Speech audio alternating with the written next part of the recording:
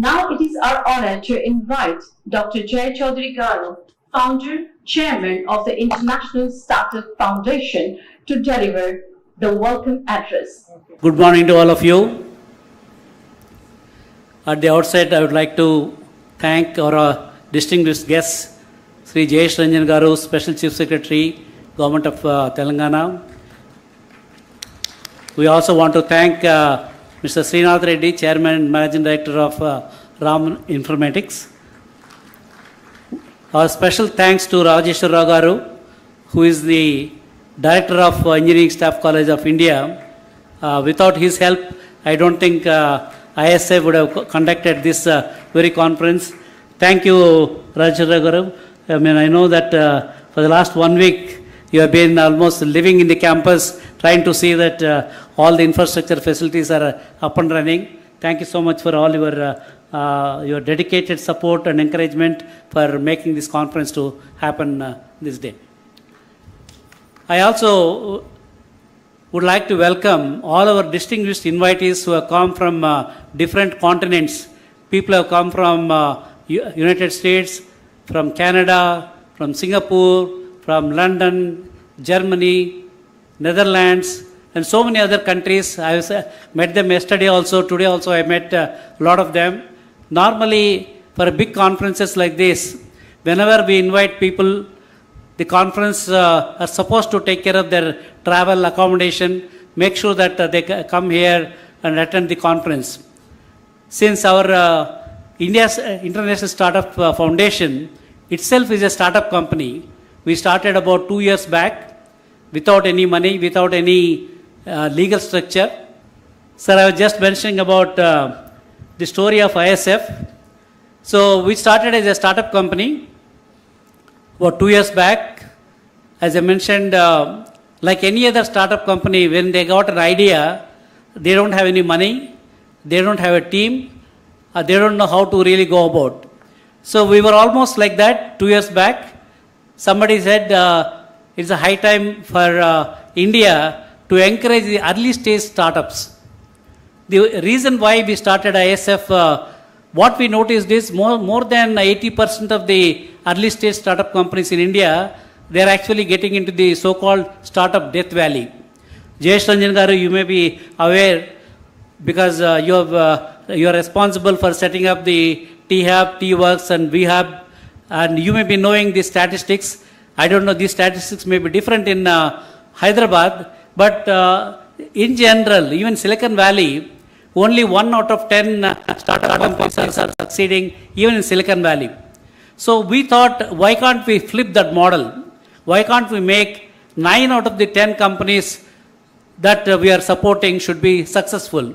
That was the objective of International Startup Foundation when we started 2 years back. We were not knowing how to do it. What is the recipe to flip that equation?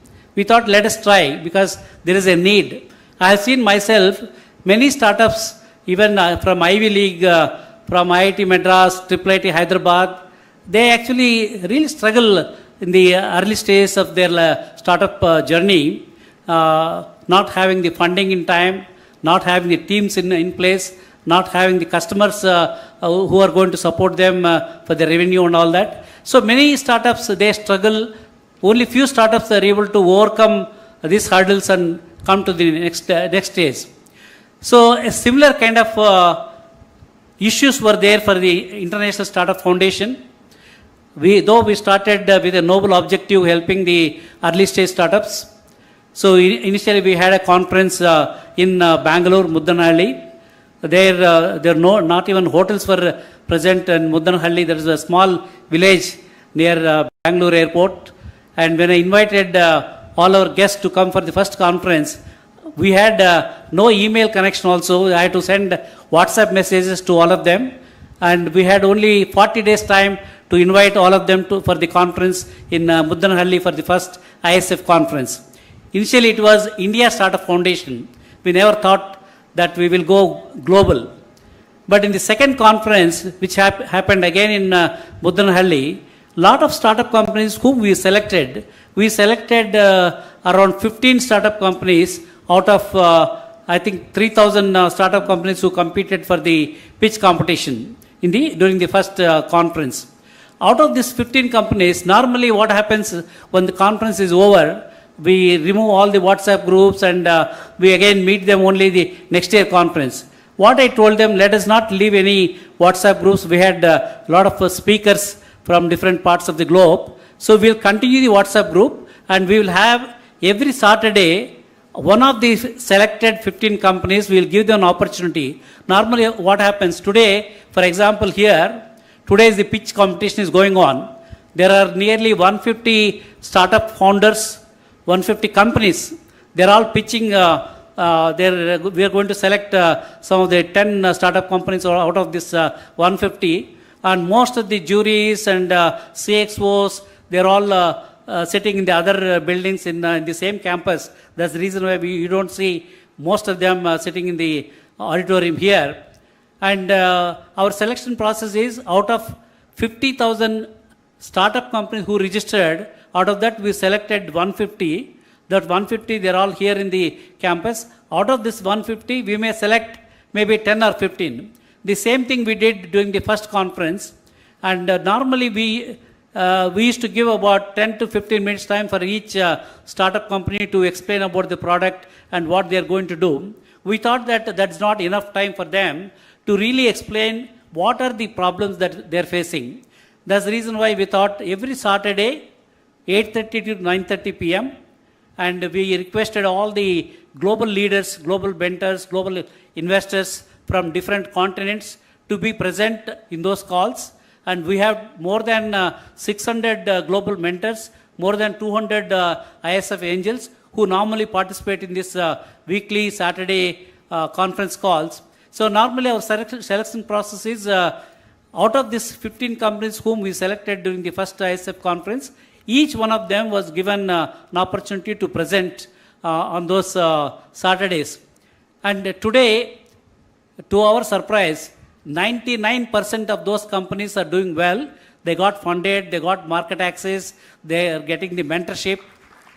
So we thought that yes, this model is working. So the same model we want to continue doing the second conference also. The second ISF conference happened again in Muddanahalli. There what happened, in the first day itself, about 150 term sheets we were able to close for the early stage startups. And most of the angel investors, they were all from the real estate industry, from Hyderabad, or pharma industry, or biotechnology industry, who normally never used to invest in the tech startups and early stage startups. I requested them, instead of you going and putting money in some temples in the hundi, the same money with a little bit more money, why don't you give it to the startups because they are struggling for money in the early stage. So you think that you are getting more punyam by going to Tirumala and praying Lord Venkateshwara and putting the money in hundi. If you do the same thing, helping a early stage startup, not only he is giving opportunities to many employees who is going to be employed by him. If that startup becomes a successful startup, he is going to create wealth also for the nation and also for the investors. So whereas if you go and put money in any hundi, you think that you get some good karma points. I don't know whether they are getting those karma points, but here definitely you'll get much better karma points because you are creating employment for many people. All their families you are going to help. And in addition to that, you are not giving a charity. That money is going to come back to you in multiples. Minimum what we have seen is 4 to 5 multiples of that money, whatever they have invested in those early stage startups, they got the money back. So that's what we started requesting all the angels within the country, outside the country. Now we have got a very active ISF angel network. We have got more than 250 crore commitment. Out of the 250 crores, we already invested, deployed 50 crores in 40 companies of startups who are all doing very well.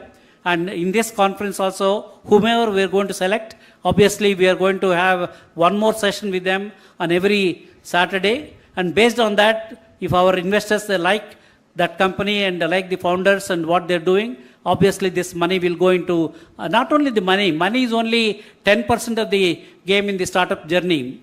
More than the money, mentoring. Most of the startups, they don't know, they think that their product is going to do very well in the local market or international market. But many of them, without knowing how the competition is going to be there, what are the other strategies that he has to take care, without that they just get into it, they take the money from the friends and families, get into the business. Most of them, they die in the so-called startup death valley. So that's where the concept of mentoring is required.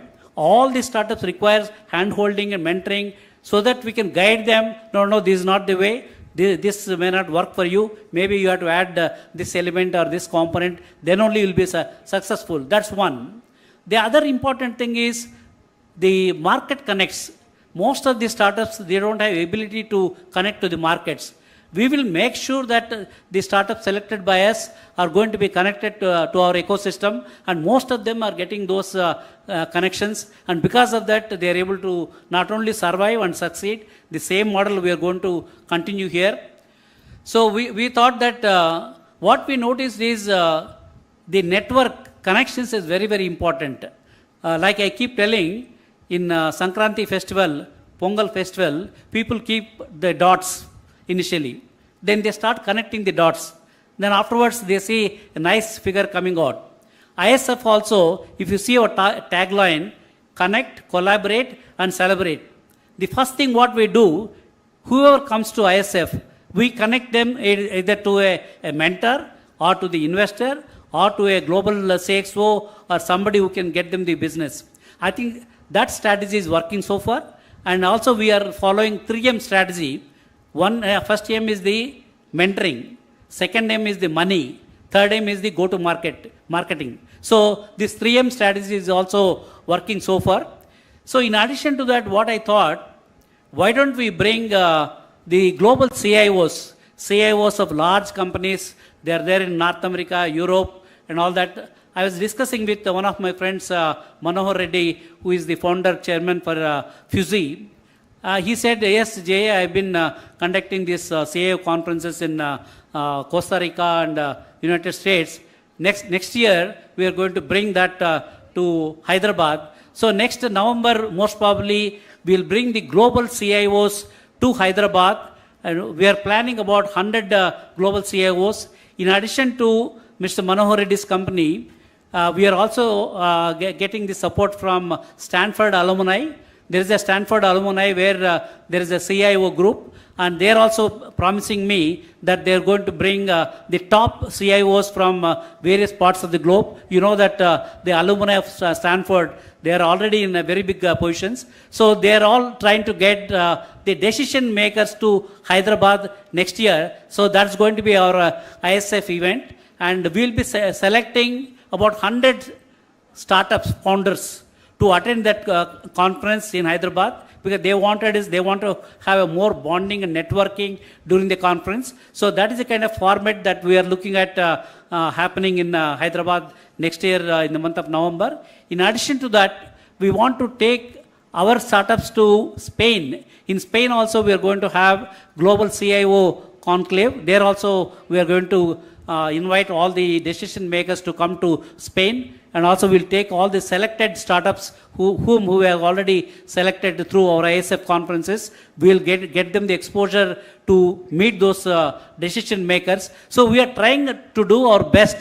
So our only objective is how our startups from India, particularly early stage startups, how they can survive, succeed, and becomes a unicorn. So that is our strategy. So far, we are very, very thankful to our global mentors, global ISF angels, all the ecosystem players for supporting this noble initiative.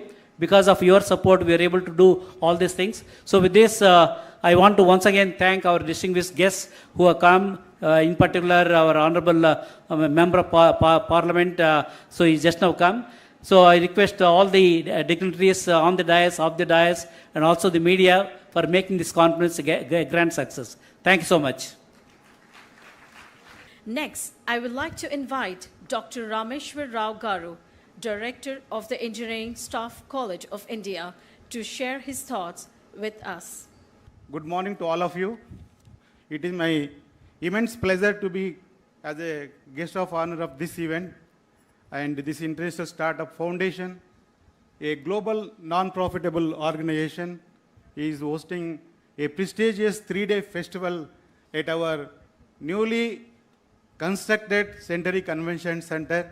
In fact, is going to be inaugurated by our Honorable Chief Minister. We are expecting any time. We are very ready. As a director of this Engineering Staff College of India, it is my privilege to extend a warm welcome to for the entrepreneurs and industry leaders and innovators and esteemed delegates who have traveled around the world to be here with us today. The theme, all of you know, already our Chaudhary sir has explained very well. This festival is the innovation entrepreneurship in the present AI era.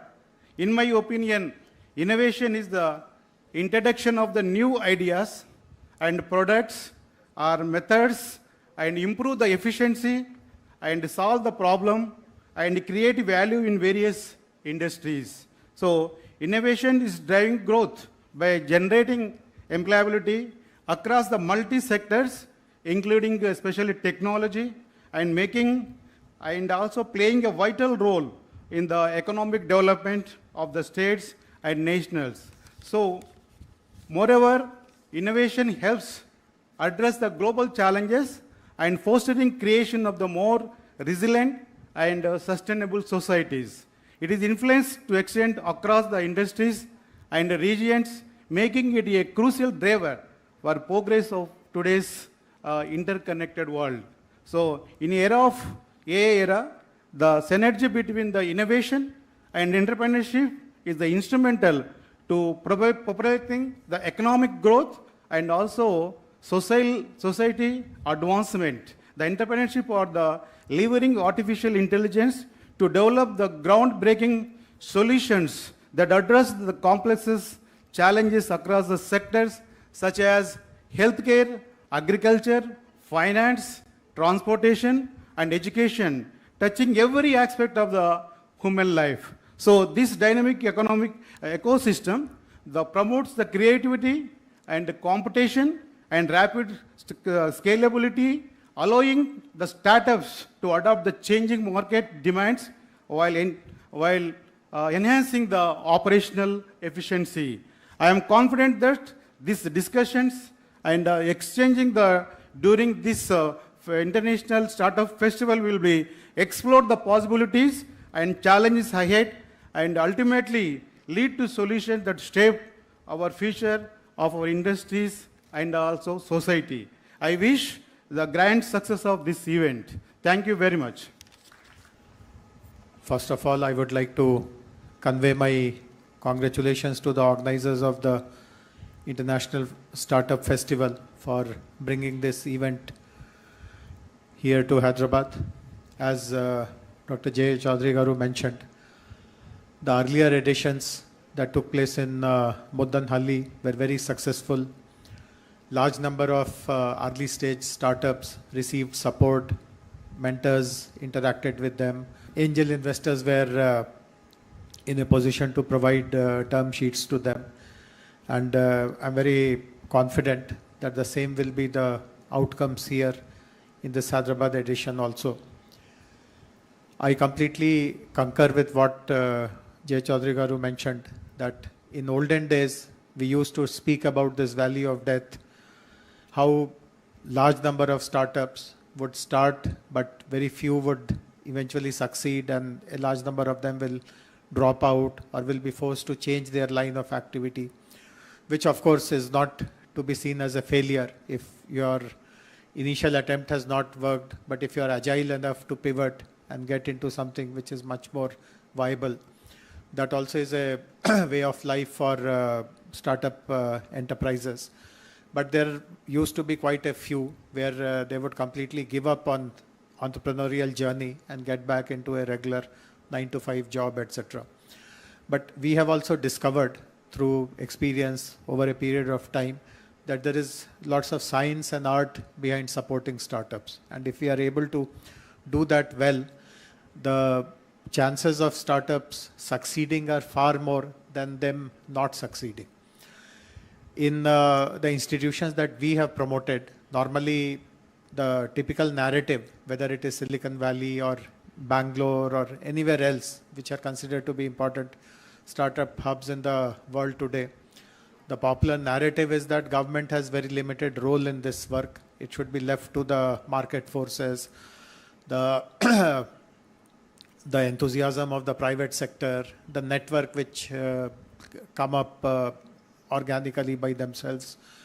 And the government at the best can play a role of a facilitator. But 10 years ago, when Telangana became a new state, we decided to challenge this narrative. And we felt that instead of being a facilitator or an enabler, let the government drive that ecosystem.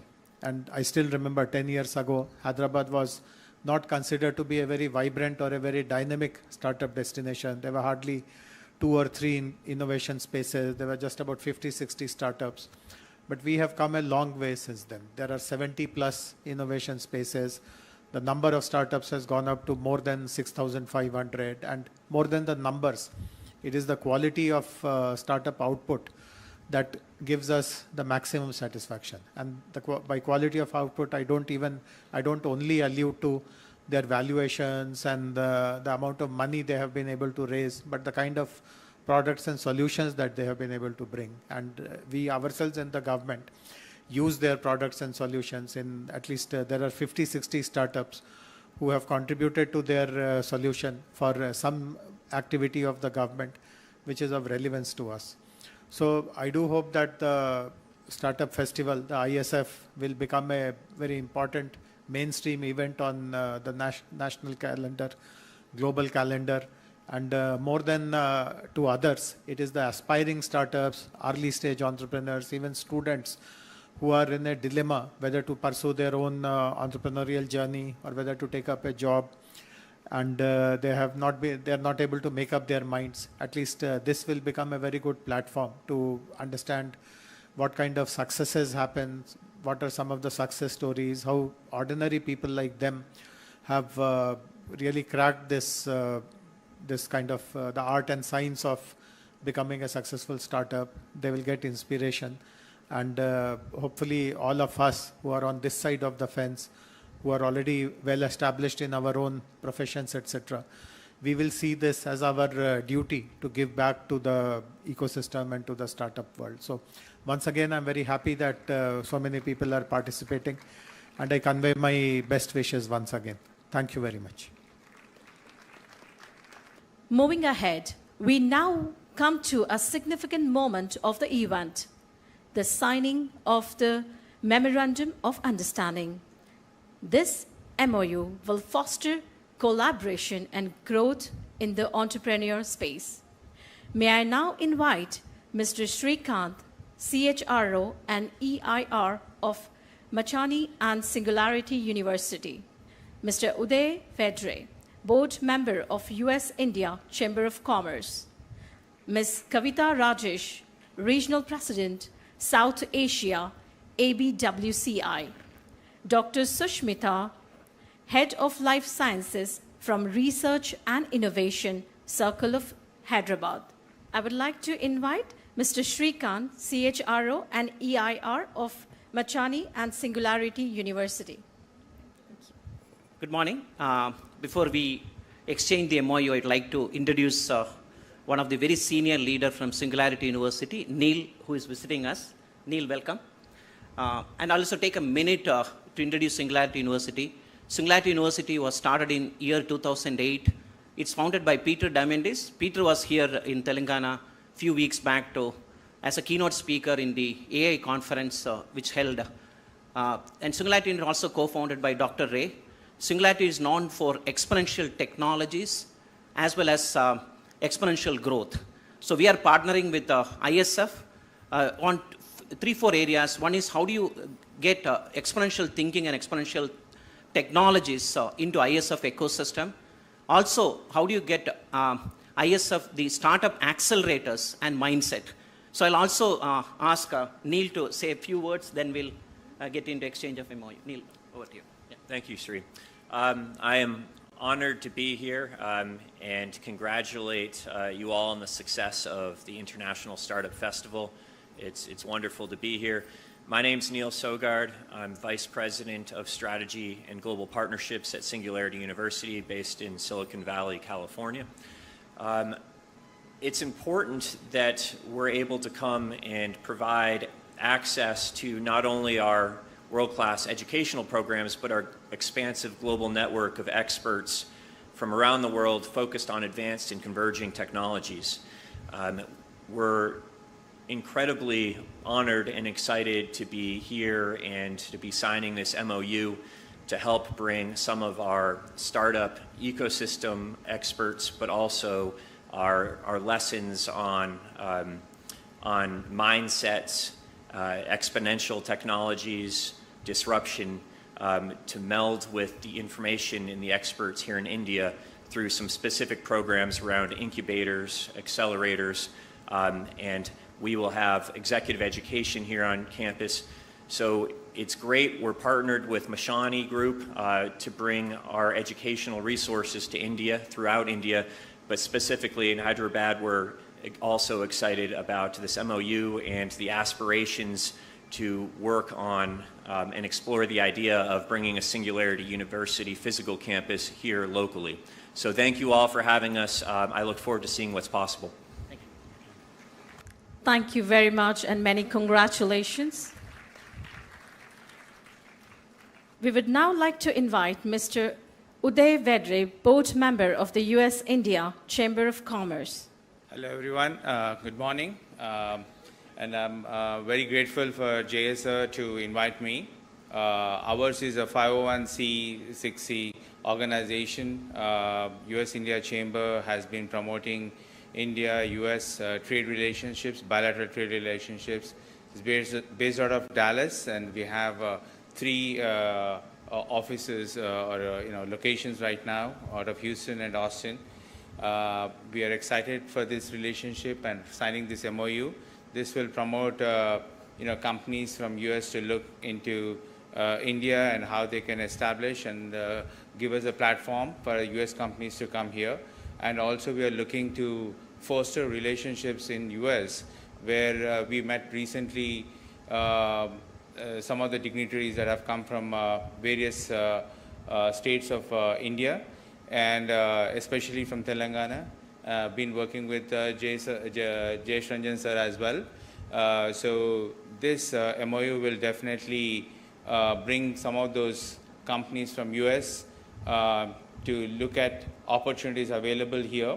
And also one of the things that we're going to be working with JSR is looking how we can bring the funds, because there are a lot of investors looking into India, and how we can promote that, by this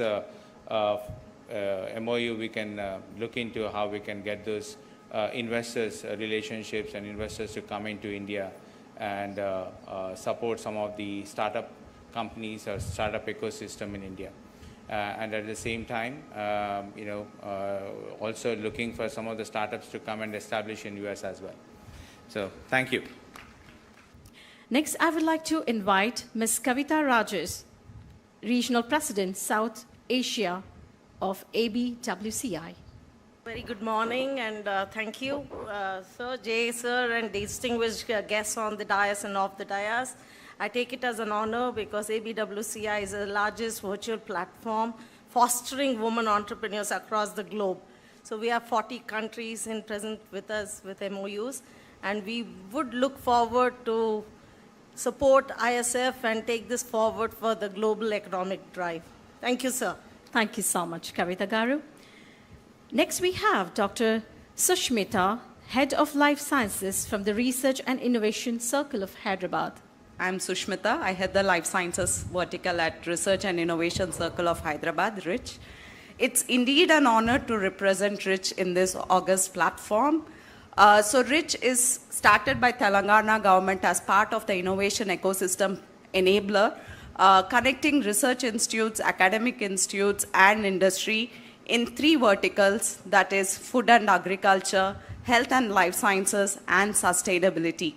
So Hyderabad ecosystem has a rich presence of more than 30 plus research and academic institutes just in food and agriculture and life sciences. So it is indeed a place where there is excellence residing, and industry presence, of course, life sciences industries are world-class in the Hyderabad ecosystem. So it was necessary for an entity like RICH to connect industries, academia, research institutes with the startup to explore the best in the world. So with that interest, RICH came into existence, and from last 4 years, we are part of Government of India as the Hyderabad Science and Technology Cluster. So through this MOU, we extend our support to the healthcare startups and agri startups to explore the rich network that RICH has partnered with. Thank you. And we are into the culture building of innovation right from the grassroots stage. All across Telangana, we run a flagship program called Intinta Innovator, which translates into Har Ghar Innovator. So through this flagship program from last 7 years, we have been scouting innovators who have no background in entrepreneurship, right from rural level to school level to panchayat level. And we are very happy to share that we just concluded our flagship campaign for this year, and we received 500 plus entries. Those may not be very polished, very privileged class, but the idea, the problem they are solving is mind-blowing. So I'll request you to look at what the work we do. We'll be also happy to interact after the event. Thank you. We have worked with multiple startups over the course of last 1 decade, where the collaboration initiatives have came forward for the startups to collaborate with large companies to deliver. What we have seen as part of our experience is many of the startups, they're focusing on the technology and the solution, but they might not have all the wherewithal and the tool set that is required to explore the opportunities in the public sector. And if you look at globally, the public sector is one of the largest procurement, I would say, like in sector, in terms of both as goods and services. And as Jayaranjan sir mentioned, 60-odd startups have actually worked with the Telangana state government delivering impactful solutions. So we felt like there is a need, with our 3 decades experience and working with the government in technology space, we felt there is a need for to create such kind of a initiative, which we are calling it as iCollab, which is an accelerator, where we will be helping the startups primarily to understand the nuances of public procurement, because the public procurement goes through a certain kind of a regulation and through the bidding process, and identify the right partner to deliver the solutions. So many of these kind of the regulations may not be understood by the startups. That's where we are coming in and acting as that bridge to mentor them, handhold them through our program and through our cohorts. And we are going to house 10 to 15 startups in a year to help them out to accelerate their revenue in this particular space.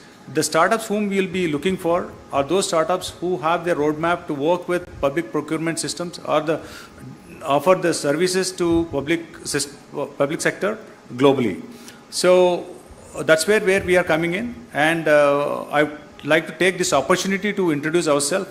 And it is a physical space which we are establishing in the Innovation and Knowledge Hub in Hyderabad, which is 1 block away from the T-Hub and T-Works, and where we look forward to collaborate with the startups so that they can able to seamlessly navigate through the complex systems of public procurement.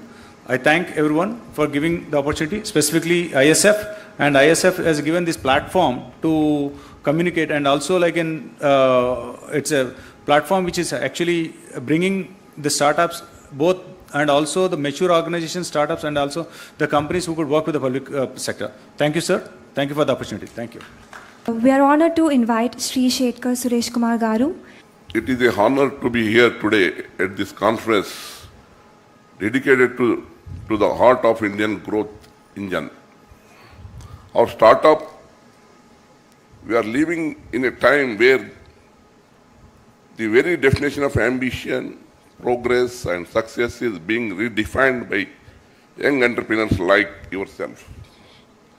Today's startups are not just creating business, they are creating opportunities, dreams and future that is truly made in India. When we talk about our job creations in India economy, startups are no longer a small piece of puzzle. They are the puzzle. India has the youngest workforce in the world, and the potential within this demographic dividends can only be unlocked when harness of power of entrepreneurship. Startups have this ability to generate jobs that were diverse, innovative, reflective of the digital age we live in. You are creating opportunities in sector we did not even dream of 10 years ago: fintech, healthcare, agritech, and countless others. ISF has been instrumental in nurturing the next generation of entrepreneurs, providing mentorship, funding, platform where bold ideas can be flight. Commitment is not just to support business ideas, but to build a better India, a nation where the youth are empowered to innovate, where entrepreneurs can thrive without unnecessary obstacles, and where we all work together toward a future of economy, self-reliance, and global leadership. As we gather here today, I am filled with optimism. The startup represented in this room, we have a power to shape up the future of this country through your vision, creativity, and persistence. We can create a job-rich, innovative, driven India together with institutes like ISF backing your journey. I have no doubt that the Indian dreams is not just a dream anymore. It has become a truth. Thanking you, Jay Chaudhary Garki, who invited me in the function. Thank you. To stay informed about the startup ecosystem, subscribe to MyStartupTV.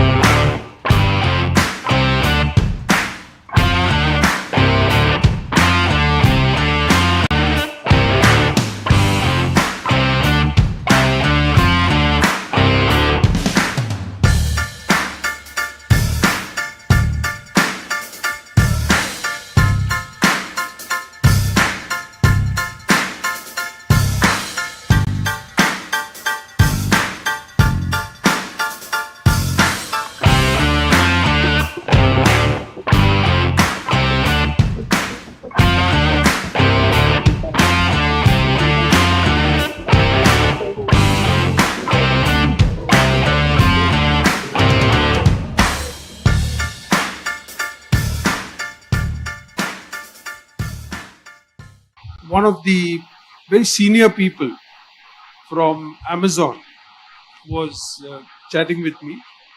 I said, you people are doing all these new things in AI, etc., etc. What's your problem? Our single biggest problem is, how do we ensure that the young people who are coming up are capable of understanding all of this? And I said, I'm going there in the afternoon and I'll ask that question too. So we'll find an answer for you. So, we have about an hour, and unlike the previous session where they didn't have, resources, I have a wealth of resources to start with. So what I'm going to do is to try and break this up into roughly 3 to 4 segments. I first want to start by asking ourselves, we are talking about unicorns, but what is actually happening? Is anything happening? Is anybody doing anything about it? Then we'll go to the most important core part, which is the education, and how can we change the education, what are some of the things. But having youth, having education, is not enough. There's an enormous support ecosystem that is required, and we also have some excellent technology and capability talent here, so we'll use that. So that's how we'll start. What I'm going to do is I'm going to start with Vamsi, who's come all the way from the US, and ask him that as a parent, how do you get kids involved into making sure that they actually follow? At one time, all that kids did was, how do I get into Harvard, and therefore how do I do Bharatanatyam and things like that. What do we do now? Basically, I thought of doing the other way around, but he's actually my son. Let me give a quick intro of him and then I'll talk. So back in 2019, I think 2018, he came to me and he said that he wants to start his own initiative and he wants to be a founder for his own initiative. I asked him, I think he's like 9 years old at that time. So I asked him, why did you ask me that question? So he saw my name as a founder for my own initiative and he asked me that question. So I told him that you are too young to actually think about all this, and probably will revisit this idea when you are like 15, 16 or something. So he was persistent. He's continuously asking me the same question. He's pushing me. One day he came to me and he asked me, what are you doing with your used batteries? Used batteries. We all get used batteries, right? So I told him that I'm just throwing in the trash.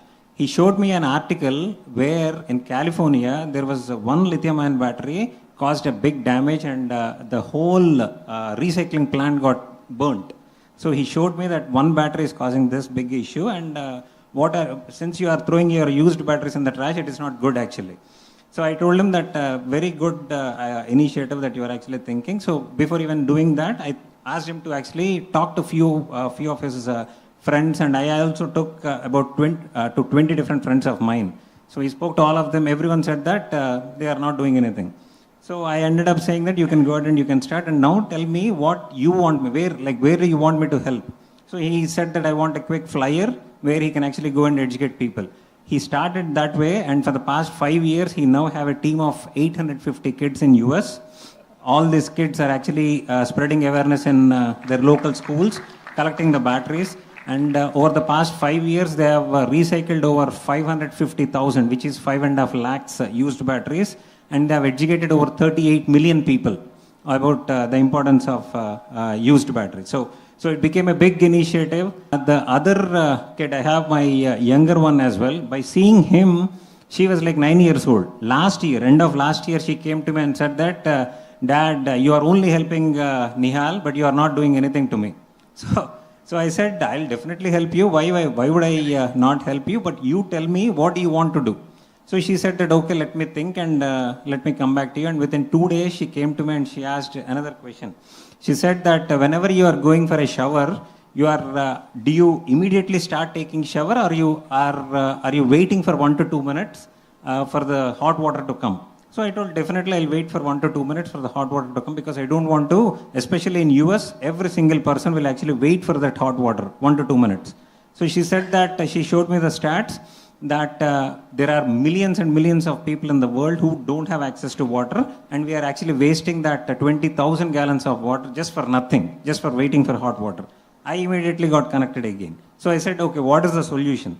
So basically she said that probably we have to have an instant water heater in the shower where the water will actually become instantly hot. I initially liked the idea, and we have actually asked a few of the companies here in India to actually develop a prototype. They came up with the prototype as well, but then again I was hesitant because obviously you're linking electricity with water. So I was a little hesitant, and I said that probably this will not work out.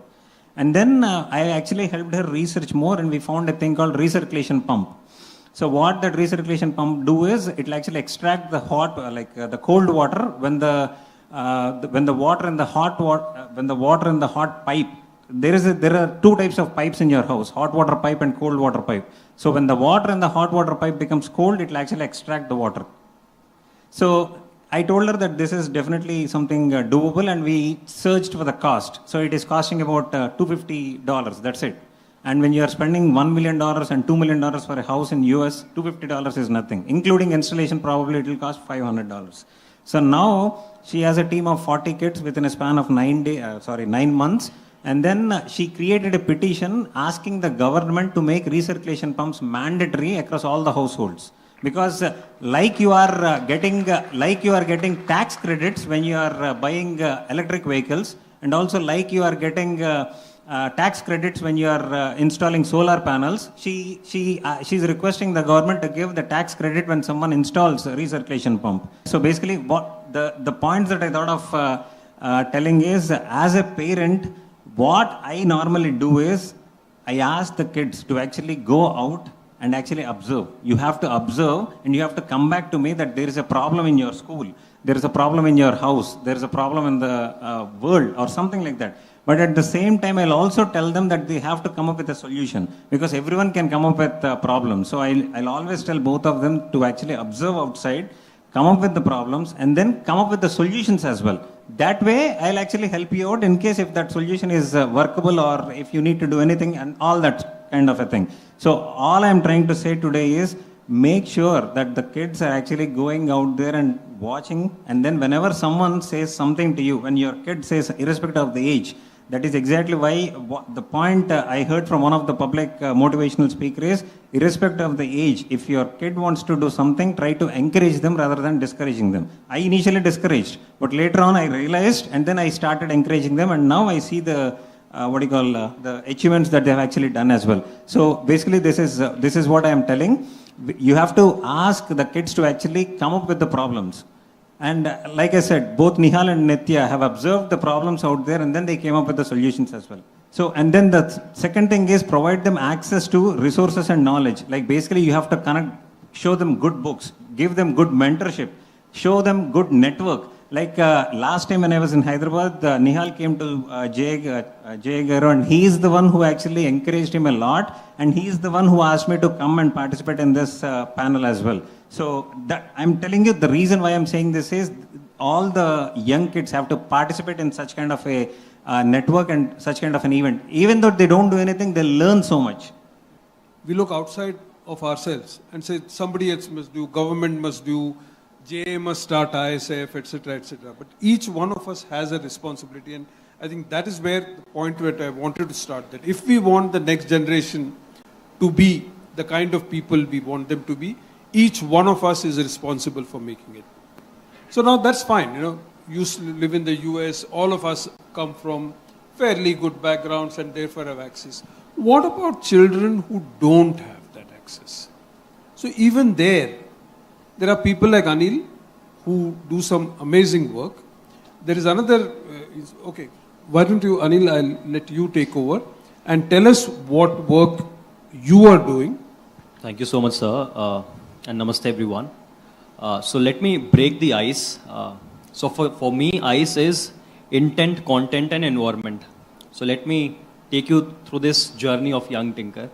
And we have these very good formulas for everything, which we teach to students and also to our team. So ICE is basically intent.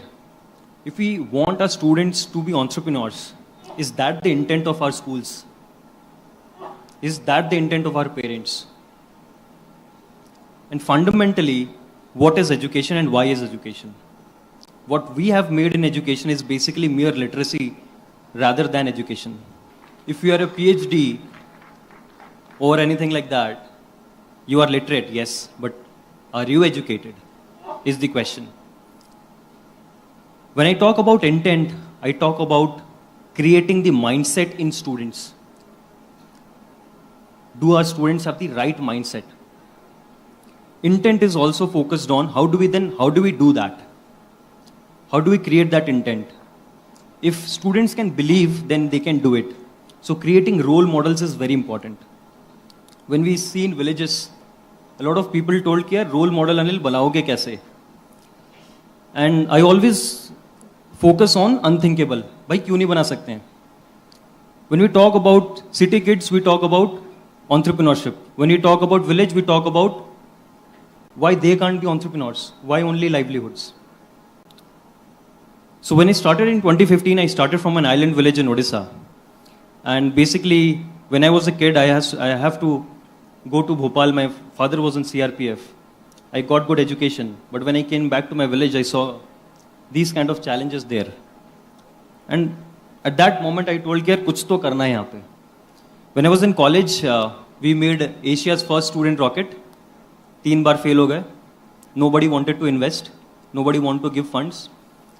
I went to the VC, told we want to make a rocket. He asked, हमारे college में we don't have aeronautical branch. From which branch you are? Are you from mechanical, electrical, electronics, सारे guesses हो गए. Can you tell me my branch? Civil. And he started laughing like anything. I told यार engineering is mere common sense and why can't we do it? 3 failure launches. Went to everyone, just like these shameless guys. Went to everyone. Emailed to a lot of LinkedIn people. भाई NASA से हो, ISRO से है. Who wants to help us? वो बोला कि आपके पास तो लैब नहीं है, क्या है? We went to a garage. We built it there. 3 failures के बाद fourth one was a success. We finally launched it. Limca Book of World Record में we got the name. So when people told me कि you are not from IIT, you are not from NIT, तुम लोग यार किसी college से तो हैं, government college से हैं उड़ीसा के, कर तो सकते हैं यार, कुछ तो हैं. And at that point of time, then I believe कि यार, if we can't do it, if we can do it, then why can't students in these villages can do it? Went to my village with a tin shed, some scholarship, started with 3 students and build over it. Eventually what happened in 2021, we told कि why can't students, ऐसा क्या Olympics में, we have for sports, we have Olympics. For students, those who can build something, जो innovation में, उनके लिए वैसा क्या है? सबसे बड़ा चीज़ क्या है? We told कि NASA does something which is known as NASA Rover Challenge, where they build this rover. और इंडिया में से under 19 टीम में there is no representation there. Can we build a rover? This was the second unthinkable. Then people laughed. अरे यार तुम गांव के बच्चों को लेके जाओगे, कहाँ से जाएंगे? They can't do it. क्यों नहीं कर सकते? Selected 10 students. One of them is Rishi. Rishi is here. Rishi, can you just raise your hand? जो बच्चा वहाँ पे मड हाउस में रहता था, वो भी गया है वहाँ पे. They were a part of that team. That was unthinkable because at that point of time, हमारे पास भी laboratories. We don't have laboratories. We got some funding. We got machines from Finland. वहाँ पे setup किया. Within 1 year, the students went through the CAD designing, ideation, prototype किया, build the rover, took it to NASA. अब यकीन नहीं करेंगे, हम सिर्फ participate नहीं करने गए थे वहाँ पे, जीत के आए हैं, world rank 3. So, the thing that I was talking about intent, ये role models create हो गए. Now, if you go to these villages, the students are like, वो तो कर रहा था, मैं तो उसके घर पे गया था, वो भी तो मड हाउस में रहता है, वो तो मेरे जैसे झोपड़ी पट्टी में रहता है, तो मैं क्यों नहीं कर सकता? That is where we started. Second, जब मैं बात करता हूँ content का, content में first thing is, if you have read the stories, our stories are very biased. Once there lived a poor farmer in a village. What is the meaning of that? If you are poor, you are a farmer. And if you are a farmer, you are poor and you are in a village, और तो village में रहोगे मतलब poor हो और farmer हो आप. तो US वाला जो farmer है, वो कहाँ रहता है भाई? And that narration is something we have to change. To change the narration is very important in our books. नहीं तो everyone in the village will go out that's in the mindset, no one will stay. Everyone will go to US. In content, we need to have the relatable content. A lot of people told me that science is very costly. Science is not very costly. With the right intent, we can create the right content. We have a vehicle here. I invite you to come there and see with just ₹1, what kind of experiment you can teach to students. ₹1 ka product, you can give it to everyone. How do we provide the right content to student? And third one is environment. ICE, I was talking about breaking the ice. IC ho gaya, this is E, environment. The environment mein sabse pehla cheez is, when you go to schools, I've seen schools everywhere in India, government schools if you go, there are students, those who sit in verandas. We don't have the right infrastructure. Jab tak infrastructure acha nahi hoga, they don't feel good, they won't do good. We need to create that infrastructure. In India, 95% of the school don't have STEM labs. 95%. 129 million students don't have the access to STEM labs. And then we talk about entrepreneurship. Sapna kahan dekhega wo? What they see, they do. And what they do, they become. तो ये 129 million बच्चों के पास पहुंचेंगे कैसे? We have created a vehicle which is known as TOW, Tinker on Wheels. So what it does is, instead of having a lab in one school, this lab goes to every school. It's a 250 rupees model. For teaching every student, we just have to invest around 250 rupees. And each vehicle can impact around 10,000 students every year. I'm always bold in what I speak. Next, by 2026, my aim is to impact 1 million students, that is 10 lakh students. If 1% student become innovators, that is 10,000 students. Or 0.1%, matlab, 1,000 bade innovators in next 10 years would be from Young Tinker Foundation. That is what I dream of. And I would like to thank Jay Chaudhary sir. Jay sir he called me 5 days before, told Anil, wo jo event was in Andhra Pradesh, that we want to do it here. Can you bring the TOW vehicle to us? So I was like, acha theek hai, we'll bring from Bhubaneswar. What do we do? That night I thought I'll go to Hyderabad. Next morning, sir, we bought a vehicle. 4 days I was here. In 4 days, ne bola ki yaar ye to naya unthinkable hai. That's a challenge. We have to do it. We partnered with ISF, built that vehicle here. The vehicle is live now here. So thank you so much, everyone. So jo ICE ka jo pedagogy maine bola, we have created very good content where we have this conceptual learning of science, conceptual learning of STEM. Then there is a tinker phase, maker phase, innovator phase, and an entrepreneur phase. So Unicorns, there are a lot of students there, also from Young Tinker Foundation. Would love if you can go there and talk to students. We have 2 centers in Hyderabad. One is in Touch Orphanage in Mehboob Nagar, where students have built their startup. We basically fund them with a seed grant of 1,000 rupees. And we ask them to build a business around it. You can go and see their products. Today, someone gave them the currency of Kuwait, brought bags, so they were showing me कि sir मैंने आज इतना कमा लिया है. So businesses जो है, if you want to make them entrepreneur, don't teach them entrepreneurship. Ask them to build businesses. If you want to teach them problem solving, give them a problem. They will find out a solution for it. Rishi was here. I invited him because he created AI solution to predict pest attack. It actually happens. So he was from Jagatsinghpur district in Bhubaneswar, in Odisha. And he saw pest attack in his village, and because of which he saw suicides. So his problem statement was, isko solve karna hai. He created AI solution which predicts 10 days before it actually happens. He was invited by the Intel CEO Pat Gelsinger, went there, got funded for his startup. And he was like, sir, US chala gaya main. So what I'm trying to say is, 2017 में भी मैं ये चीज़ आपको बोल रहा था, आप बोलते पागल है. आज भी आप बोल सकते हैं मैं पागल हूँ. But yes, I was able to build more pagals like me. Thank you so much, everyone.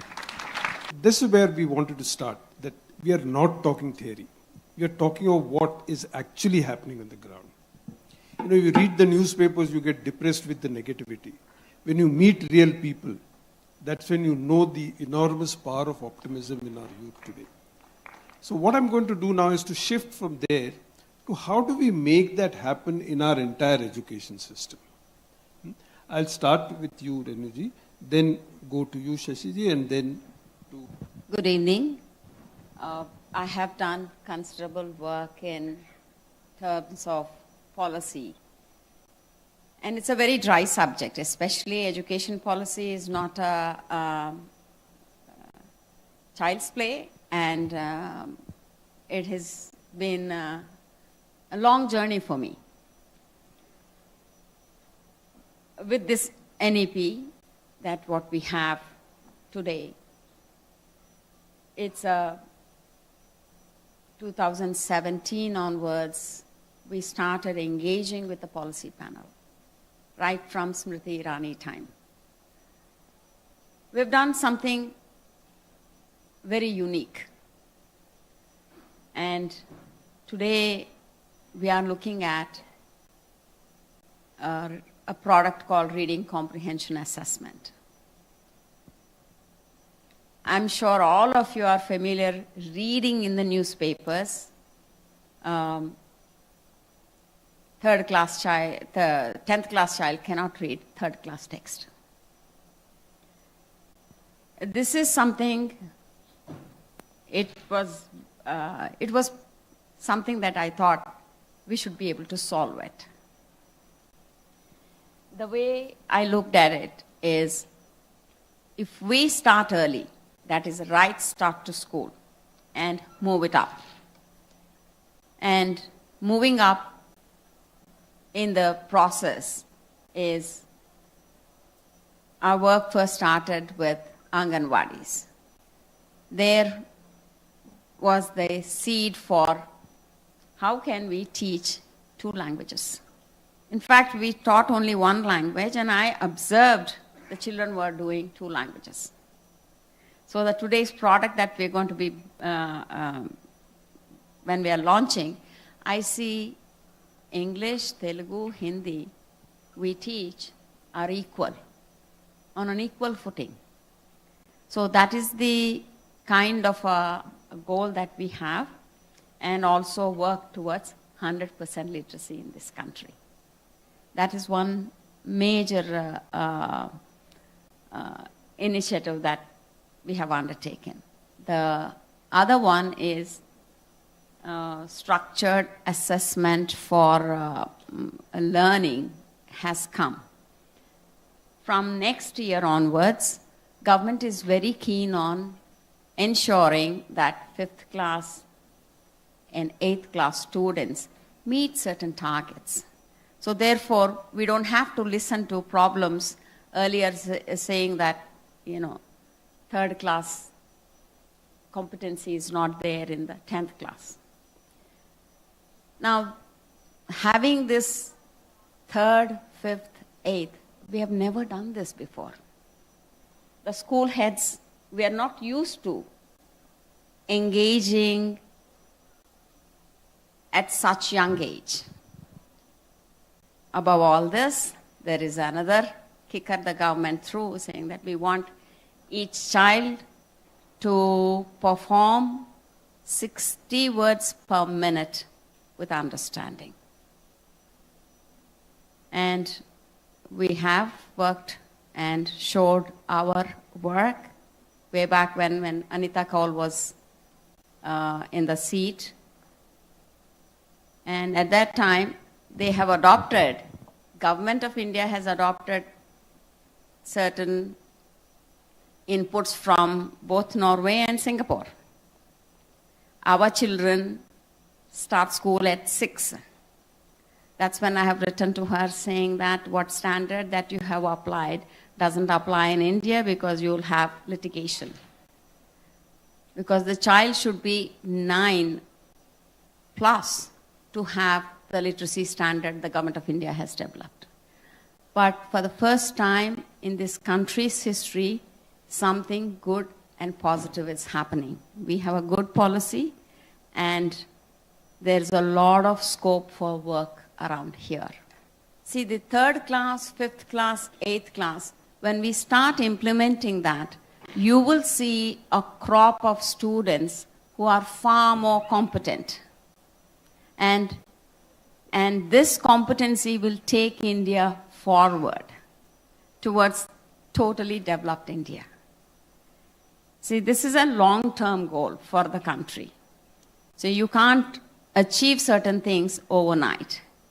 And 100% literacy in the country should be made possible. Not necessarily teach English, but also teach Telugu and Hindi with an equal rigor and relevance. Because both the languages have makes the child more resilient. Okay, next slide, please. And there's one thing that I advocate strongly is using unseen text to teach and assess reading. Seen text is absolutely false, and I speak against it. You know, this is something that is not a reading assessment and reporting, that you have shortchanged the child. You have to put unseen text, and the child should navigate it and produce the result. Then we can actually support the child to go to the level of perfection and proficiency the child can achieve. Last 3 years, we have seen the scores, especially in 9 and 10, 11 and 12, have fallen down, especially in science and maths. This is because case-based questions were introduced, and reasoning assertion questions are introduced. Now, I relate very much to what the parent perspective and the young thinker's perspective, because these case-based questions and reasoning assertion questions are very new in the system. So therefore, teachers don't know how to teach, students don't know how to really answer these kind of questions. And this is a major challenge in the school systems in the CBSE, and I'm sure this is similar. State boards have not come this far on case-based questions and reasoning assertion questions, sir. And as long as we don't teach kids these kind of things, it will be difficult. I request all the panelists to restrict your discussion around how do we make kids to think like an entrepreneur, act like an entrepreneur, and become an entrepreneur. Let's not get into any educational reforms. That's a much bigger subject. So this is Unicorns is only about the entrepreneurship, because we have other all the chief guests and other people are likely to come. So I request all of you to restrict to that area, not to the educational reforms, NEP and all that, because that's not the intended subject for this panel. Thank you. Basically, there are a lot of products that are being built, and now we need a lot of products that are aligned to implementation to improve quality and efficiency. And this, the context of investments flowing in to just about anything will not work anymore, because the enabling policy is pinpointing how to improve quality and report rather than frivolous expenditure in terms of both time, effort, and budget and resources of all stakeholders, sir. So this is where the kicker is.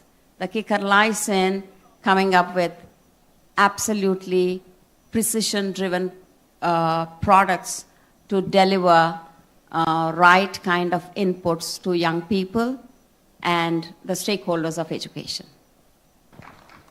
Hello, everyone.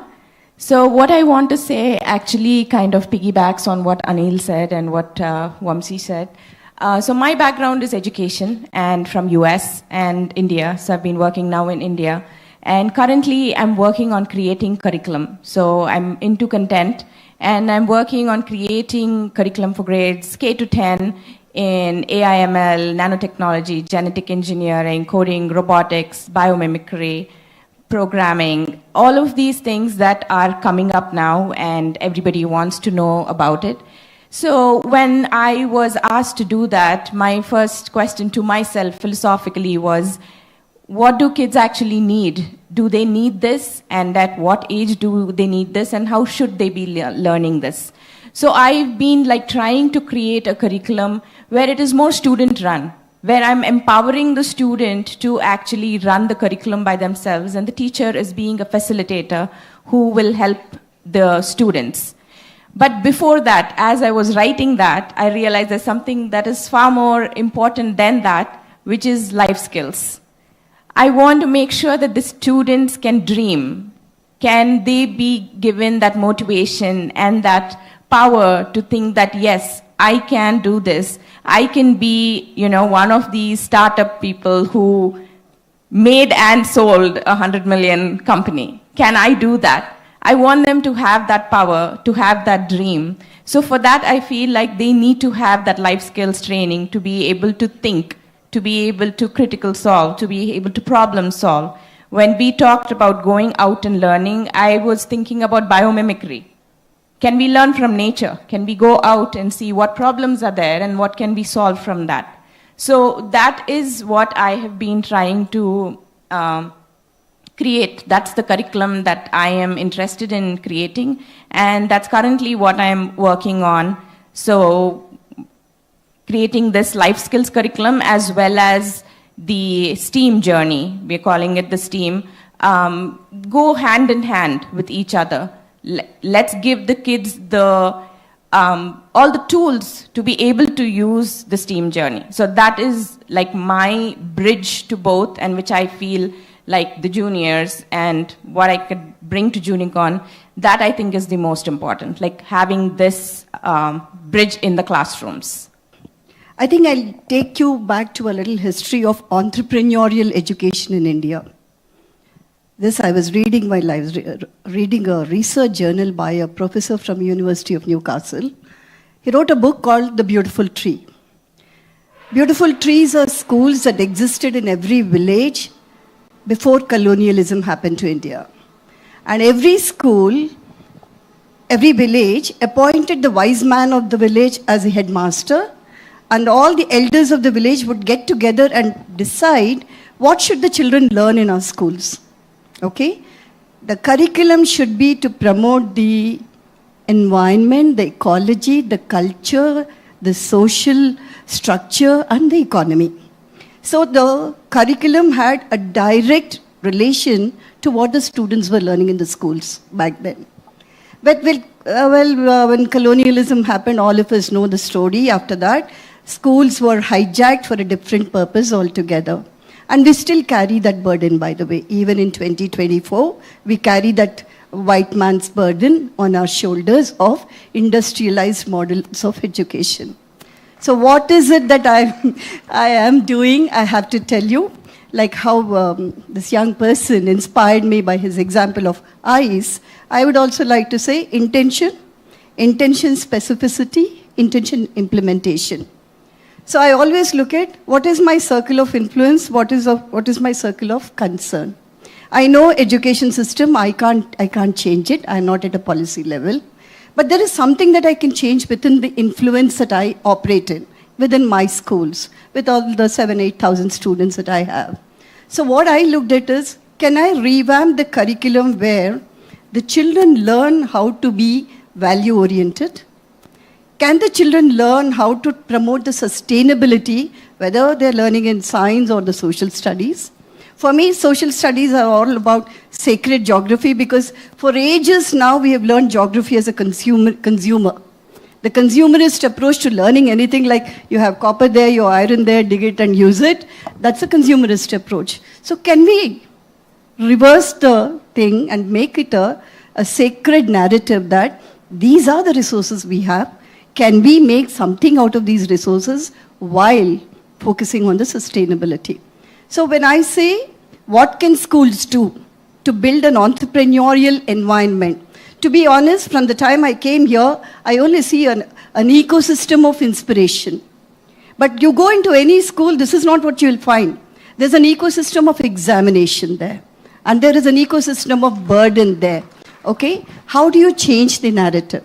Changing the narrative is, I have to say this, until T-Hub and T-Work started in our city here, I used to always take the example of the Prime Minister of Singapore calls for a meeting every 2 to 3 years with school principals and university heads to tell them what is it that we are bringing into the country in the next 5 years, what courses can you customize so that the people who come out of the universities are ready for the changed scenario.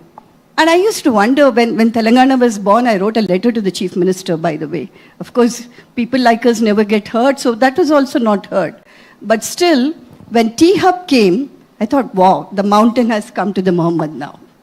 When T-Works came, the mountain has come to the Muhammad now. So we are able to give exposure to our students that beyond the templates of JEE and NEET, there is a life out there. There's a promise out there that young people who sat here and through the fireside chat gave me a promise that I probably have to work on a curriculum that teaches children perseverance, okay? Teaches children resilience, teaches children that even if you fail, you will be able to rise like a phoenix, like how they said, be shameless, go and pursue. You will fail, but you still have to come up with a better idea.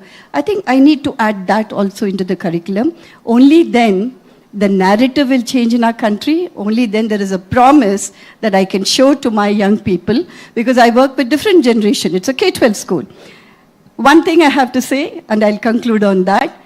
2 of my students are sitting here. One of them is actually showcasing something here. She's working with an entrepreneurial. Tanisha, wave your hand. Okay. And one of them is a volunteer here.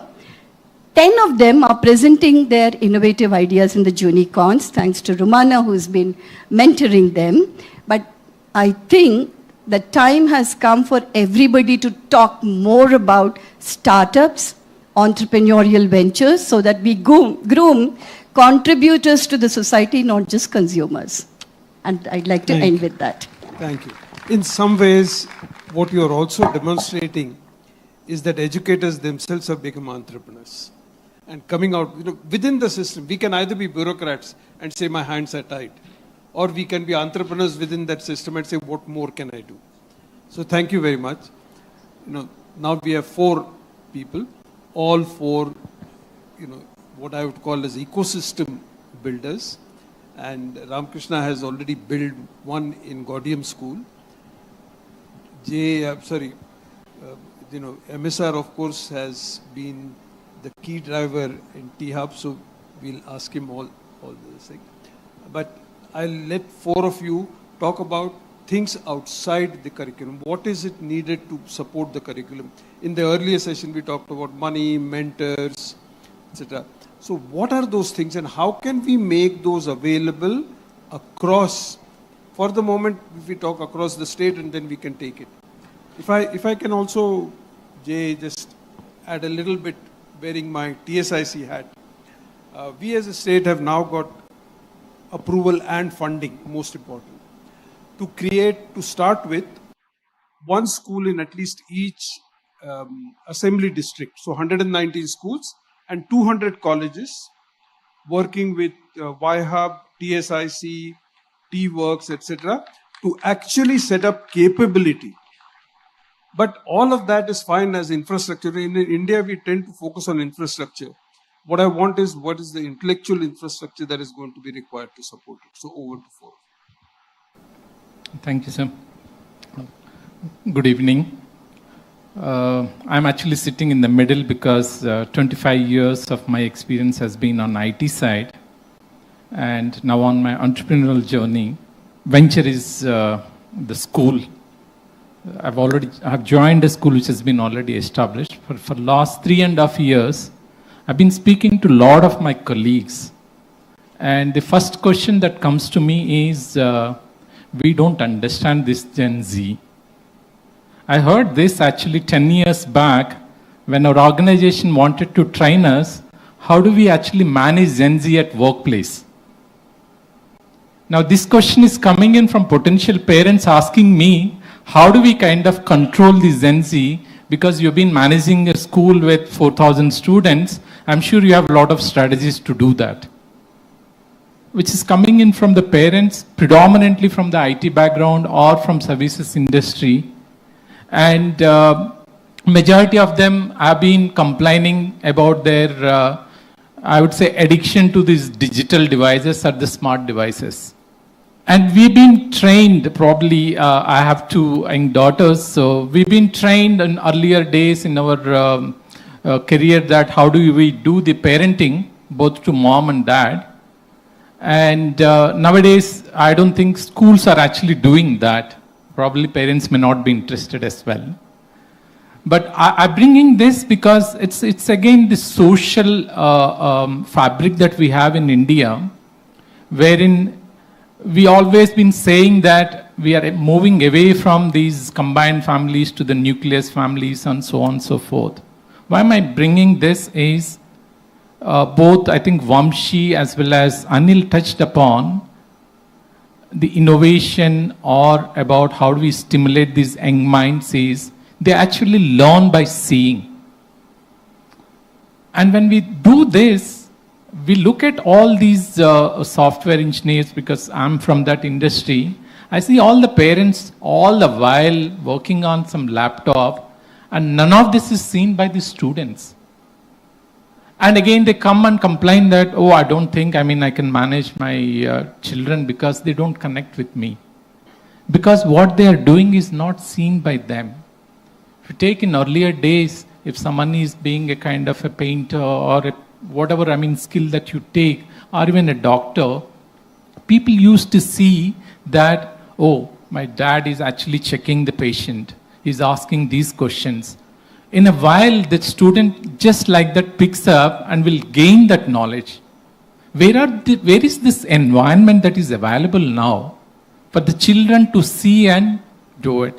I would say it's an opportunity now in the era of AI, wherein students can do a lot of independent research.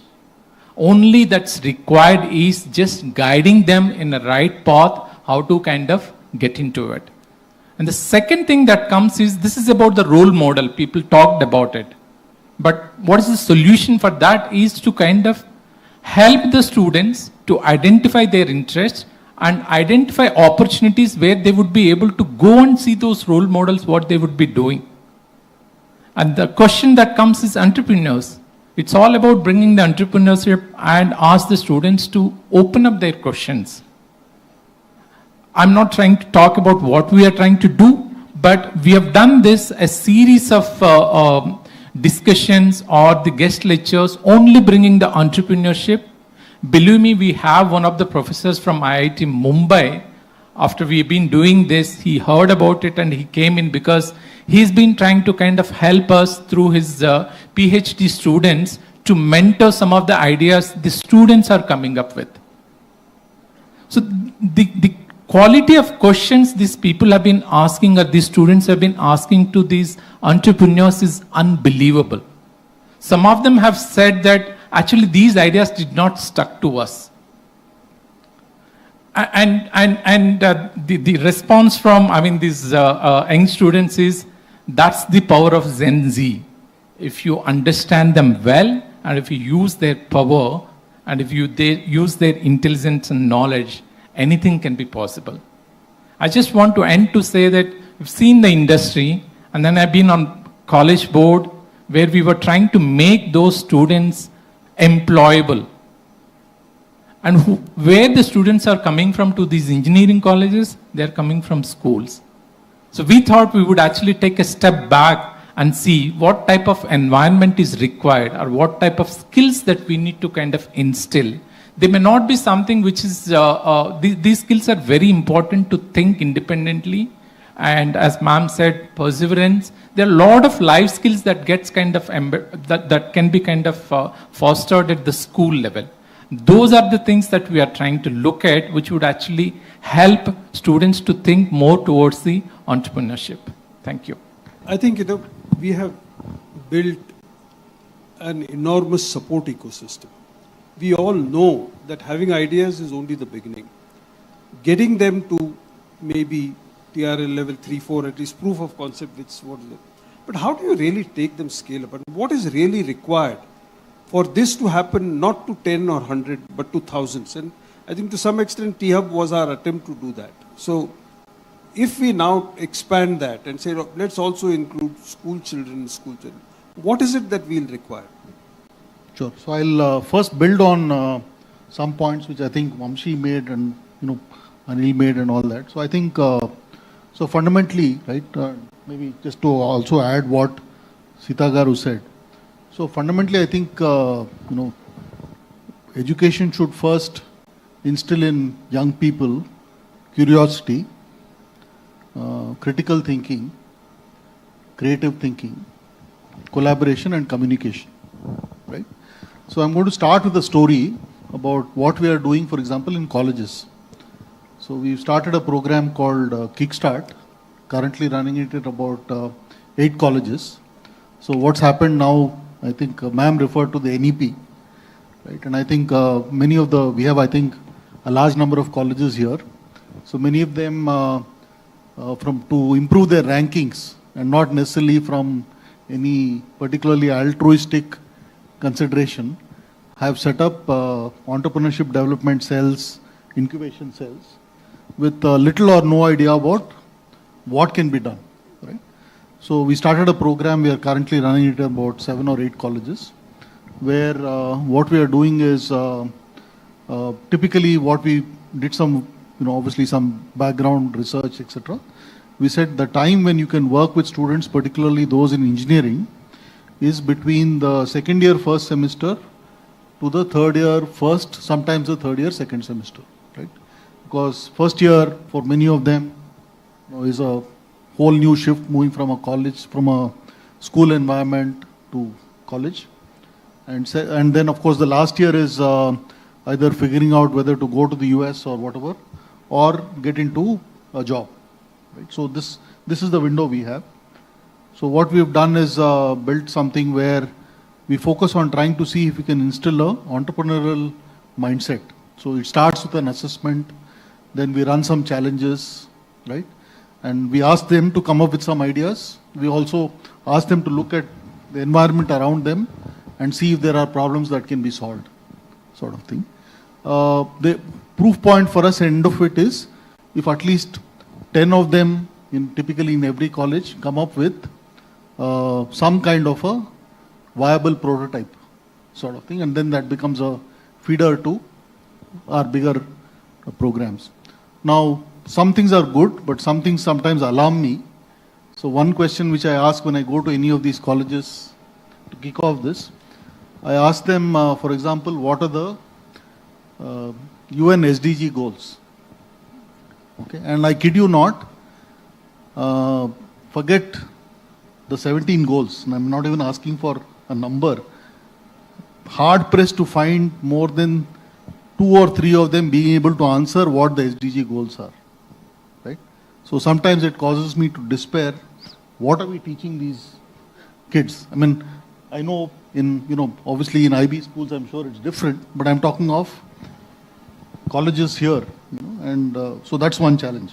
Now coming back, what I think needs to be done from a school level, I think is, and I have seen, I was also involved with a program run by an entity called Udayam. This is in Delhi, not for profit. Very successful program run there, and where essentially they worked in about 750 government schools. What they did is they roped in a bunch of entrepreneurs from the local ecosystem who used to go and talk to children, and they were also able to mobilize some capital, similar to, I think, the example which I think Anil gave, where each of the students was given about 1,000 rupees, right? And then they said, go out and build something, right? And the sense of joy, achievement, purpose, when that 1,000 becomes whatever it becomes, right, is astonishing, right? So I think what we need to do, in my view, and we are now trying to see how we can do this at the college level, we haven't yet gone down into the school level, is to figure out how we can create, throw challenges at young students to look at the environment around them and figure out how they can solve. And obviously it requires the entire ecosystem to come together. One last point I wanted to make, maybe some people in the audience may not be familiar with this, is all of us know about this 2% CSR, the 2% which you can spend of profits you can spend on CSR. A lot of that effort has been directed towards education, healthcare, and so on. But about 18 months ago, there was an amendment in the Companies Act where this funding can actually be used for technical incubation. Right? So to answer that point you made about STEM labs, etc. And that's something which we are actively pushing. So currently, for example, with 2 large corporates, we are now running a program using their CSR to run these incubation programs in colleges. Thank you. So before I go to the last two, Shashank and Deepu, I just wanted to, something that I was itching, but I chose not to be. By the way, in way back in 2012, when, if you recollect, there was criticism that we are not producing engineers who are good for the industry. We started, from ISB, we had created a technology entrepreneurship program. And many of those, and Kaundinya of this thing is a product of that thing. So I think, at the college level, we have this thing, how do we take it? So for example, one of our startups, they were actually trying to see how they could do this in schools. But of course, the target audience for them was obviously the more affluent schools. But, Yeah, they are. So, the thing is, the reason I was bringing it up is that I think even at college level, there is a philosophical question that, and I didn't want to bring it up because we could only end up discussing. What are we trying to create? Are we trying to create unicorns, or are we trying to change mindsets of young people so that going forward they will be able to, because expecting school children to be able to create unicorns is probably not a right approach. What we are saying is you need an ability to think, you need an ability to identify problem, you need an ability to understand how to solve it, you need to know how to go about it. So I think we should also be reasonable in our expectations. All of us, or many of us here know Mirage. And what Mirage created in the old city of all places, working with 200 colleges and a large number of entrepreneurs from women in the minority community is an incredible thing. So we have something in the college and that career. The challenge for us, of course, is how do we take it? Yeah, so I just want to add 2 points. One is regarding the infrastructure part, and then second one is what the students have to do, like as a key takeaway from this discussion. Okay, so infrastructure part, like we are spending a lot in building up buildings and a lot of spending on equipments and all those things. But what is missing here is human infrastructure. That is a volunteer-driven network that we have for ISF, for entrepreneurs. Similarly, we should have it for skilling, because we are living in a world which unprecedentedly change is happening, and next 2 years what these students are going to get exposed to has not been invented yet. And they will be working on problems that are not problems today. Okay. So what we have to prepare them is for that future, not the world that we have seen. Okay. And the potential that the students have is immense. Only thing that we have to do is to give them some time to prepare and have a mindset to work on solving the problems that they have seen, and have a right network to access. Like as he rightly said, they have to find the right interest group, whichever they belong to, and learn how to learn new things by themselves. And it is not a world of memory. We need more GPUs, more processing power. So our education system has built long before when that memory was so important. Okay.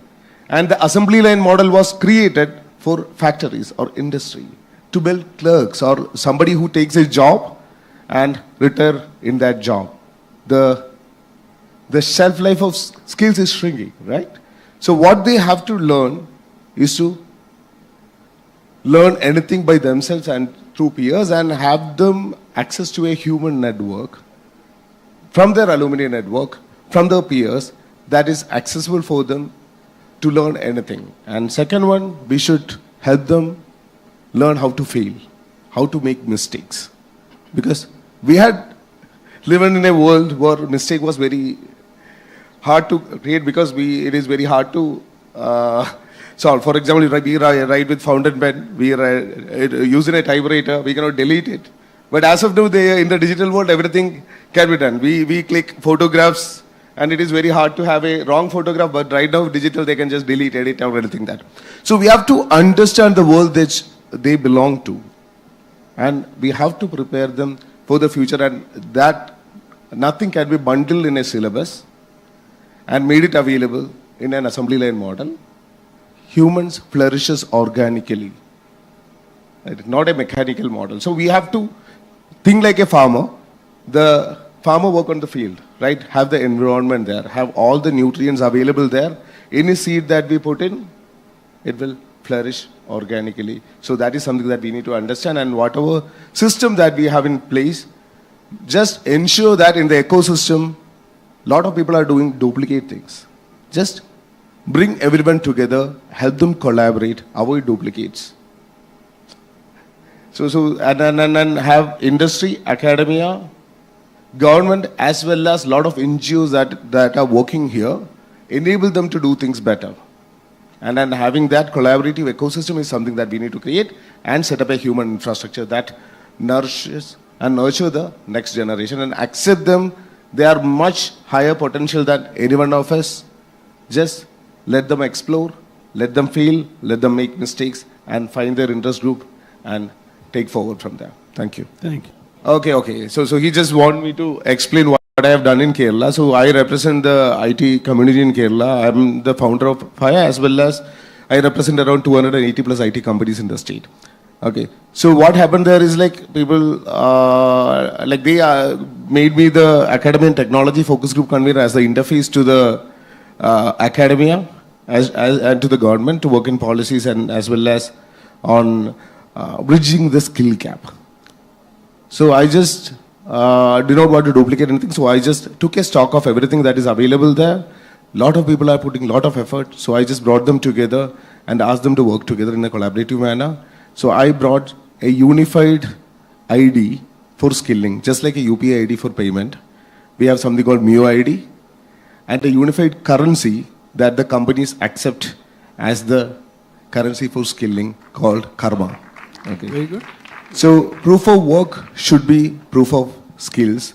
So I made all the companies to come forward and tell that we are not looking for marks, we are looking for karma points. Karma points can be acquired only by getting a proof of work. For example, if you want to learn web development, we do not accept certificates.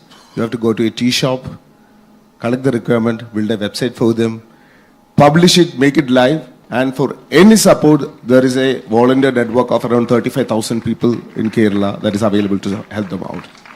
The end, on behalf of JA, I'm going to actually do a volunteering act. We need to document and come out with an action. This is the kind of action that all of us together can take in the next 3 months, 6 months on 1 or 2 issues. Because otherwise, we'll just end up talking and nothing will happen. So I met JA in a very different scenario. So what happened was I went to him for some help, and while he was helping me, he starts blurting out Junicorn, right? So everybody sees what, you see the term. It basically stands for junior unicorns, and unicorns are very successful companies. So this actually starts, in my opinion, at home, right? I had a very, very good job. And then, when I was growing up in the 70s and 80s, right? Do you want to become an engineer, doctor, lawyer? These were the most common things that were spoken about. And, and when it came to a point where there was a discussion, what do you want your son to become, right? I said, and that gave me a thought, and then I went back to Ved, and I said, Ved, we have a huge population in India, right? Skilled, unskilled, that's a different, everybody else is under. So I said, hey, I want you to become an entrepreneur where you are providing employment to the masses we have in this country. And then a little later, that was when he was in middle school, I quit my job. I started my own company. At any given point in time, we have about 400 to 500 students who have actually graduated from college, going through training in embedded software and hardware. But again, coming back, I think, and that is to actually walk the talk, right? Start your own company, and it's very important for people who are parents. So I'm here talking as a parent. I'm not talking as an entrepreneur. I'm talking as a parent. Is there are risks in everything. There are risks in going home today, right? What is very important is to give the chance for success, right, to your children. And that's important. Education is important. Technology is important. But what is also important is where you at home give them that opportunity. Thank you. To stay informed about the startup ecosystem, subscribe to MyStartupTV.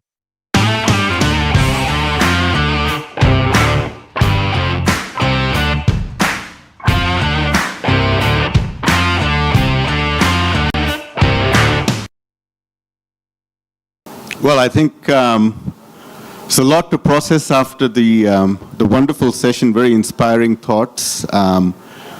So I kind of feel like I want to continue on the theme of healthcare and health tech innovation, but I have a job to do. I was given a topic to talk on, so I'll stick to that. But thank you again for this opportunity, and thank you for a wonderful first half today. So, how many here, let me ask a question. Have you ever had an idea that keeps you awake at night? One that's excited you, it scared you, but also maybe made you feel like it's a bit impossible. Is there anyone here who's had that idea? Yeah, I'm sure if you're an entrepreneur, you would have had that. I had that the first time when I was 23 years old. And I'm going to quote one of my favorite quotes from Bruce McLaren, and he said, it would be a waste of life to do nothing with one's ability. For I feel life is measured in achievement, not in years alone. Could I request somebody to close that door, please? Thank you. How many here know who Bruce McLaren is? Anyone? Okay, one person. How many here like cars? How many here know about McLaren cars? Well, Bruce McLaren was the founder of McLaren, the youngest ever winner of the F1 Grand Prix at the age of 22. By the time he passed away testing his, at that time, the fastest race car, at the age of 32, he had already built the world's fastest automotive company, McLaren. So, I think there's a lot of inspiration to take from people. I will share a little bit about my personal journey. That's what I was asked to share. I want to talk a little bit about my learnings through the process, my simple rules, and possibly also share my thoughts on the future of entrepreneurship. So let me start with my personal journey. I actually come from a medical family. So my parents, my father is an orthopedic surgeon, a PhD, and is someone who has carved his own path because he came from a very successful business family, but chose not to go in business, but to serve in medicine. He met my mother in medical school, where my mother was the youngest medical student in the state of Jammu and Kashmir. They actually had to change the law because she had topped the state board. She was 15 when she went to medical school. And she met my dad when they were in medical school. She also had a PhD and was the first woman to do a PhD in anesthesia from India. So when I told my parents that, look, I don't think I want to pursue medicine, and I didn't really have an idea that, in those days, entrepreneur wasn't really a term that was used that often, but I said, hey, I want to do something of my own. That's the term we used at that time. And for me, what worked was, what my father said to me was, he said, you know what, be limitless, go chase your dreams. But just promise me one thing, whatever you do, always do the right thing. And I think that's the ethos I've lived by, and I think it's helped me tremendously. Entrepreneurship, as we often have seen, everyone will agree, all the entrepreneurs say it's a pursuit of a dream. It's often correlated with being very cool. How many people here think entrepreneurship is cool? I will tell you, there are many moments that I don't feel it's cool. Yeah, there are many things about entrepreneurship that we don't talk about. The struggle, the uncertainty, the emotional turmoil, dealing with failures. But you know what? All of those are character building exercises. All of those actually help you become a better human being, a better leader, and in most cases, hopefully find the pathway to overcome your failures to get success. So when I founded my first startup, I was 23, my first tech startup. It did reasonably well. I raised a few rounds of funding. This was in the late 90s, and I did manage an exit, but it wasn't all that I dreamt of. Because as I went through capital raise, I realized the one thing I wasn't very good at was actually figuring out how do you actually keep control of your own company? How do you actually manage money? Because I think one of my shortcomings I realized much later was I didn't really understand P&Ls. I had no idea how to read a balance sheet. You know, when they'd put a balance sheet in front of me to sign, I would pretend like I understood it, but I really didn't. I would have to call my CPA friends and ask them, can you explain to me what this means? Can I sign this? And is it legal? They would say, yes, it's fine. And I would sign it. And that didn't help. And by the time we had generated cash, our investors forced us to acquire a predictive analytics company, very ahead of his time, with a mad scientist who was the founder, and much to my dismay, it tanked. I also tinkered with an idea generated through my own personal challenges that I saw. And I got married when I was 25, and when I got married, I realized that for overseas Indians, there was a lot to get done when you had to get married in India, because you had a short window and you had to organize a lot in a week. And so I thought of creating a website. In those days, for some of you, I mean, a lot of you are too young to know what that term means, but I think some of you will understand the term application service provider, ASP. Does anyone remember what an ASP was? This was pre-SaaS days. This was before you had marketplaces. And I built a platform, as corny a name as it can be, shadivivah.com. But it was not a matrimonial site. It was a marketplace to connect service providers with consumers like myself. And then guess what?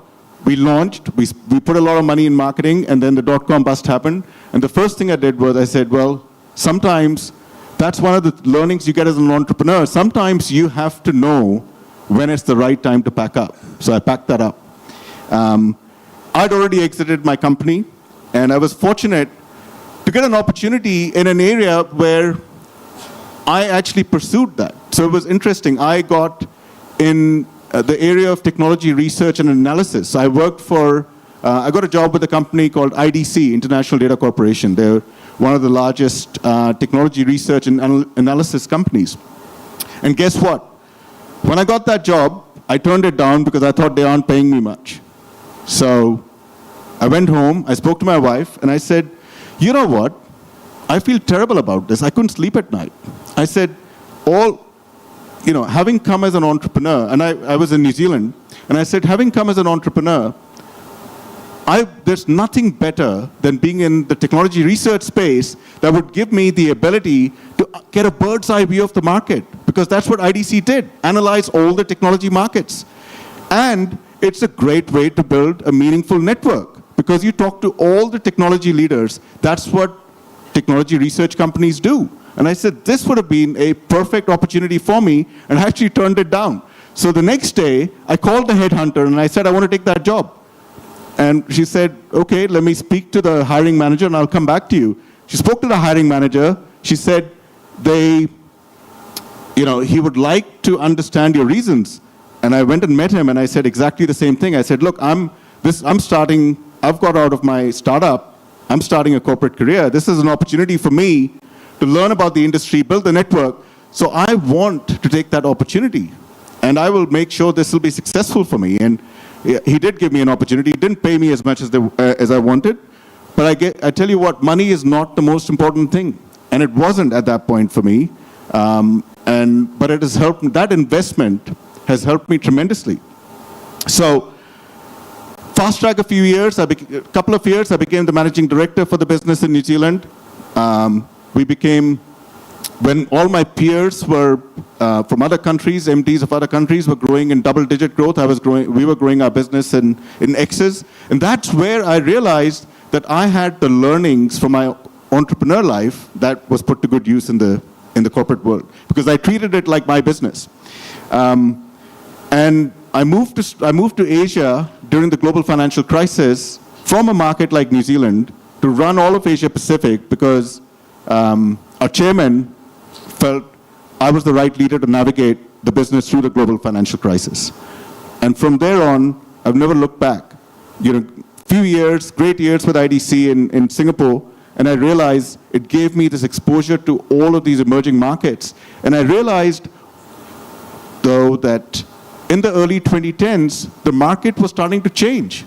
With the advent of public cloud, with AWS, the whole technology ecosystem was changing. All the big legacy players were getting either dismembered or they were losing their market opportunity. And you had this emergence of emerging tech companies that were coming up and growing at very, very rapid rates. And I saw an opportunity that the legacy traditional research firms like IDC, Gartner, Forrester were unable to deal with the opportunity to serve this new evolving market landscape. And that's when I thought, there's got to be a better way of doing this. There has got to be a better way. There's got to be a way that leverages technology to enable that. And that's how I started Ecosystem. And from there on, I haven't really looked back, but one of the learnings that I did get, I spoke to you guys about my shortcoming, which was not understanding P&Ls and balance sheets. One of the things I did do once I understood my blind spot, during my corporate career at IDC, I made sure that I spent enough time with the CFO to actually understand P&Ls and balance sheet. So when I started my startup again, I understood money. I understood how to raise money. I understood how to manage it. I understood the legal aspects of it. So there's always learning in everything that you do. I have a few simple rules around entrepreneurship. And entrepreneurship is simply an act of turning ideas into reality. It's about seeing a gap, a problem, or an opportunity and saying, I can solve that. It's about risk, not just financial, but also emotional risk. I think we talked about the fact that entrepreneurship isn't always cool, but you know what? It's very fulfilling. And one of the things that I realized, it can be quite lonely too, right? But that's the thing. There's a reason why they say it's lonely at the top. Because when you're an entrepreneur, whether you're a one-man band or you have 100 people or 1,000 people, you are at the top. It is your neck on the line, and it will be a lonely journey. But I've followed some rules to help overcome that. And I'll share some of those. The first one is always to stay the course on your purpose. That has to be very clear. My purpose in life has always been to help people, whether it's companies or people or individuals, my clients, navigate innovation. Be authentic. Always be yourself. Business is always about people, whether it's customers, employees, or investors. They will appreciate it if you're authentic. And I can tell you from my own experience, you can have the most difficult conversations and resolve them if you're authentic, because people appreciate that. Build relationships, not a network. Do not go build a network. Networks are meaningless. Build relationships. Make it count. So I have a rule. Don't engage with people for business unless you have a very clear sight on how you want to follow up with it. Because otherwise, you're going to have an empty conversation. No one has time for that. Create your set of cheerleaders, mentors, advisors. Even if they're not in the game with you, you know they're on the sidelines cheering for you. And they're there to give you some guidance. One of them right here. Thank you. And I've been very fortunate, and that's been one of my biggest drivers to also find a way to pay it forward as I help other entrepreneurs in their journey. When you have cheerleaders, keep your mind open. Don't let pride come in the way of asking for help. Be hungry, be humble. Yeah? People want to help people, but you've got to be able to ask for that help. And that's been one of my, one of my core principles. Don't let perfect get in the way of progress, right? Because there is no such thing as perfect. What is perfect to me may not be perfect for you, may not be perfect for my team, may not be perfect for my investors. So don't focus on action, not perfection. Resilience, everyone talks about it. It's not just a word, because people often assume resilience is about your mental strength. Don't forget, when you're an entrepreneur, if you're going down, you're taking a whole bunch of people down with you. Your family, your friends. So resilience is about being open, being vulnerable, and sharing that with people who are supporting you and surrounding you. Because when you need help, it is those folks who will be there to help you. So, and finally, in terms of my simple rules, some of you who know me well will know that I'm actually I have to pray every day. And I have my own prayer. When I was 10, my father said to me, he said, Amit, God's your best friend, have a conversation with him. I didn't know what that meant, but you know what? Since I was 10, I've been speaking to God. So, and obviously my conversation keeps getting bigger because I want to thank God for a lot of things. There are a lot of people around me. There are more people around me and more things around me. So, but to me, a prayer does not necessarily equate to religion. Don't misunderstand me. A prayer is a belief system. Build your belief system. Something that allows you to go out there, step outside, that, in the morning, when you get out of bed, you leave your home, and you step out and you go, you know what, I'll get through this. That belief system is absolutely important. I sleep well every night, despite all the challenges, because I have that belief system. Now, I want to talk a little bit about the future of entrepreneurship as I close my talk. Are you able to imagine a better world through a digital lens? I think we heard a lot about that today in healthcare and longevity. Look, the world is changing so fast. It's hard to keep up. But what this innovation brings is the opportunities to solve real-world problems. And I think some of that we talked about today, some of that you should consider. I'm sure a lot of you are thinking about it, but the nature of entrepreneurship itself is changing now. One thing is for certain, the next wave of billionaires will be AI billionaires. It's already happening. But it's not going to be about building the next OpenAI or the next Google. It's going to be about solving for problems using AI. There is a lot of access, there's a lot of capital available for businesses looking to invest in AI, but that are solving real-world problems. Those working in AI for a long time are probably ahead of the curve, but I'll tell you what, AI has evolved so fast that anyone who starts today doesn't have a disadvantage, because there's so much learning you can take from others' mistakes. The dimension I think to touch on is the intersection of innovation, impact, and investments. Innovation for impact and the investments that are available for it. The market becomes so much larger as an addressable market because you're able to target underserved markets. We heard about rural markets in India today. I think one of the panelists mentioned how you could just build a health tech business by going into rural India. So similarly, as soon as you start to address impact, your addressable market increases, underserved markets and underserved segments of society. There's a role for innovation to play in creating impact for that, and there is enough dry powder that's becoming available. As we heard about this at the health tech roundtable, I wanted to share, and I'm very proud of this. So I chair the board of trustees on TIE, and one of my fellow global trustees is a gentleman called Amit Mukim. Amit has just started as CEO of a company called Immunil. They're one of the 8 companies around the world that solves for cancer treatment through gene therapy and cell therapy. It's a company that was co-founded by Kiran Mazumdar-Shaw And Kiran Mazumdar-Shaw, I'm sure you're all familiar with her. Kiran was also the co-founder of TIE in Bangalore, together with Nandan Nilekani. And it is a business that's invested also by Vinod Khosla. So when you see those sort of opportunities and people taking those steps, you know that the world is going to change around us. You know that longevity is going to become a real thing.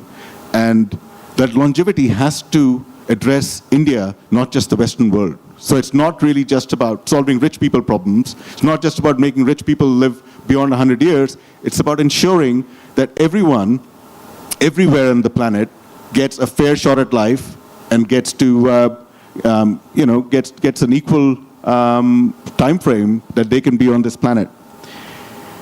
An interesting investment model. How many here are actually familiar with blended finance?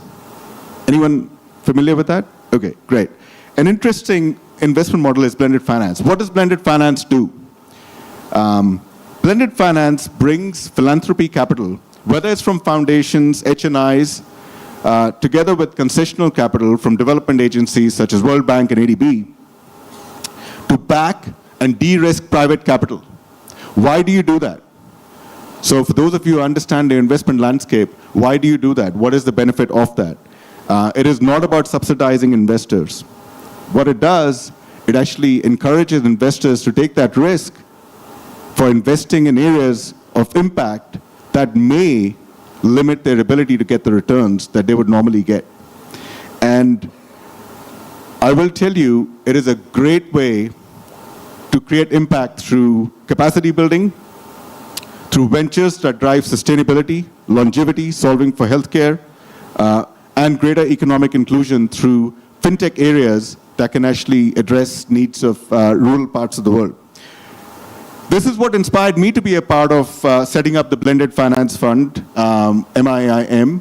This originated out of the G20 that was held in Bali in 2022, where the Global Blended Finance Alliance was set up. So I got inspired by what it could solve for, and this is an area that I'm extremely passionate about, and I hope that we can solve some problems together. Finally, as you all know, I'm deeply vested in the ethos of TIE. I've been very fortunate. I have a lot of friends from TIE. Of course, Jay Chaudhary Garu being foremost. He started TIE in Hyderabad with some of his colleagues.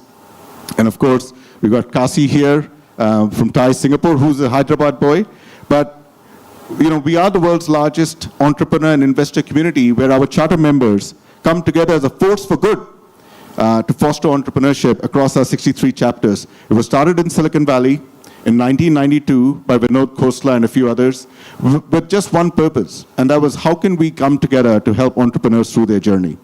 And KPMG did a report a couple of years ago to measure the impact of TIE, and they quantified TIE's impact in terms of wealth creation, entrepreneur wealth creation, at over $1 trillion US, over $70 billion invested in the entrepreneur ecosystem.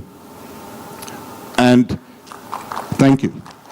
I cannot take credit for that. I am the beneficiary of this legacy, and I hope that together with you, with ISF, we can continue this movement to support entrepreneurs. I will end with the fact that entrepreneurship is hashtag good for the world, because it solves through innovation some of the world's biggest challenges. So let's make sure that whatever field we're in, let's try and see how we can apply our minds, even if you're not an entrepreneur. Support entrepreneurs, support the innovation, support the journey. Whether you're in academia, there's a lot that can be taken from that. I thank you for the opportunity to share my journey, and I'm very, very grateful to have had so many wonderful people along on my journey. So thank you. To stay informed about the startup ecosystem, subscribe to MyStartupTV.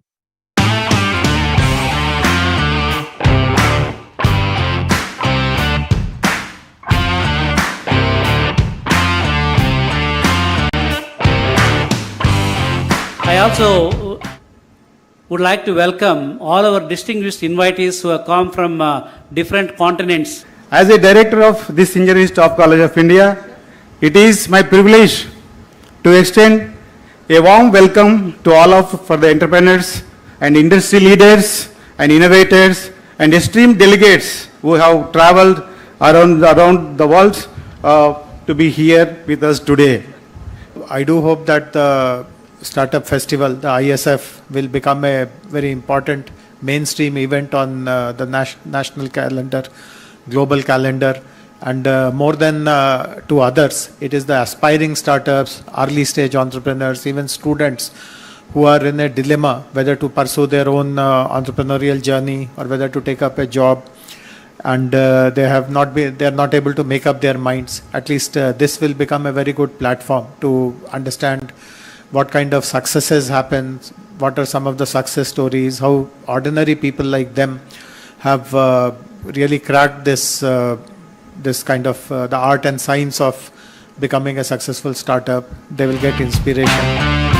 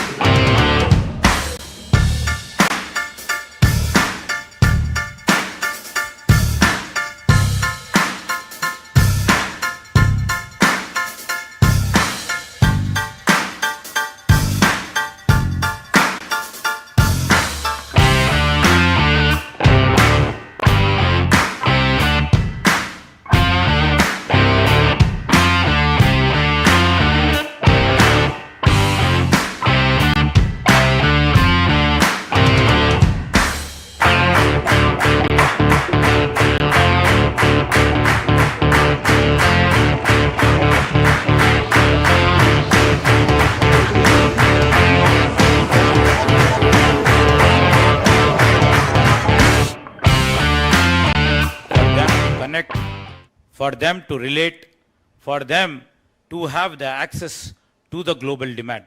So I congratulate you, sir, and your all team. I know many of your team workers does many things.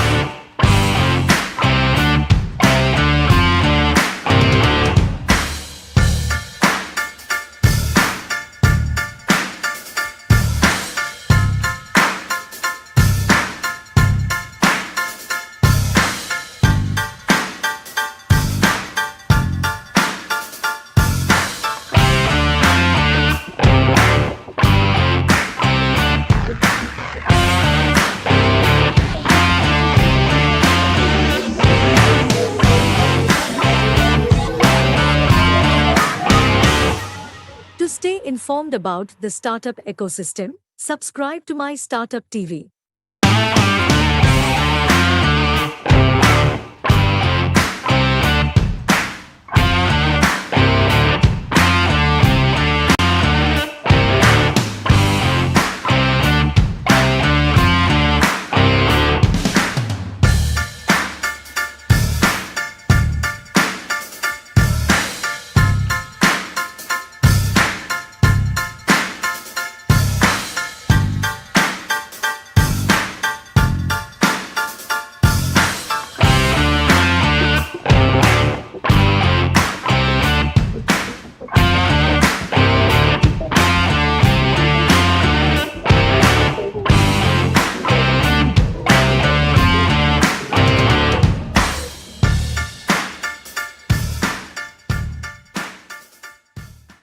Now it is our honor to invite Dr. Jay Chaudhary Garu, founder, chairman of the International Startup Foundation, to deliver the welcome address.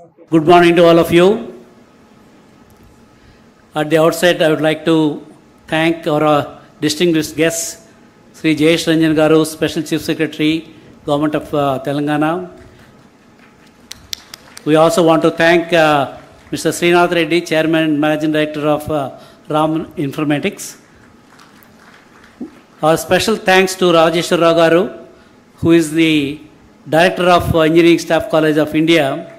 Without his help, I don't think ISA would have conducted this very conference. Thank you, Rajeshwara Garu. I mean, I know that for the last 1 week, you have been almost living in the campus, trying to see that all the infrastructure facilities are up and running. Thank you so much for all your dedicated support and encouragement for making this conference to happen this day. I also would like to welcome all our distinguished invitees who have come from different continents. People have come from United States, from Canada, from Singapore, from London, Germany, Netherlands, and so many other countries. I met them yesterday also. Today also I met a lot of them.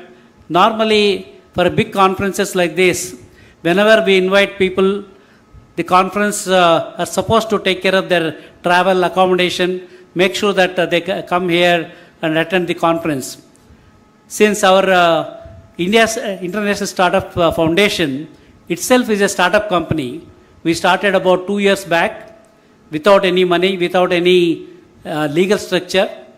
Sir, I was just mentioning about the story of ISF.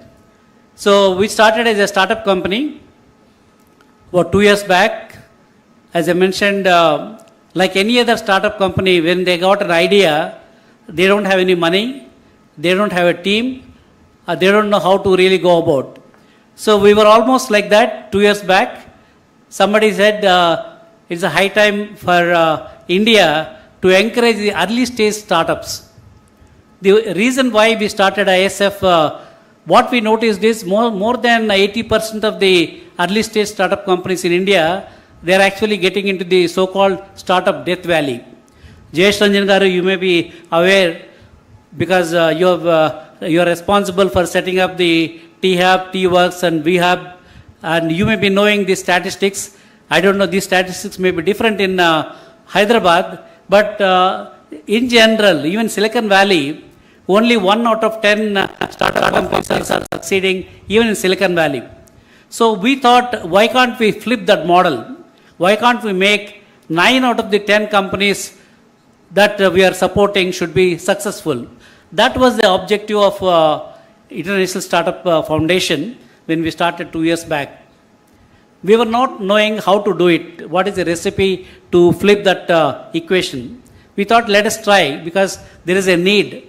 I have seen myself, many startups, even from Ivy League, from IIT Madras, IIIT Hyderabad, they actually really struggle in the early stages of their startup journey, not having the funding in time, not having the teams in place, not having the customers who are going to support them for the revenue and all that. So many startups, they struggle.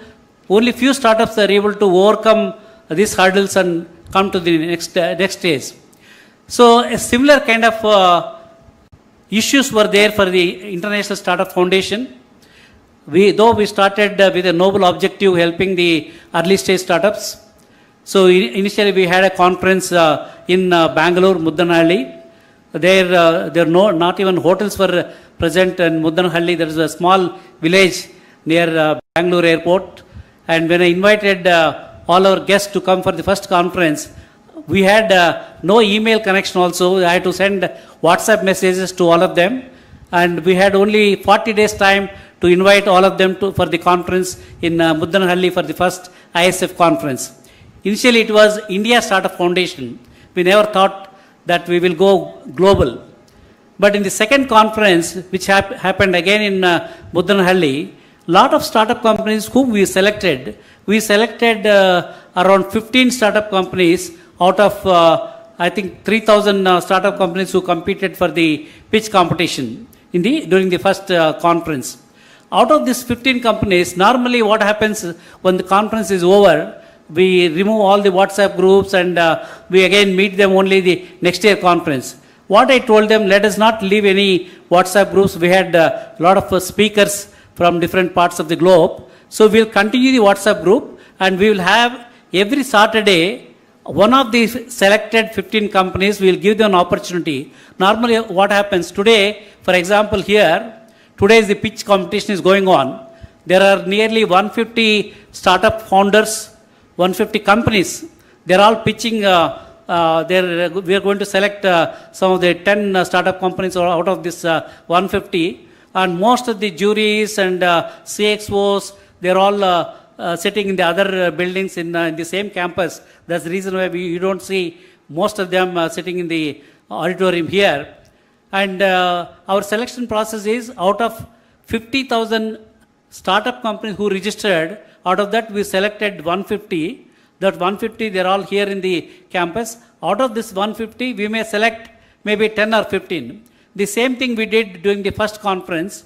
And normally we used to give about 10 to 15 minutes time for each startup company to explain about the product and what they're going to do. We thought that that's not enough time for them to really explain what are the problems that they're facing. That's the reason why we thought every Saturday, 8:30 to 9:30 p.m., and we requested all the global leaders, global mentors, global investors from different continents to be present in those calls. And we have more than 600 global mentors, more than 200 ISF angels who normally participate in this weekly Saturday conference calls. So normally our selection process is out of these 15 companies whom we selected during the first ISF conference, each one of them was given an opportunity to present on those Saturdays. And today, to our surprise, 99% of those companies are doing well. They got funded, they got market access, they are getting the mentorship.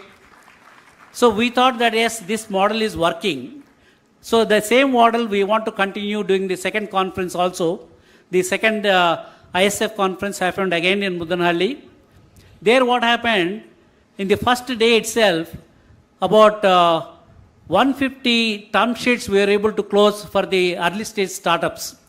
And most of the angel investors, they were all from the real estate industry from Hyderabad, or pharma industry, or biotechnology industry, who normally never used to invest in the tech startups and early stage startups. I requested them, instead of you going and putting money in some temples in the hundi, the same money with a little bit more money, why don't you give it to the startups, because they are struggling for money in the early stage. So you think that you are getting more punyam by going to Tirumala and praying Lord Venkateshwara and putting the money in hundi. If you do the same thing, helping a early stage startup, not only he is giving opportunities to many employees who is going to be employed by him. If that startup becomes a successful startup, he is going to create wealth also for the nation and also for the investors. So whereas if you go and put money in any hundi, you think that you get some good karma points. I don't know whether they are getting those karma points, but here definitely you'll get much better karma points because you are creating employment for many people. All their families you are going to help. And in addition to that, you are not giving a charity. That money is going to come back to you in multiples. Minimum what we have seen is 4 to 5 multiples of that money, whatever they have invested in those early stage startups, they got the money back. So that's what we started requesting all the angels within the country, outside the country. Now we have got a very active ISF angel network. We have got more than 250 crore commitment. Out of the 250 crores, we already invested, deployed 50 crores in 40 companies of startups who are all doing very well. And in this conference also, whomever we are going to select, obviously we are going to have one more session with them on every Saturday. And based on that, if our investors like that company and like the founders and what they're doing, obviously this money will go into, not only the money is only 10% of the game in the startup journey. More than the money, mentoring. Most of the startups, they don't know, they think that their product is going to do very well in the local market or international market. But many of them, without knowing how the competition is going to be there, what are the other strategies that he has to take care, without that they just get into it, they take the money from the friends and families, get into the business. Most of them, they die in the so-called startup death valley. So that's where the concept of mentoring is required. All the startups requires hand-holding and mentoring so that we can guide them. No, this is not the way. This may not work for you. Maybe you have to add this element or this component. Then only you will be successful. That's one. The other important thing is the market connects. Most of the startups, they don't have ability to connect to the markets. We will make sure that the startups selected by us are going to be connected to our ecosystem, and most of them are getting those connections, and because of that they are able to not only survive and succeed. The same model we are going to continue here. So we thought that what we noticed is the network connections is very, very important. Like I keep telling, in Sankranti festival, Pongal festival, people keep the dots initially. Then they start connecting the dots. Then afterwards they see a nice figure coming out. ISF also, if you see our tagline, connect, collaborate and celebrate. The first thing what we do, whoever comes to ISF, we connect them either to a mentor or to the investor or to a global CXO or somebody who can get them the business. I think that strategy is working so far. And also we are following 3M strategy. First aim is the mentoring. Second aim is the money. Third aim is the marketing. So this 3M strategy is also working so far. So in addition to that, what I thought, why don't we bring the global CIOs of large companies. They are there in North America, Europe and all that. I was discussing with one of my friends, Manohar Reddy, who is the founder chairman for Fusey. He said, yes, Jay, I've been conducting these CIO conferences in Costa Rica and United States. Next year, we are going to bring that to Hyderabad. So next November, most probably, we'll bring the global CIOs to Hyderabad. And we are planning about 100 global CIOs. In addition to Mr. Manohar Reddy's company, we are also getting the support from Stanford alumni.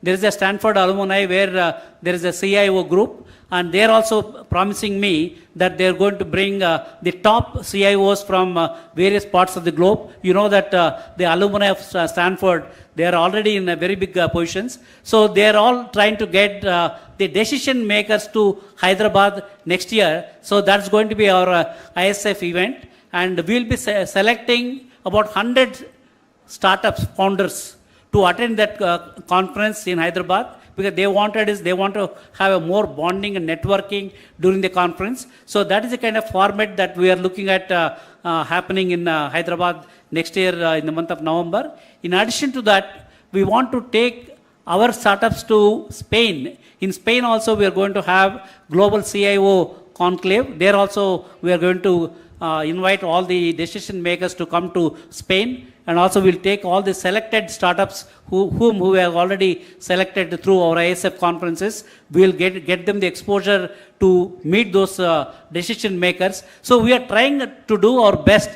So our only objective is how our startups from India, particularly early stage startups, how they can survive, succeed and becomes a unicorn. So that is our strategy. So far we are very, very thankful to our global mentors, global ISF angels, all the ecosystem players for supporting this noble initiative. Because of your support, we are able to do all these things. So with this, I want to once again thank our distinguished guests who have come, in particular our Honorable Member of Parliament, so he's just now come. So I request all the dignitaries on the dais, off the dais, and also the media for making this conference a grand success. Thank you so much. Next, I would like to invite Dr. Rameshwar Rao Garu, Director of the Engineering Staff College of India, to share his thoughts with us. Good morning to all of you. It is my immense pleasure to be as a guest of honor of this event, and this International Startup Foundation, a global non-profitable organization, is hosting a prestigious 3-day festival at our newly constructed Century Convention Center. In fact, is going to be inaugurated by our Honorable Chief Minister. We are expecting any time. We are very ready. As a director of this Engineering Staff College of India, it is my privilege to extend a warm welcome to all for the entrepreneurs and industry leaders and innovators and esteemed delegates who have traveled around the world to be here with us today. The theme, all of you know, already our Chaudhary sir has explained very well. This festival is the innovation entrepreneurship in the present AI era. In my opinion, innovation is the introduction of the new ideas and products or methods and improve the efficiency and solve the problem and create value in various industries. So innovation is driving growth by generating employability across the multi-sectors, including especially technology, and making and also playing a vital role in the economic development of the states and nationals. So, moreover, innovation helps address the global challenges and fostering creation of the more resilient and sustainable societies. It is influenced to extend across the industries and the regions, making it a crucial driver for progress of today's interconnected world. So, in the era of AI era, the synergy between the innovation and entrepreneurship is the instrumental to propelling the economic growth and also society advancement. The entrepreneurship or the leveraging artificial intelligence to develop the groundbreaking solutions that address the complex challenges across the sectors such as healthcare, agriculture, finance, transportation, and education, touching every aspect of the human life. So this dynamic economic ecosystem promotes the creativity and competition and rapid scalability, allowing the startups to adopt the changing market demands while enhancing the operational efficiency. I am confident that these discussions and exchanging during this International Startup Festival will be explore the possibilities and challenges ahead and ultimately lead to solutions that shape our future of our industries and also society. I wish the grand success of this event. Thank you very much. First of all, I would like to convey my congratulations to the organizers of the International Startup Festival for bringing this event here to Hyderabad. As Dr. J. Chaudhary Garu mentioned, the earlier editions that took place in Muddanhalli were very successful. Large number of early stage startups received support, mentors interacted with them, angel investors were in a position to provide term sheets to them, and I'm very confident that the same will be the outcomes here in this Hyderabad edition also. I completely concur with what J. Chaudhary Garu mentioned, that in olden days we used to speak about this valley of death, how large number of startups would start but very few would eventually succeed, and a large number of them will drop out or will be forced to change their line of activity, which of course is not to be seen as a failure if your initial attempt has not worked, but if you are agile enough to pivot and get into something which is much more viable. That also is a way of life for startup enterprises. But there used to be quite a few where they would completely give up on entrepreneurial journey and get back into a regular 9-to-5 job, etc. But we have also discovered through experience over a period of time that there is lots of science and art behind supporting startups. And if we are able to do that well, the chances of startups succeeding are far more than them not succeeding. In the institutions that we have promoted, normally the typical narrative, whether it is Silicon Valley or Bangalore or anywhere else, which are considered to be important startup hubs in the world today, the popular narrative is that government has very limited role in this work. It should be left to the market forces, the enthusiasm of the private sector, the network which come up organically by themselves. And the government at the best can play a role of a facilitator. But 10 years ago, when Telangana became a new state, we decided to challenge this narrative. And we felt that instead of being a facilitator or an enabler, let the government drive that ecosystem. And I still remember 10 years ago, Hyderabad was not considered to be a very vibrant or a very dynamic startup destination. There were hardly 2 or 3 innovation spaces. There were just about 50, 60 startups. But we have come a long way since then. There are 70 plus innovation spaces. The number of startups has gone up to more than 6,500. And more than the numbers, it is the quality of startup output that gives us the maximum satisfaction. And by quality of output, I don't only allude to their valuations and the amount of money they have been able to raise, but the kind of products and solutions that they have been able to bring. And we ourselves in the government use their products and solutions. In at least there are 50, 60 startups who have contributed to their solution for some activity of the government, which is of relevance to us. So I do hope that the Startup Festival, the ISF, will become a very important mainstream event on the national calendar, global calendar, and more than to others, it is the aspiring startups, early stage entrepreneurs, even students who are in a dilemma whether to pursue their own entrepreneurial journey or whether to take up a job, and they are not able to make up their minds. At least this will become a very good platform to understand what kind of successes happen, what are some of the success stories, how ordinary people like them have really cracked this kind of the art and science of becoming a successful startup. They will get inspiration, and hopefully all of us who are on this side of the fence, who are already well established in our own professions, etc., we will see this as our duty to give back to the ecosystem and to the startup world. So once again, I'm very happy that so many people are participating, and I convey my best wishes once again. Thank you very much.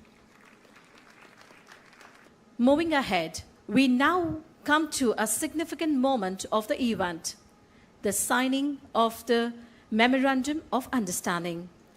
This MOU will foster collaboration and growth in the entrepreneur space. May I now invite Mr. Srikanth, CHRO and EIR of Machani and Singularity University, Mr. Uday Vedre, Board Member of US-India Chamber of Commerce, Ms. Kavita Rajesh, Regional President, South Asia, ABWCI, Dr. Sushmita, Head of Life Sciences from Research and Innovation, Circle of Hyderabad. I would like to invite Mr. Srikanth, CHRO and EIR of Machani and Singularity University. Good morning. Before we exchange the MOU, I'd like to introduce one of the very senior leader from Singularity University, Neil, who is visiting us. Neil, welcome. And I'll also take a minute to introduce Singularity University. Singularity University was started in year 2008. It's founded by Peter Diamandis. Peter was here in Telangana a few weeks back as a keynote speaker in the AI conference which held. And Singularity is also co-founded by Dr. Ray. Singularity is known for exponential technologies as well as exponential growth. So we are partnering with ISF on 3-4 areas. One is how do you get exponential thinking and exponential technologies into ISF ecosystem. Also, how do you get ISF, the startup accelerators and mindset. So I'll also ask Neil to say a few words, then we'll get into exchange of MOU. Neil, over to you. Yeah, thank you, Sri. I am honored to be here and congratulate you all on the success of the International Startup Festival. It's wonderful to be here. My name's Neil Sogard. I'm Vice President of Strategy and Global Partnerships at Singularity University based in Silicon Valley, California. It's important that we're able to come and provide access to not only our world-class educational programs, but our expansive global network of experts from around the world focused on advanced and converging technologies. We're incredibly honored and excited to be here and to be signing this MOU to help bring some of our startup ecosystem experts, but also our lessons on mindsets exponential technologies, disruption, to meld with the information in the experts here in India through some specific programs around incubators, accelerators, and we will have executive education here on campus.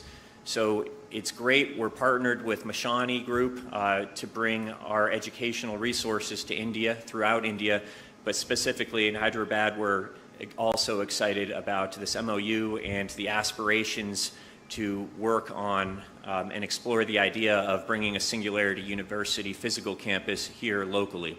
So thank you all for having us. I look forward to seeing what's possible. Thank you very much and many congratulations.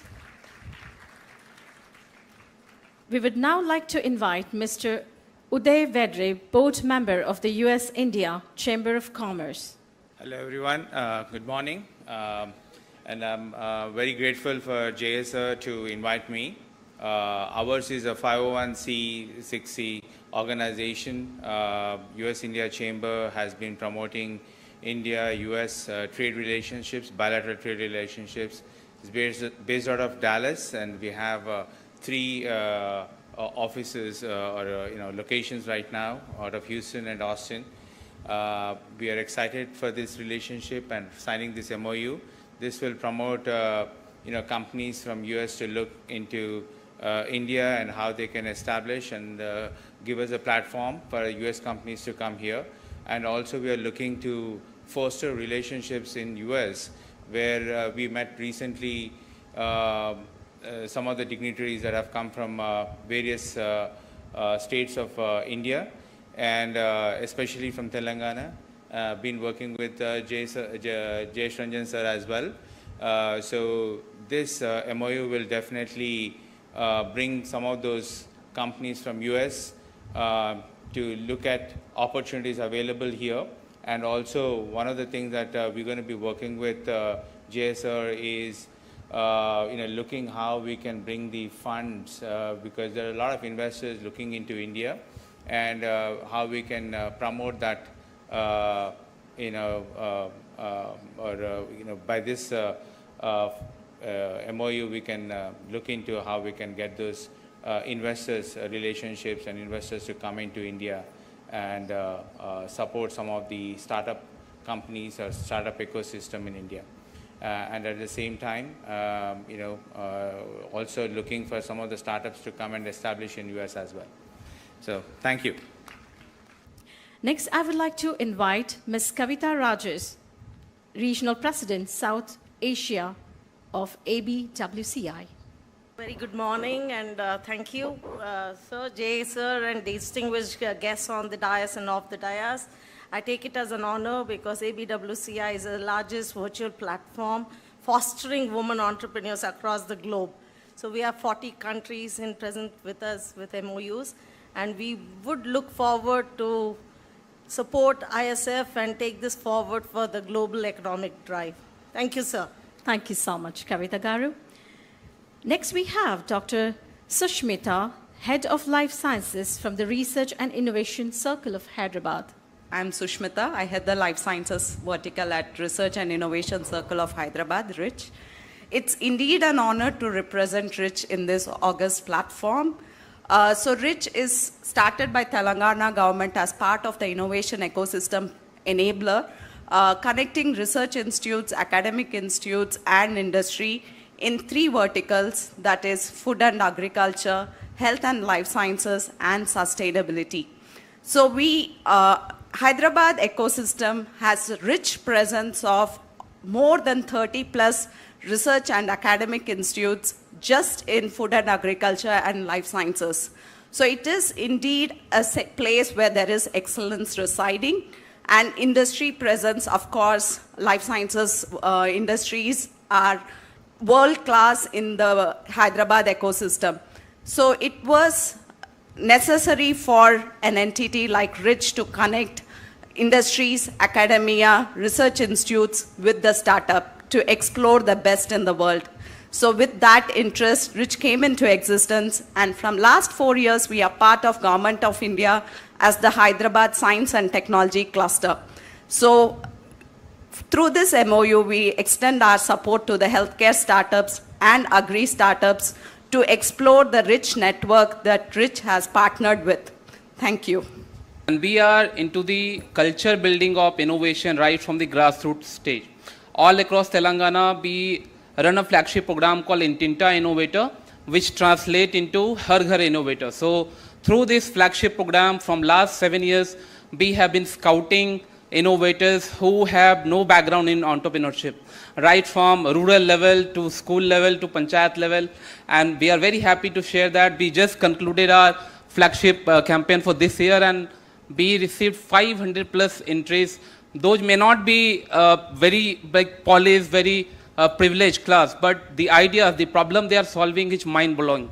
So I'll request you to look at what the work we do. We'll be also happy to interact after the event. Thank you. We have worked with multiple startups over the course of last 1 decade, where the collaboration initiatives have came forward for the startups to collaborate with large companies to deliver. What we have seen as part of our experience is many of the startups, they're focusing on the technology and the solution, but they might not have all the wherewithal and the tool set that is required to explore the opportunities in the public sector. And if you look at globally, the public sector is one of the largest procurement, I would say, like in sector, in terms of both as goods and services. And as J. Ranjan sir mentioned, 60 odd startups have actually worked with the Telangana state government delivering impactful solutions.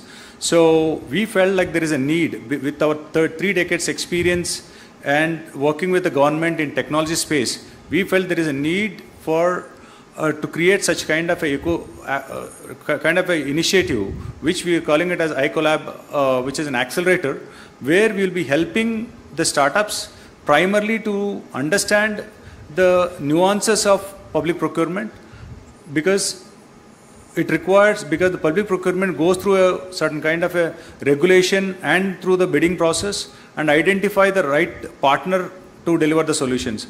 So many of these kind of the regulations may not be understood by the startups. That's where we are coming in and acting as that bridge to mentor them, handhold them through our program and through our cohorts. And we are going to house 10 to 15 startups in a year to help them out to accelerate their revenue in this particular space. The startups whom we will be looking for are those startups who have their roadmap to work with public procurement systems or offer the services to public sector globally. So that's where we are coming in, and I would like to take this opportunity to introduce ourselves. And it is a physical space which we are establishing in the Innovation and Knowledge Hub in Hyderabad, which is 1 block away from the T-Hub and T-Works, and where we look forward to collaborate with the startups so that they can able to seamlessly navigate through the complex systems of public procurement. I thank everyone for giving the opportunity, specifically ISF, and ISF has given this platform to communicate, and also it's a platform which is actually bringing the startups both, and also the mature organization startups, and also the companies who could work with the public sector. Thank you, sir. Thank you for the opportunity. Thank you. We are honored to invite Sri Shetkar Suresh Kumar Garu. It is an honor to be here today at this conference dedicated to the heart of Indian growth engine. Our startup, we are living in a time where the very definition of ambition, progress and success is being redefined by young entrepreneurs like yourself. Today's startups are not just creating business, they are creating opportunities, dreams and future that is truly made in India. When we talk about our job creations in India economy, startups are no longer a small piece of puzzle. They are the puzzle. India has the youngest workforce in the world, and the potential within this demographic dividends can only be unlocked when harness of power of entrepreneurship. Startups have this ability to generate jobs that are diverse, innovative, reflective of the digital age we live in. You are creating opportunities in sector we did not even dream of 10 years ago. Fintech, healthcare, agritech, and countless others. ISF has been instrumental in nurturing the next generation of entrepreneurs, providing mentorship, funding, platform where bold ideas can be flight. Commitment is not just to support business ideas, but to build a better India, a nation where the youth are empowered to innovate, where entrepreneurs can thrive without unnecessary obstacles, and where we all work together toward a future of economy, self-reliance, and global leadership. As we gather here today, I am filled with optimism. The startup represented in this room, we have a power to shape up the future of this country through your vision, creativity, and persistence. We can create a job-rich, innovative, driven India together with institutes like ISF backing your journey. I have no doubt that the Indian dreams is not just a dream anymore. It has become a truth. Thanking you, Jay Chaudhary Garki, who invited me in the function.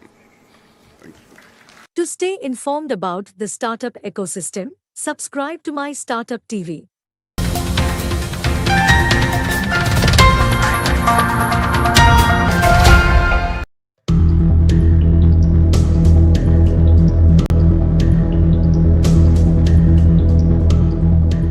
Ladies and gentlemen, thank you so much, Jay Chaudhary Garu, for inviting me to share my thoughts. Thanks a lot to KK for putting us together. It's indeed my privilege to be here sharing my thoughts. If India at 2047, India at 100, has to become a developed nation, then startups have to play a very, very critical role. And so it is my privilege to share what I see as the vision for India when it turns 100. I'll give you a little bit of background I'm going to be speaking based on my recently released book, India at 100. You can go and find it on Amazon, India @100, numbers 100. The subtitle of the book is Envisioning Tomorrow's Economic Powerhouse. I'll give you the bottom line. The bottom line may seem audacious, but hopefully in the next 15-20 minutes, I'll be able to explain to you the economic logic and the reasoning behind what I see this as the size of the Indian economy in 2047. I expect the Indian economy to be a $55 trillion economy in 2047. Now, that may seem audacious, and some of you may be wondering, whatever he had in the morning, whatever he smoked, I want a piece of that. It seems to be some cool stuff. Let me hopefully by the end of the talk tell you that I'm absolutely sane. I've been very sane even while writing the book, and I've reflected a lot on this prediction, and with a lot of rigor and conceptual thinking and empirical evidence, data, I've actually come to this conclusion. So I'll explain to you why I think India can be a $55 trillion economy in 2047. But before that, let me share briefly the motivation for me to write this book. The motivation was a twofold one. First was a more prosaic motivation. When I was part of the government in 2021, the India at 75 activities were going on. And naturally at that time, my thoughts went to how the economy will look when India turns 100. So that's where the thought for India at 100 got germinated. But a more powerful, compelling motivation was what I observed, inside out about a lot of the commentary on India, being part of the government. So I don't know how many of you might have noted, but I joined as the chief economic advisor in late 2018, in December of 2018. And the first press conference after the GDP numbers got released that I had to go and deal with, India's GDP growth had declined to 5.3%. Of course, we all know that the impact of policies in the past, things that have been going on manifest, and so, but I had to go and defend it. And at that time, I felt that there was a lot of negative commentary on India, on the Indian economy. In fact, even today, we find a lot of negative commentary on the Indian economy. For instance, there were people saying that there is something structurally wrong with the Indian economy. Hereafter, India will have to persist with only 5% or less growth. People even use terms that are actually loaded with religious overtones when giving labels to these growth episodes. And when COVID struck, then at that time in particular, many commentators actually took pleasure in giving doomsday predictions about the Indian economy. So at that time, I actually felt, I had the privilege of being able to, in October of 2020, to make the prediction that the Indian economy will register a V-shaped recovery. And I'm glad that it happened. There was a good amount of judgment, of course, but there was a good amount of, credible hope in which, with which one made that prediction, because I felt that at that point in time, it is important to actually display economic leadership. It's very easy to kick, whether it's an individual or an institution or the country, it's very easy to kick when someone is down, but it's far harder to actually lift that individual or the entity up and say a pat on the back and say, no, you can do it. And that's what, at that critical time, once in a century pandemic, that was what was required. But in this process, seeing so much of the negative commentary on India at that time, and even now, for instance, and by some people who have occupied very august offices, in the country, I got the feeling that it is important for positive thinking also to try and push back on a lot of the negativity that that a lot of commentators tend to actually enjoy encouraging. And in that context, I have actually come to now conclude that for positive outcomes to manifest, positive thinking is necessary, but for negative outcomes to manifest, negative thinking is sufficient.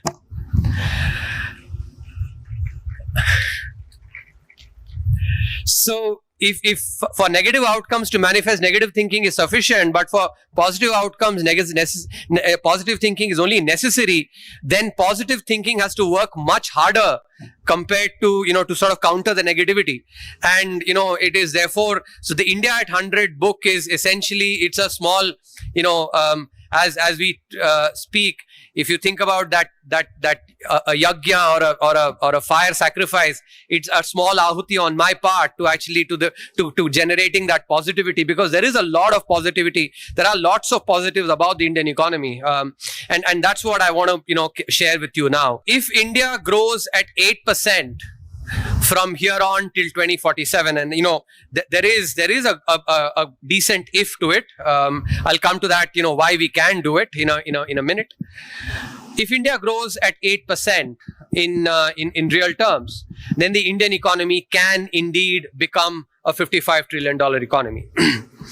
Now, before I give you the economics of how we grow at 8%, what are the other elements of that $55 trillion economy prediction, it is important to seek inspiration from other examples, other countries that have grown at similar paces. So let me give you the example of Japan.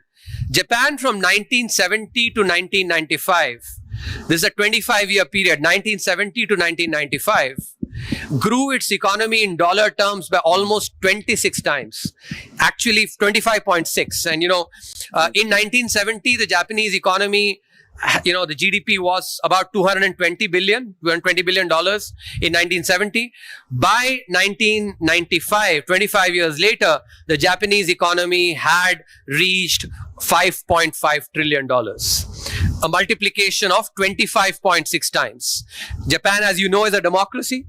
If I give you the example of China, I will give you, but you might say, we can't compare with China because we are a democracy, China is not. And that's why I've given you the example of Japan, which was a democracy. Now, some of you may say that, oh, that growth for Japan happened during a, honeymoon period for the global economy. The reality is it was not a honeymoon period at all.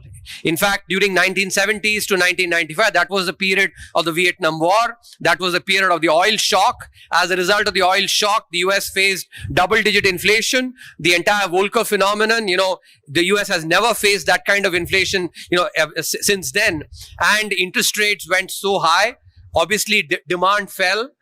So all these tailwinds, where all these headwinds were things that the Japanese actually had to encounter, and yet they grew from 220 billion to 5.5 trillion, growing their GDP 26 times. What I am estimating for India in the 25-year period is actually much less than that, about 15 times multiplication, not 25 times. So one of the main things actually I want to, want to emphasize is that we in India, especially as a country and as an individual itself, there are only two words that we need to keep saying, make it as a mantra. We can. We can. And I think that is the most important. If a Japan can, why cannot we?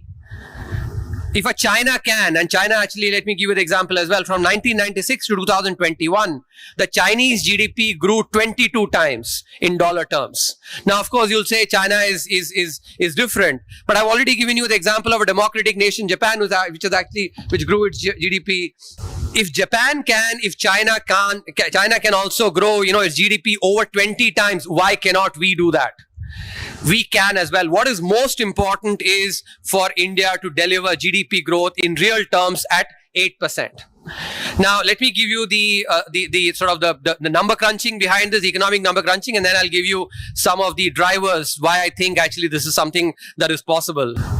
Growth rate of GDP that has prevailed for India, is, from 1991 onwards, in real terms, our GDP has grown at about 7%. That's been the average GDP growth from 1991 onwards. So from 7% on average to 8% on average is a stretch goal, but it is not something that is actually, it is not, I'm not asking for a doubling of GDP growth. It's only a stretch goal. And we've grown at 7% during the last 30 years, despite, so many problems. We have a very slow judiciary. We have a bureaucracy that actually can improve significantly. We have our human capital, actually education levels can be much better. Poverty was much higher during this 30-year period. Of course, it has declined. Abject poverty was also there. Despite that, we've grown at, at 7%. Lots of problems, lots of challenges, and yet we've grown. So 8% is a stretch goal, but we can do it. It's ambitious, but it is achievable. And I'll, spend some time on what will be the key drivers for this, later. But let me just focus on the numbers. So if we can grow at 8%, with 5% inflation, that's been the average since the inflation targeting regime was implemented in 2016, where the central bank, Reserve Bank of India, has to actually, target inflation at 4%, has to deliver inflation at 4%. If you check the data from 2016 onwards, the average inflation has been 5%.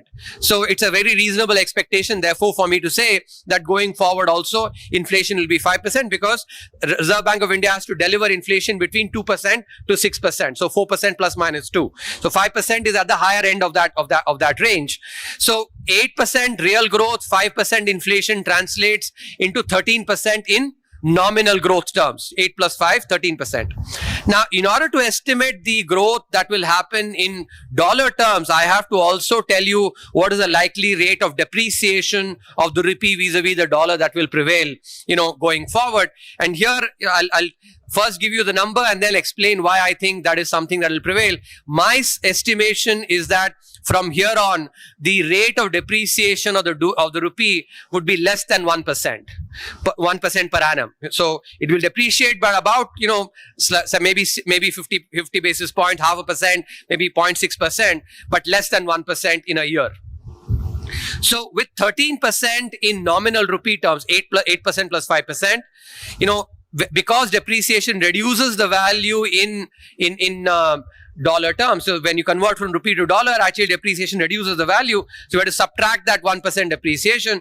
13 minus 1 is 12%. So 12% in dollar terms is what we get, with 8% real growth, 5% inflation, and currency depreciation of about 1%. Let's use the rule of 72. This is something that all of us economists and people who actually work in markets as well use to know how many years it's going to take to double your money. The rule is very simple. 72 divided by the rate of interest that you get. You basically, whatever number you get, that's the number of years it will take to double your money. So remember, for instance, the time when national savings certificates actually used to double our money in 6 years. You remember that?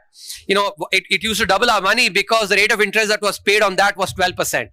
So that's because 12 times 6 is 72, or 72 divided by 12 is 6 years.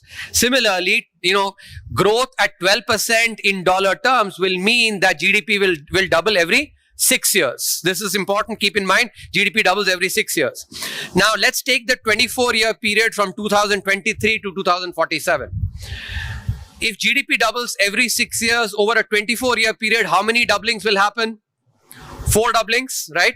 4 doublings, because 24 divided by 6 is 4. In other words, 2 into 2 into 2 into 2, 2 to the power 4, which is 16 times. So that's what I mentioned by actually saying that, we can multiply our GDP by about 15 to 16 times. So now let me tell you, in 2023, India's GDP was $3.28 trillion, approximated to 3.25. So the first doubling is 3.25 to 6.5. Second doubling is 6.5 to 13. Third doubling is 13 to 26. Fourth doubling is 26 to 52. 52. So 52 is close to that 55 trillion. I've not done an Excel calculation. I've just done a mental calculation with all of you, and we are close to that 55 trillion number. So the most important, aspect of this is 8% growth. Now let me spend a little bit of time explaining to you why I think that 1% depreciation of the rupee is what will prevail in the future. If you look at the data in the past, rupee has depreciated by about 3.5% per annum. 3 to 3.5% per annum. So compared to that, why do I think that the rate of depreciation will be lower, going forward? There's a very simple reason for that. If you look at the inflation that has prevailed in India from 1991 till 2016, when India implemented the inflation targeting regime, inflation was about 7.5% on average, during that period. But since then, from 2016 onwards, inflation has reduced to 5%. Now, one of the aspects of, when you think about international economics or, currency depreciation, it is that the currency that faces higher inflation has to experience higher depreciation. Why is that the case? Because if currency faces higher inflation, so, what does inflation mean? Today, what you can buy using 100 rupees, what you can buy using same 100 rupees next year is less. If, in real terms, actually your value of that 100 rupees is only 95 rupees next year if inflation is 5%. Similarly, if you take, let's say the US inflation has been about 2%. So in the US, $100 this year will be worth $98 next year. So in other words, the value of the dollar has not eroded as much as the value of the rupee has eroded. Now, when inflation was 7.5%, the value of the rupee was eroding much faster than that of the dollar than when inflation is 5%. So as a result, you actually have the currency having to depreciate more in order to keep the purchasing power the same. If you have to have actually the purchasing power of the rupee vis-a-vis the dollar unchanged, then the rupee has to depreciate more in order for, basically 98 versus 95. So you can see 98 divided by 95, you see so that's the main reason. So when you have, therefore, a reduction in inflation, there'll be a concomitant decline in depreciation as well. So about 2.5% decline in the rate of inflation will translate 1-for-1 into a lower rate of depreciation. That's why instead of 3.5% rate of depreciation, about 1% is what we'll get. So that explains actually. So let me once again summarize quickly. 8% real growth, 5% inflation, 8 plus 5, 13. Subtract 1%, 12%. At 12%, GDP doubles every 6 years. 4 doubling, 16 times doubling. That's why from 3.28 to 55 trillion. Last, let me end with actually what are the key drivers for this 8% growth. I'll not elaborate too much, but let me just leave you with these three thoughts. One of the most important drivers of this 8% growth can be formalization of the economy. If you look at the Indian economy, it has been significantly informal. If you step out of the engineering staff college here, you go out, you'll actually find many people who sell idlis, let's say, on a shanty or some makeshift store. You'll find people who are selling dab, basically maybe on a thela kind of. They're all informal establishments. When these establishments become more formal, their productivity increases. And growth is essentially about two things, which is investment and productivity. How much investment you make, how productive is that investment. And when informal sector firms become formalized, when they become more formal, their productivity increases significantly. Because you can think about it, a store, somebody who's actually selling idlis, let's say, using, doesn't even have a shop. If he's selling idlis, when he constructs a shop, he maybe has two people. The food that will be made actually will not get as much dust, etc., because it's covered, more hygienic, so he can, charge a higher price. If he has two more people to basically cook, he can actually sell more as well. So together he can sell more and charge a higher price. Obviously, for the same investment he's making in terms of his labor, in terms of its capital, he's reaping greater rewards. So productivity increases. So this is something that economists, nobody quibbles about, which is the fact that formalization of the economy will increase productivity in the economy.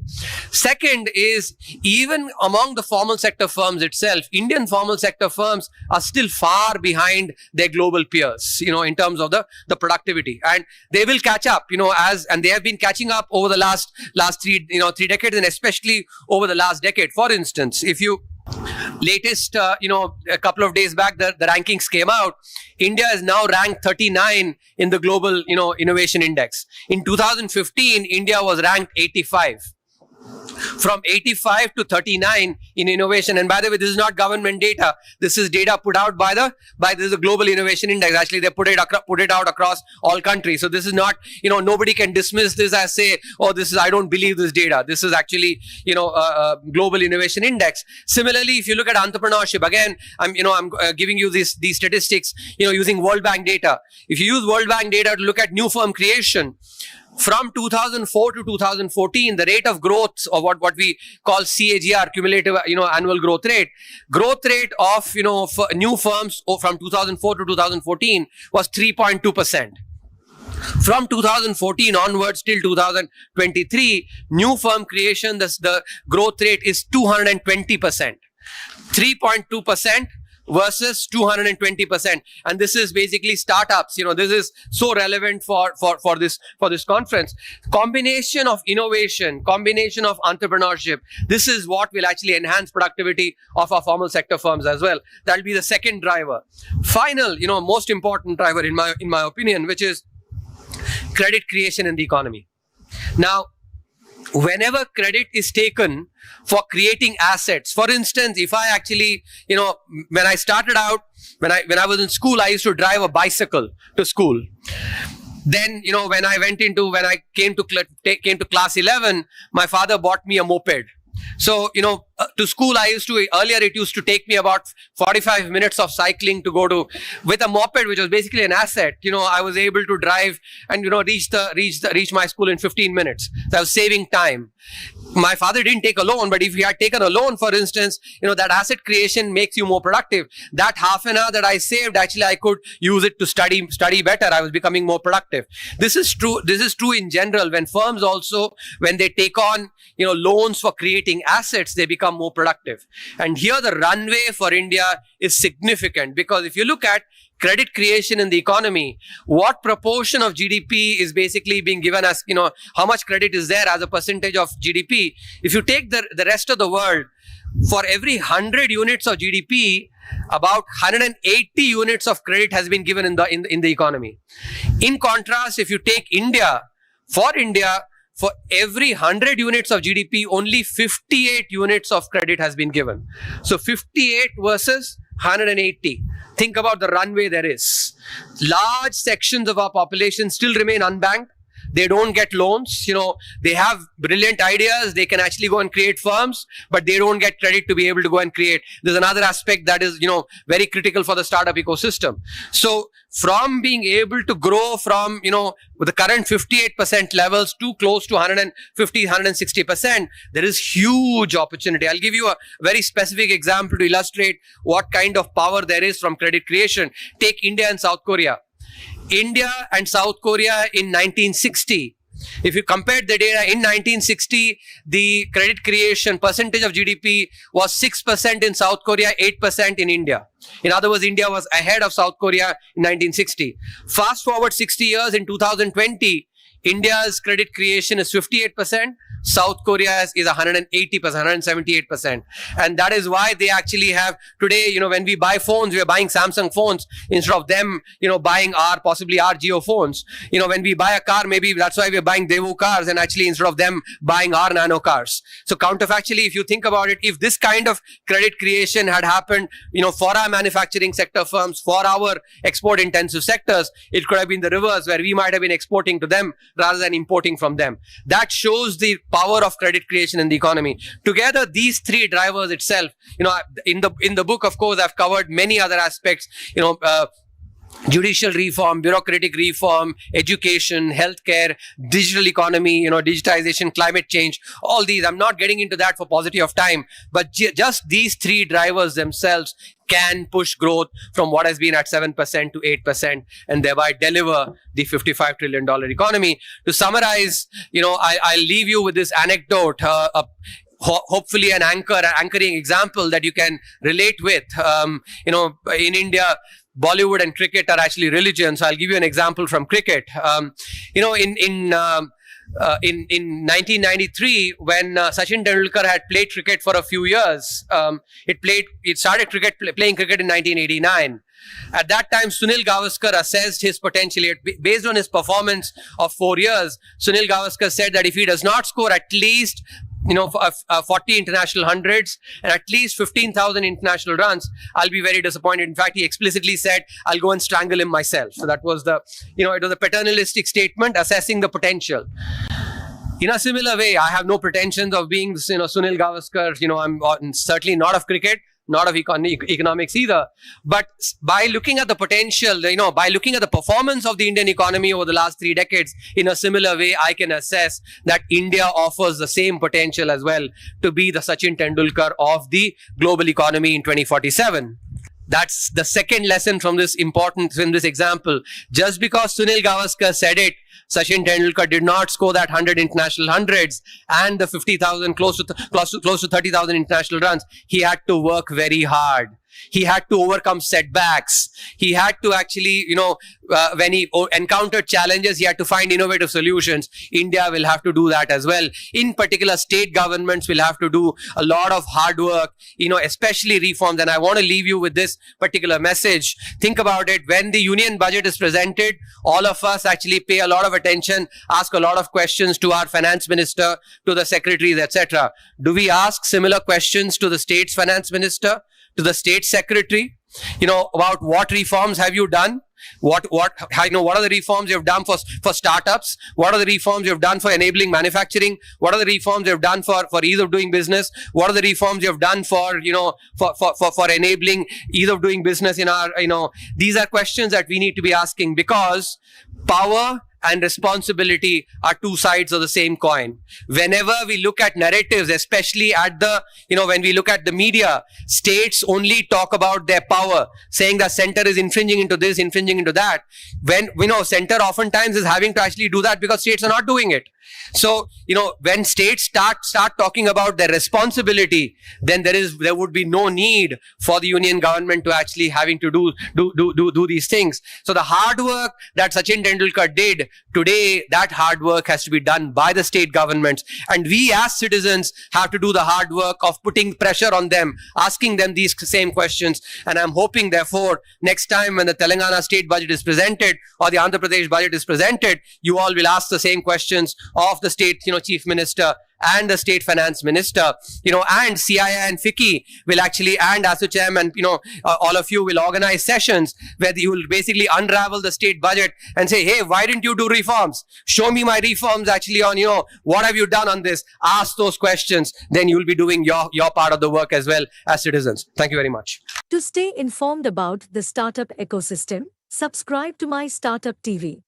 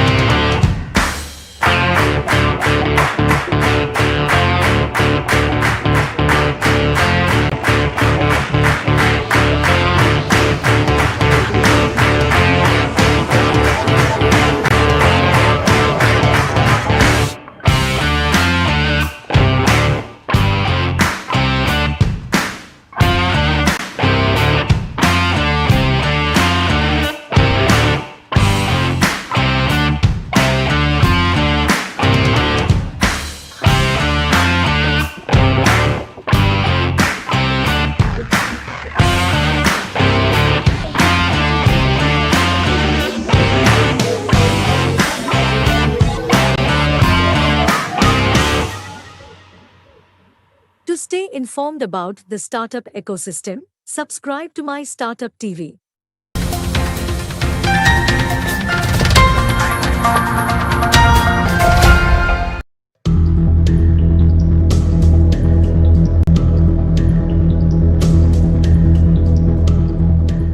So I think the performance here was fantastic, and this teaches us that the investment into children, the amount of results that it can show. Unfortunately, what we do at Geetham is, in some senses, late, very late. Students come to us at the age of 18, 21, 22.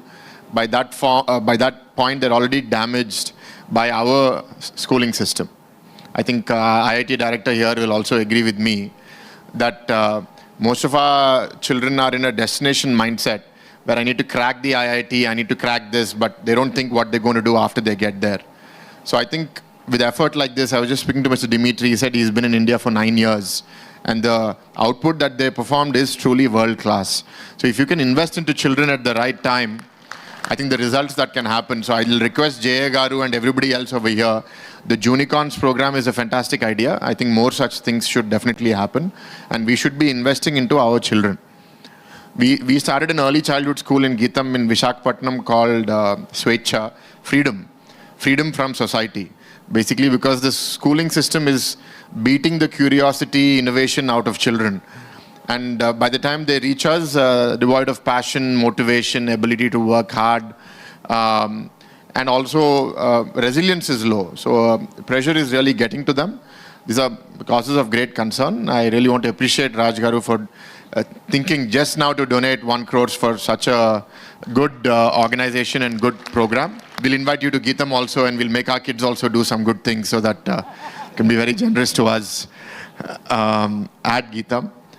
And I'm in 2 boats, Public Life and this, and we have been visiting schools because our education minister is also a very young, well-educated leader.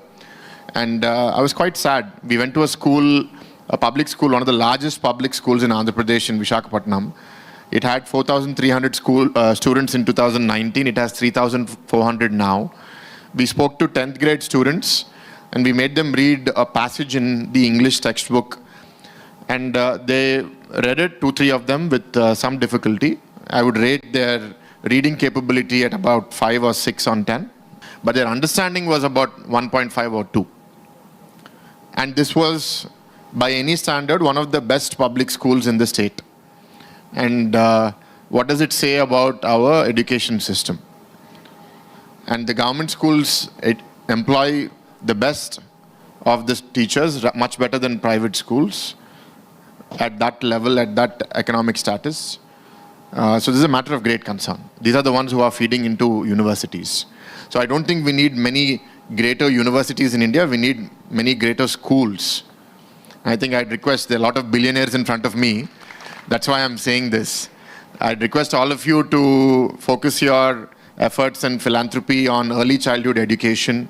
That I think is the most important, on motivation, on leadership, because it's not just about recruiting good teachers. How do you manage them well? How do you keep them motivated?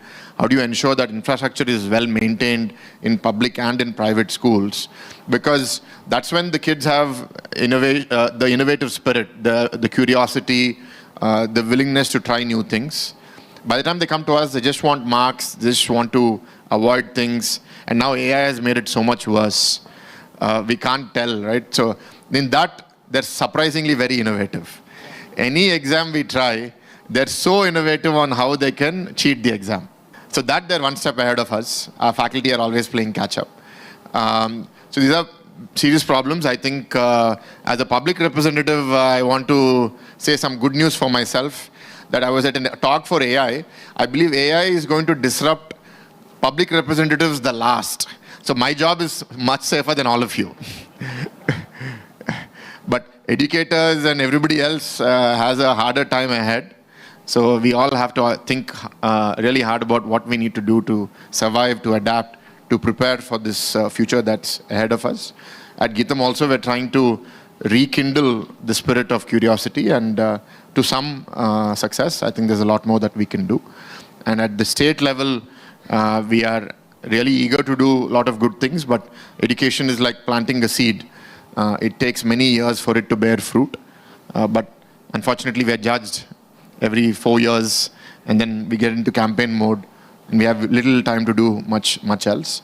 But I think activities like this really inspire, give us ideas that we can take back home. Even today, I think there were some really good ideas. I want to appreciate Jay Garu and the entire organization team and Vamsharam Garu for sponsoring such a organization, for sponsoring such a good event. Thank you for inviting me. Although I'm not elected from this state, I have a quota here. We have a campus of Hyderabad, so I can say that I'm president of Geetham in Hyderabad, and that's why I'm here visiting this event. So I can use both hats. Thank you very much, and I wish you all the best, Andy. To stay informed about the startup ecosystem, subscribe to MyStartupTV.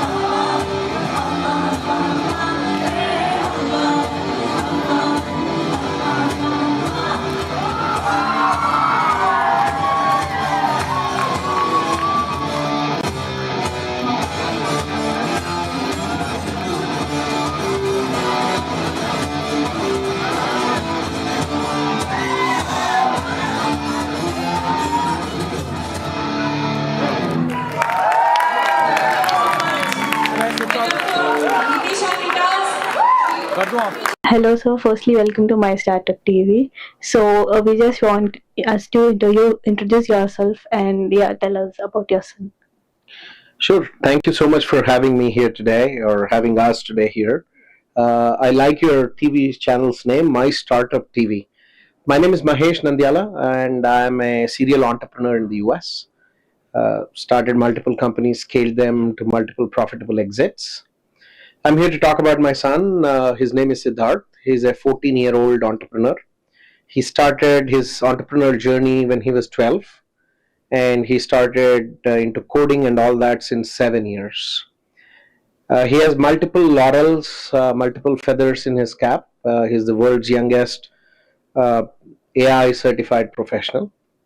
He was born in Hyderabad.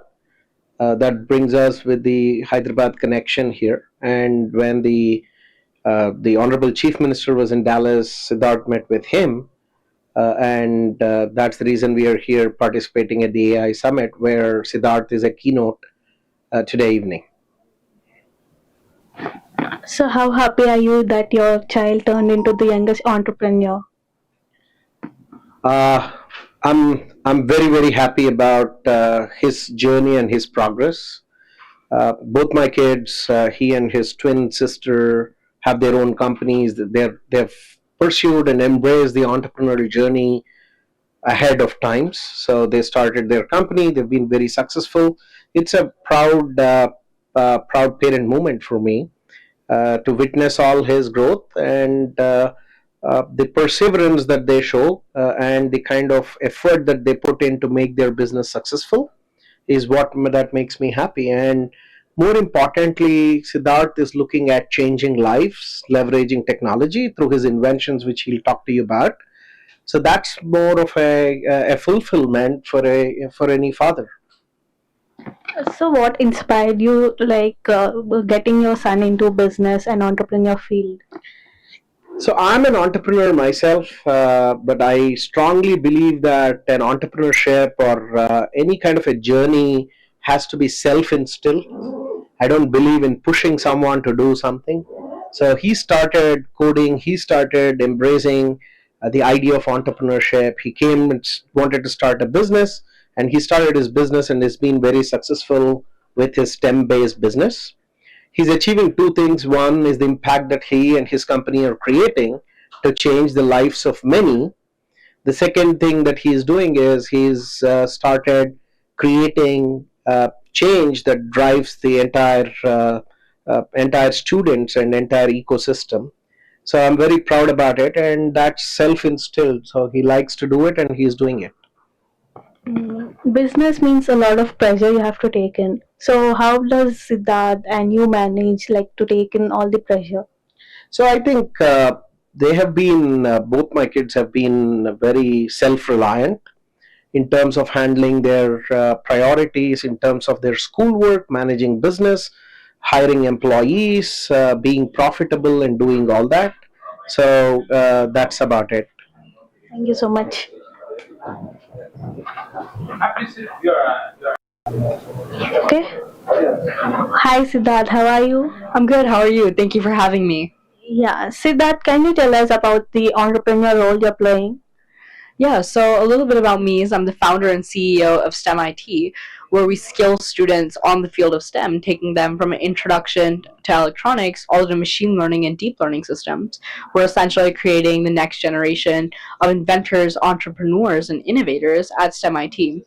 So a little bit about me is I'm the world's youngest AI certified professional by both ARM and Oracle, and through my journey as an entrepreneur and as an inventor, I've received proclamations from President Joe Biden, as well as former President Barack Obama, Congress and the House of Representatives, Governor of Texas Greg Abbott, and my city mayor actually declaring September 19th as Siddharth Nandyala Day in my city. So a little bit about me. So thank you so much. Yeah, Siddharth. At what age, you got inspired to get into business and everything?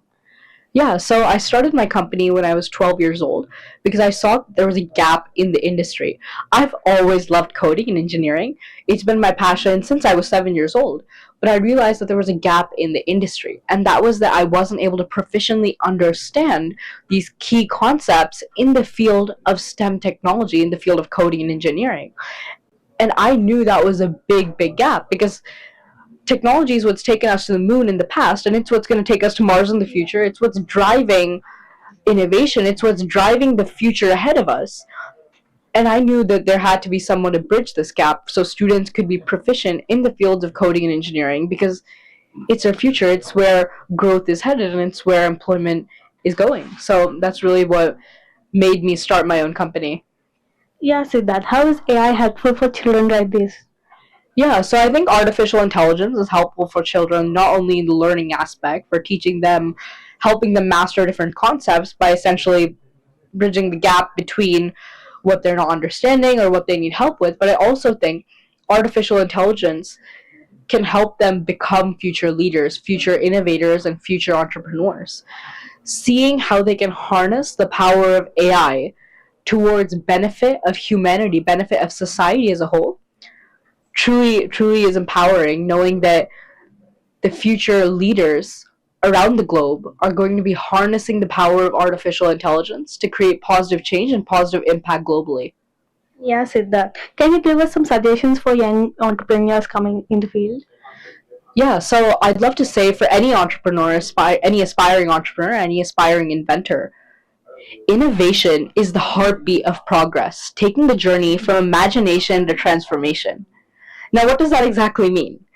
That means that it always starts with an idea, and it's always going to be your innovation, your drive, your goals, your endeavors that take your dream and bring it into a reality. It's always important to remember that it always started with a dream. For example, Bill Gates, Microsoft, he never imagined it that it would become the multi-billion-dollar empire it is today. But it always started with a dream. Every entrepreneur starts somewhere, and that's what I'd love to say. Thank you so much. Thank you so much, Siddharth, for your time. Thank you. Thank you. I'm very glad to announce the hackathon which was conducted for the last 36 hours called Math Hack 2. By far, this has been the largest hackathon that has ever been conducted in India with more than 10,000 registrations flowing in. And we finally shortlisted about 40 teams, about 150 participants because of the physical space constraints. And then, of course, we also had a parallel online hackathon going on. Very glad to say that this was a hackathon conducted by Government of Telangana under the aegis of Global AI Summit, by MATH, which is Machine Learning and Artificial Intelligence Technology Hub, a joint venture COE by DST, Department of Science and Technology, and T-Hub, which is an entity of Government of Telangana. So without much ado, I would request Minister Garu also to be on stage, Mr. Jayesh Ranjan, Special Chief Secretary, to be on stage, Ms. Ramadevi Lanka to be on stage, the team from HYSIA to be on stage, which has been the industry partner for this hackathon. The hackathon partner for this event was Idea Labs, and the platform that was used was an AI-based platform called talentfarm.ai. So I would request everyone to join on the stage. And we have 3 winning teams here today. So we would call those winning teams here so that they are felicitated by by Minister Garu. And of course, Ben Franklin has been the sponsor for these cash prizes worth about 10 lakh rupees. So the first prize will be 5 lakh rupees, the second prize 3 lakh rupees, and the third prize 2 lakh rupees. We have Mr. Ram Mohan, who's representing the sponsor, Ben Franklin. May I request Mr. MSR also to come on stage representing T-Hub. So this has been a wonderful event, sir, with about 36 hours of non-stop hacking. So with now I'd invite the second runner-up first. And interestingly, they are students of second year of engineering from Gitanjali Engineering College. So may I invite the team, second runner-up. They've built a solution called Soul Support, which actually is a AI-based chatbot which helps for upkeep of mental wellness. So when people are in depression, and now we see a lot of young people also sometimes get stress and mental depression, and they have an AI-based system where you can connect with people, you can connect with systems and get advice as to what can be the steps, how to manage the situation. They're also creating a metaverse of sorts where they can have some kind of entertainment and gaming which can be associated to help them get over that. May I request you to come in front and hand over this symbolic fruit check, and of course we have a check ready for all of them. Can we have a round of applause for these young students And that's why the future of Telangana is so bright, because if students of second year can build this kind of solution.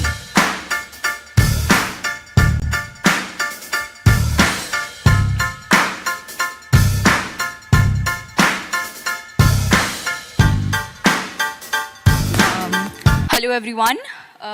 So we are Team Soul Support, and the vision behind our team was so everyone can have access to the mental health support system that everyone needs. So our base agenda was that mental health should be free and available to everyone. So we wanted to have free therapy for everyone. We are from Geetanjali College of Engineering and Technology, and we just completed our first year. And this is our first hackathon, so we're really happy that we have come to the stage. So thank you. The first runner-up is Salubrity Healthcare. May I request the team, Salubrity, to come on the stage. And by the time they come here, sir, I also want to inform you that more than 100 mentors participated all through these 36 hours. And Haisya gave a great support in terms of providing the mentors. So I think we had a wonderful mentor network which was supporting all through. Salubrity Healthcare or Hair Care actually works on an AI solution for hair growth or hair regrowth. I would probably ask the team here on stage.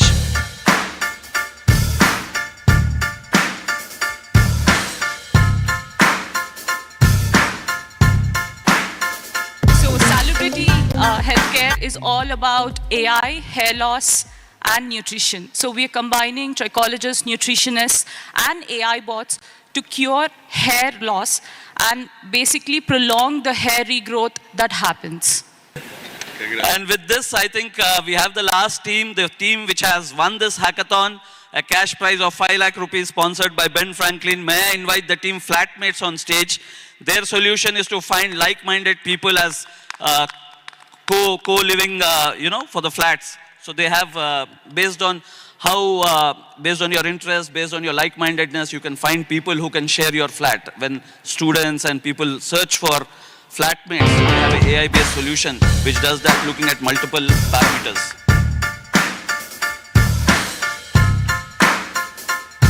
Hey everyone, this is Nitin. I am from IIT Kanpur, graduated in 22, and I am working in Sprinkler. So we all formed as a friends group and started working on this. And yeah, we finally won it, and we are very excited that it's all happening in Hyderabad. I am, from my childhood, I'm a big fan of Hyderabad as a city.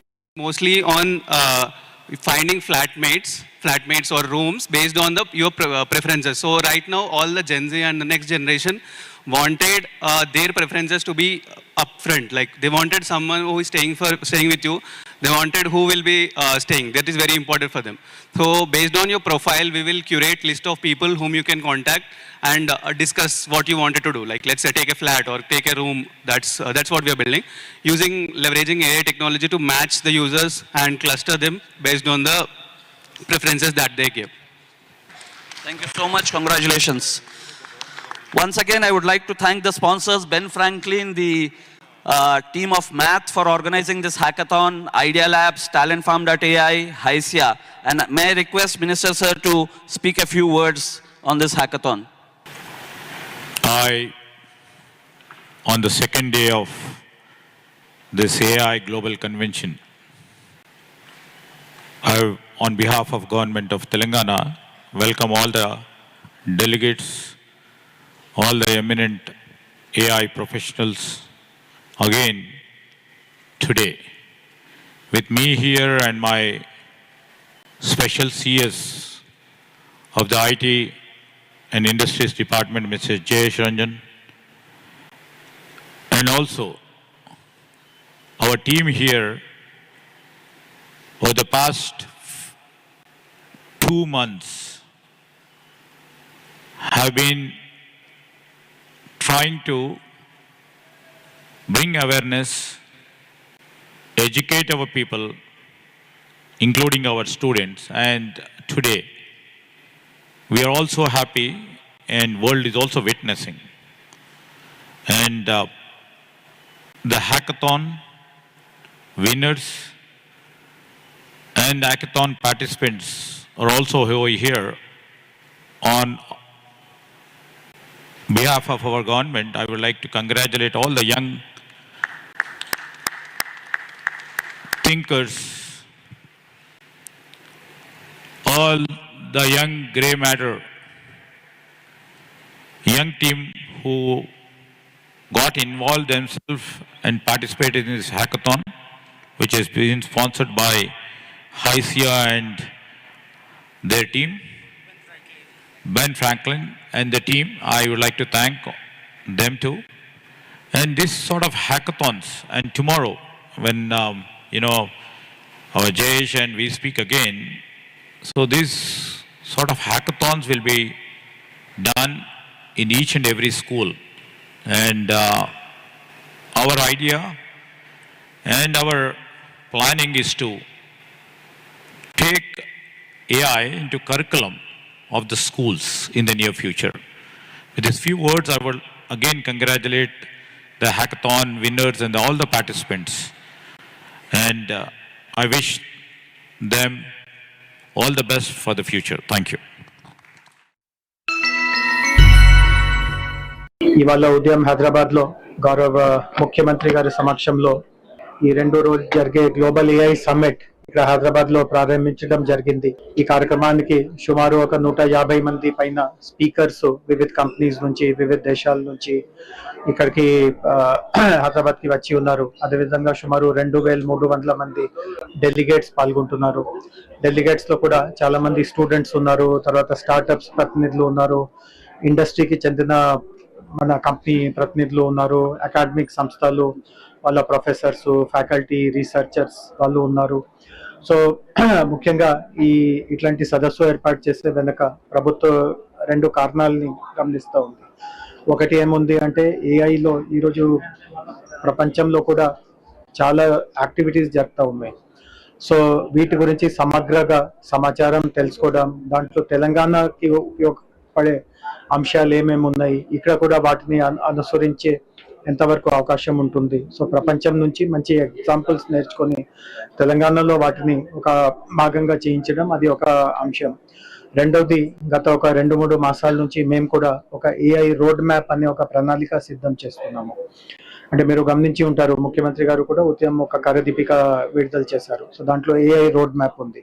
అంటే రాబోయే 4 సంవత్సరాలు 2027 వరకు ప్రభుత్వ పరంగా మేము ఎట్లాంటి activities చేస్తే తెలంగాణలో నిజంగా ఏఐ వలన అన్ని సముదాయాలకి ఉపయోగపడుతుంది. సో ఈ ఏఐ రోడ్ మ్యాప్ కూడా ఏది మా ఆలోచన, మా నాలెడ్జ్ బట్టి మేము ఏది కనిపెట్టి ఉన్నామో దాని మీద ఎక్స్పర్ట్స్ ఏమనుకుంటున్నారు, ఎంతోమంది ఎక్స్పర్ట్స్ ఉన్నారు, ఎంతోమంది నిపుణులు ఉన్నారు, వాళ్ళు ఏం సలహా ఇస్తారు, ఎట్లాంటి దానికి ఎక్కువ ప్రాధాన్యత ఇవ్వాలి, ఎట్లాంటి దాంట్లో వాళ్ళే పార్ట్నర్గా ముందుకి మాతో పని చేయడానికి వస్తారు.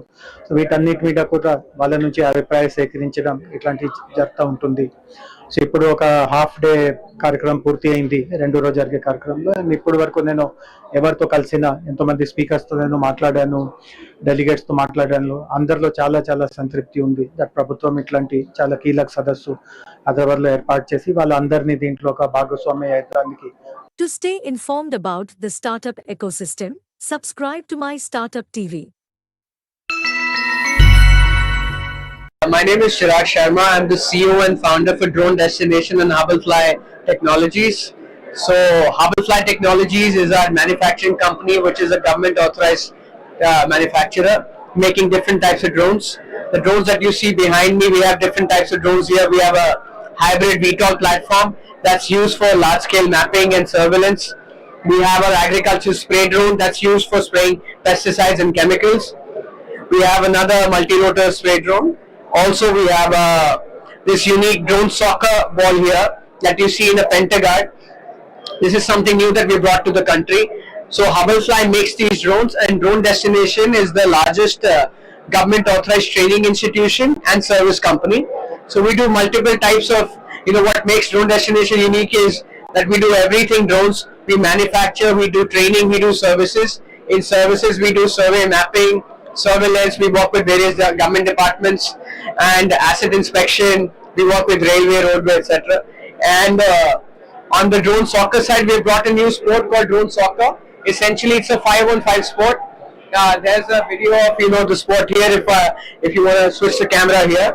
So it's a sport that's played indoors, in an arena setup, and it's a 5-on-5 sport where the players each handle their own drone soccer ball, And once they're playing, this is the arena that it looks like. You have to ensure that the other players defend the ball before it goes to the flying goalpost. It's inspired from the game Quidditch in Harry Potter. So the idea is that students can learn drone technology via the medium of sport. In this case, it's called the drone soccer ball. And a drone destination has taken the India rights from the global body called FIDA. FIDA is the Federation of International Drone Soccer Association, formed on the lines of FIFA. And so we are officially the India reps for that sport in the country. And our goal here is that we would be training people, we would be opening up these drone soccer academies across the country, select local players, and form an India team that's going to represent India for the Drone Soccer World Cup that's happening in October of 2025 next year. So as a company, we own the largest inventory of drones which are there on field. More than 250 drones are there deployed on ground doing various kinds of services. We do maintenance, we do training, we do drone sports. So it's an out-and-out journey. And incidentally, Drone Destination was also the first company that got listed on the stock exchange NSE Emerge last year. And we had one of the most successful IPOs coming in. So it's been an incredible journey. And I invite everyone who's interested to know more about drones. You can contact us. Our website is www.thedronedestination.com. Happy to answer your queries. Thank you. To stay informed about the startup ecosystem, subscribe to My Startup TV. Hi, my name is Ramakrishna. I'm representing Binfo Research Labs Private Limited. I'm the CEO for the company. What you see in front of us is a grenade dropping drone. It's basically used to drop handheld multi-mode grenades. So it is electrical propulsion. You can set the lat long and accordingly it will drop. And we are a defense company. We have been developing solutions for the Indian Armed Forces, all the three services. We are also working closely with the Indian Police as well. Thank you. To stay informed about the startup ecosystem, subscribe to My Startup TV. Hello everyone, my name is Hanuma. I'm co-founder and CEO at Biomic Drones. So basically, Biomic Drones has been incorporated in year 2020 with a vision to revolutionize agriculture. But as we progress, we observe that drone has a lot of potential in many fields which can create an impact. So right now we are operating in agriculture and land mapping, in which we are type certified for agri spraying drone, and we are scaling up in drone as a service. Apart from that, our future plans are to deploy around 10,000 drones by 2028 by ourselves and provide spraying services to the farmers. And also, precision farming is something that we are focusing on. Where using that, we can help farmers identify what kind of issues and what kind of pest is available, infested in the crop, and we can give a crop advisory as well. Going forward, we'll be providing end-to-end solutions based on drone-centric solutions for the farmers. And also, in our future roadmap, we have a painting drone ready. We are operating in land mapping, and we'll also be venturing into defense going forward. Thank you. To stay informed about the startup ecosystem, subscribe to My Startup TV. My name is Amit Mishra, and I am from Trontech Electronics Limited. We are a lithium battery manufacturer based in Delhi, and we are having experience of 20 years in lithium industry. So we are manufacturing batteries for multiple segments, like for two-wheeler, three-wheeler, drone, golf cart, AGV, solar, and other segments as well. So we have, as of now, we are participating in this drone summit, and we are introducing our NMC and solid state battery pack for drones. We have high energy density battery pack, as well as for agriculture drone we have NMC battery pack, which suited best for agri drones. They are giving high endurance as compared to other chemistries in the market, and it is much cheaper also in costing as well. So as per Indian consumer, Indian farmer, we are suggesting them two chemistries, solid state and NMC. So I'll tell you about Trontech. Trontech is actually based in Delhi, and it is having vast experience in lithium industry. So we have our R&D unit, we have our expertise, we have our own technical engineers as well. We have our technical service centers as well all over India. and we will provide each and every customer service and compatibility as well. So Trontech is actually working into customization part. As per customer need, they are manufacturing the batteries. Thank you. To stay informed about the startup ecosystem, subscribe to My Startup TV.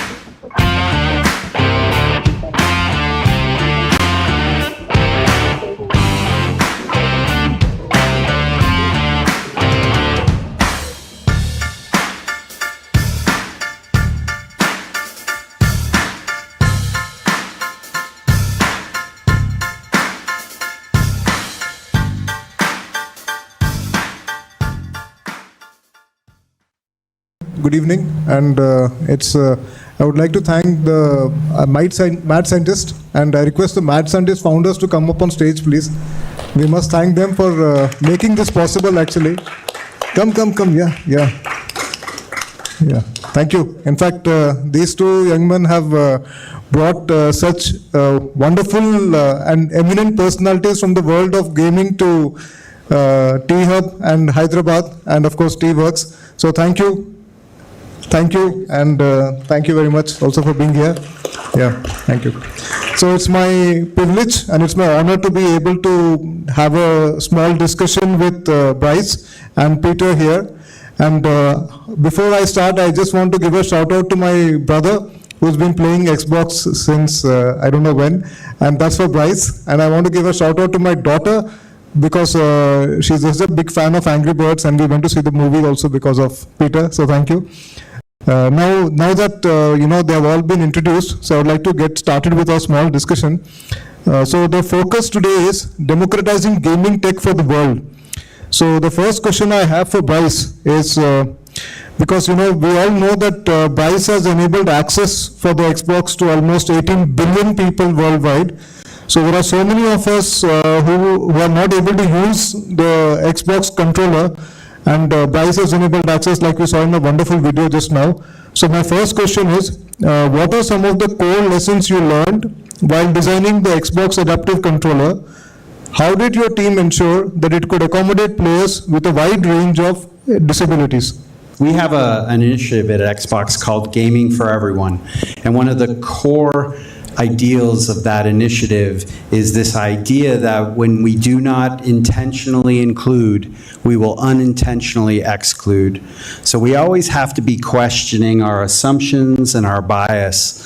And so when we started the work, the first challenge was to recognize that our beloved Xbox controller, which I will say is the greatest game controller that you can get, your opinions might be different, but they'd be wrong. The Xbox controller is the best. But when we look at that controller through the lens of human diversity, we had to recognize that it unintentionally excluded people. And all game controllers did. That game controllers basically evolved assuming people had two hands, that they had two thumbs, that they had a fluid range of motion, that they had the strength to hold them, that they had the reach with their index fingers. And then when we look at how people actually are out in the world, if you couldn't use the game controller the way that we designed it, then we created the barrier. And according to the social model of disability, we created the disability. So it was important for us to create an alternative device that allowed people to make a controller that adapts to them, which is why we called it the adaptive controller. Thank you, guys. And one thing I really appreciated you said is that more than inclusion, it is about making sure that no one is excluded. So one of the features I noticed also about the adaptive controller is that different people can customize it in different ways, and that really helps. Now I would like to ask Peter, because we're talking about democratizing gaming tech, but we also must mention about game design. So Angry Birds revolutionized mobile gaming and made it accessible to millions of non-gamers. Can you walk us through your design philosophy, and what key principles did you focus on to ensure that Angry Birds would appeal to a broad global audience like today? Thank you. Yeah. So I think that what was very important with Angry Birds was that it actually created this like Angry Birds moment in gaming, and example of that is actually like very early days of Angry Birds. Niklas went home for Christmas 2009, and then, as I mentioned there in the video, I mean, Angry Birds wasn't the first or second or even third, it was the 52nd game that Rovio made. And then, Niklas goes home for Christmas and then, takes his phone, shows to his mom that this is, our latest game, like he had done with the 51 other games. And then, mom looks at the phone and okay, yeah, very nice, and gets the phone back. But with Angry Birds, Niklas didn't get his phone back for Christmas because his mom was playing Angry Birds. And of course now, that's like perfectly normal, like, okay, no big deal, of course, like everybody plays games. But in 2009, this was unheard of. What? Niklas' mom playing games? Because it used to be that games were for gamers, people on Xbox, PlayStation, whatnot. That's, like real games and everything. But then what happened with Angry Birds was that everybody started playing games.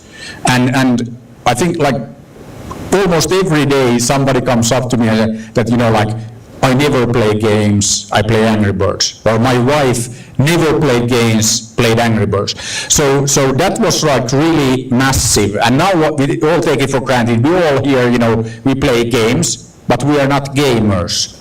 Because it's like normal, that's like everybody with a phone, of course you play games.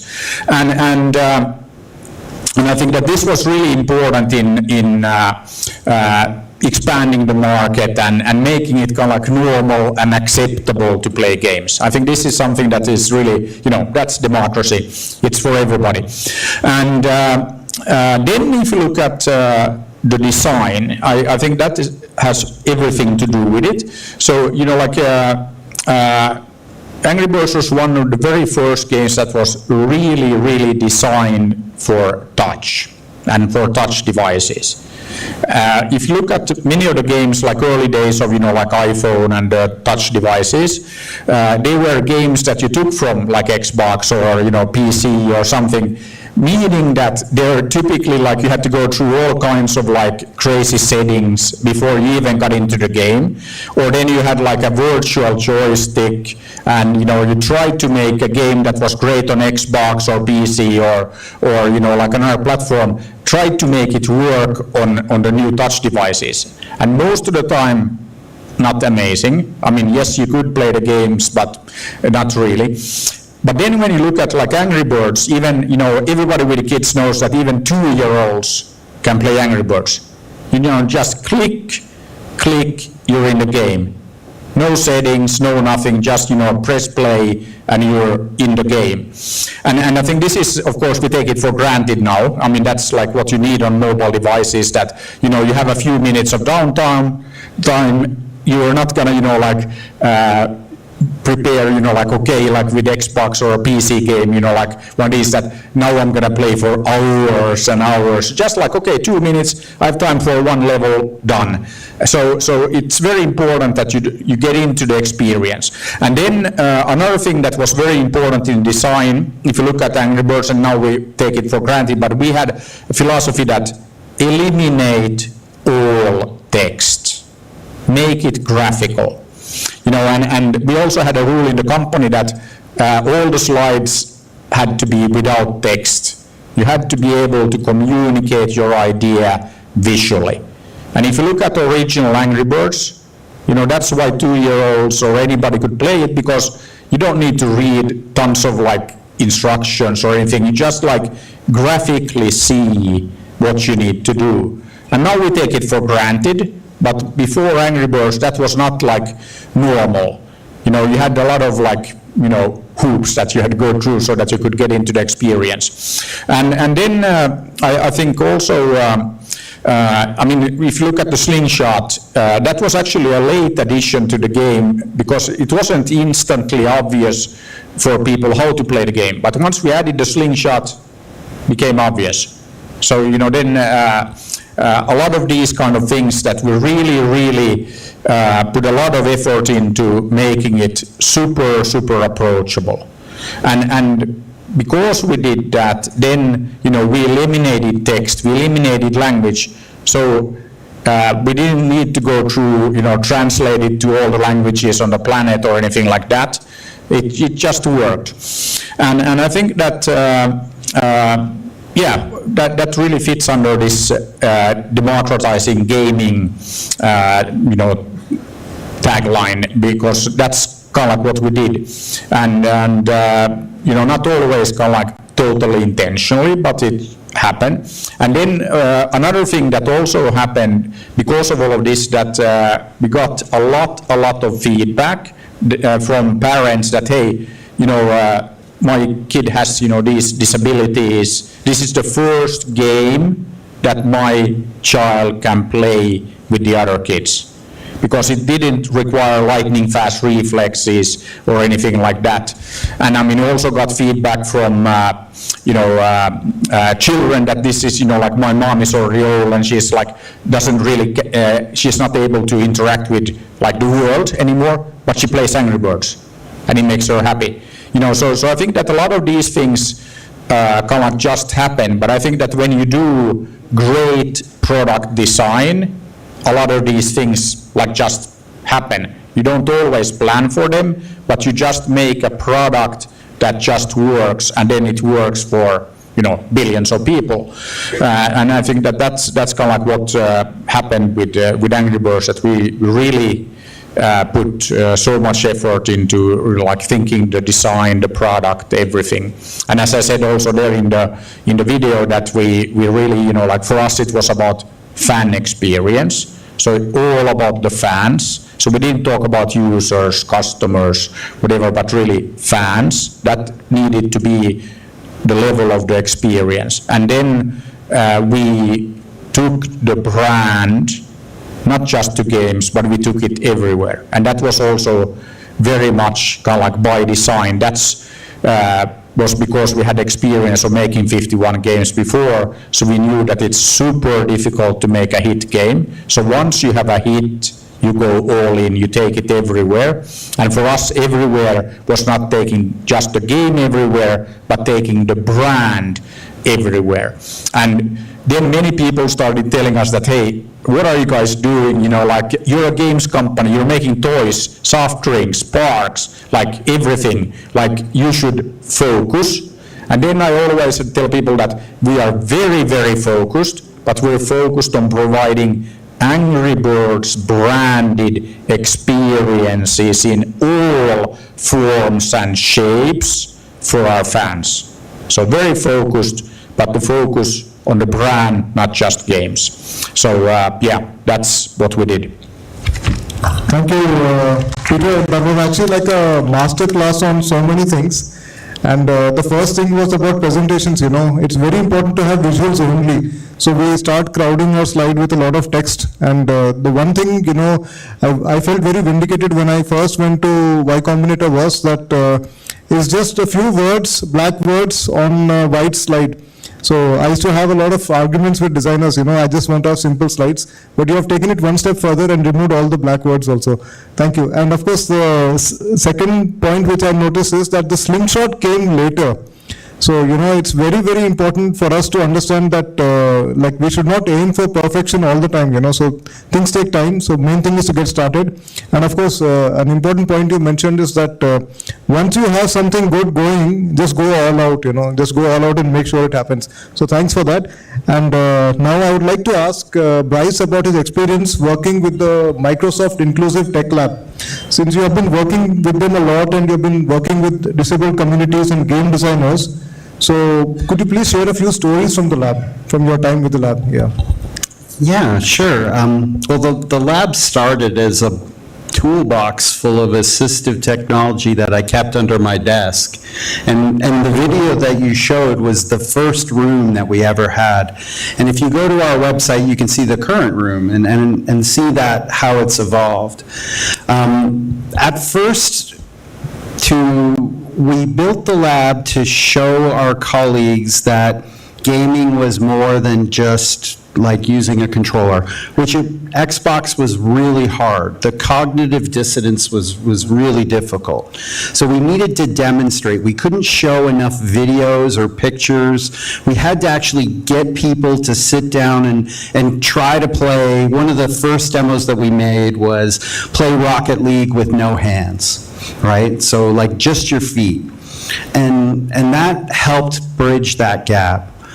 But as we've evolved the practice and moved beyond gaming, we've refocused the lab to be the place on the Microsoft campus where the disability community can call home. It's very important to us. You all folks have probably seen Microsoft here in town. It's a big place. There's lots of big campuses. Redmond is one of the largest corporate campuses in the U.S. It's really easy for us to get in our own heads, meaning that we think that the needs of Microsoft people are the needs of the people, and that's false. So, when it comes to the disabled community, we needed a place that they could come in, that they could work with us. And since we've opened the lab, we've hosted over 20,000 people in the 7 years to kind of understand our inclusive design process. And at the same time, we have a very core belief that the room is for the disabled community. So there's these schools in the US that are called transition schools. They're for students with intellectual disabilities, and they're basically a facet of school. And we kicked out Walmart to host a transition school. So I don't mean that in a bad way, but we said, listen, this is what the room's for. The room's for these customers. So we politely asked Walmart to come back another time. So that's some of the stories of how we use the room and how we engage. Because we know, like I know I said this before, but if we don't intentionally engage the community, we will unintentionally exclude people. So it's always about intention. Thank you, Bryce, and I think this is another masterclass actually. So the main thing I understood from what you just said is that I really appreciated that you said that your lab started as a toolbox under your shed. So once again, this is a good lesson for me and for all of us. I believe that the beginnings don't have to be big. So we start somewhere and we start with what we have right now. Then the second thing which I learned is that, doing is learning. So when you start playing Rocket League without your hands, then you actually understand what people are going through. And now coming to the third point is that disabled people need a place to come in, and they must understand that the room is for them. So in that case, actually, I would like that, we work together with T-Works. And we do have room, and we would like to work with you and make sure that the room is for everyone. So thank you very much for that thought. Now, that sounds exciting. Yeah, so we will, after this we'll go there. Huh? Yeah, thank you. Now I have a question for Peter. So again, this is about, non-gamers like your co-founder's mother. Yeah. So the thing is that mobile games like Angry Birds have a huge potential to introduce gaming to non-gamers. How do you think mobile gaming can play a role in democratizing access to gaming tech, especially in developing countries? Yeah. Yeah, I think mobile for many years has been the center of gravity if you look at gaming. Everybody has a mobile device, and it really is like pretty much everybody on the planet now. You have a device with you all the time that is capable of playing games. And I mean, that started already with, like those Nokia phones with Snake and like all of that. So always when you have a program or platform of some sort, the first thing that you need always, games. And that's actually how Rovio, the company behind Angry Birds, got started. That it was a game-making competition that then Niklas, Kim, and Jarno took part in, and then won. And we created that competition because Nokia had come out with their first smartphone, so we needed games. And I think that's kind of like also history of gaming, that always new platform that you can program, games happen first. That's like always. And now that everybody has all these like nice platforms, so the smartphones with them all the time, of course you need games. And probably the biggest like democratization of gaming like ever, because not everybody has an Xbox or a console or PC or something like that, but everybody has a phone. And that's super important. And then I don't think that we're going to see any other platform with that kind of reach anytime soon. I mean, that's very clear. And then I think that there's still a lot of potential, because we have a few examples, but very few. I mean, you look at something like Pokemon Go. That's actually a great example of the kind of games and experience you can build when you have a mobile device. But it's actually quite surprising that we have very few game experience that really make use of the fact that, hey, it's a mobile thing. You can walk around, you can like do things. You can use the fact that the game moves with you, and that's something that I expect to see in the future, that a lot more of these gaming experiences that actually make use of the fact that it's a mobile device and it's with you all the time and all that. And it's actually quite surprising that we haven't seen more of those experiences, or not many that have been very successful. So yeah, I think that there's still huge untapped potential when it comes to mobile and gaming, and really making gaming, like really pervasive. I think that's something that I think we still have a lot of opportunity, and really make use of all the different like sensors and things that we have in the modern like mobile devices. I mean, there's a lot that we can do, and we haven't yet really explored to the full. So I think that we can expect to see some pretty cool things like in the future as well. Thank you, Peter. Actually, I really appreciated that you said that the mobile is the center of gravity for gaming, especially in India, where we have very cheap data access. So mobile is actually turning out to be that. And of course, when you were talking about Nokia, I went down another track actually. So Nokia, human technology. Yeah. So I mean, I don't know how many of us here would have do remember Nokia, but actually there used to be a time when Nokia was actually democratized access to mobile phones with the 3300. That really changed the scenario for everyone to have a phone. And then, of course, it also had a high-end model, the Communicator N97. I remember being a Symbian programmer and trying to make a game for that. So I think that, in fact, that's a very interesting way of how it connected both high-end and low-end. So thank you for sharing your... But I have to add that there's actually another very important lesson if you look at the example of Nokia. So yeah, pretty much everybody here probably had a Nokia phone at some point, and now not so much. And I think that, and this also actually, I was working at HP, so that's kind of like where I started my entrepreneurial journey. So I can always say that I started at the original tech startup that Bill and Dave started in their garage, Palo Alto, California, 1939, before my time. But actually I met with both Bill and Dave when they were still around, and they were fantastic entrepreneurs, because not only did they start HP in that garage, but that's considered the birthplace of Silicon Valley. So, and if you look at the Silicon Valley model, then, Bill and Dave, they met at Stanford, and their professor suggested, okay, why don't you, start a company? And they did, and they went to the garage. HP happened, and then Intel, Apple, Google, and Sergey and Larry, same model. They met at Stanford. They went to Susan Wojcicki's garage in Menlo Park, and Google happened. So the Silicon Valley model is very simple. You meet at one of the universities, you go to your garage, magic happens, Silicon Valley model. But then what I wanted to make the point that HP, when I was there, right there, smack in the center of Silicon Valley, then this little thing called the internet and the web happened.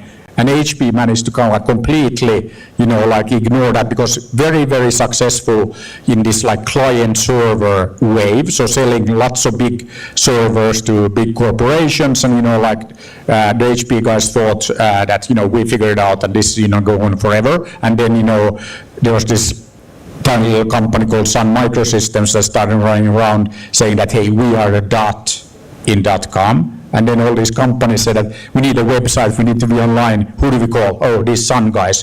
If you go to Facebook or Meta nowadays, to their headquarters, there is the Facebook sign.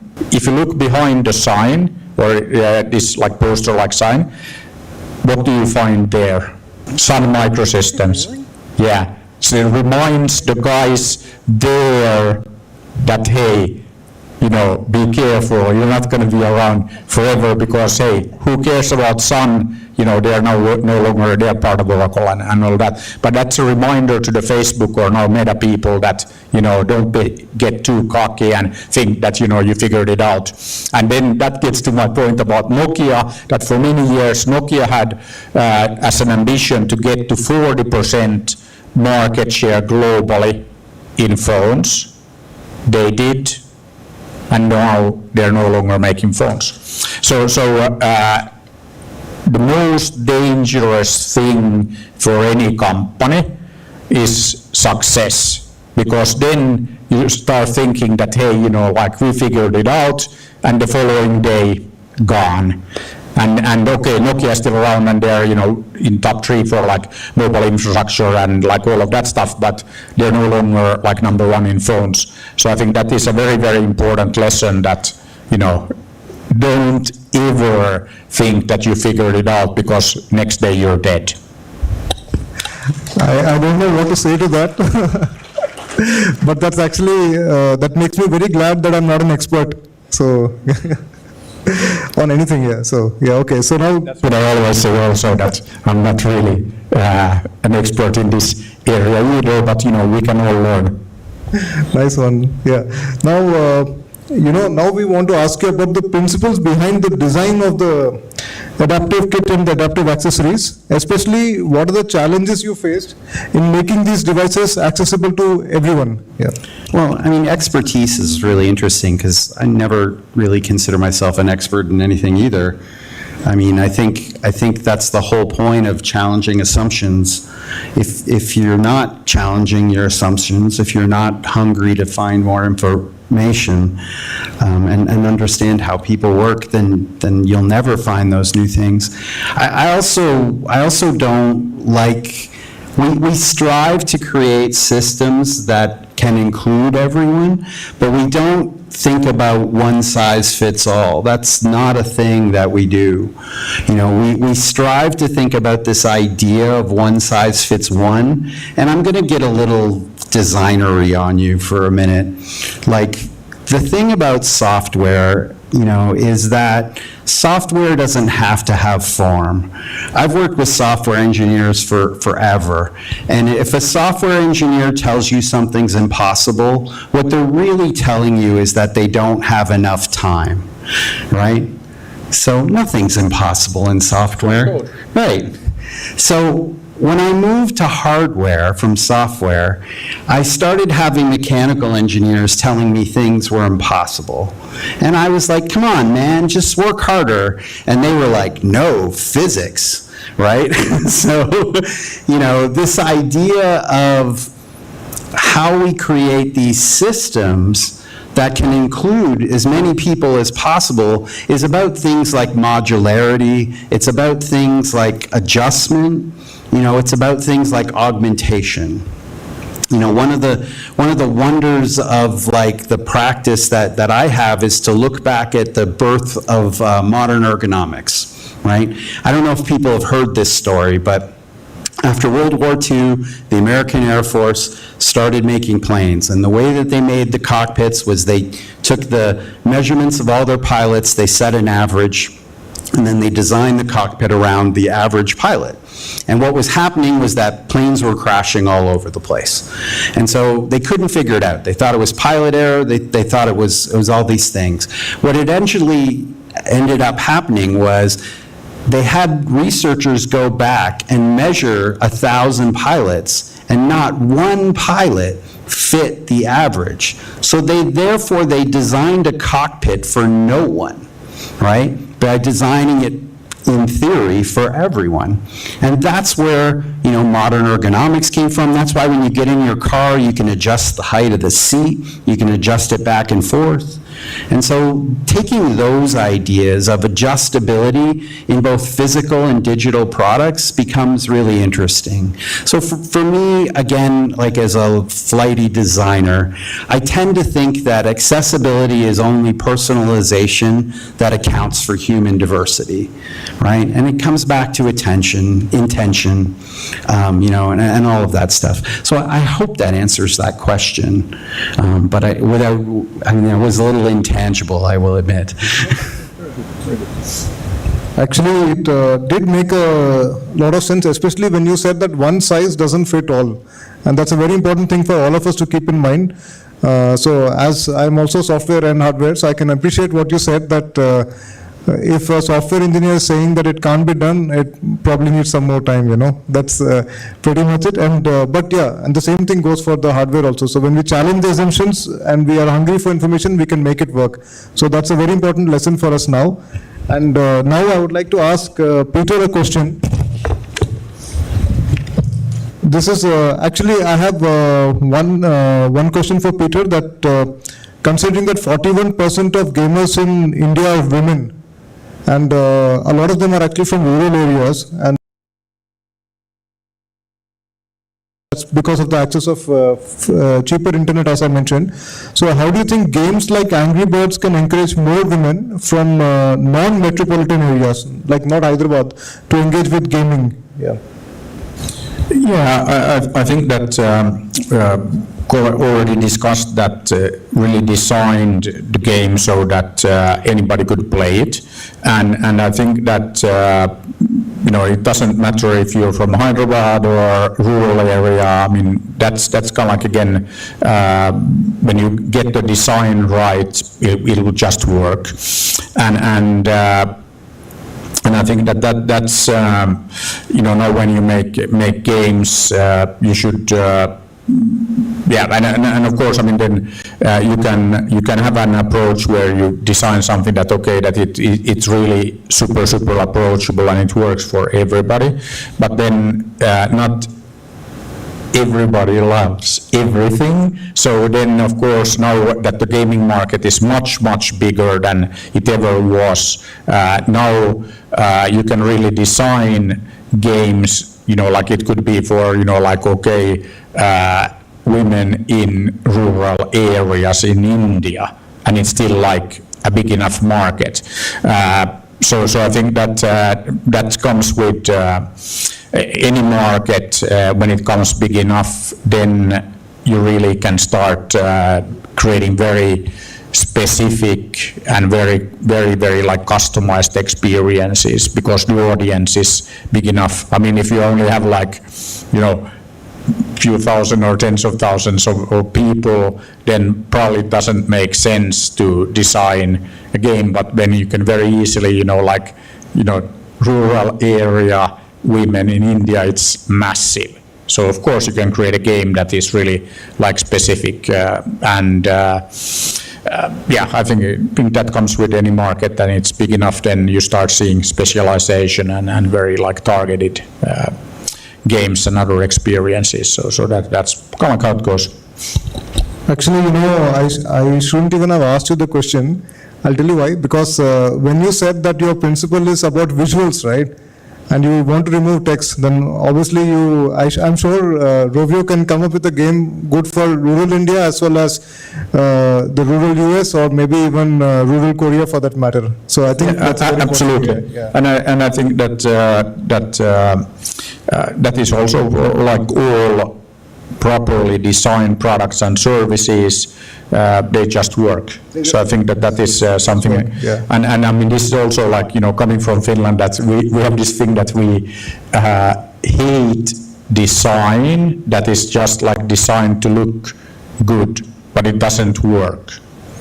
And this is like the most annoying thing, that you should always make your design work. So it's like very kind of like pragmatic approach, but then there is no excuse for making ugly products. So I mean, that's also like the thing that it should work, and of course you make it look good, you make it beautiful, but don't make it beautiful and not work. That's like the worst. And I think it's a good lesson for us actually. Functionality, in my dictionary also, functionality wins over aesthetics any day actually. It's more important to be functional than to look good, as you say. Yeah, thank you. Don't tell French people. And now I will just have a common question for both of you, and then I would like to open up the floor to our wonderful audience who's been sitting here actually.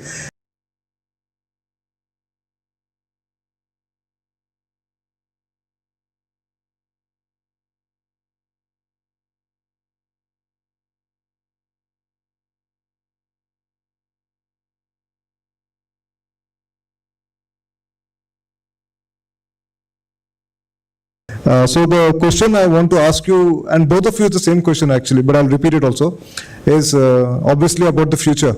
So what do you think from a hardware perspective, or maybe even software if you'd like to say, is the future of accessibility and inclusivity in gaming? Well, I mean, in gaming and in all things, I'm very excited, and it's both hardware and software. I'm just really excited by the idea of AI on the edge right now. I mean, I think this idea of being able to transform content, and a lot of the content people in here might get a little mad at me, but this idea of being able to transform content from one form to another on the fly really opens up a lot of potential for people with disabilities. I have a friend who has very, very little mobility. And you mentioned, the twitchiness, right? So he has no twitchiness. He wants to play the guy at the Destiny hub that sells you stuff. So what becomes really powerful in an age of AI is the idea of like, I can play any NPC. Like, what is an NPC, right? And it becomes really powerful to think about just being able to transform one game genre from one thing to another, and potentially on the fly for the situation. One of the big areas that I've always pushed, and I will tell you, have gotten very little progress on, is this idea of creating games that you can play while you drive. Okay, so work with me here for a minute. I get it's scary, but the idea, you can listen to music while you drive, you can read a book while you drive. What's the game that you can play without your eyes, with little attention, while you drive? And so if you can do that, you've created a game that can address people with no vision and can address people with like a lack of attention. So it opens it up to a lot more people to think about these situations. Yeah, I think that there's a lot of opportunity that the AI opens up, and then we can really, create, we discussed the experiences for like women in rural areas, but I mean, now you can really do this kind of like very, very personal, very, very specific experience for all of us. So that's something that is really cool. But then one thing, and we're discussing that with Bryce. So one company that I'm very excited about is a startup in Estonia. So actually one of my Finnish friends started that. He's the guy who actually invented the swipe and the pinch that we all use on our smartphones. So he's like one of these like inventor people. But anyway, so he has using telehaptics, so basically, you know, like touch. He's created a solution that gives blind people sight. So the way it works is that we take camera input, we convert it in touch, so you have like a matrix on your forehead. So the way our brain works is that if you're blind, you know, or even, you know, like for us, you can wear this headset, and then, you know, it takes the camera input, converts it into touch, and you can see in the dark. Okay, you're not really seeing, but you're feeling. And our brain is like an amazing thing. So, you know, it takes like 30 seconds or a few minutes max, and you can see if you're a blind person. And then when you start thinking about the things that we can do, that we can convert like one sense, you know, sight, or you could be hearing, into touch, and then our brain understands how to convert that, you know, so that we can navigate in this room without seeing. You know, I can see your hand, so I can shake your hand. I mean, there are videos on the company website where, you know, there's a blind person, you know, blind from birth, and he first time ever sees his hand and starts to cry. You know, so those kind of technologies are crazy powerful. Yeah, you should check it out, but it's really like super cool. And then when you start thinking what that will enable going forward, you know, like new senses and all of that, and that's you know, like the really cool stuff. And that will also, of course, as I said before, programmable platform. What will we see? Games. We already see games now. First time ever, blind people can throw a ball and catch it. For us, you know, normal, we can do that. But if you never seen, you have never been able to do that, now you can. Amazing. Wow, that's actually a very powerful visual, you know, so that a blind person being able to see their own hand. Yeah. And thanks, I did not know about telehaptics. So, I mean, I had a rough idea because of that, you know, remote kissing thing. But this is, of course, a different use case. Thank you. And what I really appreciated is, you know, that you brought out the point that with AI, any NPC can become a real main character, you know, and that's a fantastic thing, actually. So that leaves the door open to, I don't know, so many game spin-offs that will start happening. So if I remember playing Warcraft, you know, so I can imagine now, you know, every orc having his own game, and it'll be fantastic. So it's a wonderful future we're looking forward to. And before I open the floor up to the audience questions, I just wanted to share that in India we're always playing games while driving.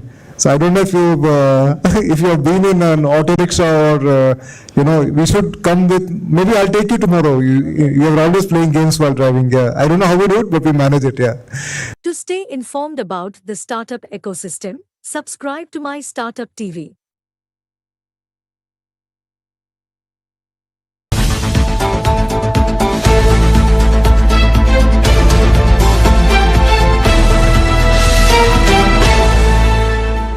The 16th edition of ISBECon 2024 was a landmark event jointly organized by the Indian Steps and Business Incubators Association, ISBA, and the Atal Incubation Center, Center for Cellular and Molecular Biology, AICCCMB, at CSIR, CCMB, Hyderabad, on October 18th and 19th. A pre-conference workshop was called by ISBECon and T-Hub on 17th October, setting the tone for the mega event that followed. One of the event's highlights was the presence of Shri K.T. Rama Rao, former IT Minister, Government of Telangana, who attended as the chief guest on the third day. Addressing the gathering, K.T. Rama Rao emphasized the importance of taking the initiative in the world of startups. He noted, in the world of startups, taking initiation is celebrated, seeing is the first step towards creating something groundbreaking. The shift in the perception of the world reflects where initiative is not anymore a word to shy away from. He also stressed the need for more capitalists to work with young startups and incubators in India. Thank you, Dr. Ramji, for welcoming me. Thank you very much for this opportunity. Also would like to thank you for the effusive introduction. Thank you very much. Dr. Suresh, I have quite a fascinating association with Coimbatore and PSG, so lovely seeing you in my city. Thank you very much. Also, thank you, Madhusudan Rao Garu. Thank you so much for welcoming us. Dr. Bala, thank you. To all the attendees from various parts of India, various incubators in India, welcome you to Hyderabad. I'd like to believe this is the most beautiful city in India. For those of you who are not from here, you can check it out yourself. It's a beautiful city. It's a lovely city. It offers you many more things other than the usual academics. It offers you the experience of history, culture, heritage, and also a blend of modernity and innovative youngsters and innovative startups that you would have probably experienced at T-Hub, T-Works, and also elsewhere in Hyderabad among all the brilliant young startups that you probably would have interacted with. It's a pleasure to be here at this ISBA annual conference in 2024, which is coming back to Hyderabad after 17 years, as you said. Thank you very much. I'm told this is India's largest gathering of startup incubators. Compliments to you on completing 20 years, because I know as a representative of a political party which has been around for 24 years, to do anything beyond 2 decades or 3 decades and stay relevant is not easy. So my compliments, Suresh, on making this happen. 250 delegates and 20 plus Indian states being represented here, again, is definitely a sign of good things, because India is a very diverse country. In India, everything changes every 250 kilometers. The language, the dialect, the cuisine, the style in which we interact with each other, and many other things. So it's in a very diverse, heterogeneous country, to bring about a cohesion in terms of innovation, in terms of how we can learn from each other and without reinventing the wheel. That in itself is a huge challenge. So my compliments, Suresh, on making sure that all of you come together, all of you work together, and with brilliant minds like Dr. Mittal, Anita ji is here, and my colleague, Dr. Shanta is here, my colleague, Mr. Lakshma Reddy is here. So working with all these diverse, eclectic groups belonging to various states, bringing all of them together, and it is in itself is a remarkable feat. So I do hope you've had a great experience in Hyderabad over the last 3 days, and I do hope you'll come back to T-Hub, T-Works for further collaborations, for further networking opportunities, etc. Now, as I reflect on the changing nature of words, the word initiative comes to mind quite easily. Initiative at one point of time was a word that was viewed with hesitation, often perceived as something uncertain. And now in India and elsewhere across the world, it is transformed into a symbol of leadership and opportunity. Now, in the world of startups and innovation, taking initiative is celebrated. It's seen as the crucial first step toward creating something groundbreaking.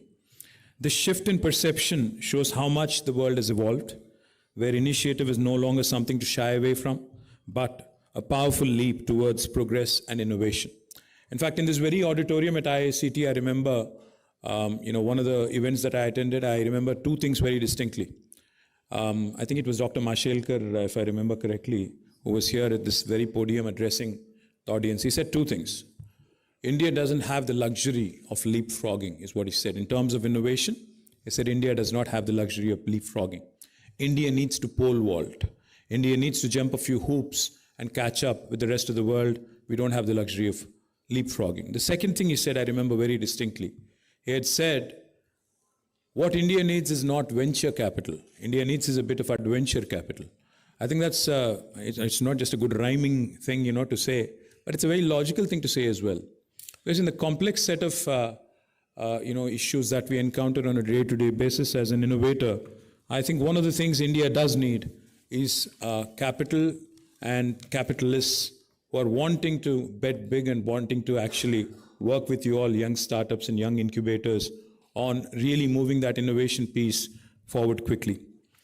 Now, when we talk about innovation, we often look to the global innovation hubs as the mecca of innovation. What makes it so? It's not just the cutting edge technology or the abundance of talent. It's the ability to take ideas, market them, and present them to the world. While you could innovate, you also need the ability to pitch your ideas, to sell your vision. I think that's very, very important because, I've lived in the US for about 7.5 years. In fact, as Dr. Madhu said, my background was in biology. I have a graduate degree in microbiology, botany and chemistry from Nizam College, Hyderabad. Subsequently, I also have a master's degree in biotechnology from Pune University. And then I also have a master's degree in business administration and marketing and e-commerce from City University of New York. Now, what I realized, the difference in how we work in India versus how how the United States works, there's a very distinct difference in terms of how the pitch is made, how they brilliantly market even the smallest of things. Our chief minister, our former chief minister, my leader, Shri KCR, he used to say, whenever we used to talk about tourism, he used to joke and he used to keep saying, he used to say, what is there in Singapore? With all due respect to Singapore, I'm not saying anything nasty. He used to say, what is there in Singapore to market? It's a very small city country. वहाँ पे है क्या? हम लोग जाते हैं इतना दूर से, वहाँ पे एक लायन का एक बड़ा एक वो है, पुतला है, उसके सामने जाके एक तस्वीर खींच के आते हैं, बोलते हैं कि हम लोग सिंगापुर गए, ये किए, वो किए. मतलब ये है कि मैं कहना ये चाह रहा हूँ कि हमें marketing, even the smallest of things, if we are able to market it properly, pitch it properly, and present it. I think clarity of thought is important, but clarity of expression is far more important for a startup, for an innovator. I think that's something we can learn, take a few leaves out of, of the books of the American marketing geniuses and even the Bay Area marketing geniuses, because communication will create further value to whatever product you have. Communication is the key in terms of augmenting and in terms of actually making your product or service very, very presentable to the rest of the world.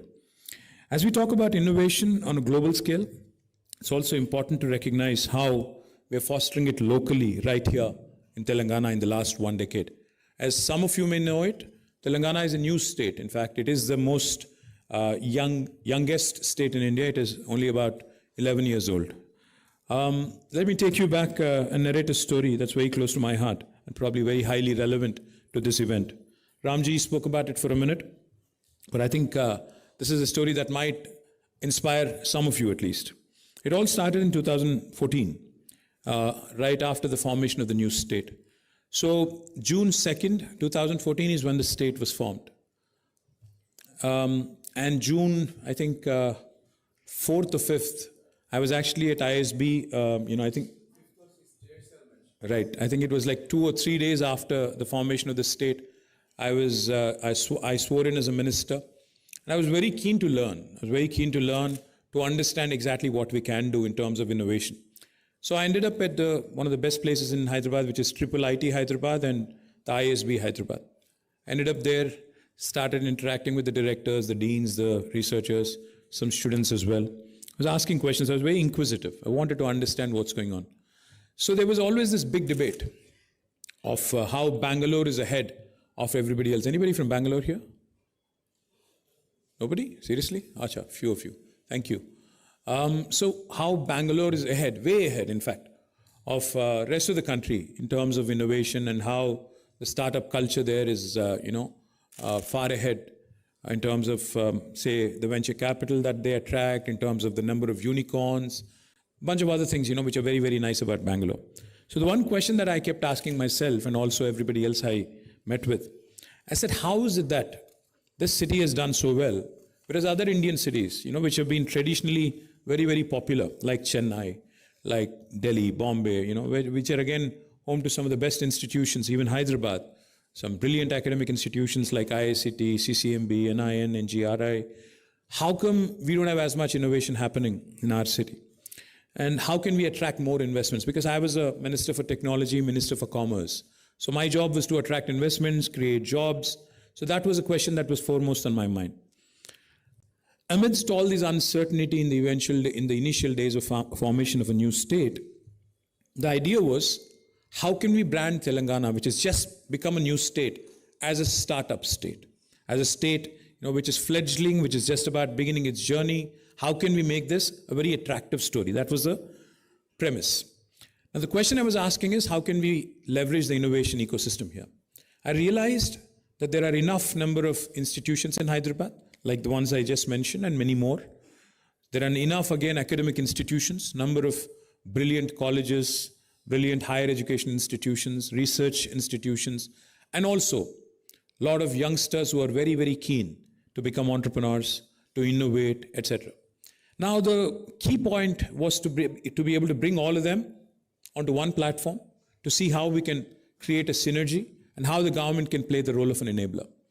So the one takeaway for me on the 5th of June, when I ended up at IIIT Hyderabad and ISB Hyderabad, was, if I wanted my state to be called as a startup state, probably what I would require is a fine synthesis of some, synergy between all these various institutions, and how we can probably bring them together.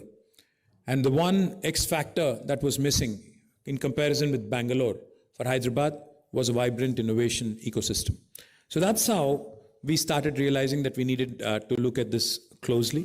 And that's how actually T-Hub became a reality. This was 2014, June 5th, when we started looking at this. In 2015, T-Hub actually took shape. And I have to share the story with you. I wanted nobody else other than Ratan Tata to inaugurate it. A lot of people asked me. He just passed away. I remember him fondly. I've had many interactions with him. A lot of people asked me, they said, there are a number of unicorn founders that you can get. Why are you calling Ratan Tata? I said, I think he really symbolizes, he truly symbolizes the kind of change I want to see in India. Because here is this septuagenarian, a 70-year-old plus man. Now I think when he passed, he was 86. A 70-plus-year-old man who's as old as the independent India, because India was also there about 65-odd years of independence. But you see this gentleman who's 70-plus, who could very happily retire, who could very happily move away because, he's wealthy, he's got he's got access to all the good things in life, he doesn't have to work at all. But you see him investing in a startup every other day. You see him trying to do something or the other new every single day to keep himself occupied. He keeps interacting. He keeps going to places, lecturing on innovation, etc., etc. So I was very keen. So I reached out to him. I said, Mr. Tata, I want you to come inaugurate this facility. He said, what is this T-Hub? So I made a pitch. I said, sir, this is actually probably the biggest incubator in India now. And this is going to be a place where all of the innovators will basically come together. They'll have mentorship, they'll have all kinds of logistical support from the government, they'll also probably be able to pitch to the venture capital. It was a very nascent idea. Unfortunately, he was sick. He said, I'm sick, I can't travel. He said, I'd be happy to do it virtually. I said, no. I want you to come and inspire all of us. He said, that would mean a couple of months. I'm going through a medical procedure, I can only come a couple of months later. I said, fine.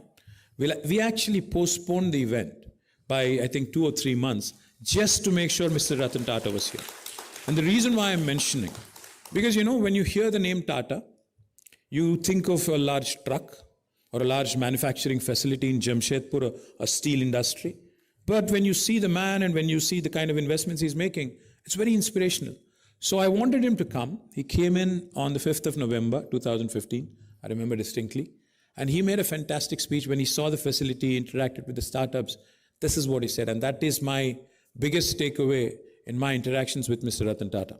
He said, T-Hub, this facility that I've just inaugurated, is a symbol, is a face of modern India. This is what he had said. And that is what I take most pride in.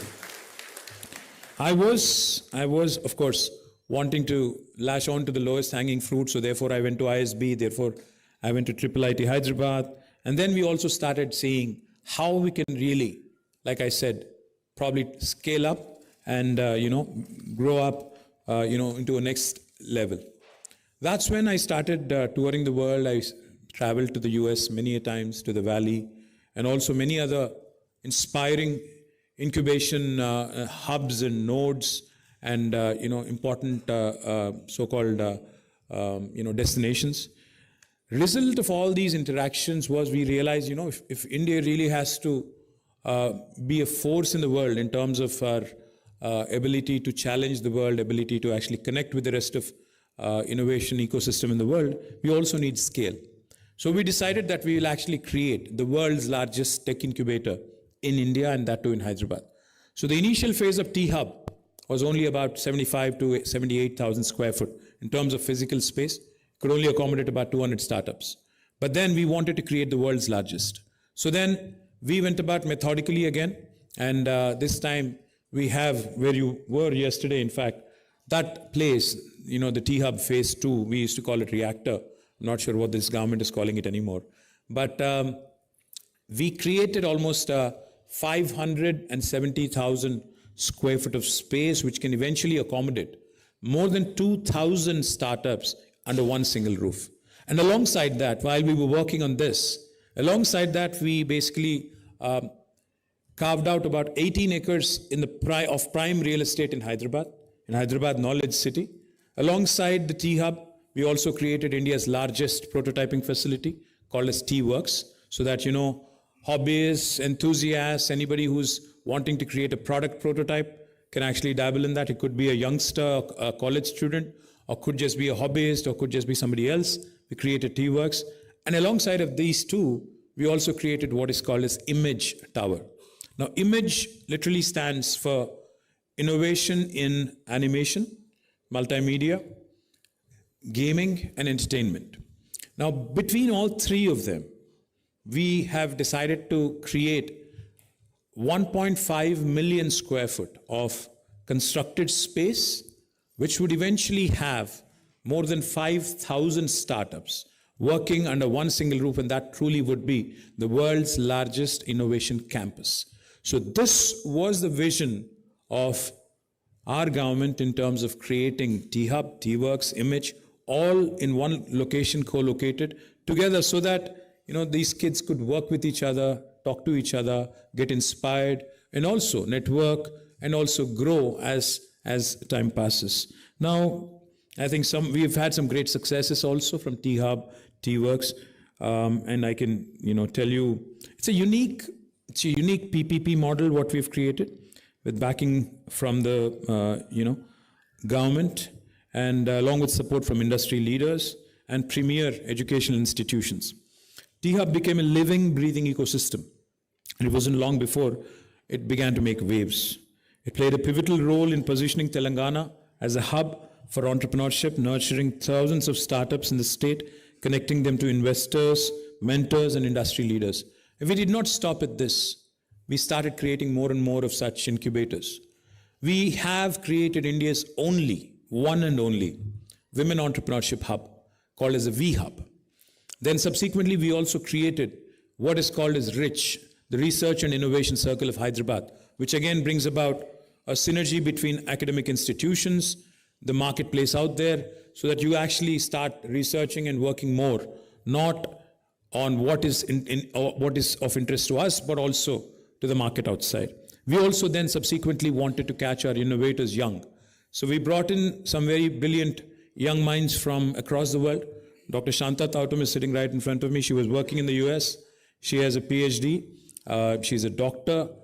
I brought her from the US, made her the CEO of Telangana State Innovation Cell, whose intent was to work with the 26,000 government schools that there are in Telangana, catch our young minds. In association with the Education Department, we launched what is called as a School Innovation Challenge, and we went about identifying entrepreneurs from rural backgrounds, entrepreneurs who are coming out with some socially useful products, and we wanted to create more and more of such vehicles.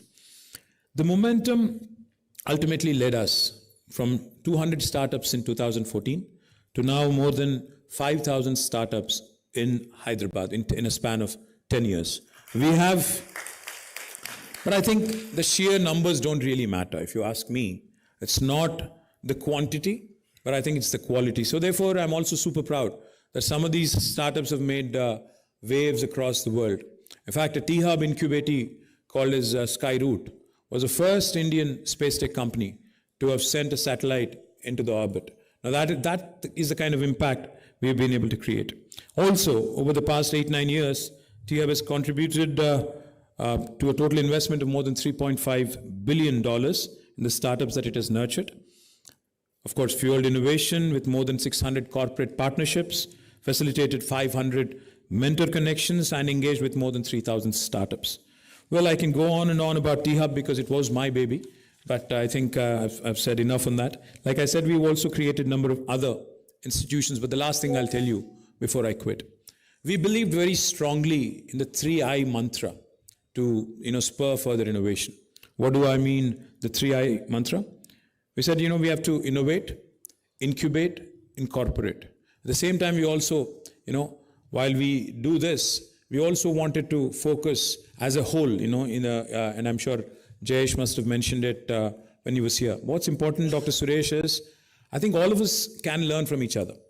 We collaborated with many other states. We collaborated with Goa. We collaborated with, I remember, Delhi. We also collaborated with Assam in terms of helping them from our learnings, from our experience on how we could probably build incubators at a faster pace, how we could probably help them without having to reinvent the wheel. And most importantly, I think the 3I mantra that I was espousing all along: innovation, infrastructure, and most important is inclusive growth. We cannot be elitist. Incubators can't just be in tier 1 cities. They can't just be in Hyderabad's and Chennai's and all the metros. We have to spread them to tier 2 and tier 3 towns. That's exactly what we've done in Telangana. In about 10 tier 2 towns in Telangana, the government of Telangana had created lovely IT hubs, in which we also have a space dedicated for innovation for T-Hub at a rural tier 2 destination. We also have what is called as TASK, the Telangana Academy for Skills and Knowledge, so that a job seeker can go to TASK, a job creator, a potential job creator, can come to T-Hub or can come to T-Works.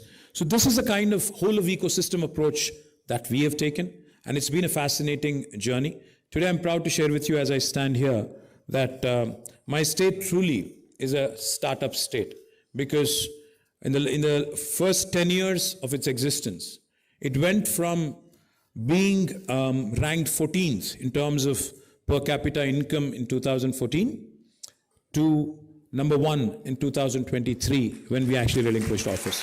So thank you very much for this opportunity. Look forward to continued conversations, and I hope you continue to enjoy Hyderabad and your visits here. Cheers. Thank you. To stay informed about the startup ecosystem, subscribe to MyStartupTV.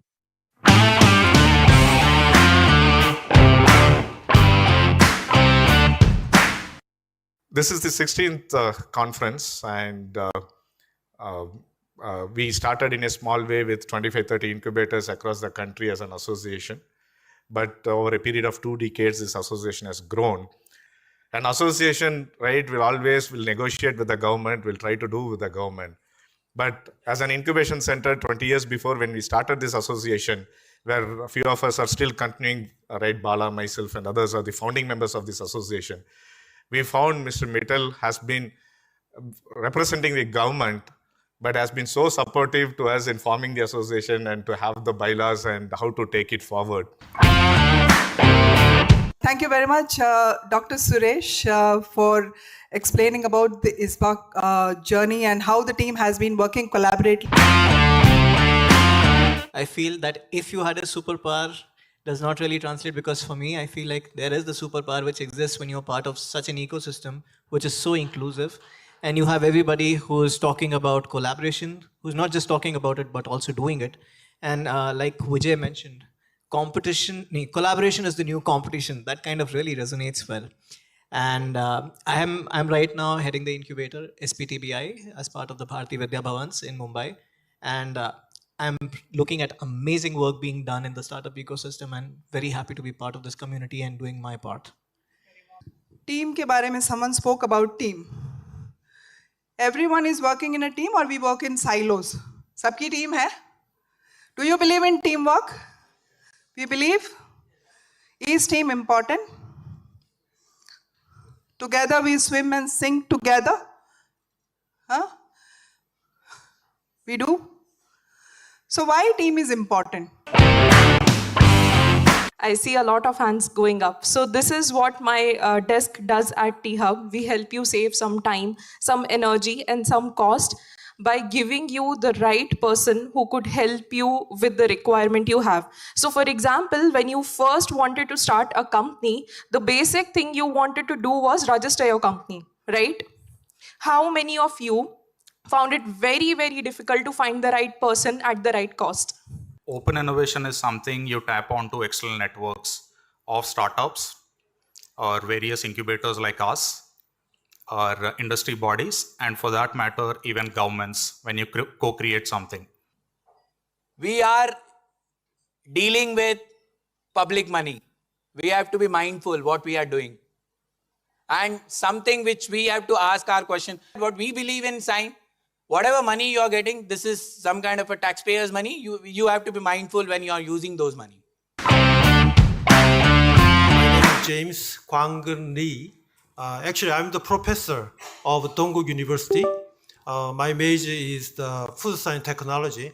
But since 2007 until now, over 17 years, I have worked on the startup support. So right now, since this year, I have been working as the president of AABI, as well as the KOBIA, Korean Business Incubation Association.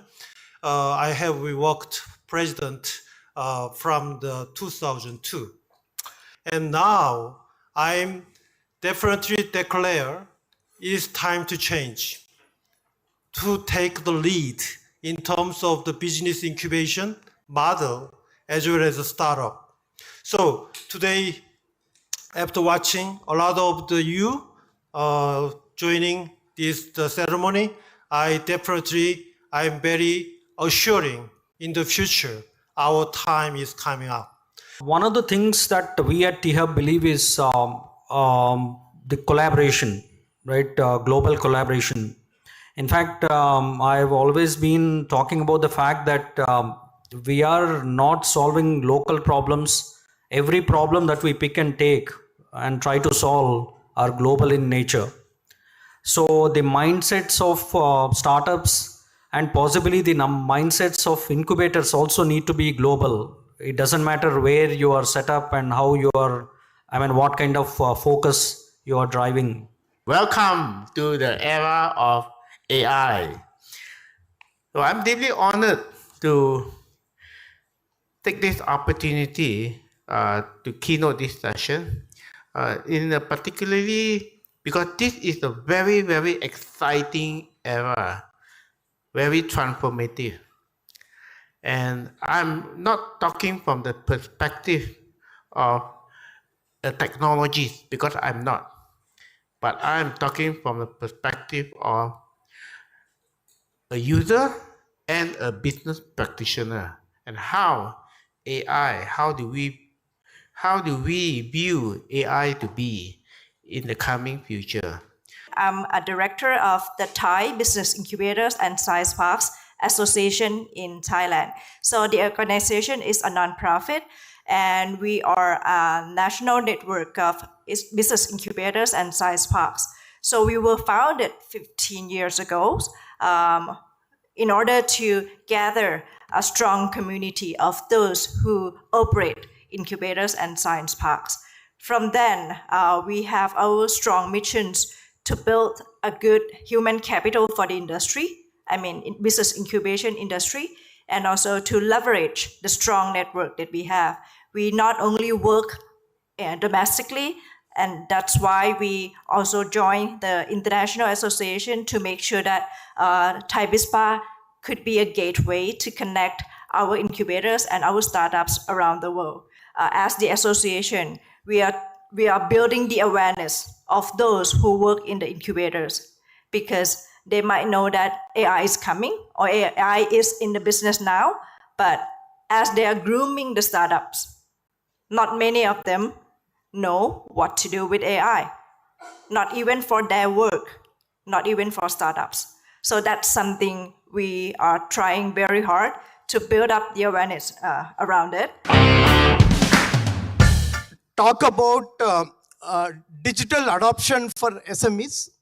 So how do you foresee the opportunity for artificial intelligence adoption? Actually, it's a very challenging task. It's very challenging times for all the incubators as well. So at this point of time, I'll give you a statistic. Out of the 100 proposals that we get, AI is such a hyped work that almost 80% of those decks have AI or machine learning as a word embedded into those decks. We have to upskill ourselves, improve our knowledge on AI, and disseminate this information not just to the incubator, but also to the market in general. Because the incubation manager or the incubation team actually connects the incubator with the market. So if the market is not ready, then we have a disconnection. We have been working to support our startups by pulling up the data on the global market opportunities, right? But when in the old time, we have to look for the published market statistics from a certain brand, a certain company that they do market survey.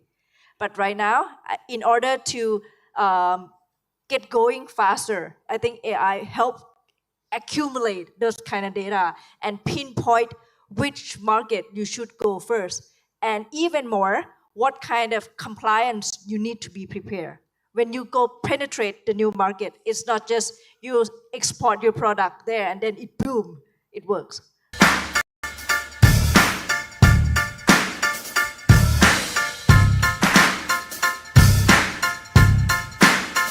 At today's event, we have brought together a diverse group of professionals, incubators from our communities, and the discussions we have had today would definitely shed light on ARBI's future developments as we enter into the AI era and embrace AI and collaborate and bring about another momentum for ARBI's development journey.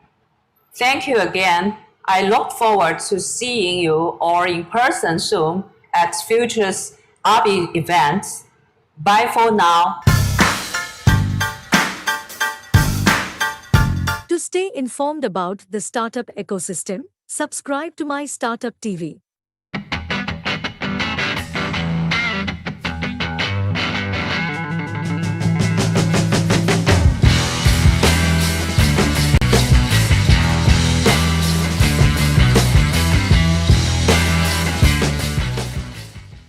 There are two questions which we need to answer. In the interest of time, I am saying these questions right away. What in your experience has been the internationalization support which you have provided to the incubators? That's one question. The second is the same question, but the word incubator gets replaced by startups. So these are, one is what is that you have done in supporting incubators. Number two, what you have done for supporting startups. So these are the two questions which we need to answer. And if you would like to give any tip, any special tip to all the incubator managers here as to how they can go for internationalization. I will not talk about the India experience because India experience I will leave it to Dipanvita to cover, and rest we have a variety, we will travel across the globe with these experiences. Over to you panel members. And Dipanvita, in case I need to come back somewhere, please let me know. Otherwise, I'll be a listener. Thank you.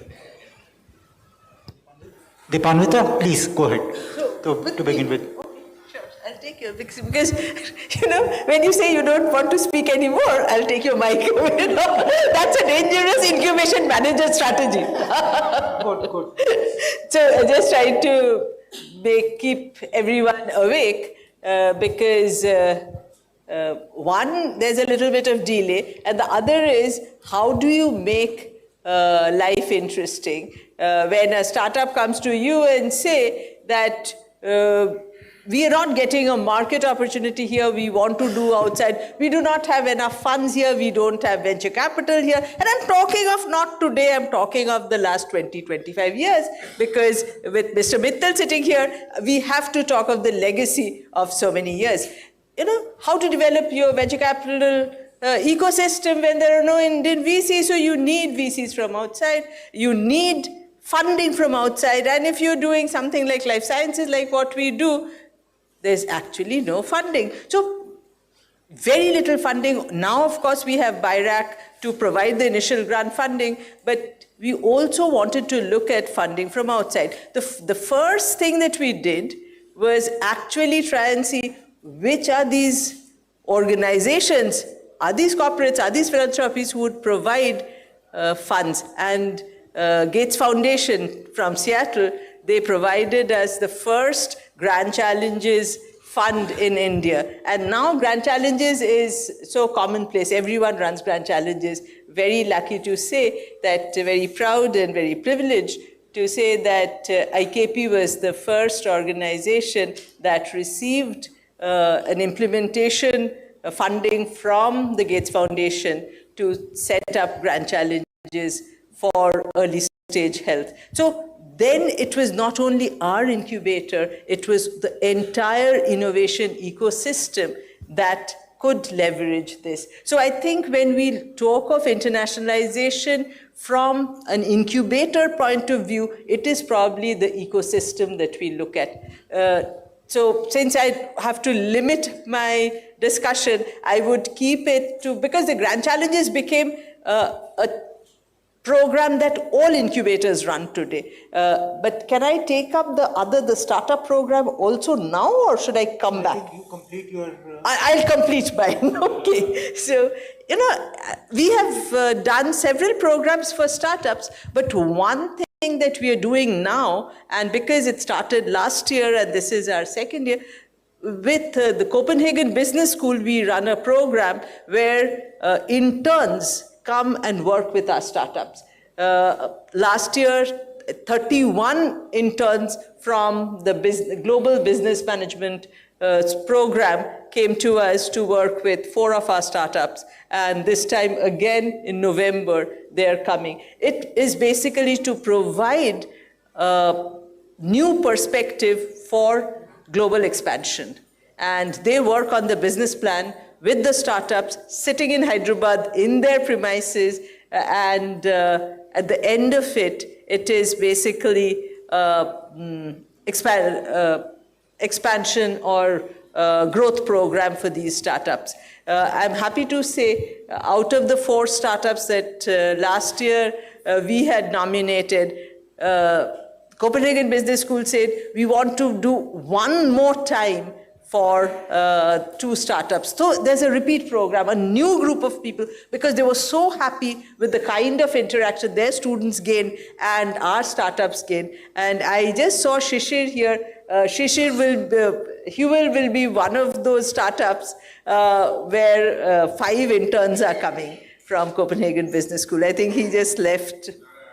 Oh, where are you? Oh, Rachna and Shishir. So it's a program, if it's a program for Rachna and Shishir, it's a program for all of you. And only thing is, come to Hyderabad, at least say, I have to tell CBS that yes, these are Hyderabad startups. And then they open up a very, very impactful program. I'll just leave it at that. If there's chance, I'll come back.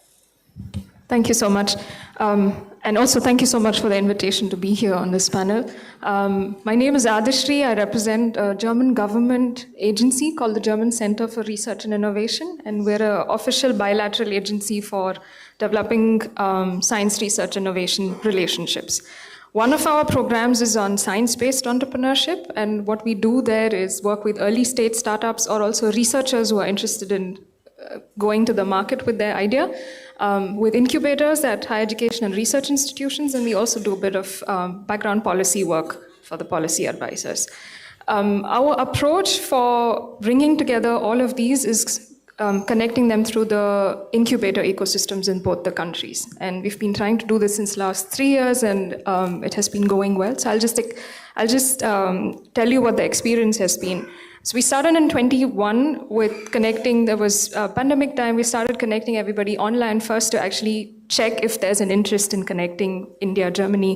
Where are the gaps? What kind of formats would work? So we spoke to startups, we spoke to incubators from both the sides. The startups said, no one has ever asked us this before. So it's really interesting. So we took up their inputs. Those who just wanted to connect with both the ecosystems, we brought them down to a few, brought down the points a little bit, just to say not to broadly connect, oh, I would like to connect to Germany, I would like to connect to India, but on what exactly? And then we followed it up with workshops in India and Germany. In the last 2 years, we were able to connect almost 100 incubators from both the sides. And we identified a couple of formats with them, gaps with them, also topics that would be of interest. Try to understand the ecosystem. What does a startup mean here? What does a startup mean there? When do the startups or teams exit the incubators? Where do the accelerators? What are the funding possibilities, etc.? And we have, like I said, a network of 100 that's running at the moment. The funding agencies have also been connected on both the sides. And the second thing that we do is connect early stage startups or researchers from both the sides. We run an immersion program since the last 3 years.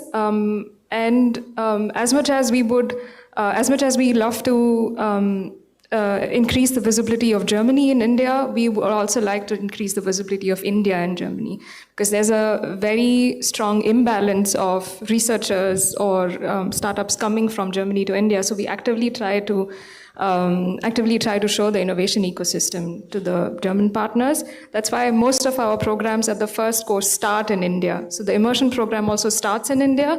It's a 2-week program, and we run this in a bottom-up approach with incubators from both the countries. So it's a 6 months to 1 year preparation. And we're happy to say that Hyderabad is the new city on our list, and we will be here another month with 30 participants, 15 teams, and almost 12 incubators from both the sides. And the success stories for that have just started with grants in Germany, grants in India. And I have to also thank the partners who've been helpful. IKP is one of them, DST, BIRAC, AIC, and several of the incubators have been here who have started helping us there. So I would leave it to that. And if you need connects with Germany, helping identify partners, you're welcome to contact us. Thank you so much. Yes, สวัสดีค่ะ First of all, let me thank our international partner ISBA for inviting us to join and to witness the vibrant, the good wife of Indians innovation and incubator ecosystem. First, let me introduce myself. I'm Suvipa Wanasathop. I'm representing Thai BISPA, which is the local network on incubators ecosystem in Thailand. We have around 40 members at the moment. So if any of our peer professional here would like to connect with us, please connect to Thai BISPA. And also I represent also the immediate past president of RB, which is the Asian Association of Business Incubator, which also ISBA is the member. The reason why I'm saying that is that this is the way that to answer your first question. Actually, I met long-time friends with the Panvita in the IASP, International Association of Science Park Association. And for Thailand, in order for us to create the strong linkage, international linkage with abroad, we have to show them that we are ready to connect, to collaborate, and also to co-create. Collaboration is not just to enter the new market. It is about working together to create value. And let me take the example of one of our initiatives that we actually we are also new in taking this level of collaboration. Before we only do the multilateral collaboration. For example, joining different conference, be active in different association. in order to collect the connection so that when times it is needed for our entrepreneurs, then we can introduce and connect them and facilitate the connections.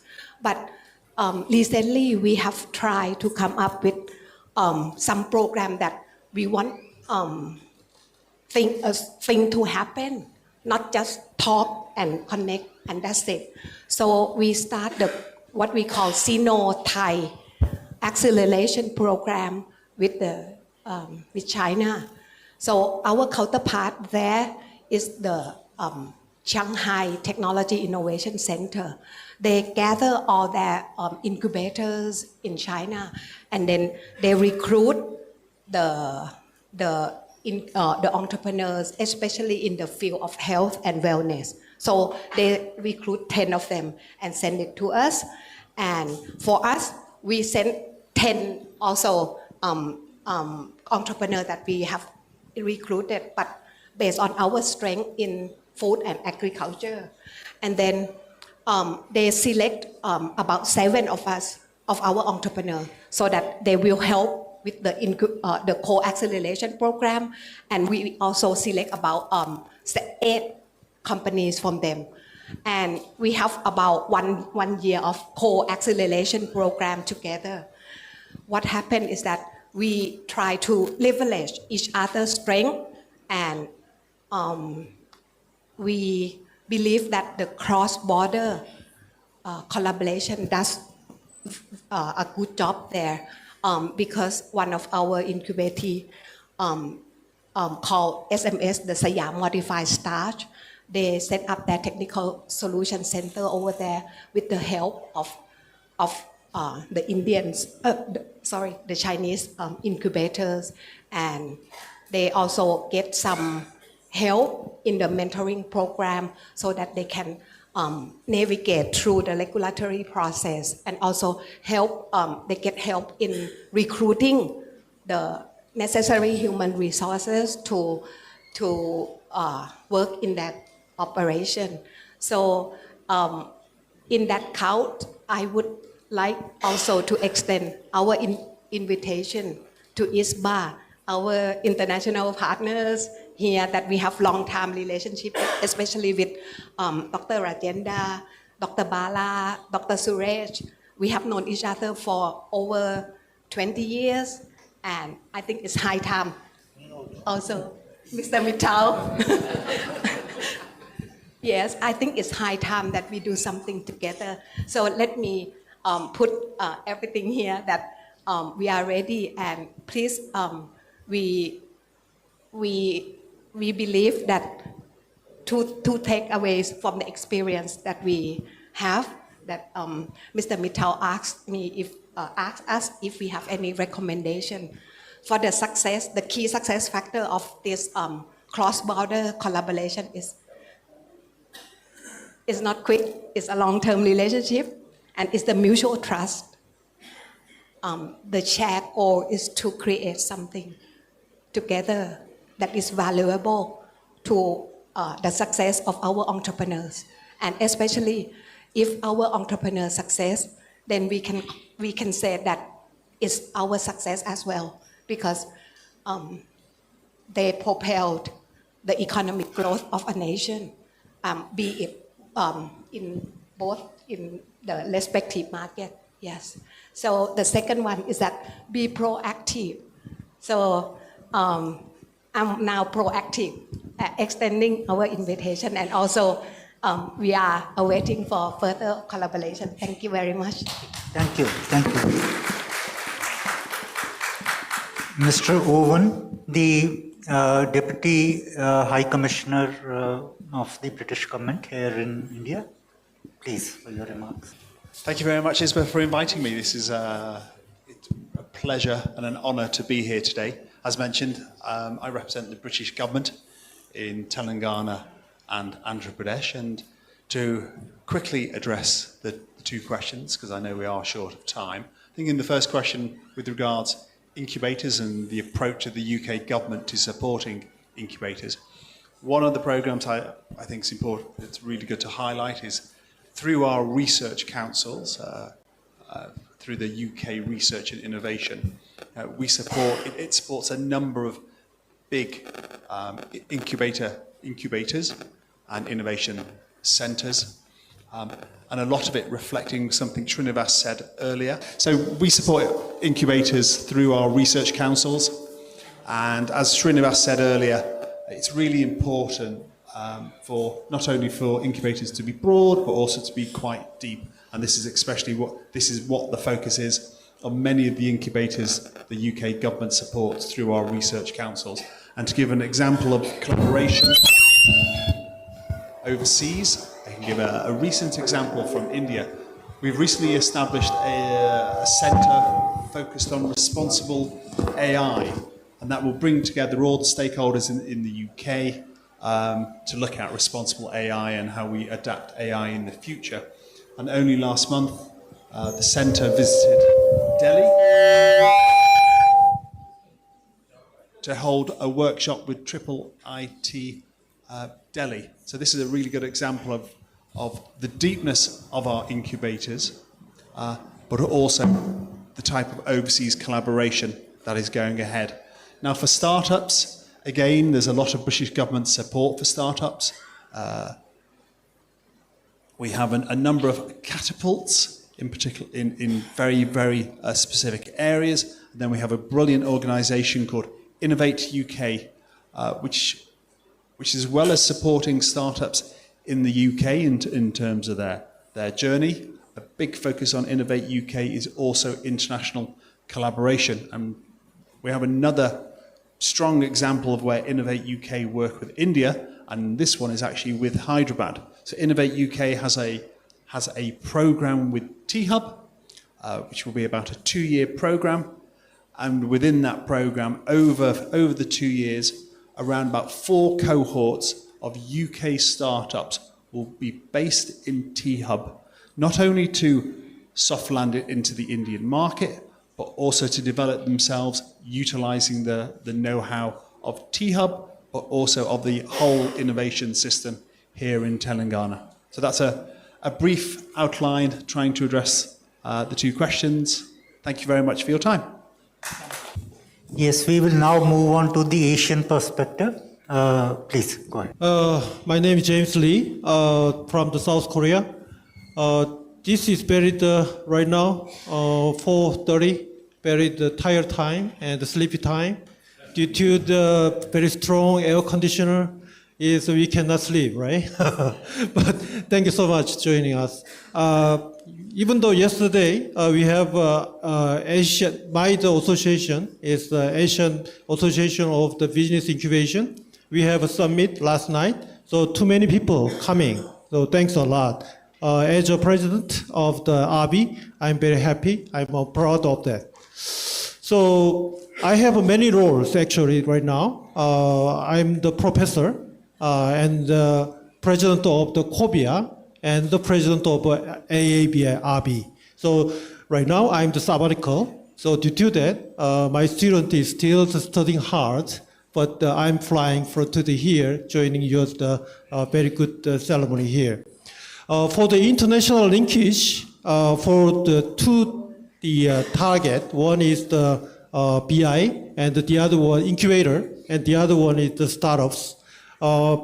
I want to tell you some based on my true story, case study. Actually, I'm doing the director of the startup foundation in the Dongguk University in Seoul. So with that, I want to tell you several things. First of all, for the incubator, the international linkage, right now, that is very important. That is what means is the securing connection. Human relationship is very important. Yesterday, I met Dr. Rajendra, and then that is our connection is right now. Then our student or our startup incubator want to make a connection, then we're gonna connect it all through the 2 dots of that, right? So second part is the network. So already our respectable former president of our ABI, Swafa, already pointed out, AABI, ABI network is very important. So if you are interested in the South Korea or the Japan or the China, let me know. then I will connect of that. So that is and we so far we have international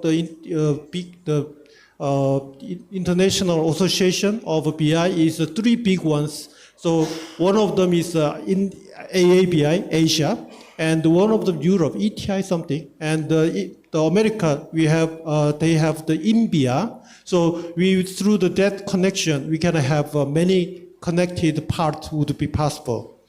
And the third part is I want to say specialty is very important. So for my university, actually my work was started 2007. My university is not famous for the startup. Due to that, we have make the brainstorming many times. So the brainstormings, we have our conclusion is that what is our specialty of our university? So our university is exactly located in the center of Seoul. So exactly center of the New York, which is universities are there. There is the NYU, New York University. So NYU has very strong in the cultural technology. So from the 2007, our title of our university is cultural technology. So cultural technology is many areas of that. So our startup in our Dongguk University is a specialty, is the cultural technology. So you should have your own specialty. That is important. So if you have your own specialty, then your international linkage is very easy, much, much easier. Okay? So that is the very good tips for the incubator. And second, for the startups, actually that is based on my true story. My student is very smart. Okay, so especially I'm the professor as well as director of the Dongguk University Startup Foundation director. As a professor, we need very important. The most important thing is the deep loving to the student. Okay, so deep affection is very important. So do you know EO? Have you heard about the EO? He is the very special the creator of YouTube, especially in the area of the startup and the business incubation. So right now his name is Taeyong Kim. He is very famous, actually much famous than me. But 10 years ago, he was just a startup, as a student startups there. He made the toys for the children and the toddler. So, but he failed 10 years ago, and I didn't know that exactly. After that, he did 3 times failure for the startup. And then 2017, he alone went to the Silicon Valley, and in the Silicon Valley, in this area, the event of that a lot of people, he mentioned about I did 3 times failure for the startup. But a lot of the Silicon Valley people, they are very happy to say, you are very lucky. You are 3 times the failure, So with that, he is very famous right now. He is very famous YouTube creator. So he is one of the proud of my student. So if you are interested in the student startup, always with that deep affecting and loving is the very important thing. Okay, so that is the tips to the 2 things. Thanks so much. Thank you, Professor Lee. Well, since we are not yet born, I'll just take the last couple of minutes for summing up what India did in internationalization. See, sometimes you have to be lucky to get a collaboration. I was sitting in my office one day, and suddenly a visitor came. And the visitor turned out to be an Indian who was working in World Bank, Washington. I think most of our incubator managers know him, Mr. Vivek Chaudhary. And he said that, can we develop this collaboration of the incubators across the global? The World Bank had a program, and I think has a program called InfoDev, Information for Development. So under that program, I think about 60 of our incubator managers, that program and another program with Lockheed Martin, the 60 of our incubator managers, they were trained in Silicon Valley. Because to us, at that point of time, Silicon Valley was a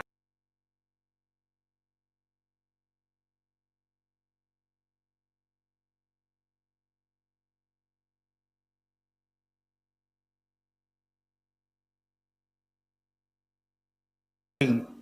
We only used to dream what happens in Silicon Valley. But we had to actually go and see for ourselves what happens in Silicon Valley. There were, I think, a 2-week or a 3-week program which was conducted in Silicon Valley, and most of our incubators had visited that. Then the Lockheed Martin program came. Intel also supported us in a big way. The key learning, number one, please focus on your non-resident people. I'm not saying non-resident Indians, because there are international guests here. Please focus on your international linkages through them, the non-resident individuals in those countries who can then bring back, number one, the ideas, the technologies, the mentoring, and ultimately maybe the finance also. So that's, and as far as startups is concerned, that's the second point. I normally narrate a lot of stories. Today there is no time for stories. So I will just remind you about, remember that story which I used to tell you often about an individual who was making artificial flowers. He was sent in a contest and he actually got not only the first prize but also the investment. What we also do is that we also support people who are participating in these events, these workshops, and this is for the startups. So we do that. So that's in summary. Dipanvita, before you want to say something, please go ahead. Can I just endorse what you said about NRIs? A lot of the good collaboration and cooperation we have with India is through NRIs. They are really, really motivated to work with India, and it is something we really appreciate, but it's also something we can do a lot more with. But thank you for raising that. It's a really, really good point. If there is a cohort of people who really want to work with India and to really help India grow, it is the NRI network. They are really special. Just have a really small point to add. When you said what could we tell the incubators, just in my experience, when we talk about startup connects or international connects, most of us jump towards market access. I would just like to say that there are more avenues for cooperation. There's joint technology transfer, early stage connects for startups, co-founder recruitments, team recruitments, and in our workshops, etc., we're also trying to encourage incubators to look at these avenues. So also look at that when you're looking for international collaborations. Very nice. Dipanvita, can I conclude? Okay. No. You also wanted to share something? I thought. Okay. Well, friends, we have taken a world tour in 20 minutes. Okay? Relevant for this crowd here. This is, and let's give a big hand to all our panelists. Thank you. Thank you very much. To stay informed about the startup ecosystem, subscribe to My Startup TV.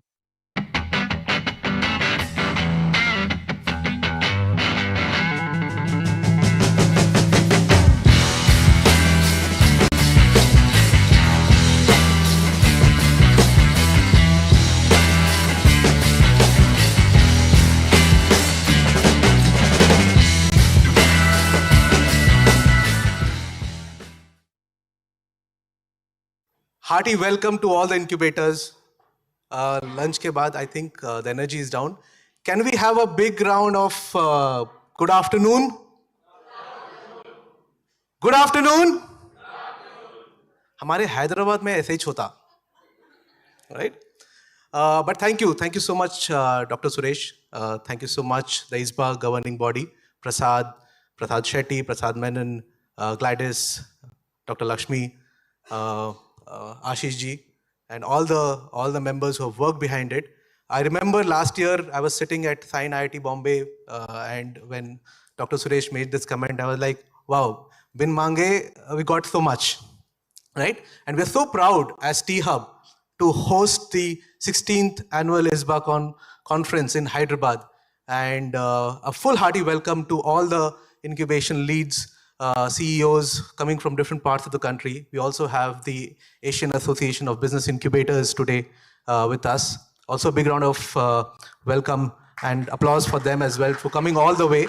Like Suresh mentioned, the kind of effort that has gone behind, I've seen the ISBA team, the way, the kind of effort they have put behind to ensure that those incubation leads from different countries like China, Philippines, Singapore, Malaysia, they traveled all the way to India and experienced the Indian hospitality and the Indian ecosystem.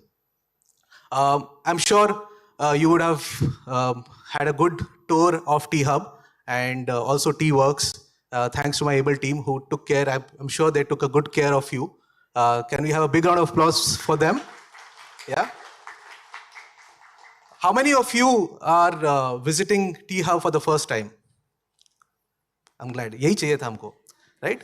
The whole agenda is how many people can get associated, because I believe collaboration is the new competition. If we do not collaborate, will not exist. And I was talking to Prasad, and the whole idea of this welcome address is how can we bridge that gap of collaboration? We are here to collaborate. We are here to work together and kind of open the barriers on achieving things together. Today in the second session that would be handled by my team on creating investment pipeline, creating industry pipeline, and also on creating mentor pipeline, we'll talk more, dive deeper on how can we, all of us can collaborate, work together and see that your startups that are sitting here can work together. How can we open up our mentor network, our investor network, our industry network, and enable your startups to leverage the corporate innovation that we have championed in. We'll have a lot of discussion around, and me, my team, all of us are here, looking forward to speaking with you, looking forward to collaborating with you and taking it forward. Thank you so much. Once again, a hearty welcome to T-Hub, and looking forward to interacting with all of you over the next 3 years. Thank you. To stay informed about the startup ecosystem, subscribe to MyStartupTV.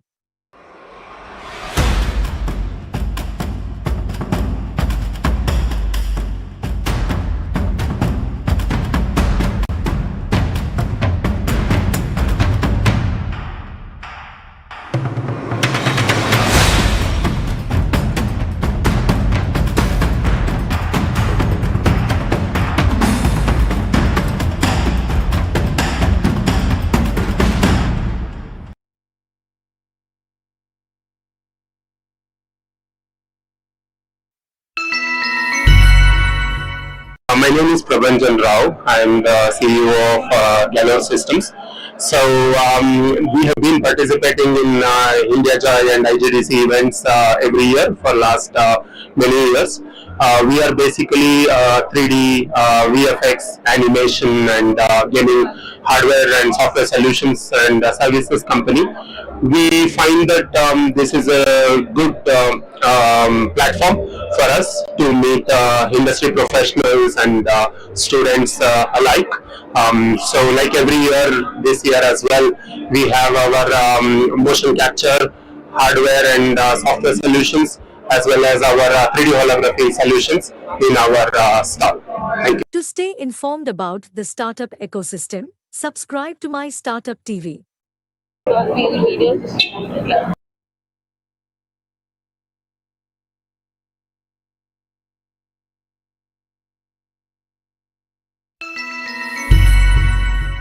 Hi, this is Nimita. We are here at Bangalore Tech Summit. We have with us Mr. Kiran, who is the CEO of Postpol. Hi, sir. How are you? Hi. How are you? I'm good, sir. Sir, can you tell us more insights about Postpol? Postpol is an ecosystem where we work with the government, corporates, and academia, generating an innovation procurement from them. So they have challenges, and how we address those challenges is by an innovative product and solutions. And we address those needs of product and solutions by working with these startups. and it could be corporates also, and always looking at what will be the best technology which is available, and products will be available, and we also help in the developing those products. So it means that when we help in the product development, prototyping, manufacturing, first batch of manufacturing, mass scale, and also giving market access. Okay, so this is on the startups and corporates aspect of it, and then the other side for the government and then the corporates and then again startups, they are the customers. We solve their challenges and by understanding their needs, challenges, and using these products and solutions. So just to give an example to make it much more concrete, we are working with the marine ecosystem where the government has indicated the many challenges what they have, and to solve these problems we go across world and look at it and what is the best technology to solve this, best product and solutions, and we architecture those solutions, and then we start looking for it which are the companies who can, startups which can really solve those things. Okay, so this is how we connect the demand and supply side. There's a notion where they say startups doesn't sustain more than 5 years. So what's your take on that? Yeah, that's true, because always there is a challenge, because for startups to get in a demand is not an easy one. For example, cracking in a business at the marine or the government, or maybe in the defense of the government, is not that easy, or healthcare at the government is not that easy. So this is where the Postpol is playing a very, very critical role, being conduit between these big organizations and the startups. So I invite the startups and even corporates who have innovative products and they're struggling to get market access to those products. The Postpol can be the one which will be connecting the demand and then the markets. Demand and the supply side. We hear you signed MOU with European Union. So what is it regarding, and can you tell us more about it? Okay, so we had many European clusters leads, or the head of those clusters are here. So we signed up with understanding with them to work together with their country and India, and Postpol being in the middle of it, to build the product and solutions which address their challenges. I find the name Postpol very interesting. Can you tell us what does it mean? Okay, the pause is a possibilities. Pol is a place or a destination. So this is a place for possibilities. There's a motivation here, guys. So can you give us a small suggestion for young startups? So be market focused. It's very easy to be carried out, in the technology space of it, and building your products. But what would be interesting is understanding the demand side is very, very critical. So, and I'm not saying that saying that when understanding the demand side and just deliver what they're asking for it. No, I'm saying that when understand the challenges what they have it and solve those challenges innovatively. So that's very, very critical. Thank you so much for your valuable words, sir. To stay informed about the startup ecosystem, subscribe to MyStartupTV. Hi, my name is Yash Thani and I'm the co-founder and CTO of Twastra Biotech. Here we are developing our rapid allergy testing kit. So imagine once you had a lunch and it didn't really sit right with you, you go to hospital, the doctor recommends an allergy test, you go to a diagnostic labs, you diagnose the allergies, and then you come back to the doctor and then he gives you the medications. So that entire waste of time process and the entire huge a pain process, what we are trying to build here bypasses everything. So rapid allergy testing kit, you don't really need to go to doctors in order to get diagnosed of what kind of allergies you have. You can do it on your own. It's a self-help kit that can basically change lives. To stay informed about the startup ecosystem, subscribe to MyStartupTV.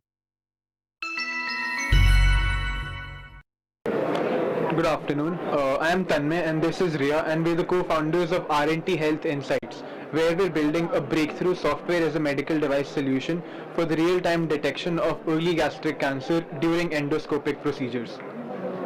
We recently received the US FDA Breakthrough Device designation for our technology. We've been supported very generously by IKP, receiving mentorship and financial support. We're recipients of the Nidhi Prayas grant, and we've also gotten follow-up funding via the Nidhi Seed Support Scheme. We're extremely thankful to IKP Eden for making all of this possible for us. Thank you. To stay informed about the startup ecosystem, subscribe to My Startup TV. Hi, I'm Smita Jain. I work for Cactus Communications and I look after the partnerships that we build with government and academia across India. I come from academia but have been working with the periphery of scientific ecosystem, and IKP is an organization I've known almost over a decade now, and it's amazing to see the beautiful work IKP has done to kind of promote and nurture the startup ecosystem in India. And while going through the startup exhibition, it was amazing to talk to these different entrepreneurs, the excitement and the kind of work that they are doing in their spaces and making a difference in the lives of so many people.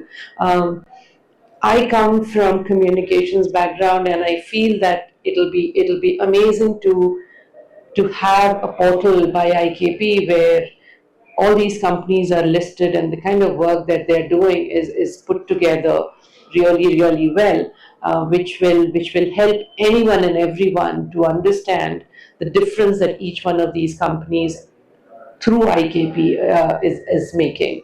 Thank you very much. To stay informed about the startup ecosystem, subscribe to My Startup TV. Hello, I'm Shruti from Team Ikshana, and we've been developing solutions for women with urinary incontinence. Incontinence is a condition where you do not have control over your bladder, which can happen for both men and women, but it's more common among women. 1 in every 3 women over the age of 30 have faced this problem at least once in their life. So when you have a weak pelvic floor, there could be leakages that can happen during the day. And to strengthen your pelvic floor, there are exercises called Kegels that are usually recommended by doctors. But in many cases, women find it difficult to target the right muscles, and there are also cases where the pelvic floor is really weak that it's physically not possible to contract and relax them to do these exercises on a regular basis. In that case, there are also physiotherapists who use electrotherapy where they pass electrical stimulation to strengthen this pelvic floor. But even in that case, you have to visit the physiotherapist's clinic every other day for maybe even 6 months if the condition is bad. So we have used the same technology and we are just making it as a wearable device. So this is a pair of shorts that you can wear, and it can even be worn under your everyday garment, and it can be controlled through a mobile device. You just have to switch it on and probably take this stimulation for a period of 20 minutes. Your pelvic floor strengthening is happening while you are working, walking, doing any activity that you like. So this is the product that you can use as a substitute to even exercise, or it can even be used along with exercise to increase the impact of it. Thank you. To stay informed about the startup ecosystem, subscribe to My Startup TV. Hello guys, this is Greenfield Innovations. I'm Roop Reddy and this is Sanjana Dava. So we are from computer science graduates, passed out in 2022, and we started a startup which is about air purification, where we provide healthy air services. Like our devices provide fresh oxygen compared to the new air purifiers, and it even gives you a natural aroma. And Sanjana. So we do that by replacing the HEPA filters with our plant-based filters. We are using moss as a media in our filtration system. Moss not only releases oxygen, but it also absorbs PM 2.5, PM10, CO2, and the TVOCs which are there in the air. So we are trying to enhance the indoor air quality systems in homes, residential spaces and commercial spaces. And as you see in Delhi now, the high of AQI levels, and even in cities, we see there's a lot of dust particles, carbons, and everywhere. And we are providing them services where we can clear the air quality, at least for people in the homes who can live and breathe freely. So we have also tested our product at IIT Delhi with Professor Sadhu Dev. He is the head of atmospheric sciences. As you can see the experimental results, we increased the PM 2.5 and PM 10 to 597 and 103, which is very hazardous. And these are the current AQI levels which are running in Delhi. And we instantly reduced the PM 2.5 and PM 10 to 21 and 43, which is good AQI levels. As I was coming from Punjab, there are a lot of high AQI levels in the northern spaces. And you can see all these regions are very hazardous and it's very toxic for people, even for the newborn babies and even for the pregnant women and older people. So you can see normally the people should be living in a range of 0 to 100, which is very healthy for us. But now you can see the ranges are almost above 500, which are very hazardous. And we are trying to bring a change to the environment and even for the better state of people. Yeah. Thank you. To stay informed about the startup ecosystem, subscribe to My Startup TV. Hello, this is Rohan Tripathi. I am from InnovoCare Health Solutions and we are at the amazing IKMC 2024. This is our 25th edition of this amazing event and I have been here for most probably the 4th time now. It's a great experience as always with some of the best minds in the medical technology sector. This time we are here with not one but 2 products. We have Nibra CS, that is a non-invasive baroreflex assessment combined system. It's a class C medical device which is currently ongoing clinical validation at AIIMS Kalyani. We also have MedPod, a smart pill box that does not need Wi-Fi or smartphone for continuous functioning. This product is in the market. You can get it at Amazon, Flipkart and our website medpod.in. So as always, it's great to be here. Thank you so much. To stay informed about the startup ecosystem, subscribe to My Startup TV. Hello everyone, this is Niharika, co-founder Ecoamigos Private Limited. So our startup is basically based on, we are converting the crop residue into paper products and many other items like envelopes and file holders and many more items.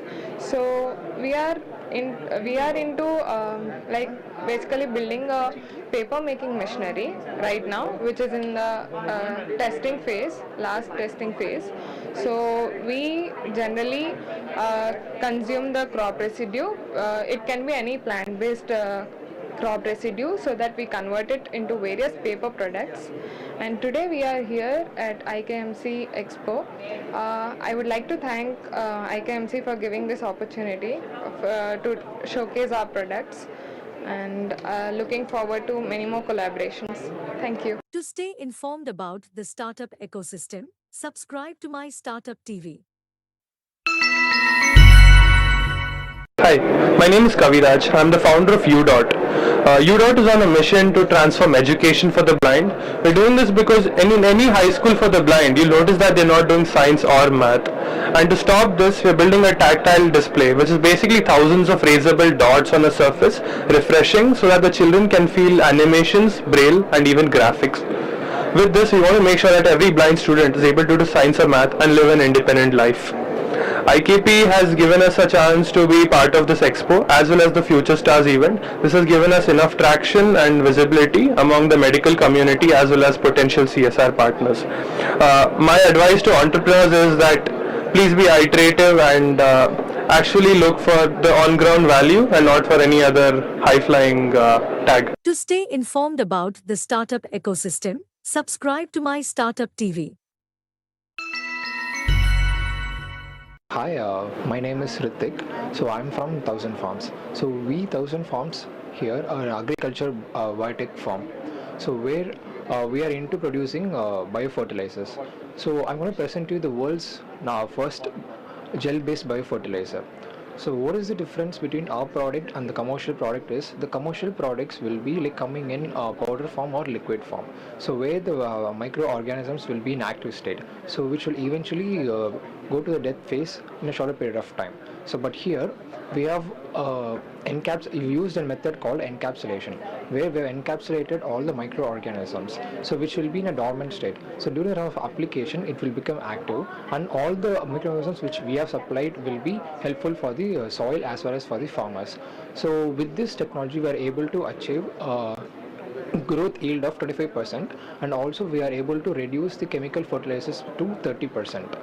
So we have almost covered 2 lakh acres farmers. So this is our technology. Yeah. To stay informed about the startup ecosystem, subscribe to My Startup TV. Hi, I'm Dr. Vasudha, and our startup name is Curexcel Technologies, and we are based out of Bangalore. And what we have here is a painless injection device, and our aim as the company is to make all of the injections painless, may it be intramuscular injection, subcutaneous injection, or intradermal injection. And we have our flagship product here, which is meant for shallow depth painless injection for intradermal applications. So how we do that is we have established a technology of hollow microneedle, using which without any limitation on the total volume of drug that can be delivered, we will be able to deliver the drugs which are already approved for intradermal application in a painless manner. So this is what we are working on, and thank you so much for listening to us. And yeah, just to add one more thing, I just forgot about the applications.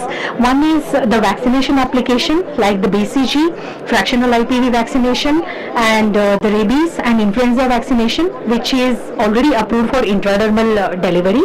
And considering the other use cases, then we have this local anesthesia application, and there we are particularly looking at doing the painless cannulizations and painless blood sample collection and painless dialysis a possibility by injecting a numbing agent using our painless intradermal injection device, which will actually help many people who are undergoing chronic pricks due to the treatments in cancer and in dialysis. Thank you. To stay informed about the startup ecosystem, subscribe to My Startup TV. I'm Dr. Divya Sriram, co-founder and CEO of Denome. Denome is a synthetic biology startup focused on creating the next generation point-of-care diagnostic tools.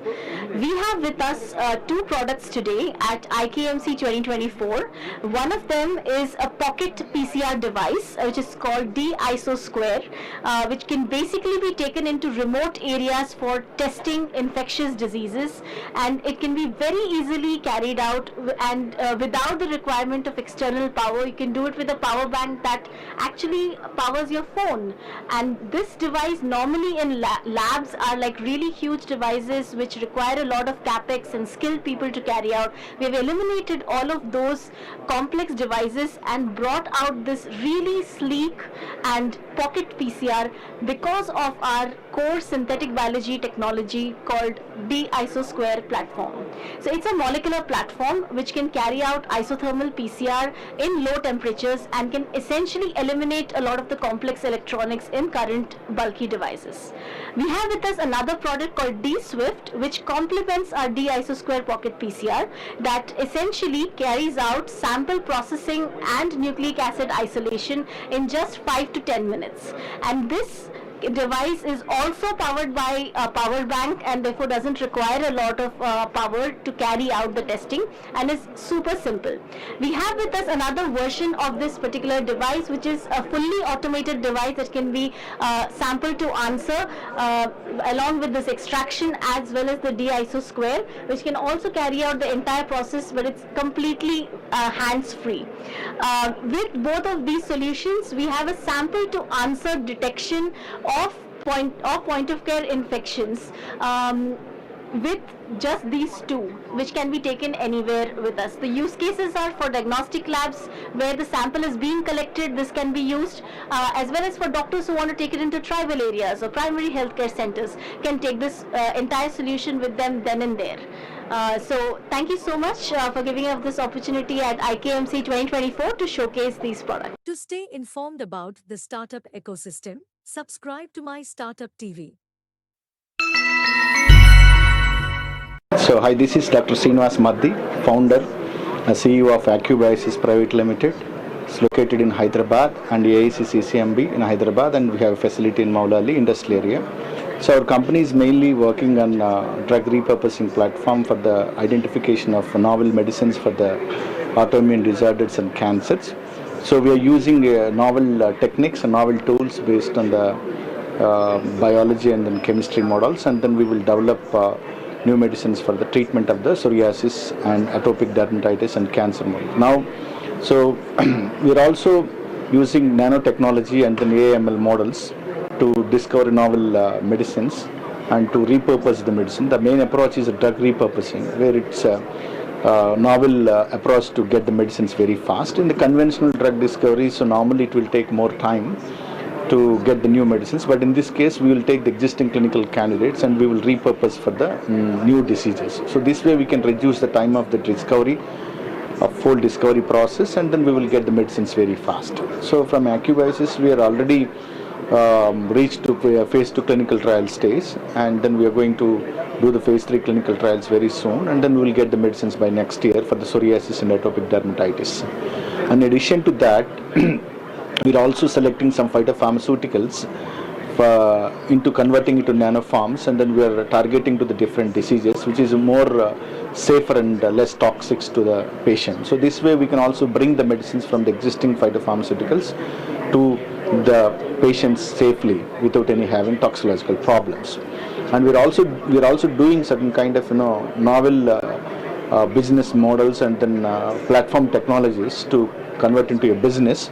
Especially we developing in vitro models to reduce the utility of the animals in the discovery process. Thereby we reduce the utility of animals in the discovery, and only without animals we wanted to establish certain in vitro models to screen and get the medicines very fast. So in this case we are following 3R principles. One is reduce, reduction and refining the process.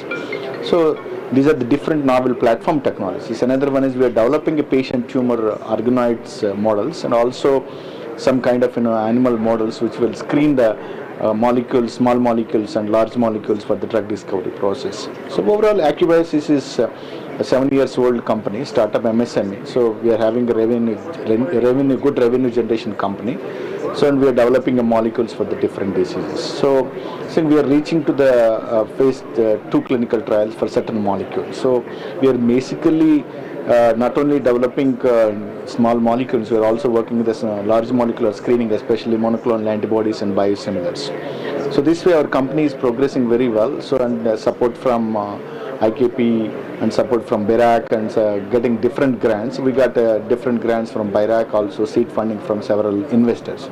So thank you very much for my startup for taking interview. To stay informed about the startup ecosystem, subscribe to My Startup TV.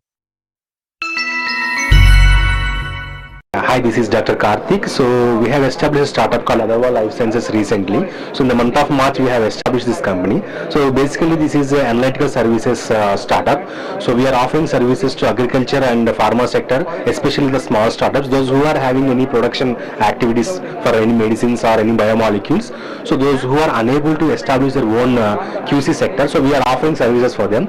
So whenever they want to establish their own QC, so we will help them to find out that the equipment or the facilities, and we are giving even manpower support also. So to the young entrepreneurs who are want to establish their own startups, now IKP is supporting a lot for them. So right now I have written a project for my startup. So after scrutiny, so they advised me to come for this investors program. So tomorrow we have meeting with investors. So it will be a great help for us. Thank you. To stay informed about the startup ecosystem, subscribe to My Startup TV. Hello, myself Deepak Kumar, and here I am representing Engrave Biolabs. We are a biotech startup which works on the development of diagnostic for infectious diseases. And here at IKP we are presenting our product, which is the diagnostic kit for the detection of brucellosis. So here at IKP our experience has been so far very good. So we have met other fellow entrepreneurs and been able to watch their startup ideas and all. It's been very innovative and interesting as well. It's a very good platform to connect with other people in the market. Yeah, thank you. To stay informed about the startup ecosystem, subscribe to My Startup TV. Hi, this is Chandrasekhar from Global Carbon Warriors, attending IKMC 2024. A wonderful event which has been put together by the team. We can see a lot of efforts and planning of involving many months.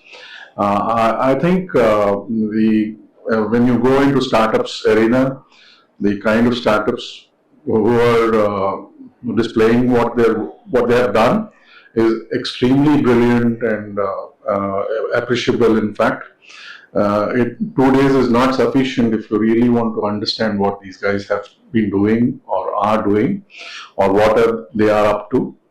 I think IKP has been doing a great job, and I'm sure under their guidance, these startups would be coming out with very brilliant colors, bright colors. And I'm very happy that I'm part of these 25-year celebrations. Thank you. To stay informed about the startup ecosystem, subscribe to My Startup TV. Hi, I am Arshad. I am the founder of Coexin Technologies Healthcare Private Limited. We are located in Calicut, Kerala. We do research, develop, manufacture and supply of psychology and physiotherapy based testing and exercise tools. Currently we have 4 different types of tools. We named it as an concentration coordination testing apparatus, concentration coordination exercise tool, gross motor coordination diagnostic tool and gross motor coordination exercise tool. In this, the testing tools are useful for psychologists, physiotherapists and special educators for measuring the attention and brain eye hand coordination of their individuals.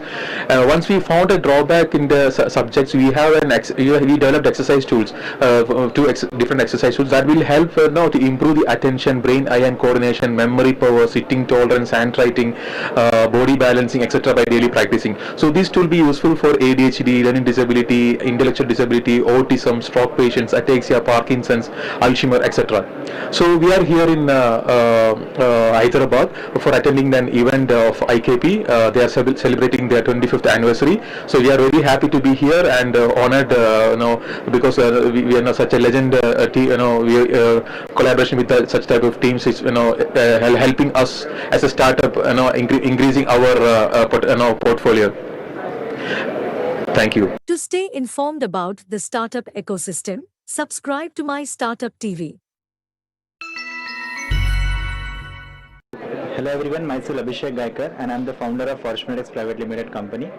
So with the help of this company, we are working on a product that is trachea, which is nothing but easing the tracheal secretion suctioning for mechanically ventilated patients.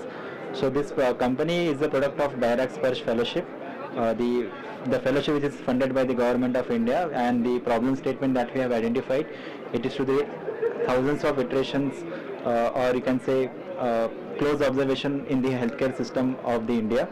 We have done our immersion in you can say rural area. At the same time we did in district hospitals of different districts. At the same time we did in developed hospital like Apollo hospitals too, and we have identified the problem statement, and that problem statement came down to one with the help of an Stanford biodesign filtration system. So talking about the IKMC event, it is something that we have IKP have really helped us to set up the stalls and everything, and essentially it is a wonderful opportunity for showcase our startup in front of the jury members and most importantly the different stakeholders around it. So we think that talking about the startup ecosystem, it is always have to have resilient talks, or it is always have to have resilient founder to build a company which is really in a deep tech stage. There are ample of opportunities out there in the market. You can just tap on them, and I think it will be helpful for you to build a fortunate future for the India. And at the same time, with the help of all the incubators, enablers that is there in the India, we will able to achieve Vikasit Bharat by 2047. Thank you. To stay informed about the startup ecosystem, subscribe to My Startup TV.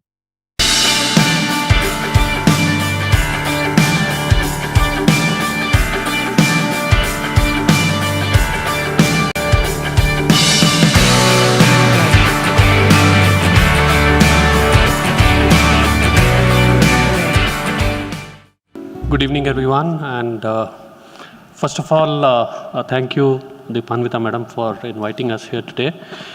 So it has been a real pleasure to be a part of, I have been actually a part of Genome Valley almost for now 13 years, so more than a decade. But now I think close to more than 7 years in IKP. So thank you for all your support. And I think USP started in 2005, 2006. And from there on, I think the journey has only seen growth.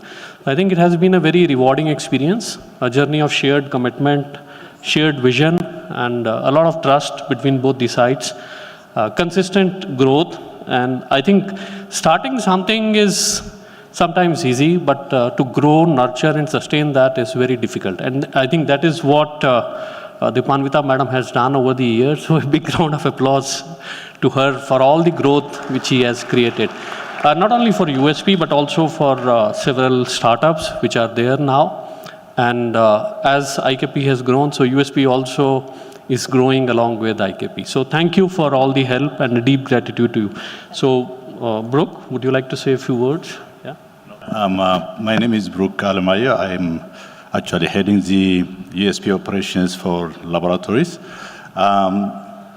I know about IKP Park from Dr. Srini Srinivas since the inception of USP here. He was here. So he's been telling me a lot about how he built it and especially USP is there. So since then, actually, after Srini, I started coming here since 2012, and we've been growing a lot in USP India. We're working on making it actually bigger, so congratulations for the 25 years anniversary. I wasn't prepared for this, but yes. To stay informed about the startup ecosystem, subscribe to MyStartupTV.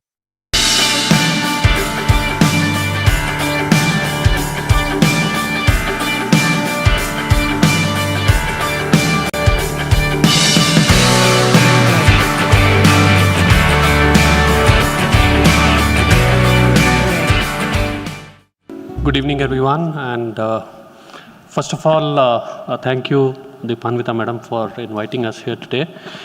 So it has been a real pleasure to be a part of, I have been actually a part of Genome Valley almost for now 13 years, so more than a decade. But now I think close to more than 7 years in IKP. So thank you for all your support. And I think USP started in 2005, 2006. And from there on, I think the journey has only seen growth. I think it has been a very rewarding experience, a journey of shared commitment, shared vision, and a lot of trust between both the sides, consistent growth. And I think starting something is sometimes easy, but to grow, nurture, and sustain that is very difficult. And I think that is what Deepanvita Madam has done over the years. So a big round of applause to her for all the growth which she has created. Not only for USP, but also for several startups which are there now. And as IKP has grown, so USP also is growing along with IKP. So thank you for all the help and a deep gratitude to you. So Brooke, would you like to say a few words? Yeah. My name is Brooke Alamaya. I'm actually heading the USP operations for laboratories. I know about IKP Park from Dr. Srini Srinivas since the inception of USP here. He was here. So he's been telling me a lot about how he built it and especially USP is there. So since then, actually, after Srini, I started coming here since 2012, and we've been growing a lot in USP India. We're working on making it actually bigger, so congratulations for the 25 years anniversary. I wasn't prepared for this, but yes. To stay informed about the startup ecosystem, subscribe to MyStartupTV.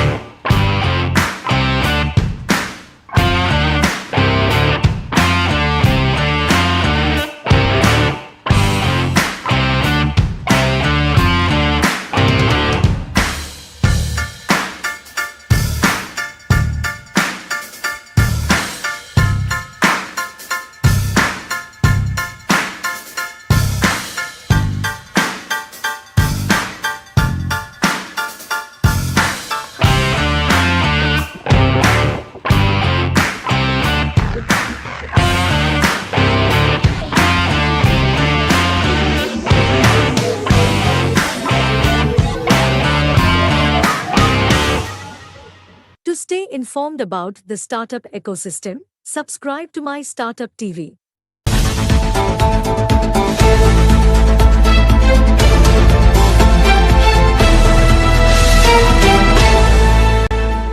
We started our campus in October, actually on October 28, 1999, and this is October 28, 2024. 25 years of our experience as the first life sciences research park in India, and it's so gratifying to see that we have helped over 1,800 companies and startups and innovators to grow across India. And when we are talking of India, we are actually physically present in Genome Valley, but we have startups in 102 cities and towns. So our impact has been fantastic, and we are so proud to say that IKP has been a great influencer and an ecosystem enabler. The building where I'm standing today as our administration building has been named today after our founder, Mr. Narayanan Vagul. Mr. Narayanan Vagul was the chairman of ICICI Bank when IKP started, and it was his vision, his interest that really got IKP to bloom the way it is today. Mr. Narayanan Vagul, a career banker as profession and an innovator at heart. He was the one who created several institutions, and IKP is one of them. We are ever grateful to Mr. Narayanan Vagul, and we lost him in May this year. So this building is named after Mr. Vagul. We had our 25-year celebration through our annual conference, IKMC, on 26th, 27th, and 28th of October. 26th and 27th at HICC, our convention center in Hyderabad, and today on the 28th of October, our annual day at the Genome Valley campus. We had several of our park members and Genome Valley companies here, including the three giants of IKP, Laurus Laboratories, Sci Life Sciences, and US Pharmacopoeia, represented by Laurus Labs, represented by Dr. Satyanarayana Chava, the MD and CEO of Laurus Labs. Sci Life Sciences was represented by none other than Dr. K. Rangaraju, the chairman of Sci Life Sciences, and United States Pharmacopoeia, or USP, was represented from the US by Mr. Brooke, who's the head of operations across the USP group, and the head of operations of the India office, head of India office and Asia Pac, Mr. Girish Kapoor.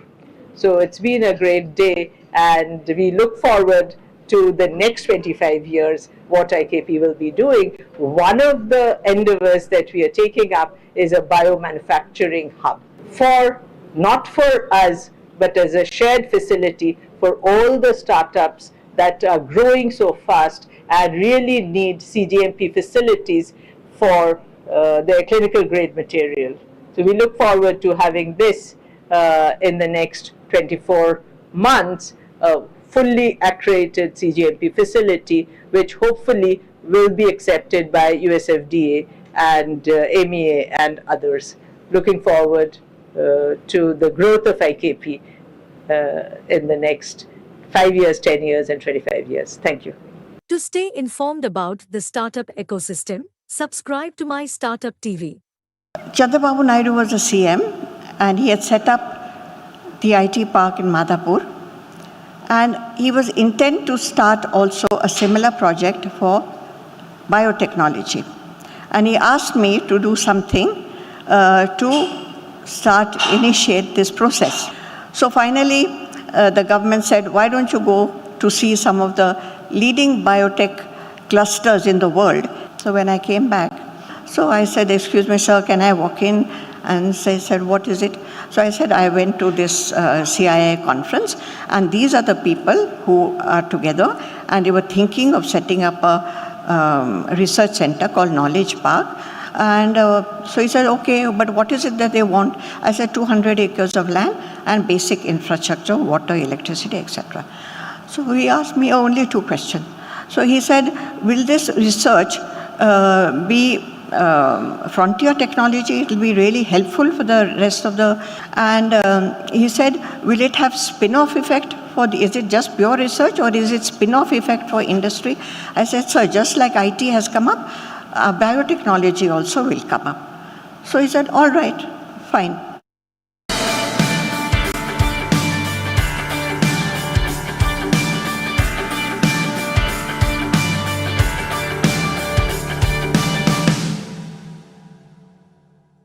Now we are celebrating 25 years of ICICI Knowledge Park.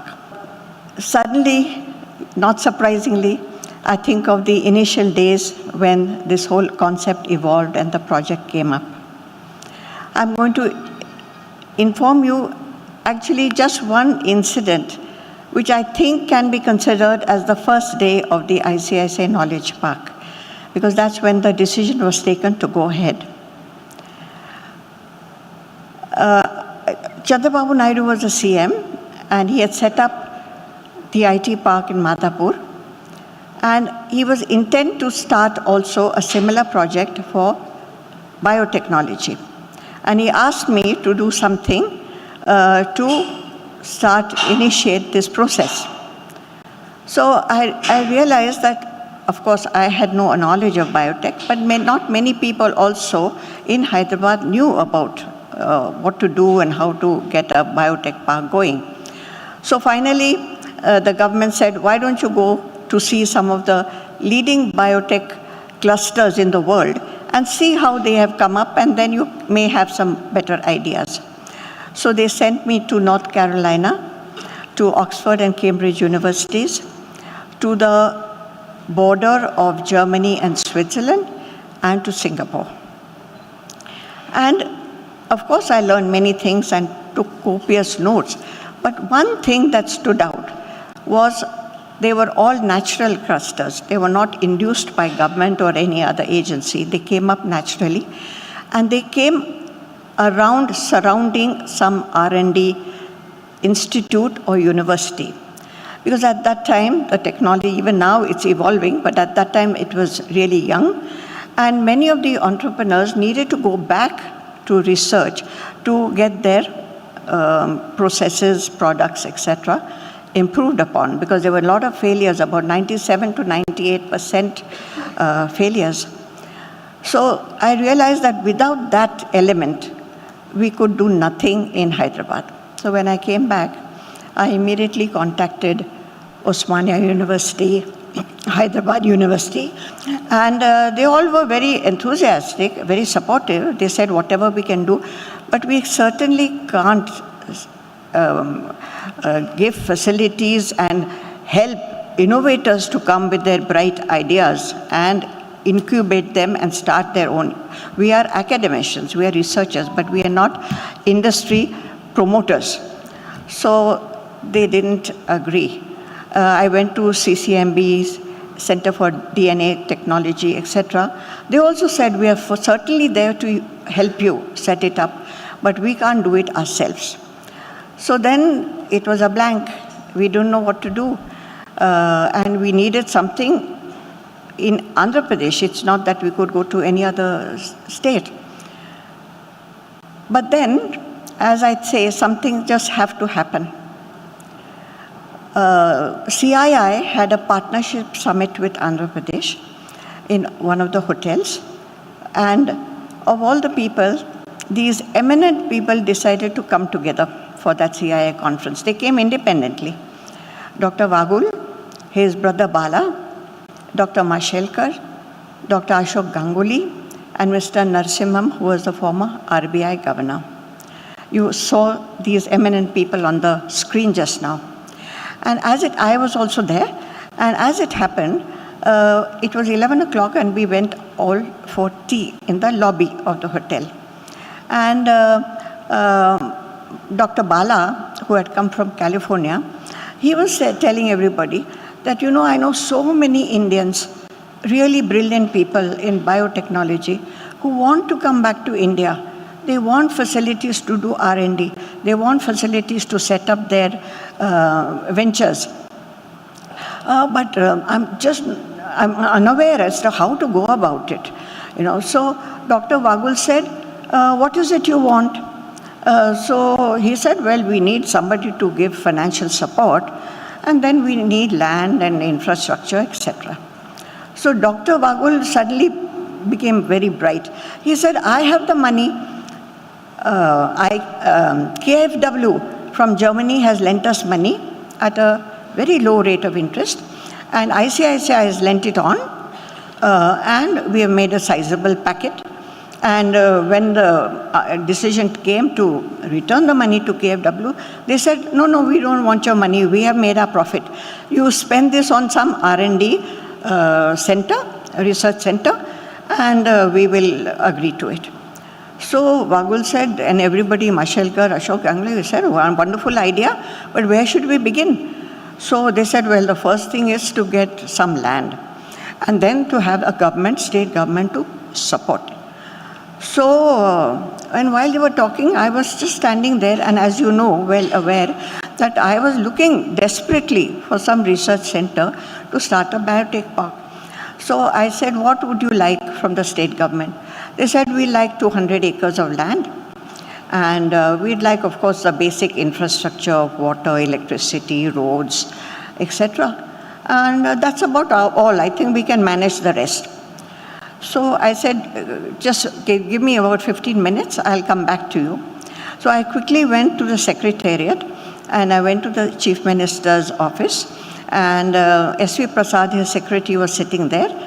And I said, there's some message that I have to give to CM. Can I go in? So he said, yes, go in. And I went there, and can you imagine, Chief Minister was such a busy man, was actually free. He was looking at files by himself in the room. So I said, excuse me, sir, can I walk in? And they said, what is it? So I said, I went to this CIA conference, and these are the people who are together, and they were thinking of setting up a research center called Knowledge Park. And so he said, okay, but what is it that they want? I said, 200 acres of land and basic infrastructure, water, electricity, etc. So he asked me only 2 questions.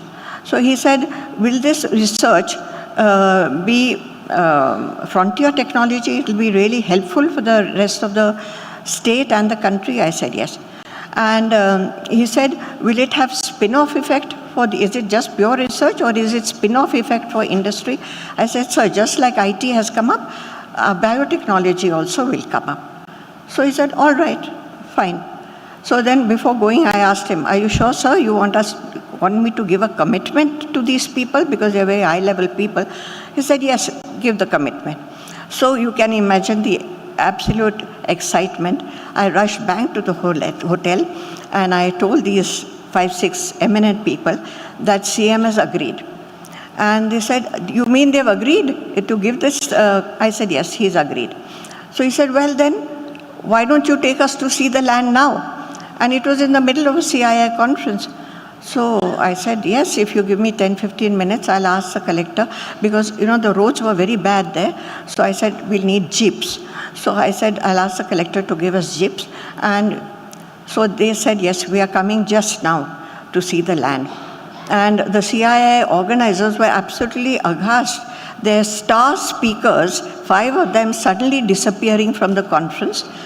So then Vagul said, don't worry, we'll come back in 2 hours. It takes 40 minutes to go, 40 minutes to come, and about 15-20 minutes there. So in 2 hours, we'll certainly be there, reschedule our lectures, our sessions, and so off we went in 5-6 rickety old jeeps. And you can't believe the change in these gentlemen. They started behaving and jumping like schoolboys. They jumped into the vehicles, and they came all the way. It was a hot summer day in 1968. Absolutely hot. So we were so... 98. Did I say 96? Sorry, 98, because it came up in 99. So we went there, took us about 40 minutes, and then the jeep stopped. They said, there's no road, it's all thorns and rocks, and we can't go further. So I said, sir, you can see from here. They said, no, we are going to get down and we are going to walk. So they got down from the jeep and walked about 20 minutes, right, with thorns and this thing. I just couldn't believe. And they said, they stood at an elevated place and they said, yes, this looks fine for us. And we came back and they said, we are agreeable. So I said, can I tell the CM? He said, yes, please tell them that we'll take a decision. So I went back to CM, they've agreed for the land, can we process? So he said, yes. So this is how the decision to set up ICICI Knowledge Park took place in Hyderabad on a very hot summer day. And then afterwards, of course, we processed the file, and most of the department heads, secretaries were not very much in favor. Their argument was that it's a high-tech area, it's an emergent technology. Government has no idea what to do and how to promote it. Why should government get into all this, big talk? But because CM had said yes, they all signed the file. Then it went to cabinet. Each and every cabinet minister forcefully opposed it, forcefully. They are saying there's no drop of water there, no blade of grass, it's not accessible. Why should government give 200 acres to them and spend crores, 40 crores on drinking water alone and electricity and other facility? So CM listened to everybody and kept quiet. So when I went out, I went to my office quite dejected naturally, and Krishna Ella phoned me because he had already set up a unit there in Shamirpet, and he had told me how we can go about setting up the knowledge park. So I said, sorry Krishna, I don't think it's going to happen because everybody seems to be against it. So we kept quiet, and the next day the file came back, proposal approved. So you can imagine our absolute amazement and joy. So I was told that CM just decided it has to be done, and he signed the file, cabinet note. So then, of course, many things happened. We had to get the water from Alwal, very far away. It cost 40 crores. And then we had to have electricity. We promised them 24/7 electricity. So we had to have 2 substations put there, each linked to some different generating unit. So if anything happens to one side, there was always a backup. Then we, of course, laid the roads, and then we had to get companies to set up high quality distilled water and all the basic infrastructure that any biotech cluster would require, and R&D center. And there was a forest area around it. We declared that as a reserve forest where no industry or no polluting industry particularly could come up. So this is how it all began, and of course it's a 25-year journey, and from strength to strength it developed, and today we are where we are. Yes, I requested Dipanvita to show Shamirpet then and Shamirpet Biotech Park today, Genome Valley today.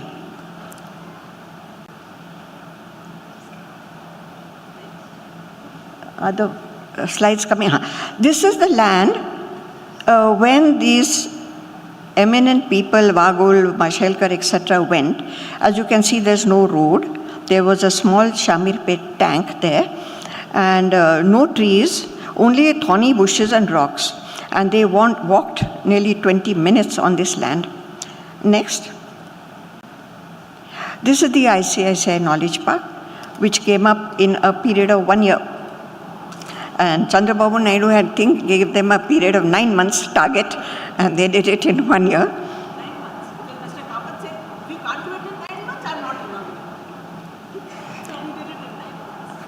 Then the next one is this Bharat Biotech. As I mentioned, Krishna Ella had set it up already, far before ICICI Knowledge Park came, and far before the Biotech Park, and far before the Genome Valley. And he was the pioneer. That's why sometimes I say he is the real father of the biotech park. And he set up this facility and gave us tremendous support, ideas, how to do and this thing. Next, he was first. And actually, he is just at the border of the biotech park. And this is the Genome Valley today. This is a slightly old picture. Yes, she had already, Dipanvita showed you the Genome Valley as it exists today. So this is the story. And I'd like to remember some people who really helped us in the, of course, it is the first number one in the list is Dipanvita.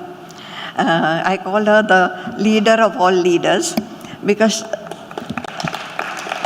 she has the knack of getting all of you, all the people together to work in great harmony and does it with grace and a lot of encouragement. And Maheshwari, he is also here today.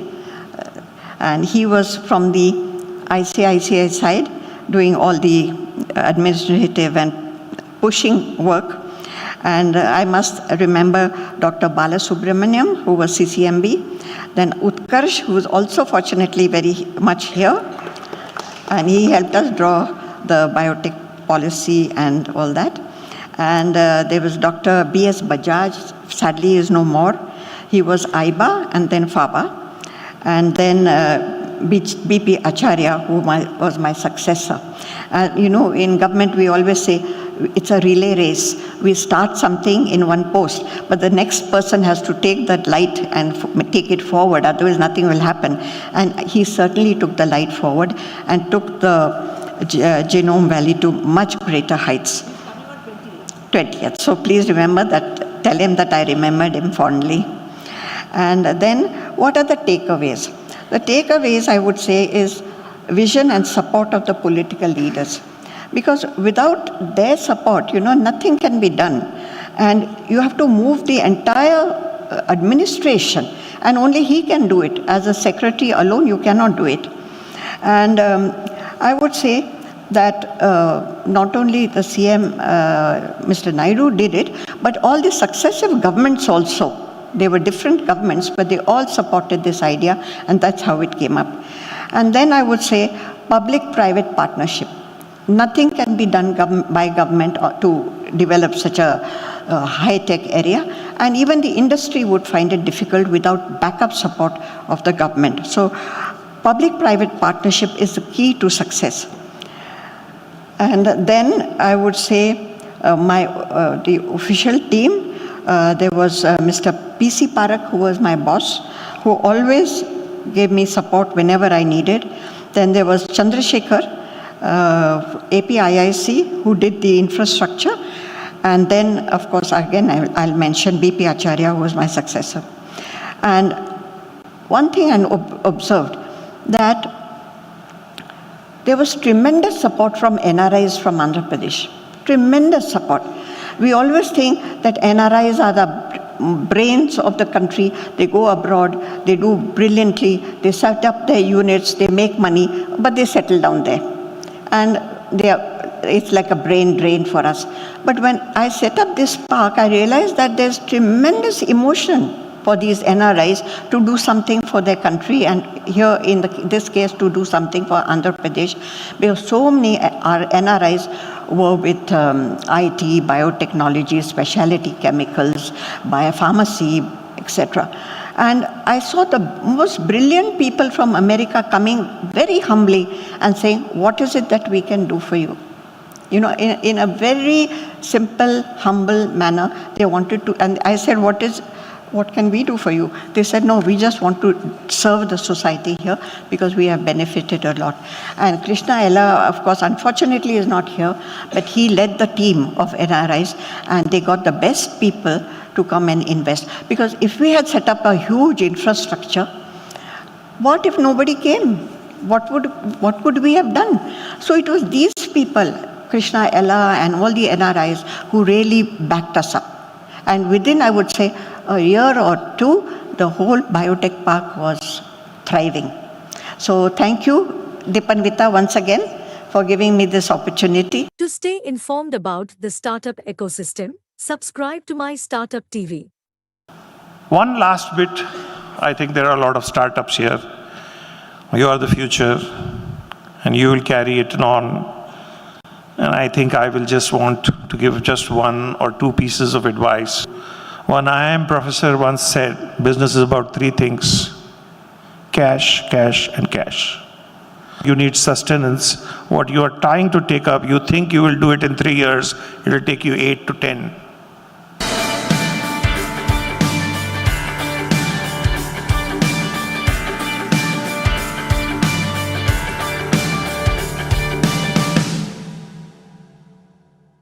So you've heard some interesting perspective of how the things started to roll. You know, in ICICI,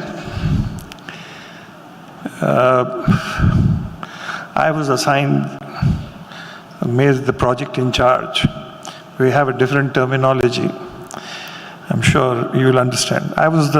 When all these biggies were sitting together, I was the JMO ABC. JMO ABC means Junior Most Officer at Beck and Call. So in every system, no matter how senior you are in your own organization, sometimes you are the JMO ABC. You were having such senior people in the industry.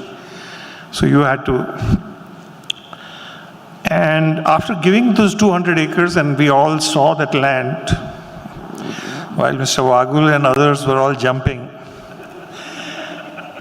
I was looking and said, you know, how are we going to convert it? My challenge was कि इसको park में बनाना वो मेरा काम होगा, you know.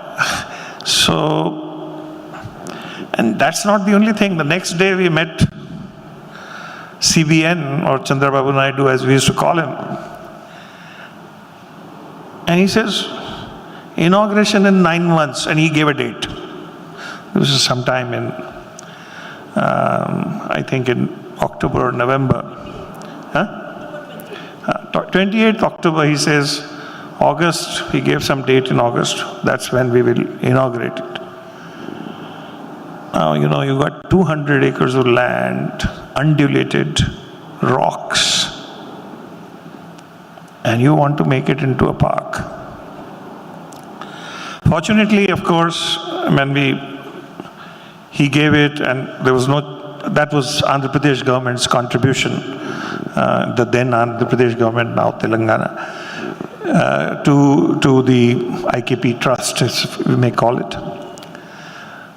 ICICI gave out of KFW interest differential funds. 27 crores were lying. We couldn't return it back. Now I will just take 1 second to explain to you what it was. So Germany, KFW is their development bank. They had given some money to India, and they didn't want, and that was for MSMEs, and they didn't want to charge money to us. But they said, you will lend this money and you charge, because we don't want to make the market imperfect. That money that we charged used to get credited into an account in Government of India called KFW Interest Differential Fund. And that was only to be used for developmental activities, not commercial activities. And that's how it was a matter of coincidence. We had 27 odd crores, and that came in. So when the money got sorted out, now came the implementation. Interestingly, the whole thing was that if there is anybody who can set this up, the best organization in the country was L&T. So Mr. Kamath and Mr. Wagul called up M. Nayak and said, we want this. And of course, the ECC head at that time was told, and then they allotted one of their best officers. Now, I want to just taking you some of the historical aspects of implementation. How do you, I mean, the project manager from L&T told me that if I have to clear this 200 acres of land, 9 months to isme hi jayega. So I said, why do you want to do all of that for 200 acres? Let's identify 20 acres which you will clear up a little bit, and 8 acres is what we will develop. Because it's not as if everybody will come tomorrow for all 200 acres. And I think that one decision helped us save the thing. The second problem was that when you are setting up something, there are some villagers across that pond, you were saying, staying on the other side, and there was some pocket of resistance.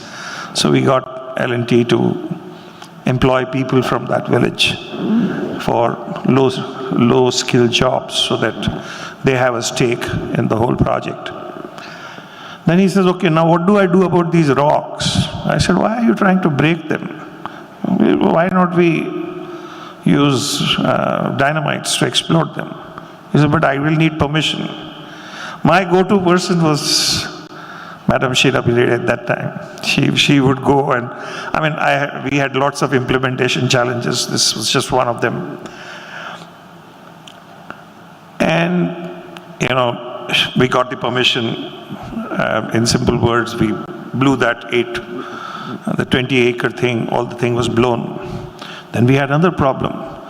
A R&D facility, and some of you understand this and probably take it for granted, in that place, which is barren land, in summer or any other time, there's a lot of dust. And I need to create a space where the lab there would be average ambient dust particle would be ppm 100. How do you do that? Now you can bring a ppm 100 down in a lab only if the ambient dust level is also a little down. So I went and we found out how it is done is because a lot of greenery. There again, our Man Friday or Lady Friday was Shikla Bide. I went to her and I said, we need to do this.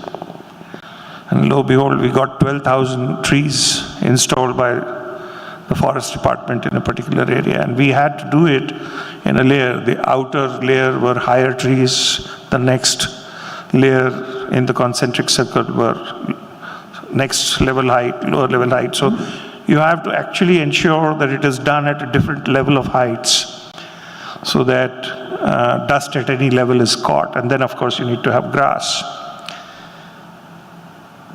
But I must concede only one thing, that I think L&T managed to do the whole thing. It was marvelous. My next job was in L&T, so I today can appreciate what they were doing. But if there is an organization that can do things overnight, or some of the most impossible things, I think they have a marvelous organization, and they did, because 3 days before the inauguration when I came and I said, look, Mr. Chaudhary was the project head. I said, we're going to inaugurate this. I don't know how, this is not looking. He said, don't worry. The next 3 days, he says, you come at night, 12 o'clock, after your dinner is over. For the next 3 days, 24 hours, in that small 8-acre space, 3,000 people were working 24 hours by shifts. Every stone, it was all done in granite, it was polished, everything was done. So, India has so many negatives, but it has some great institutions and organizations and people. So I think that was definitely one. And I can tell you that we would have never been able to deliver if it was not for L&T and for that man Chaudhary. Because we had very unique problems. How do we patrol a 200-acre plot? And we had to come up with some innovative solutions just to create a dirt track and motorcycle security on a motorcycle guy and things like that. So anyway, long thing short, and then came, okay, now that we've got the physical thing, we need to get at least one company to move. My God. And we must have done innumerable presentations, including CBN. He made also some presentations to some of the international organizations. One I remember was GE Plastics.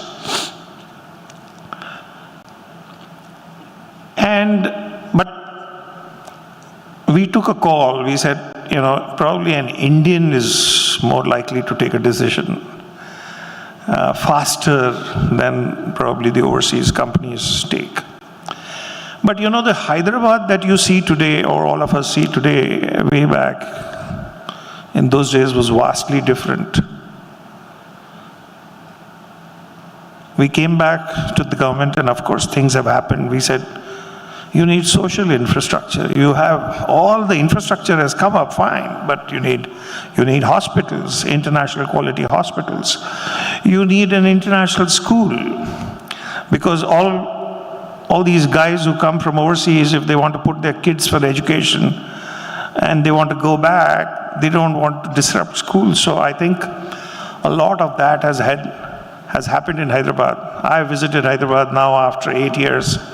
My God, I couldn't recognize this city, and definitely it was different when we used to land at the old airport. So I think we got Medicorp, if that was our first tenant, and things rolled on. I moved on to other things, and my JMO ABC was Dipanita. And the ball fell in her lap, and I think she has taken that flag and done a job that I can tell you. I've done a few interesting things, but this was, and those sciences are very close to my heart, but what this required to be done, I was not equal to the task. She did a far better job than what I could have conceived. I have been in touch with her. And so, yeah, I think credit is where it is due on this aspect. Interestingly, not many of you know that Dipanita and her husband were both recruited by me. She did say this, that I was the boss, but they were recruited for another task for which you don't know that they have been part of. You have mobile phones because of the work that both of them did. We opened up the Indian telecom sector. Okay, 92 to 94. So there are other sides to her which you only know her biotech and knowledge park side, but there are a whole lot of dimensions to this. One last bit, I think there are a lot of startups here. You are the future, and you will carry it on. And I think I will just want to give just one or two pieces of advice. I met a few in the stalls today morning. I was impressed with the work. I was impressed that India is doing some cutting-edge drug delivery molecule work. I have some understanding of some of those things because I got into management by accident. I actually wanted to be a biochemist at one time. But in my time, if you became a biochemist in India, you wouldn't get jobs that paid. So that's how I got into this. But anyway, the small input that I want to give you is, and you will be raising funds at some point in time. Unfortunately, private equity guys, and there may be some here too, we are too EBITDA focused. And let me tell you, one IIM professor once said, business is about three things: cash, cash, and cash. You can be EBITDA positive and you can be liquidity crunch. If there is anything that you want to monitor, is how soon you can generate cash. Some of you are startups. I'm nurturing one startup somewhere else, and I know that I told him you need sustenance. What you are trying to take up, you think you will do it in 3 years, it will take you 8 to 10. So you need to think, you can't do anything without vitamin M. Okay, so you need to think of how you can monetize some low-hanging fruits which may not be critical to your research or critical to your outcomes, but maybe it'll get you some liquidity which will help you survive. And you have to make that compromise if the final goal is important to you. So that I am prof's axiom has changed a bit. In today's terminology, it is cash, people, and processes and systems. Okay. You may have cash, but if your key hires, key technologists walk away, they're gone. And you need to work on that. IT and systems, because there is this whole concept in management called tooth to tail ratio. If your tail is so big, that is, you have lots of clerks and accountants, but not on the key business area, IT and systems and processes actually are simplifying that and making it easier to have a shorter tail and a greater tooth. So do focus on this. Don't ever get carried away by EBITDA. Just focus on cash. That's the most important thing. And another thing, last sentence, I've been a banker. When shit hits the roof, there'll be no financier or banker by your side. You need your own repository of cash. And I think with that, I wish IKP the next 25 years. I hope I live to see that. And I can tell you that unfortunately, I'm not able to go, but I have seen the photographs. It's difficult to imagine what it is. I mean, at that time, what it was and what it is today and what it's delivering. And my God, the stalls that are full, we couldn't visualize anything like this would actually materialize today. Hats off to all the mentors that Dipanita has already said. And no doubt, Vagul was the, shall we say, the constant, the shoulder on which anyone could go on and get a solution. But among the initial people besides Madam Bide, where we would go for solutions, Mashelkar and Dr. Ganguly were seminal in conceptualizing, and Balamanian conceptualizing some of the key inputs. Nobody in India knew what a research park was and what it comprises of. And I think they made a lot of contribution to this. And so with that, thank you, Niparnita, for having me here. To stay informed about the startup ecosystem, subscribe to My Startup TV.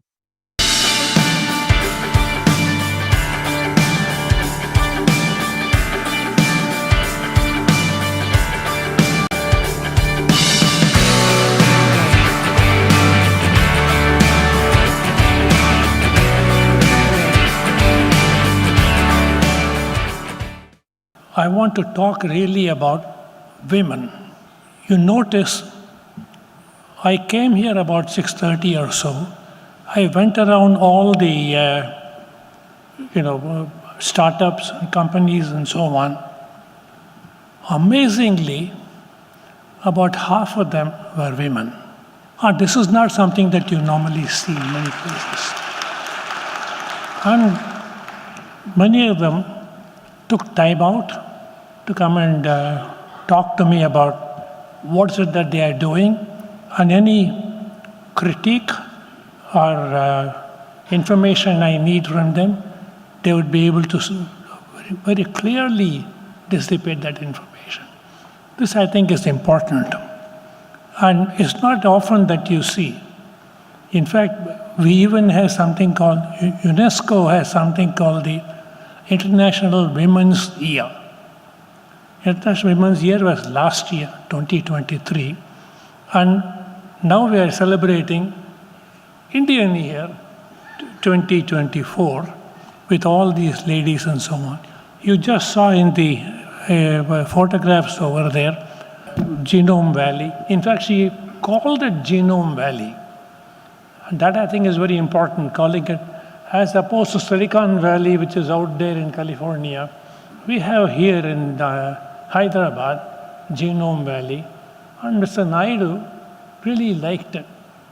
And this, I think, is something very important that we have to do. We also saw, even among the entrepreneurs and the company people, Kiran Majumdar Shah, Mahima Datla, Anuradha Acharya, Map My Genome, or what they call Genome Patri. yes, Genome Patri. And Shraddha Goenka, who's from CCMB, and I think Madhu would particularly like that because he is one of our own graduates and so on. She started something called a biodesk and so on. I think this is very important that we have women of this kind that do it here. My minute is up, so I think let us celebrate the onset and the interpretation as well as the critiques and the excitement that all these girls and women have in making Knowledge Park. And I am sure this is the 25th year. It's only a silver jubilee. Yes. When we come now, I hope we will call many of us for the golden jubilee 25 years from now. Thank you all. To stay informed about the startup ecosystem, subscribe to MyStartupTV.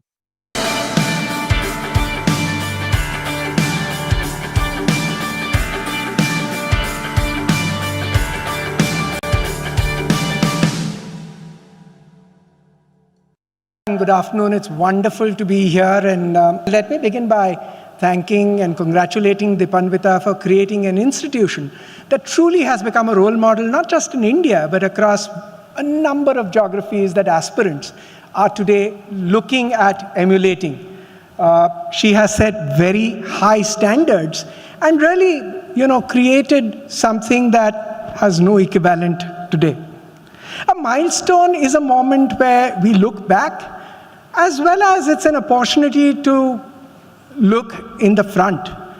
So this reminds me of SEBI's statutory warning that Dipanvita's previous performance is no indication of future performance. Please read all of our documents before investing. After celebrating the tremendous achievements of the years gone by, it's now time to chart the course for the future. IKP is unique in that respect that it does not exist for itself alone, like any other entity, but really IKP's success is measured by the numerous stakeholders it touches and impacts. Its success, therefore, can really be measured, and some of the data Dipanvita did put up. So in Indian lexicon, as luck would have it, and I don't know whether it's by design or default, that we have the same word both for yesterday and tomorrow, which is kal. So after having a kal that's gone by, let's look at the kal that is ahead of us. And when we look at the kal that's ahead of us, I couldn't have thought of a better panel to paint a picture what lies ahead of us. And as and as I've told Dr. Balram, he's our opening batsman for the session today. And we are really going to leverage because they see far ahead than what we can envision. And so on basis of what they see, we look at what course IKP has to chart in the future ahead. So then may I please invite Dr. Balram to paint us a picture of what he sees ahead. And you can either, sit and talk or come up to the podium, whatever suits you better. The last thing you should do is to ask a professor what's going to happen in the next 25 years or what should happen in the next 25 years. They're the wrong person to have on the panel because I've been an academic. I have very little experience in sort of envisioning the future. And I must say that when I saw the video which Dipanvita projected, that it was heartwarming to see many of the people there. Dr. Ashok Ganguly was truly a visionary. He thought far ahead of his time. I have interacted with him, and each time he was several steps ahead of everyone else.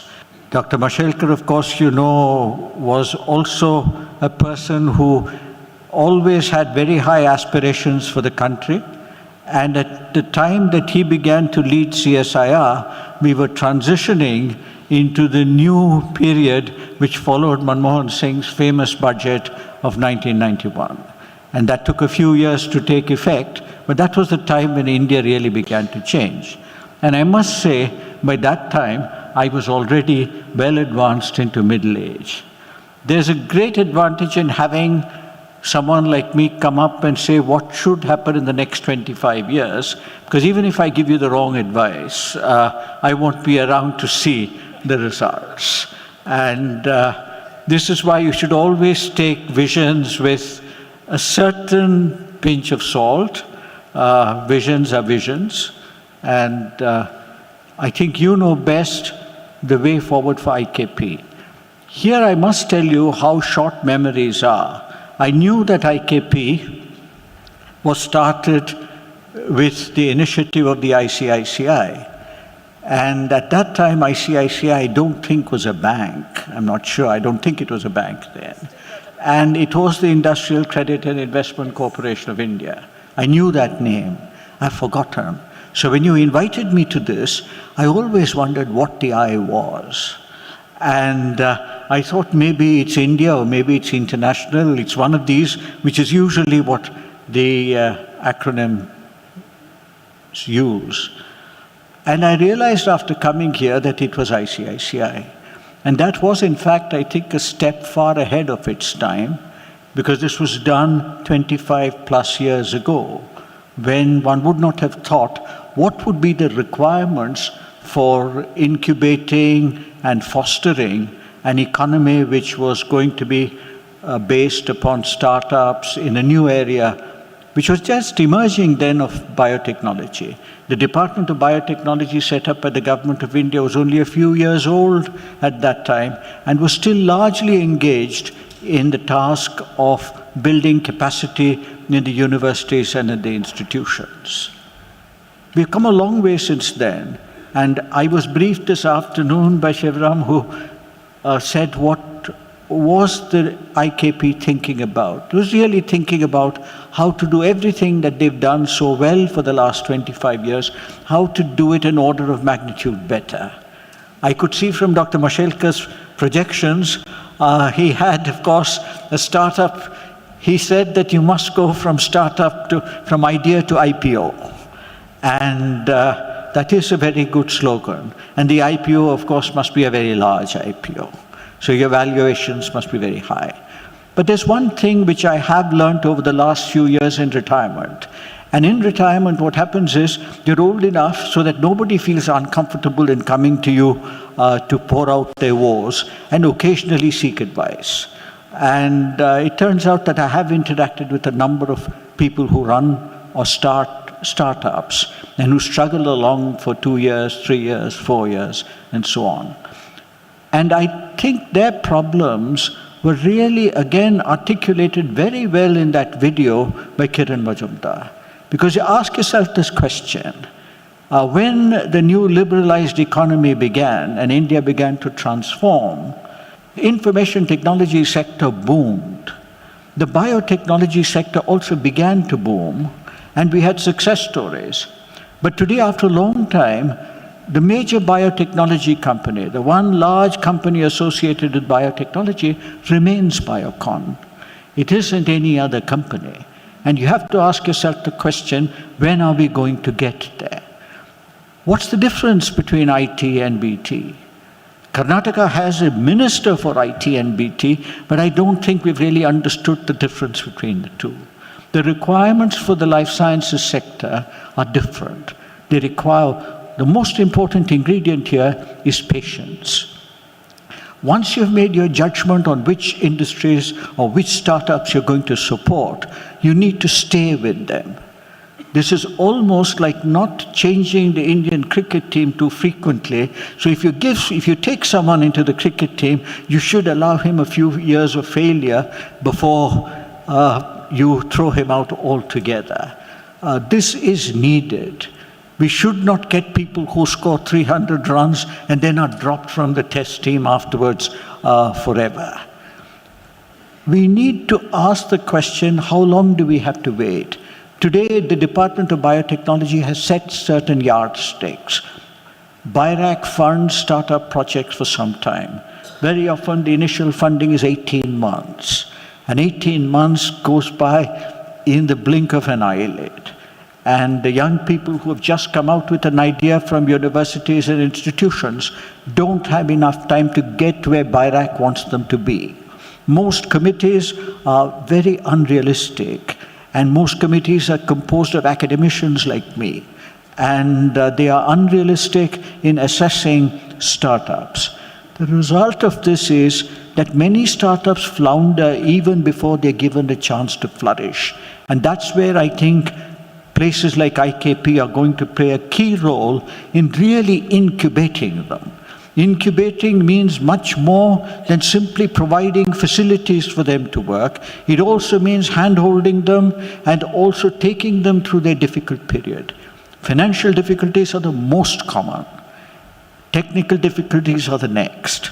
In both of these, I think the knowledge parks need to really come in, really as collaborators of the startups which they are incubating. But I think it would be very important, and I think Kiran said this very well, that you do need a capital fund.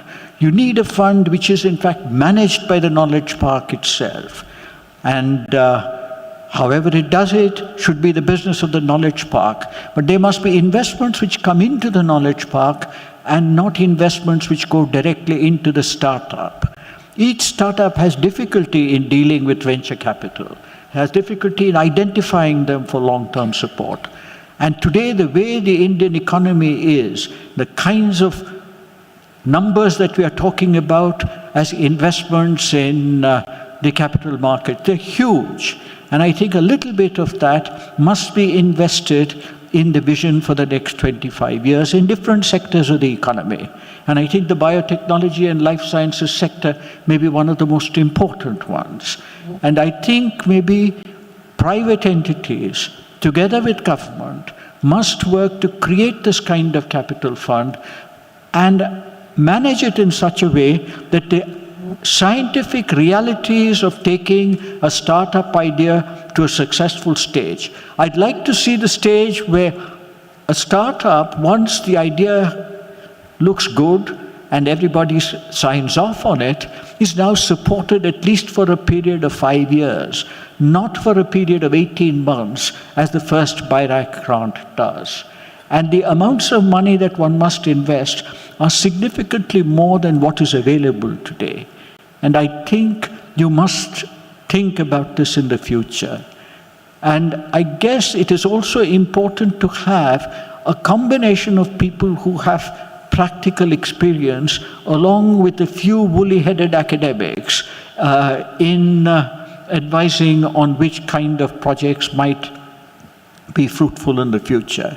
We need to encourage the only resource that we have, and that is the younger generation of scientists who are coming out with an entrepreneurial bent of mind. I hope your vision will include some of the thoughts that I've expressed. Thank you very much. Thank you, Deeparita, for calling me for this session. I'm very, very honored to be part of this session. And we have two, three things, very, few words to add. I'm not someone who's, had a long stint of association with IKP. So my words are, in a sense, an outsider's, words around the understanding of how IKP has, functioned over the years and how it should function later. And the first thing and most important thing, I belong to the institution which I think created this. And, when I look back and, the several, as being part of that, I say for a very long time, mostly in business, when I look back, I find, something very, very similar to what IQP has done, to what ICC, the mother thing has done.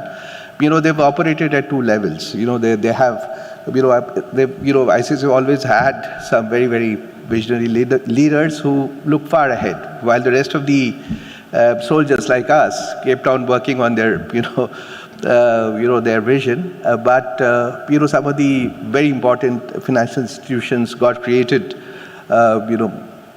because of their vision. But also, as we move forward, institutions like this, they were part of ICICI. The mother gave birth to the child, but various reasons, I think the child, had a life of its own. When it went out of ICICI, had just created a life precisely because of one simple thing, which is, I think a very important decision, which is how leaders select people to run institutions. That's extremely important, and that's something I learned, that you need to, when you found something, when you try to create something, it's also the people who stay on for a long time, who bring that vision into practice. Let's put it that way. But having said that, I just wanted to, I'm not digressing, I just wanted to say, what's the kind of vision I have for IKP?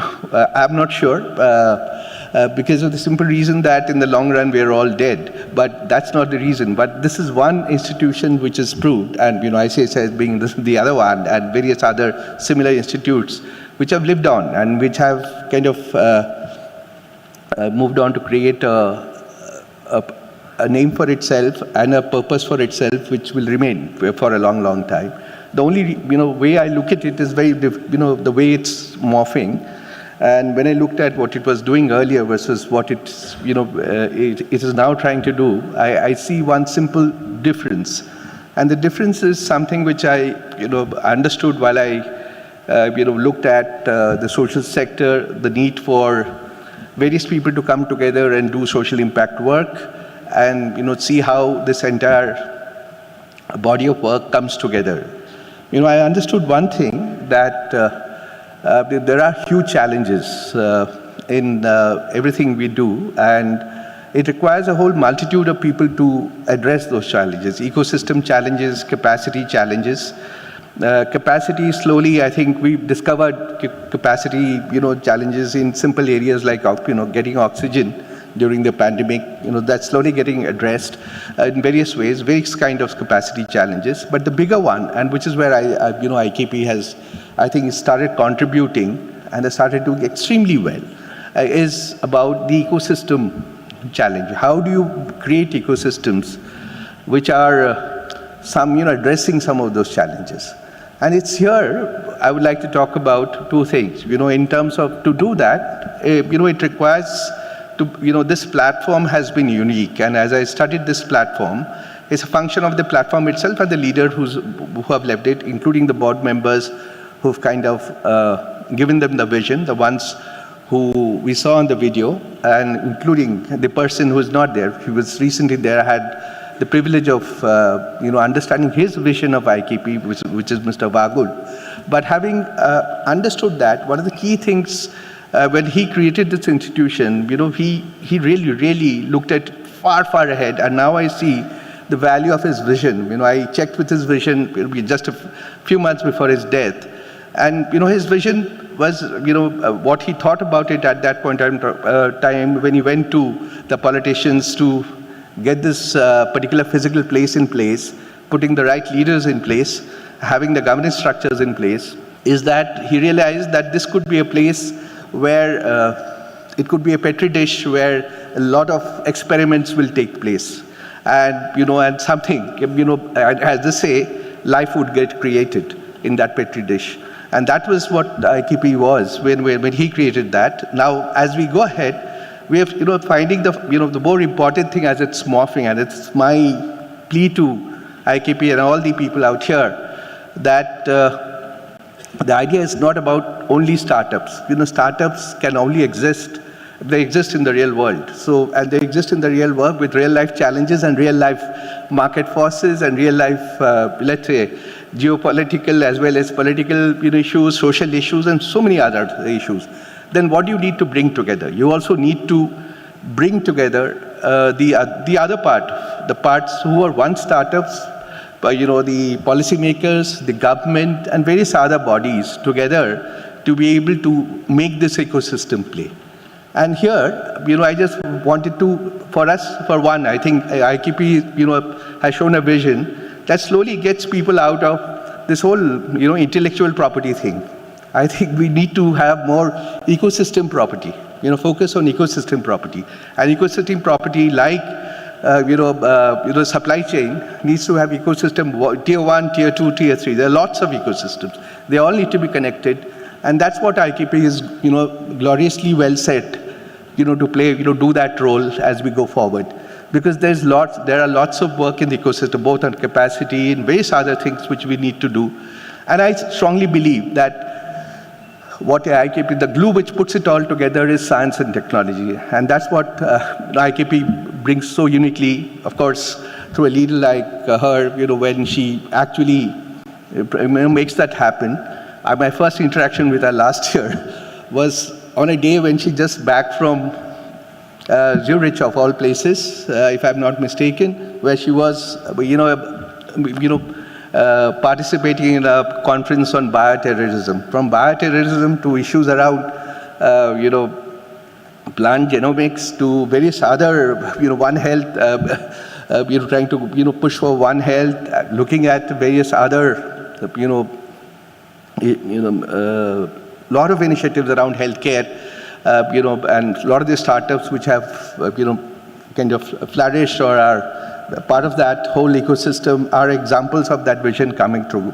But in all of this, one important thing which is coming together, why IKP is important is to have a neutral place. A place where there is a dialogue which is continuous, a science-based dialogue, a technology-based dialogue, where individual motives do not come to the forefront. And finally, at the other end of the thing, it is outcome-based. Coming out of the whole corporate need to scale, and the visionaries, they did mention scale, access to capital markets, and various other things that need to scale. Be very, very definitive, be very, very outcome-oriented in what we do.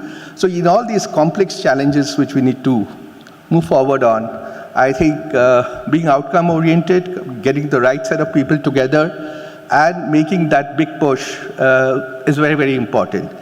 But as I talked about the last 25 years, but one clear thing, to do all of that requires people who are determined and people who, there's this word called influence or inception, where they plant ideas, then they influence people to really adopt such ecosystem plays, work with each other, collaborate heavily, and then make things happen in the front.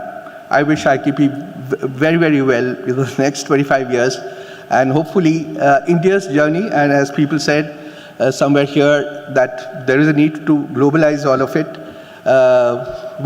not only will it be part of India's journey, but also India will show the way in the way we start working with other ecosystems similar to this across the world. And we've shown that moment. We've shown it is possible to be inclusive. We have possible to to bring lots of. If we just work on these kind of platforms, UPI movement of India is awaited in these kind of areas. Thank you very much for calling me, and I'm very, very honored to be wishing you all well. Thank you. First of all, I have been honored to receive this Shapers recognition. Thank you, Dipanvita, for doing this honor to me, and thank you all the IKP family for recognizing me. But I feel is that amongst all the Shapers, they are veterans, and they are amazing people. And to find my name against one of those in that eminent list, I am really honored. But the true credit for building IKP is actually of Dipanvita. She is the glue, she is that binding force who has held us all together. It is not easy to bring all these people together, and a clap won't just do. In case you wish, you can even get up and give her a standing ovation. In front of a professor of the stature of Professor Balram, I can't be talking theory, so I have few stories to share, which is basically related with all these shapers which are part of the IKP ecosystem. Let me give you some story about the Hyderabad ecosystem itself. Today, India is known as the vaccine capital of the world, but there is a story behind it. Story which started long back. It was Mr. Vara Prasad Reddy, Shanta Biotech, which came to technology development board for seeking some funding support for Shanta Biotech. We used to give concessional debt, angel investment, VC funding were not part of the system at that point of time. So when he approached us, Dr. Mashelkar was on the board of TDB, so was Dr. Kalam, and our secretary, Professor Ram Murthy. They were all part of that board. The case was put up to the board and with a recommendation from the secretariat that the debt-equity ratio is not in line with the norms of TDB. Dr. Mashelkar got up. He said, well, this board is a technology development board. We are not a typical funding organization. I would request the board, give me 2 weeks of time. I'll get this examined and I'll come back and report to the board. If we are not supporting this organization, I am resigning from the board, because if we cannot support organizations of this nature, there is no point in having this board at all. That was the comment which he made. We also funded Bharat Biotech and also the Serum Institute of India at that point of time. This was for hepatitis B, which we have. Now, just for the sake of startups, I must tell you that the vaccination for hepatitis B was available at the price of 1,800 rupees per single dose. And you required 4 annual vaccines to get yourself completely vaccinated. I remember my children were in school. The school required that all 4 of you in the family, me, my wife, my daughter and son, all get vaccinated. I went for the first dose, but found it pinch on the pocket. Never went back for the second, third and the fourth dose. The technology was available only with SmithKline. Beecham was the company who had the technology, and they were providing that technology. It is CCMB, your own institute here, along with Bharat Biotech, the Shanta Biotech, they developed the technology in the lab. The price came down to 50 rupees per single dose. Shanta Biotech and the other Indian companies out of business. These people, Dr. Mashelkar, Dr. Ramamurthy, and Dr. Kalam, they even pleaded to the government to stop the import of this vaccine. Of course, the government didn't act at that point of time. So these are stories which can continue, but the lesson is that you have to have compassion for the startups as an ecosystem builder. Why India became the vaccine capital of the world is because these people had a belief in these vaccine companies. This is as far as the ecosystem is concerned. Now I'll tell you a brief story of the startups, because we are working for startups, and that for them, the story is again of a Hyderabad-based entrepreneur. The story is of one Mr. Subramani. Subramani is a very interesting story. He was a biotechnologist, but was studying for his MBA at ISB Hyderabad. Subramani developed artificial flowers made out of paper, which looked like, smelt like, and even felt like real flowers. When you touch that petal, it gives you that wet, cold feeling which you get from a real flower. The fragrance would last for about 3 years because he was using a nanotech-based fragrance. And appearance was all like natural flowers. We were running a competition in association with Intel, and there was a global competition which was being held in Silicon Valley. So he was the India winner, and he was nominated for participation in Silicon Valley. When he landed at San Francisco airport, he was carrying these flowers in his hand because he couldn't have packed those flowers. When he was passing through the customs and the quarantine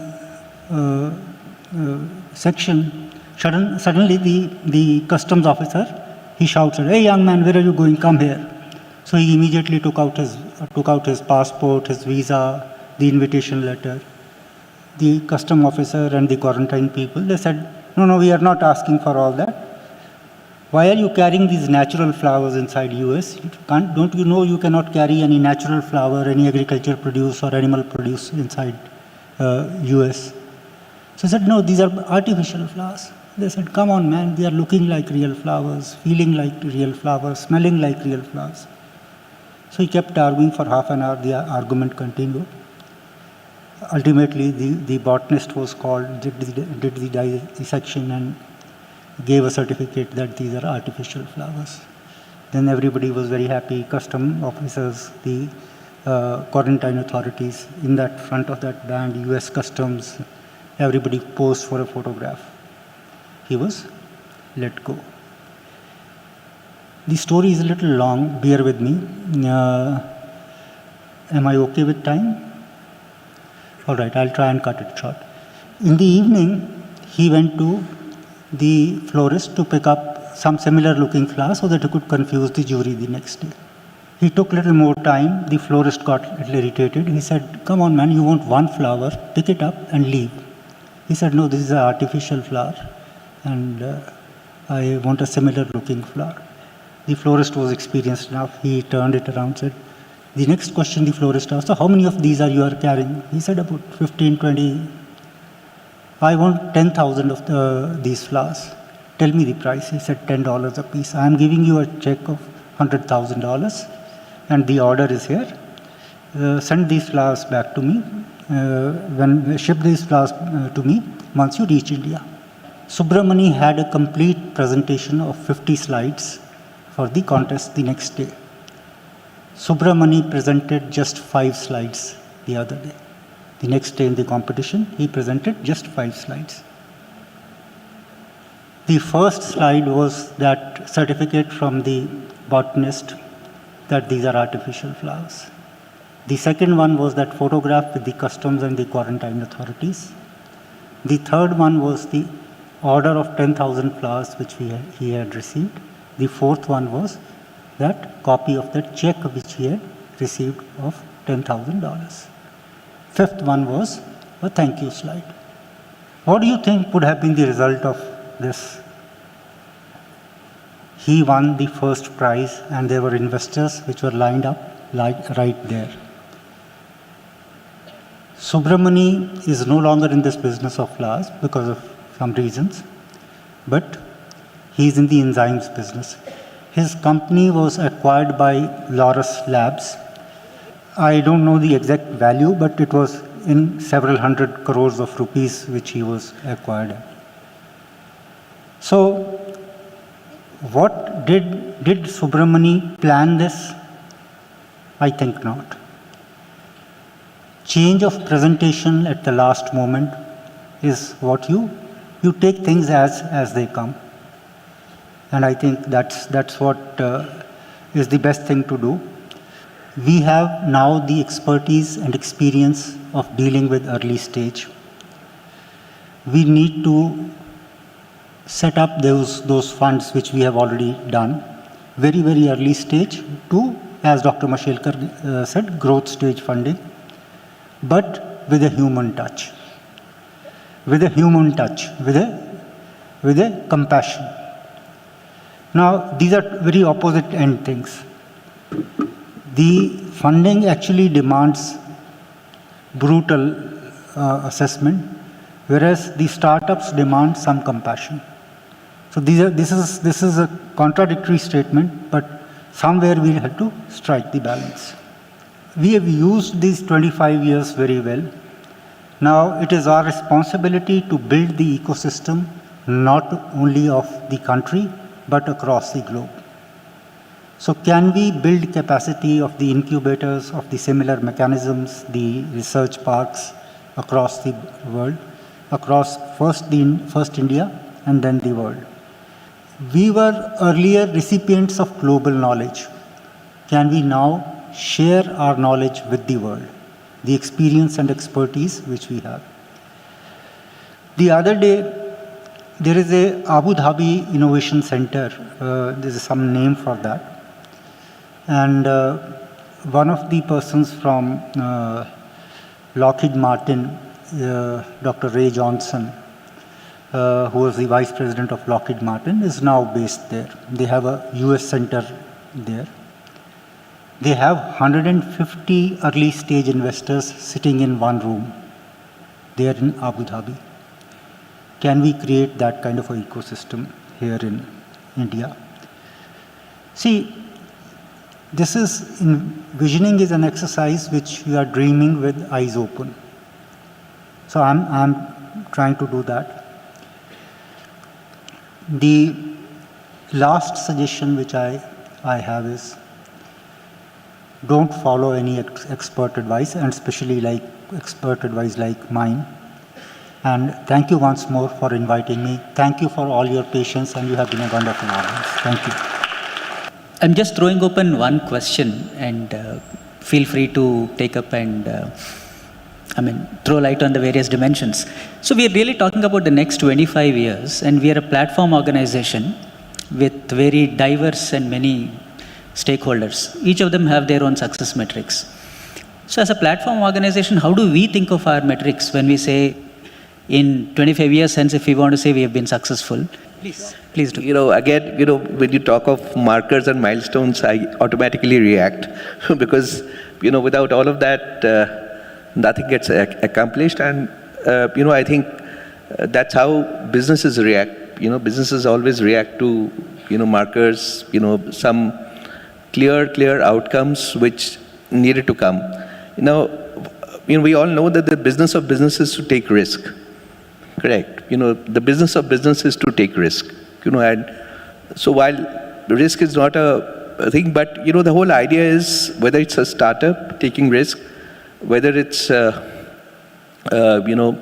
other parts of the ecosystem which also reacts to that. We need to have one is two clear markers. One is access to funding capital, which is very, very important.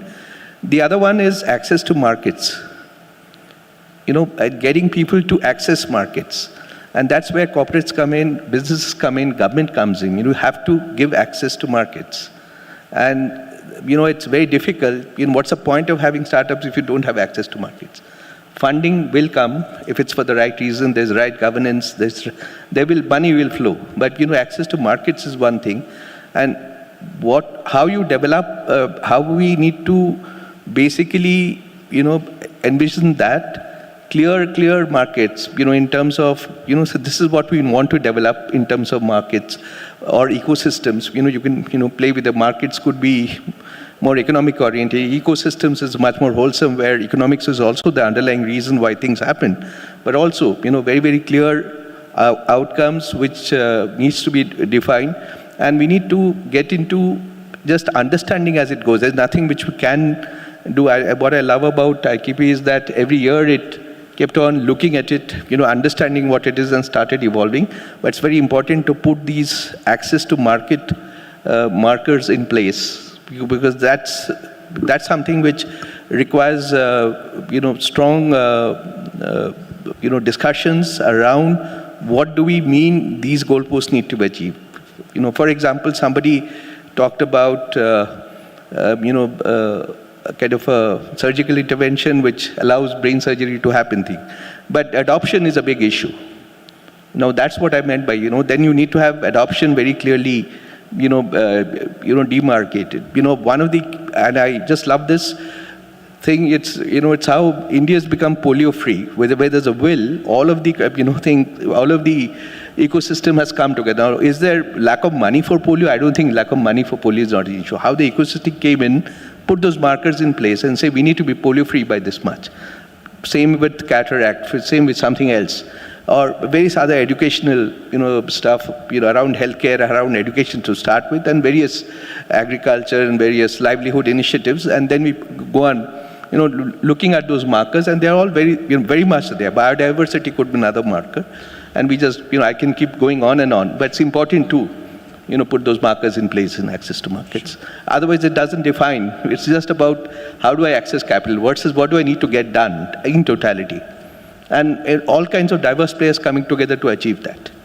To stay informed about the startup ecosystem, subscribe to MyStartupTV. Hi, I'm Anu Acharya. I'm the founder and CEO of MapMyGenome. I'm aware of IKP for a very, very long time, and I've seen it grow from a concept to now something that a lot of people across the globe dream of building a center like this. So I'm really proud to have known Dipanvita and the rest of the team at IKP.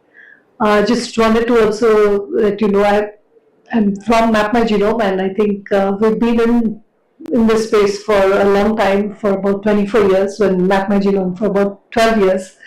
And our aim is really to be able to help people to understand their genetic selves and other parts of what creates them and what makes them grow longer, stay longer alive. And I think that's something that we are helping people do, to understand the root cause of disease, to understand where they come from, but also help them understand and give them the right kind of suggestions on what they can do to remain healthy.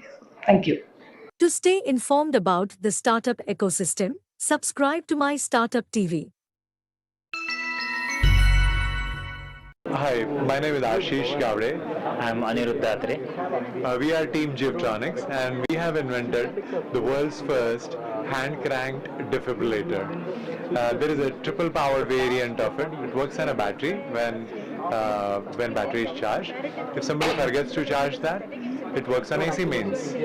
And in case AC mains is not available, it has a built-in hand crank generator inside that is used to charge it up and save a patient. Till date, this is of immense importance to all small town hospitals. Till date, we have saved more than 1,000 patients, and this is already being used by ISRO, AIIMS Nagpur, and various prestigious organizations around the country. And we have been associated with IKP Hyderabad for almost 10 years. Our journey began with a small grant from BIRAC, BIG, which was administered through IKP, and we appreciate the support. Our only suggestion to the young entrepreneurs, budding researchers, innovators is that in this area they should get associated with, if they're in Hyderabad and nearby area, they should definitely get associated with IKP Knowledge Park, and it's a great ecosystem that will help budding entrepreneurs build successful startups and create good social impact across the country and hopefully globally. Thank you. To stay informed about the startup ecosystem, subscribe to MyStartupTV. Hi, good afternoon. Myself Devar, the co-founder of ProMeat. Essentially, we are a plant-based protein company. We started 2021 from Mumbai, and we are based out of IIT Bombay, Sign. Apart from that, we have launched multiple different products in B2B and D2C formats. So what we essentially do, we replicated all the forms of meat using plant sources. Very core ingredient we use, mainly mung, pea, soy, oat and wheat. With that, we replicated chicken, beef, pork, mutton in all the different formats. And apart from that, we constantly trying to grow our businesses in multiple different areas, and simultaneously we are exporting to other countries as well. So if you're looking forward to have something which is on the plant-based side, you can get the right taste of meat from plant sources. That's what we do. Thank you. To stay informed about the startup ecosystem, subscribe to MyStartupTV. Hi, this is Kadekodi Tech Private Limited. We are from Tamil Nadu. This is a e-commerce platform for DPETT startup, registered startups.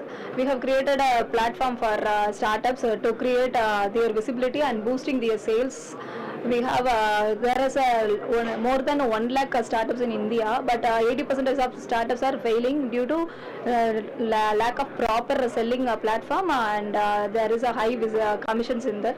So we are reducing the commissions from there, and we are creating a bridge for all startups in one innovation place. And thank you. To stay informed about the startup ecosystem, subscribe to MyStartupTV.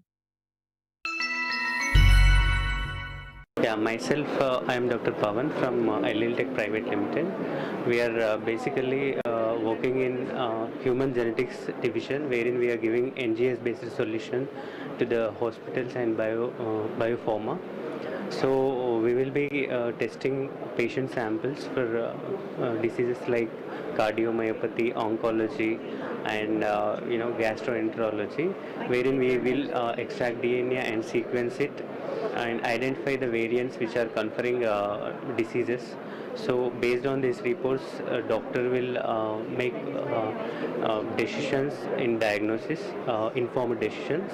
So apart from that, we are also working in academics, wherein we are giving services to research projects, wherein we are sequencing whole genomes of the organisms and also transcriptome to study the gene expression patterns of different genes, and also microbiomes in different like gut microbiome, and studying sewage samples, water samples and all.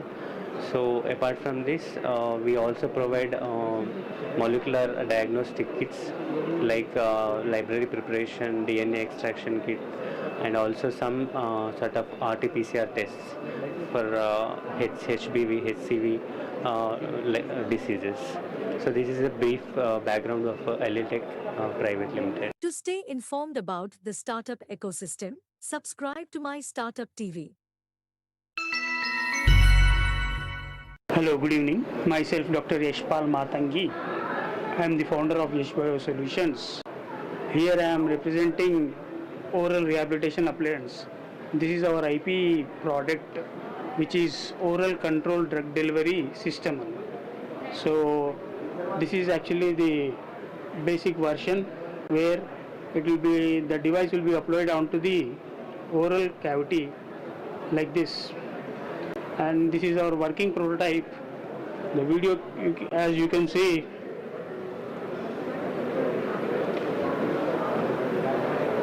so here the control mechanism, what we are able to demonstrate in this video, the manual control, semi-automatic and automatic versions of drug delivery mechanism. So we are IP-based medical device company based out of Hyderabad, currently incubated with AIC CCMP Hyderabad. Thank you. To stay informed about the startup ecosystem, subscribe to MyStartupTV. Myself, Dr. Gajala Prabhakar, founder and managing director of Sri GP Events Life Sciences Private Limited. So we are developing organic biopesticides. It's controlled to black thrips in chili, mango and other vegetable crops. And also we are coming with the product name is Thrip Clear. This is the Thrip Clear. The Thrip Clear control to the black thrips in all the crops, especially in the chili. And also in India, we are first time developing this type of biopesticides, and also we are lot of help from the IKP Knowledge Park. They are mentoring, they are support a lot. Thank you, IKP and IKP Prime and IKP Eden also. To stay informed about the startup ecosystem, subscribe to MyStartupTV. Hello everyone, myself Sandhya and this is Harish Kumar. We are from Elliston Innovations. Our company mainly focuses on production of polyunsaturated fatty acids, mainly focusing from the sourcing from the single cell microbial technology, and our commitment aligns with the Make in India commitment, and Yeah, Make in India alignment. We are mainly focusing on PUFA enriched oils. These oils are formulated into many feeds. It's kind of mainly focusing on livestock industries, the livestock industry, including chickens, camels, and cattle. When we give this PUFA, the application of PUFA, when we give it as a supplement to the feed, it will enhance that meat quality, textures, even that egg layers will increase that what you mean called the fatty acid contents, and we are also transporting to this PUFA formulated food as a supplement to even camels to the Gulf countries.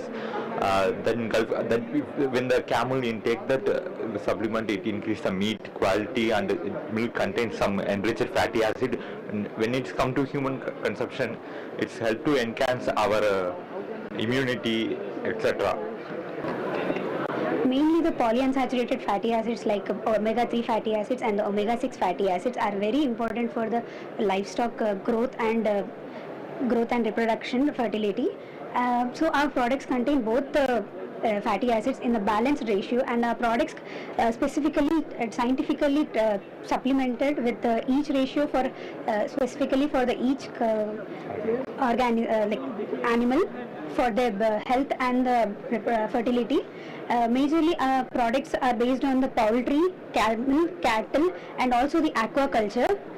For their milk production for cattle, and for the egg layers and for layers and boilers for their egg laying capacity, and also for their nutritive value, and for the meat and for the meat taste and texture. And also this we are proud to say that our company is the first for the PUFA polyunsaturated fatty acid production in India based on the native indigenously isolated fungal strain, and we process it through the microbial fermentation, which will be eco-friendly and sustainable by using the low-cost substrates.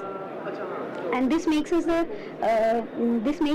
first company to produce polyunsaturated fatty acids based on the fungal strains. To stay informed about the startup ecosystem, subscribe to MyStartupTV. Hi, my name is Jaganmohan Reddy. I'm a previous faculty, and then I started this company, startup company, UR Advanced Therapeutics in 2020, but actual function started in 2021. And what we do is we design peptides for various applications, including tissue engineering. That is our major focus area. And we have been growing ever since from 2021 until now. We are a 18-member scientific team, and probably in the near future we will be graduating and starting our own facility. So some of my products are research use consumables that are ready for commercialization as of now. And we made 3 patents, and they are in various stages of patenting procedures. And we're being with IKP for the last 3-4 years. It has actually supported us during our growth phase, from being nothing or now recognition to getting the several awards, including Big Grant, including Best Startup from the BioAsia 2024, and then we received Prime Minister's attention during the Startup Mahakumbh. So traveling with IKP for the last 3 years, it has definitely made a huge impact on a startup like us, which was, even though started by a lot of experience, came out with a lot of experience, but getting the footage in the startup world coming from the academics, it's one of the most difficult tasks. And I think if we are able to find some footage right now, is majorly supported because of the IKP. And yeah, it's celebrating 25 years being here with the IKP and IKMC. It's been fantastic, and hopefully we will see many startups being supported by the IKP. I am sure about that. And any suggestions to the new startups would be, you feel it, if it is your right choice and this is what you are standing up difficulties, you will go through that downfall and there won't be anybody, and probably you might be the person who has to stand up as a founder. And if you do choose to do so at the right time, probably you have a very good chance to succeed. Thank you very much. To stay informed about the startup ecosystem, Subscribe to MyStartupTV. Hello, I am Mathur Prasad, Senior Director and General Manager of United States Pharmacopoeia. I lead their South Asia operations. So first of all, I want to congratulate IKP for their 25 years anniversary. IKP has been instrumental in supporting the bio ecosystem based in Hyderabad, and we at US Pharmacopoeia has a good, strong collaboration with IKP for the last so many years. And today morning I attended the cell and gene therapy roundtable session. There are a lot of thought-provoking discussions on how to bridge the gap between academia and industry to socialize the adoption of cell and gene therapy, and also we shared on behalf of US Pharmacopoeia how we can support the industry in this new therapy. I also visited the exhibition booths looking at the startup companies, and there are some great technology, great platforms being promoted through this IKP conference. I wish the organizers all the best, and wish a lot of startups from India become unicorns. Thank you. To stay informed about the startup ecosystem, subscribe to MyStartupTV. Hi, my name is Paritosh and I'm the co-founder of Boltzmann Lab, where we are developing AI tools for drug discovery and life sciences. So as you can see from our poster, we are developing AI tools for complete end-to-end health sector, and mostly focus on AI-driven drug discovery, small molecule, large molecule, as well as diagnostics.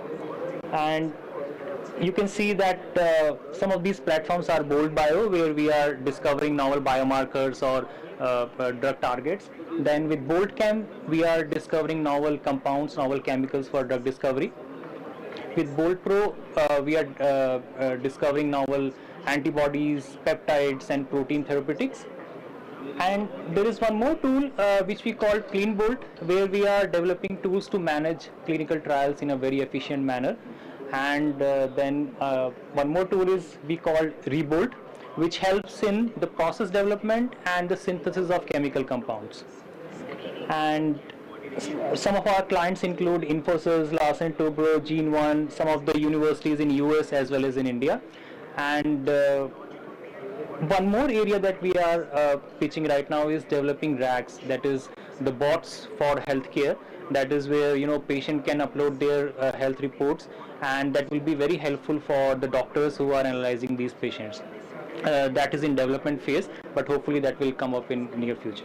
Thank you. Thank you very much. To stay informed about the startup ecosystem, subscribe to MyStartupTV.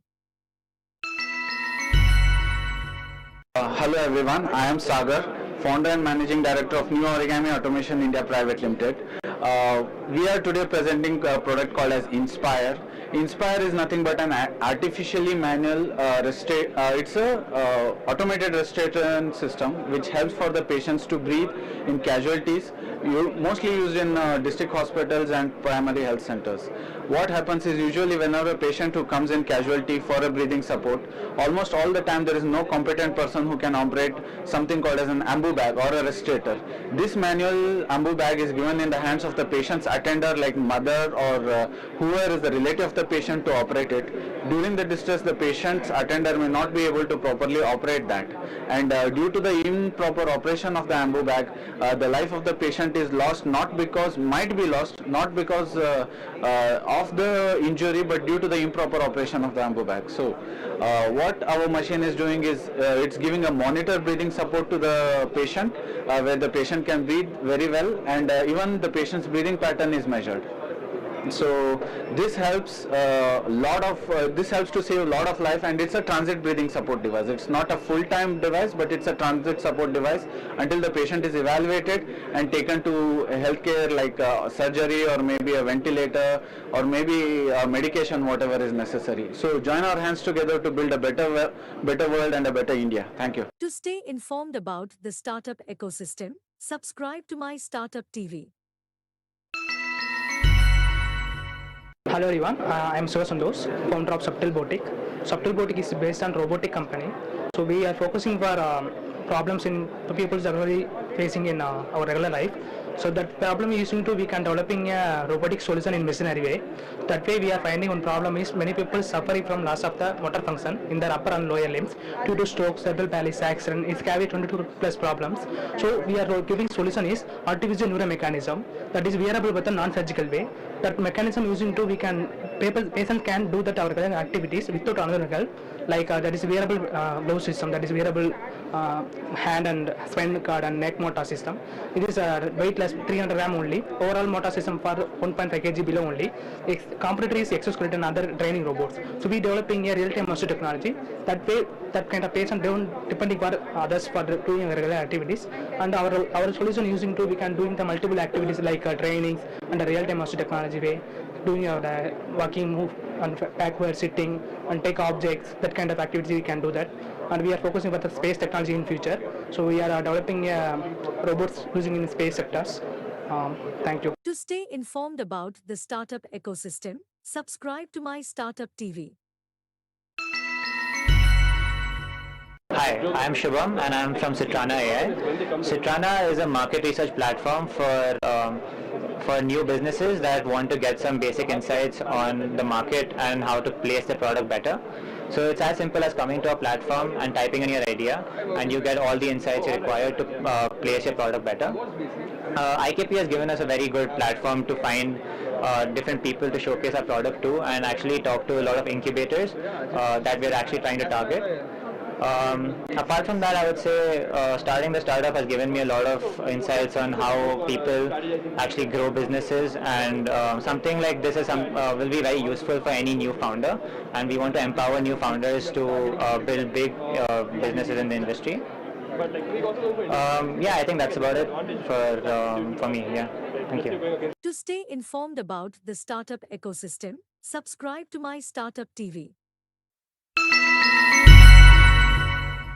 I'm Dr. Sudha. I am the founder of Biotech Associations. We are here visiting the Innovative Knowledge Park conference of 25 years as conference, and we've been as an incubator in the Innovative Knowledge Park for more than 5 years now. We have a product called Embark, which is good for us an anti-inflammatory, antiviral, and good for the joint pains as well as anti-cancer. We have come up with this nanotechnology, which is very, very pure form and better observable and better effect at a low dose formula.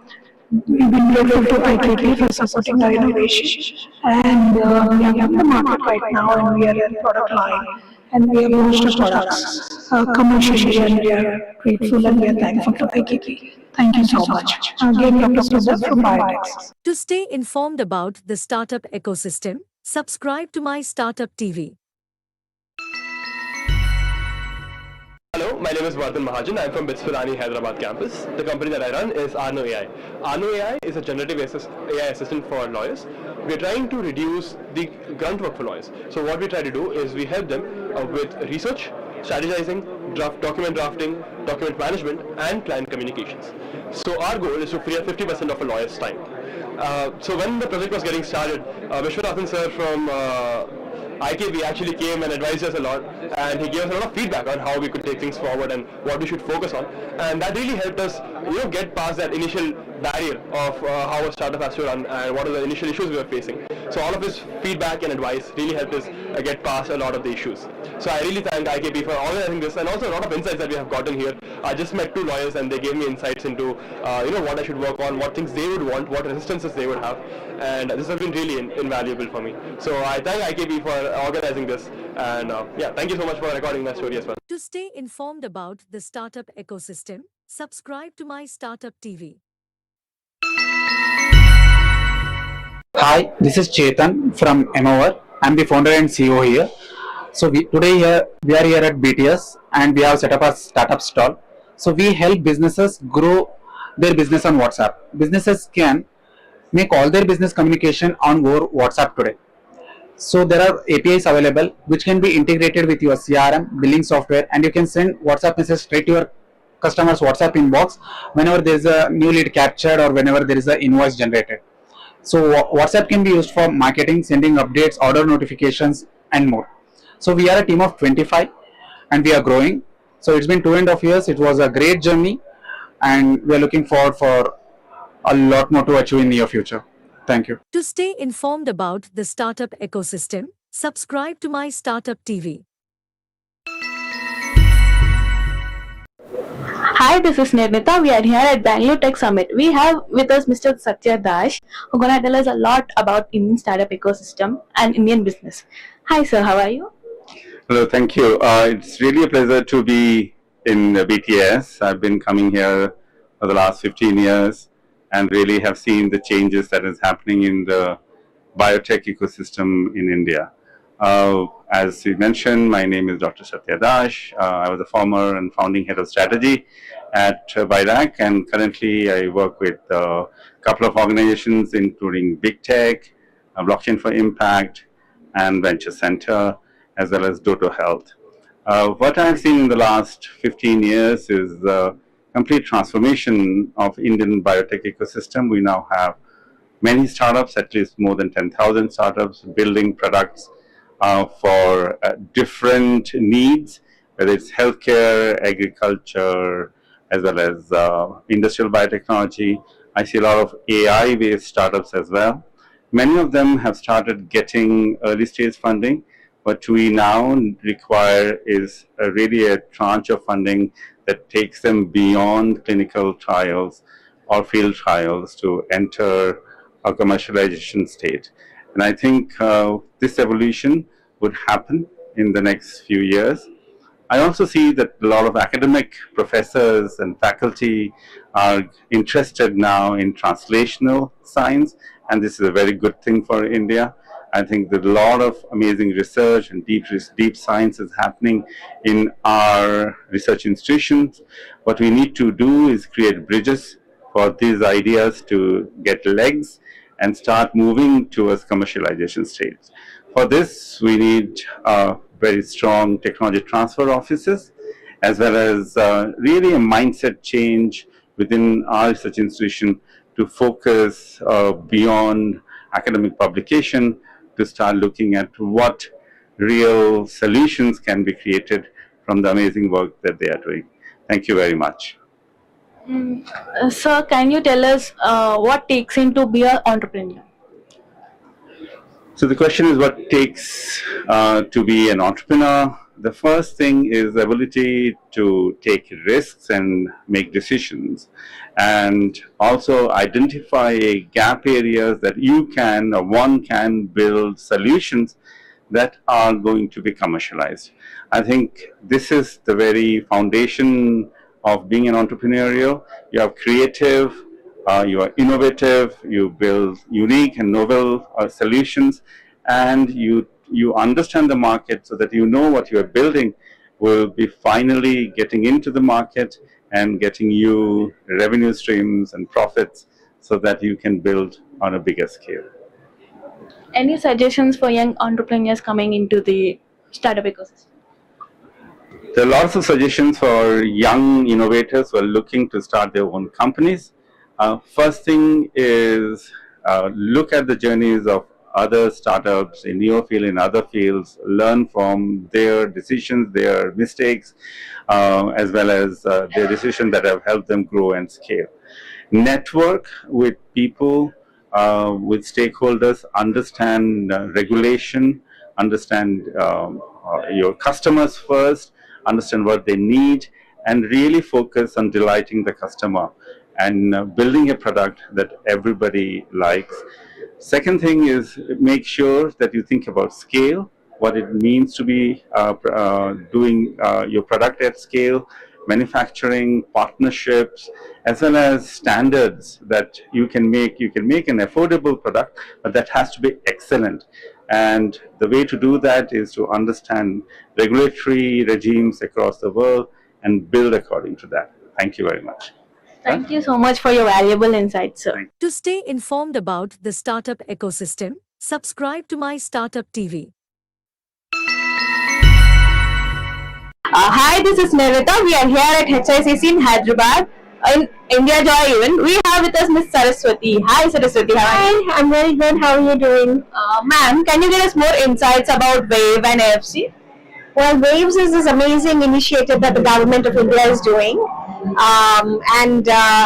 AFC stands for Animation Filmmakers Competition, and what we are basically trying to do is to bring storytellers from all around the world. Actually, it's an international event where we're trying to get all people, whether you're young, old, amateur, professional, student, to write your 2-page story idea, summary, synopsis, whatever you have, and submit it. And so after the submissions, there's a jury process we select, and the people that are selected will get mentorship. After the mentorship, there'll be another round of shortlisting the candidates. Once we shortlist the candidates, then they will be brought to Delhi to come to Waves to present their ideas and pitch it to distributors, filmmakers, producers. Ma'am, generally people believe, there's still a notion like a kid has to be either a doctor or engineer. Do you think this notion still exists?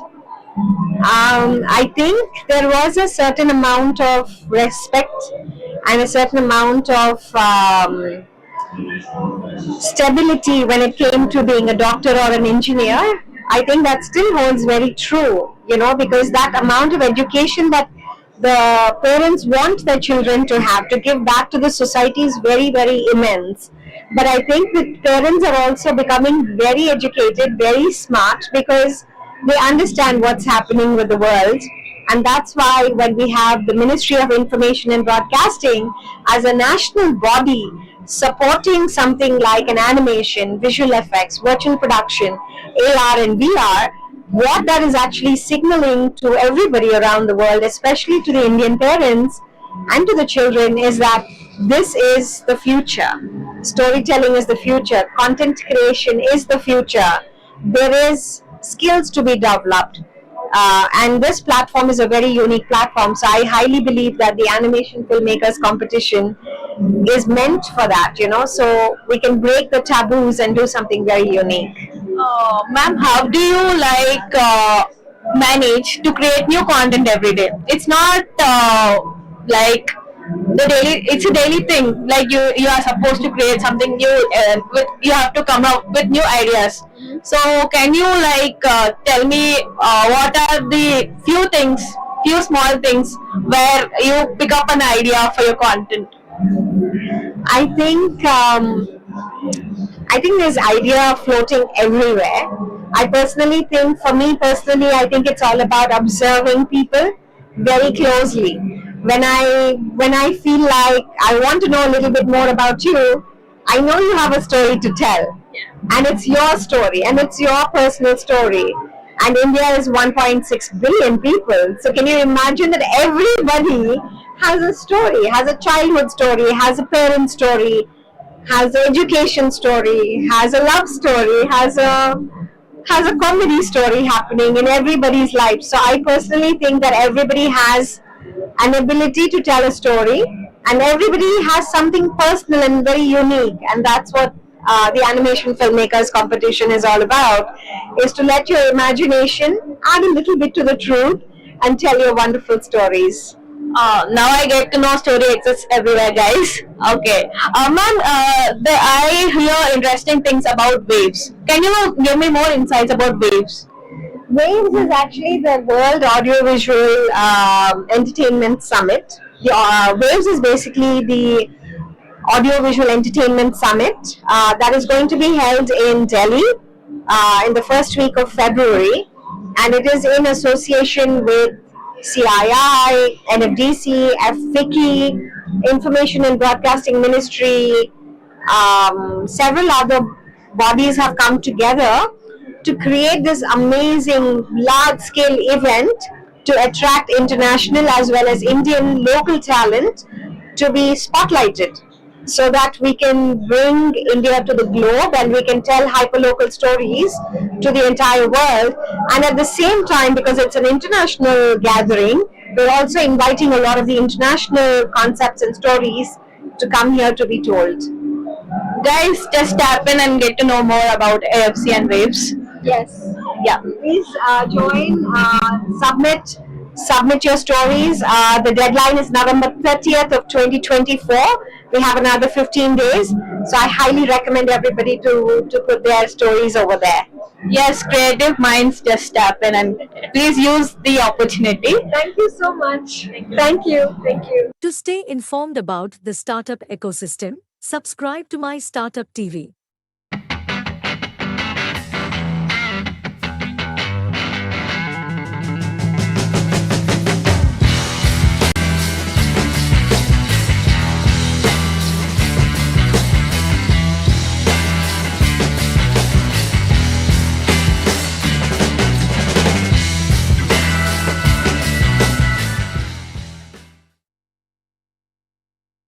Because I was asked to speak about value creation, right?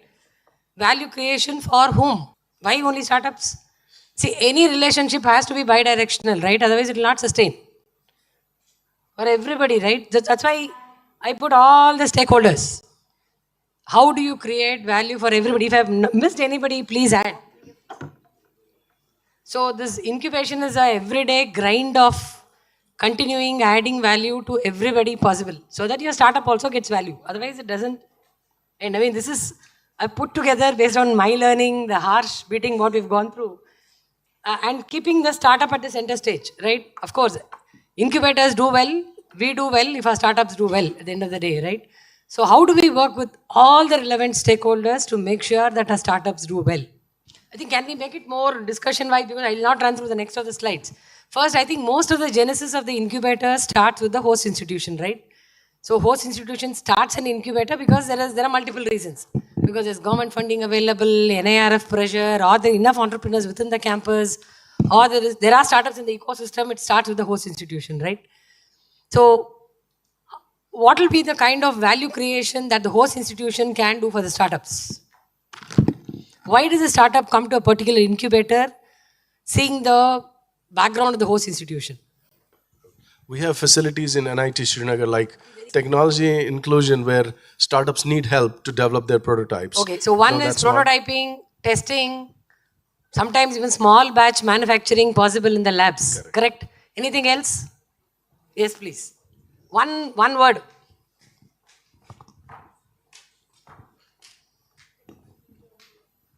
Yeah. Running a business requires multiple activities. And one of them you tell what the campus can give, no?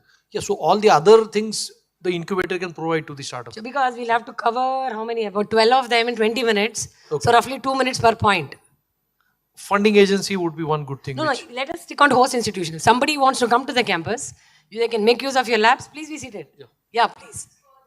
Experts like? Faculty expertise, where does it matter? Mentoring for what? Okay, for...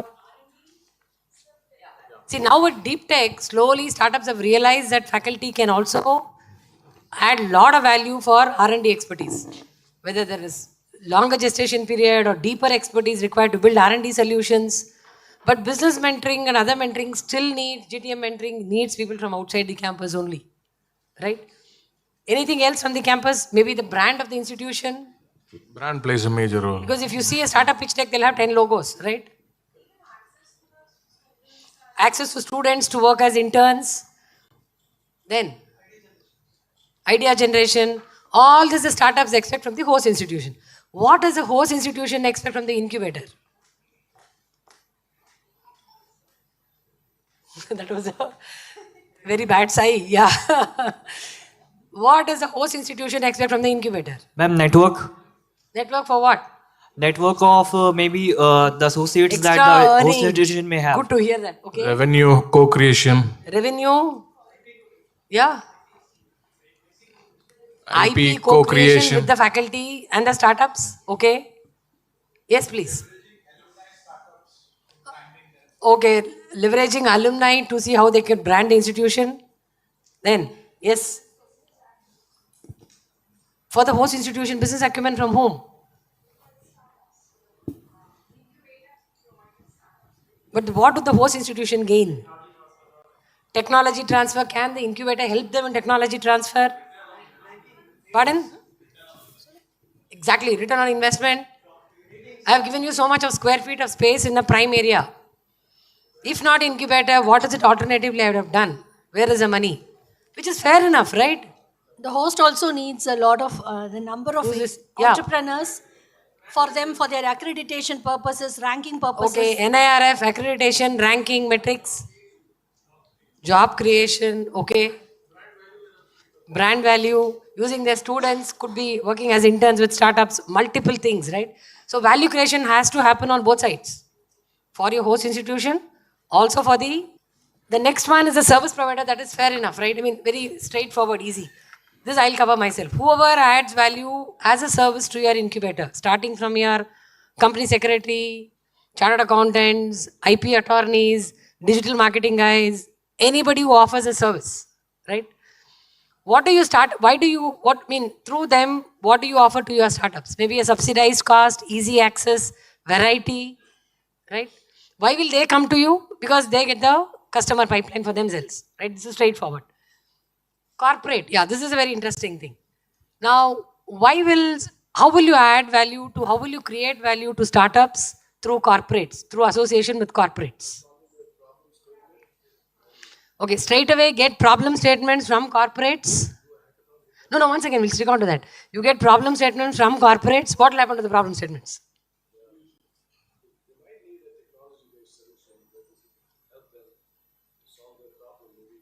How will you do the connection? Startups, corporates will give you a problem statement. What will you do with the problem statement? But our startups, then you'll have to scout startups who are working in relevant area, right?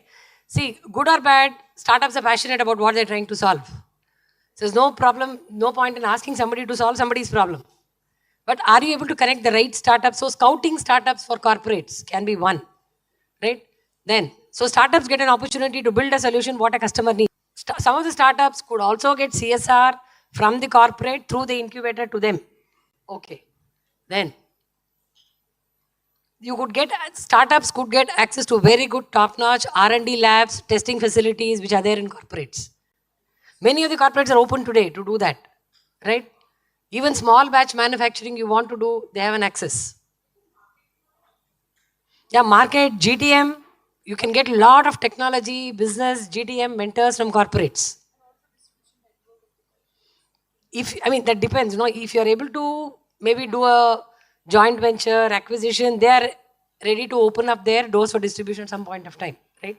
Why will the corporates, how can you create, what value are you creating for corporates? Most of them have, but the corporates cannot be as agile, as low cost, as economical, as fast as startups, right? And when they're looking at one problem, you can maybe present them hundreds of solutions through startups. It will take them tons of money, you can do it at a minuscule of cost, right?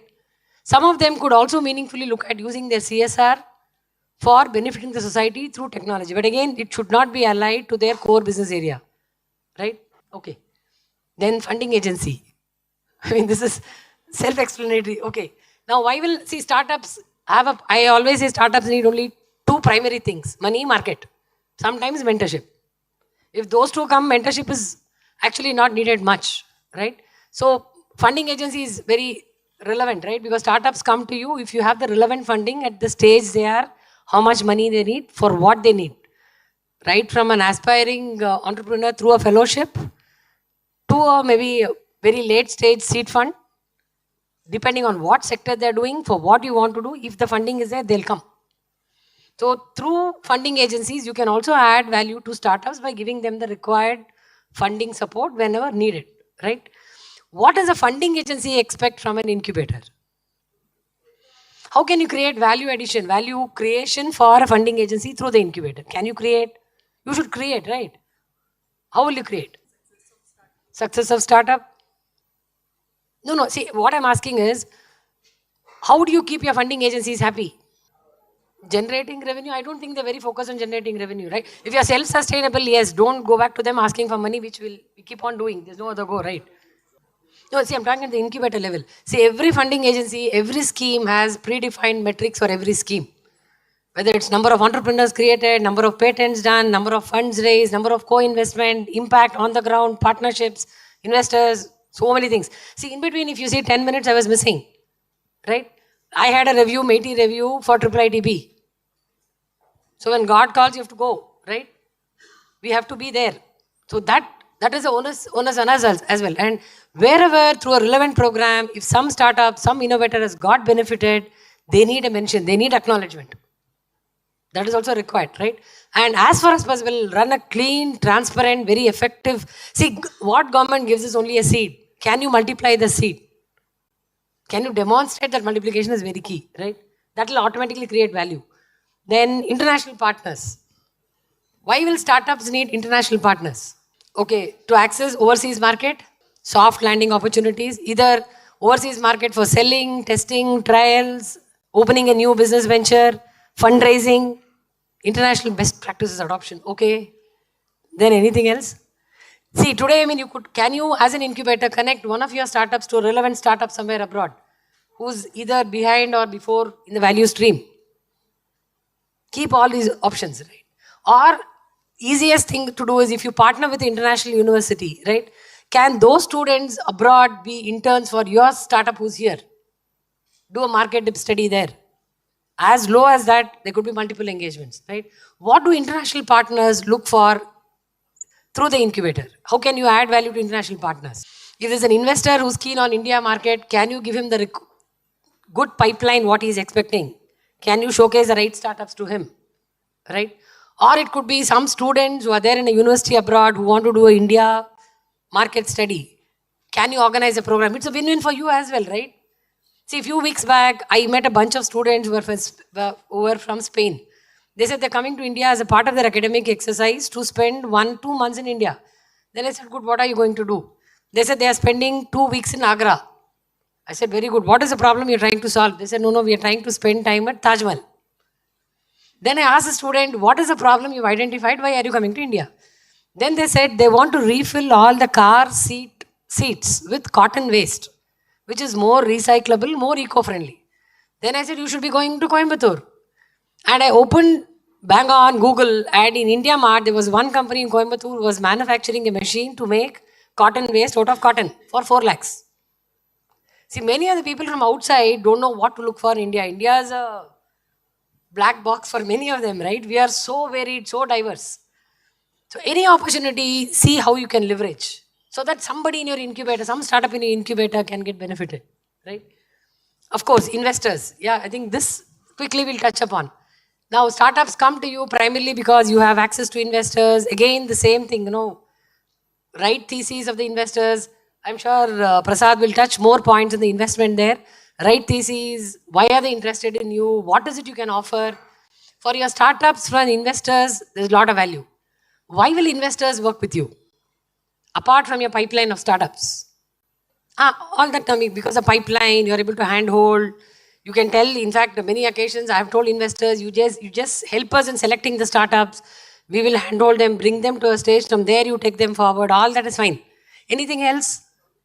Absolutely. See, one is you can always say, I will put in my 10 lakhs initial Nidhi Prayas to help them build a prototype.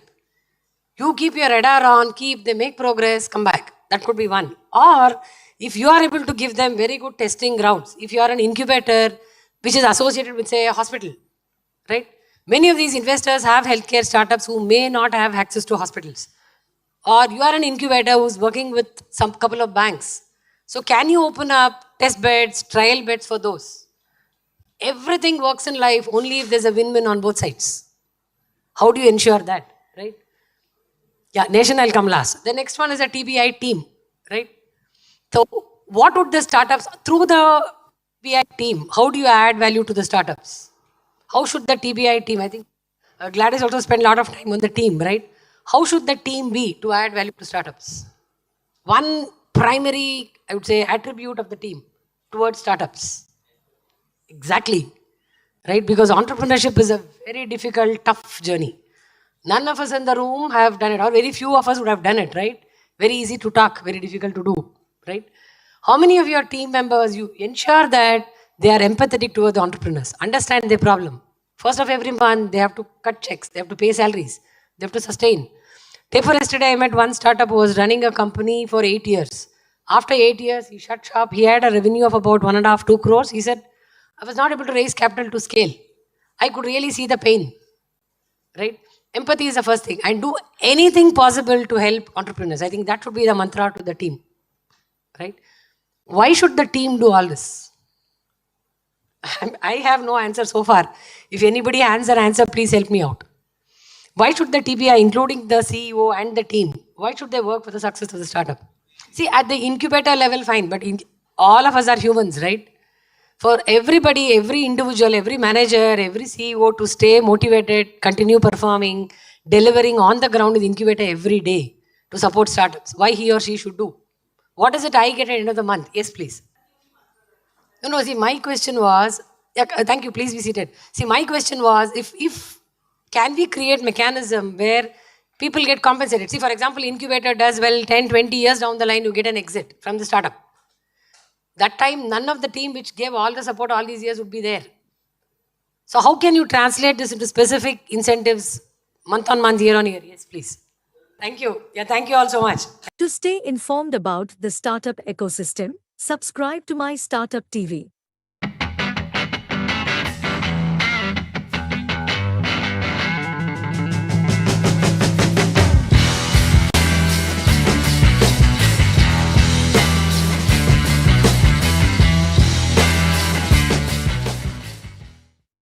We know that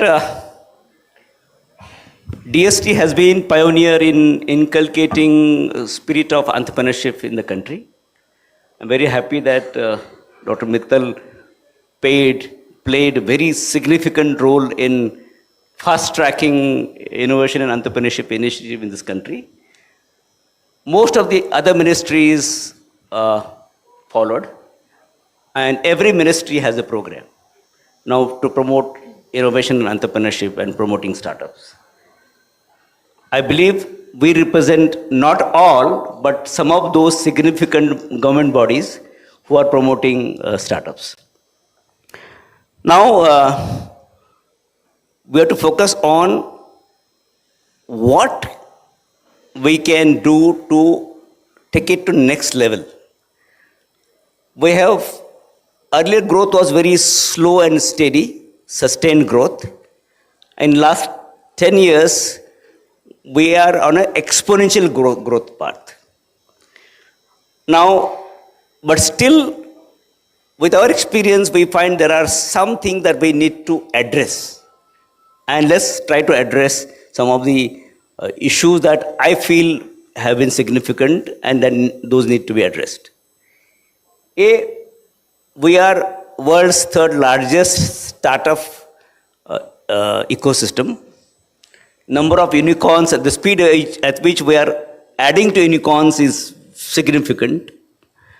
And we have nearly 120 unicorns.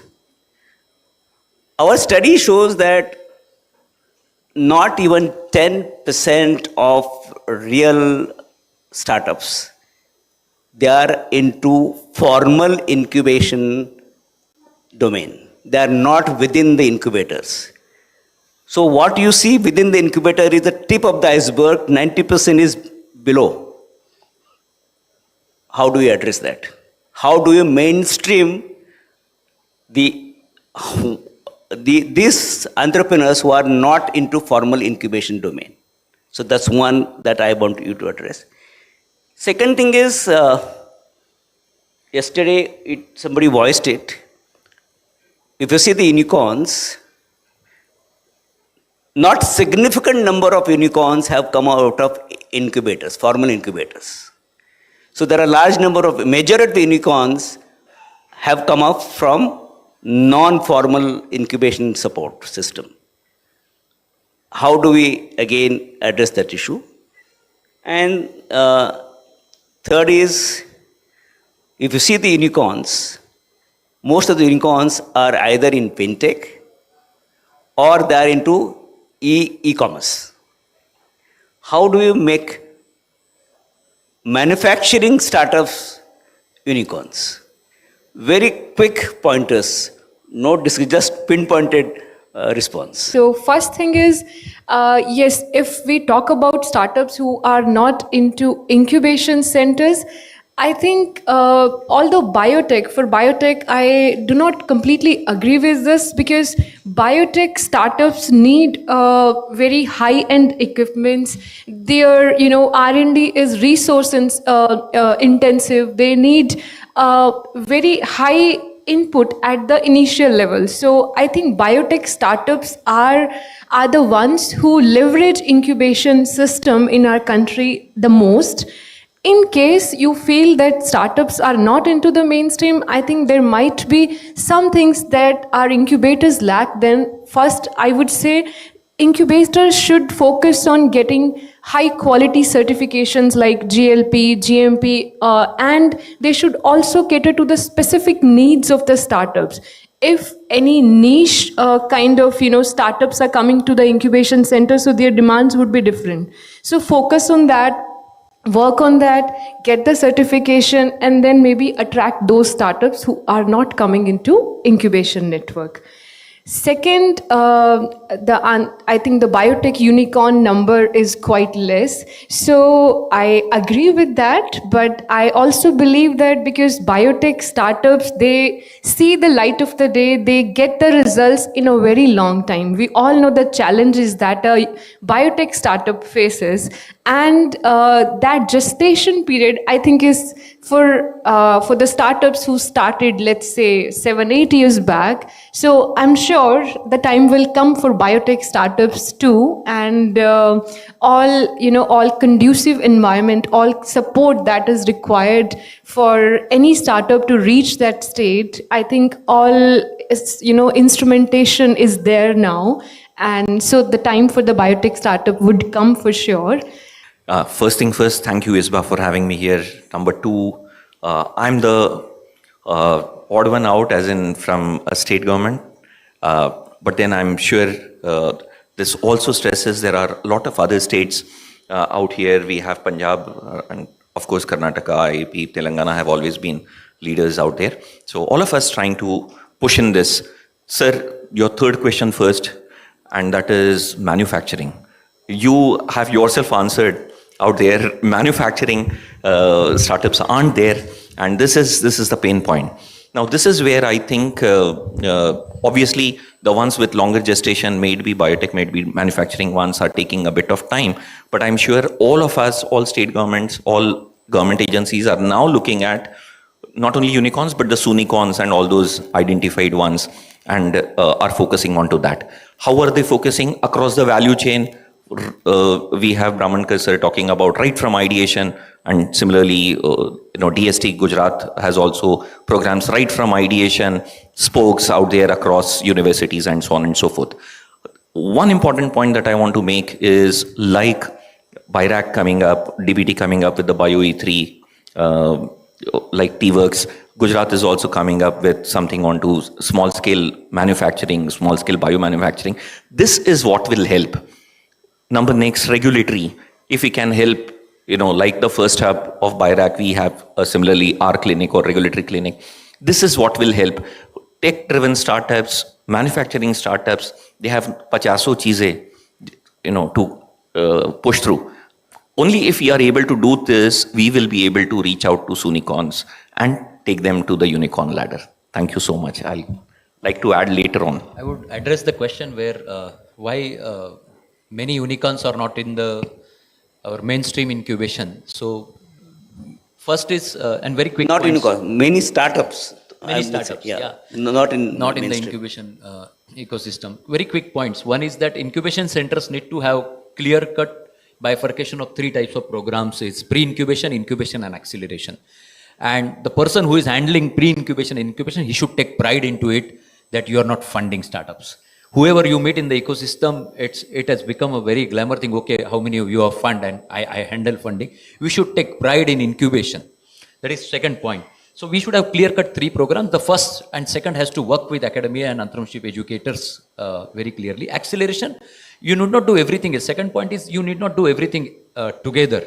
You have to collaborate with 25 accelerators in the country and do your accelerator program. You should bring everyone together. And third and last point is that we, organization like ISBA Answer, now you, Asian Association, we need to build this as an industry, incubation as industry. Unless we get qualified incubator managers and they take pride in doing all the groundwork, we will not be able to build this multi-layer ecosystem, which will attract everyone. Because if you run accelerator good, you will have existing startup inspiring the lower ones, but at the same time, you will have all those in the mainstream. That's all. You said we don't get qualified incubator managers. What AICT is doing for it? Yes, sir. We are launching a capacity building program for incubation managers through our innovation center, sir. Yes, we plan to train around 500 incubation managers. Are you full-time employee of AICT? Yes, sir. Are you full-time employee of AICT? No, sir. I'm not a full-time employee. So I'm an expert hired from this audience only. I wanted to ask some other question. Anyway, we'll come back to that. Mukund, please. Thank you, sir, for the opportunity. I think we work with a lot of incubators in the seed fund scheme, and I got a chance to put faces to a lot of names that I've been interacting with. On the question on why unicorn or fundraising startups are not primarily associated with incubators, my personal feeling is that I have seen startups that have a longer period of engagement with incubators are primarily research focused. Apart from that, the fast growth sectors, they see it in a very transactional manners. They do not have enough credit on what they can get out of incubation. And as a result, incubators are not known. People who are already having the resources or having fast growth, they are not approaching incubators. They don't know incubators and the facilities that are available in their cities or in their regions. With respect to manufacturing startups, I think we have internally within the Startup India team also been talking a lot about how to bring the manufacturing startups to the forefront. And I think over time, what we lack is focused and a long-term approach. Manufacturing always comes with the entire ecosystem. You need suppliers.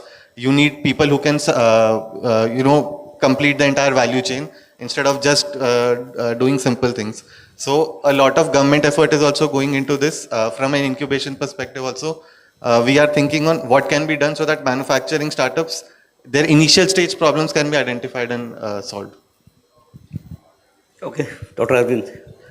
So your first question was that why only 10? He represents one of the oldest organization, DST, who promoted startups. Yeah. So first question was why only about 10% of the startup are incubated in incubators. About 10%. Don't take me in about just 10%. So I think this is based on one of the report published by the CREST and that. Yeah, NRC. there are several reports. Yeah, so they highlighted that in India we have the incubator density of 0.8 per million, whereas in the developed country like US, UK, it is 10. So we have to first increase from that, you can say finding. The conclusion is that we have to increase the number of incubator. Second is that they said out of 10% of the incubated startup, it is means out of total incubated, only 10% of the incubator are accommodating them, of 90% of the startup. So some of the incubator means more than 90%, about 90% of the incubation center is not performing to the mark in that sense. So they are underutilized. So they have to increase their outreach activity to scout the startup. And whenever I meet some of the CEO of the incubation center, I always say that you go to the startup, not a startup will come to you. So the strategy should change. You have to go. Like whenever we are searching for the cricketer in IPL, we go to the district level and search the player, good player. Similarly, we have to go there. And Arvind, you have raised very important observation. Do you agree with Arvind? And everybody agrees that incubators are not performing to the mark. Okay, if you agree with that, only 10%. Very quickly, what is the solution? Yeah. If you agree, then answer.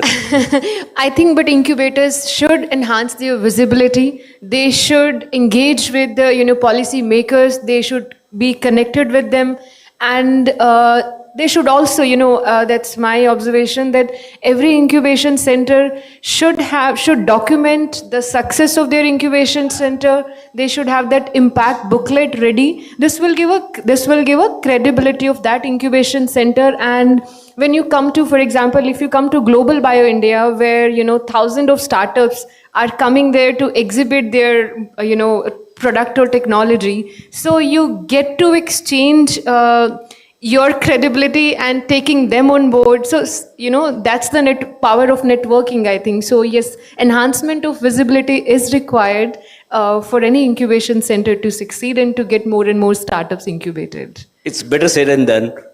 Anand, yeah. Sir, I do not agree. I do not agree that incubators. I'm happy to say that you said that. Yes, sir. I wear two hats. So I also head an incubator, and we need to. I mean, this is Pandora's box, but anyways, are incubators enoughly supported in terms of manpower? Incubators do want to do a lot of things. They want to document. They want to be, reaching out to all corners or whatever, and so on and so forth. But then, and documenting, etc., etc. This is something really, a lot of huge wish list. But then incubators have not been able to do that. If you look at how many programs really support incubators per se, in contrast, you get to see so many number of programs supporting startups per se. So this is another aspect out there. Yeah, I too do not agree, sir.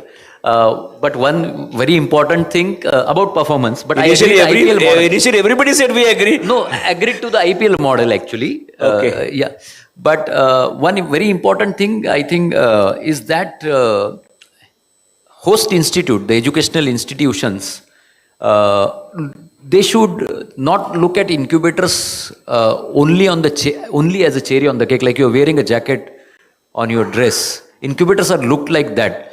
So I think this kind of conferences should also somewhere invite. This was point of last AGM, Prasad. Okay, I highlighted that, but I did not know that time I will join MOE. So I said that we should write letter ISBA to UGC to host institute should treat incubators and incubator managers little well so that they perform. They are performing, but they are used as something like showcase. आप घर में आने के बाद घर का अच्छा corner दिखाते हो ना गेस्ट को, तो वैसे incubators को यूज करना बंद करना. Incubators बहुत अच्छा काम कर रहे हैं. Sir, same. I would not say they're not doing a good job, but it's like, in my opinion, there's a potential to do a lot more. And if you look at the top performing incubators of the country versus people who are new or who have not been as active in the industry, there is a huge gap. And incubation professionals, so when we look at an incubator, generally the team, especially in the smaller incubators, changes quite a bit. So there is no long-term project at every incubator level. There is no professional association of incubation professionals. So even this is a place where incubators meet, but as an incubation professional, where do you go in your career? How do you develop? If you have a success story, how is you getting some return out of it? That perspective should also be looked at. With this responsibility, just to clarify that, it is not DST view. It is based on, my comment was based on the report. Everybody's his personal view. Yeah. This is based on the report published by that two centers. Okay. Which is part of our innovation ecosystem itself. Okay. So either we agree to that report or not. It is up to us. I'm going to justify your statement. Yeah. Taranish. Yeah, just one thing to clarify. I did not comment on the performance of the incubation center. Me being from, BIREC, supporting incubation center, yes, I'm not judging them that they are not performing with. They are doing a commendable job, and everyone, I think, would agree on that. We have supported close to 100 incubation centers now, and we have also entered tier 2 and tier 3 cities. So my view was just... Are all incubators doing well? Out of 100? Obviously, there are mature very honest answer. Not direct answer. Yes, I'm giving an honest answer here. There are, some already mature incubation centers who started, long back. They have multiple holistic support system from, various government agencies. Then there are emerging incubation centers who are doing commendable job there. And then there are who just have started, So there should be comparison between, similar kind of things, not like who just have started with the ones who already are matured and doing, great jobs there. So, yeah. All your early mature incubators are sustainable? Okay, so sustainability is another, I think, a very Yes or no? detailed question.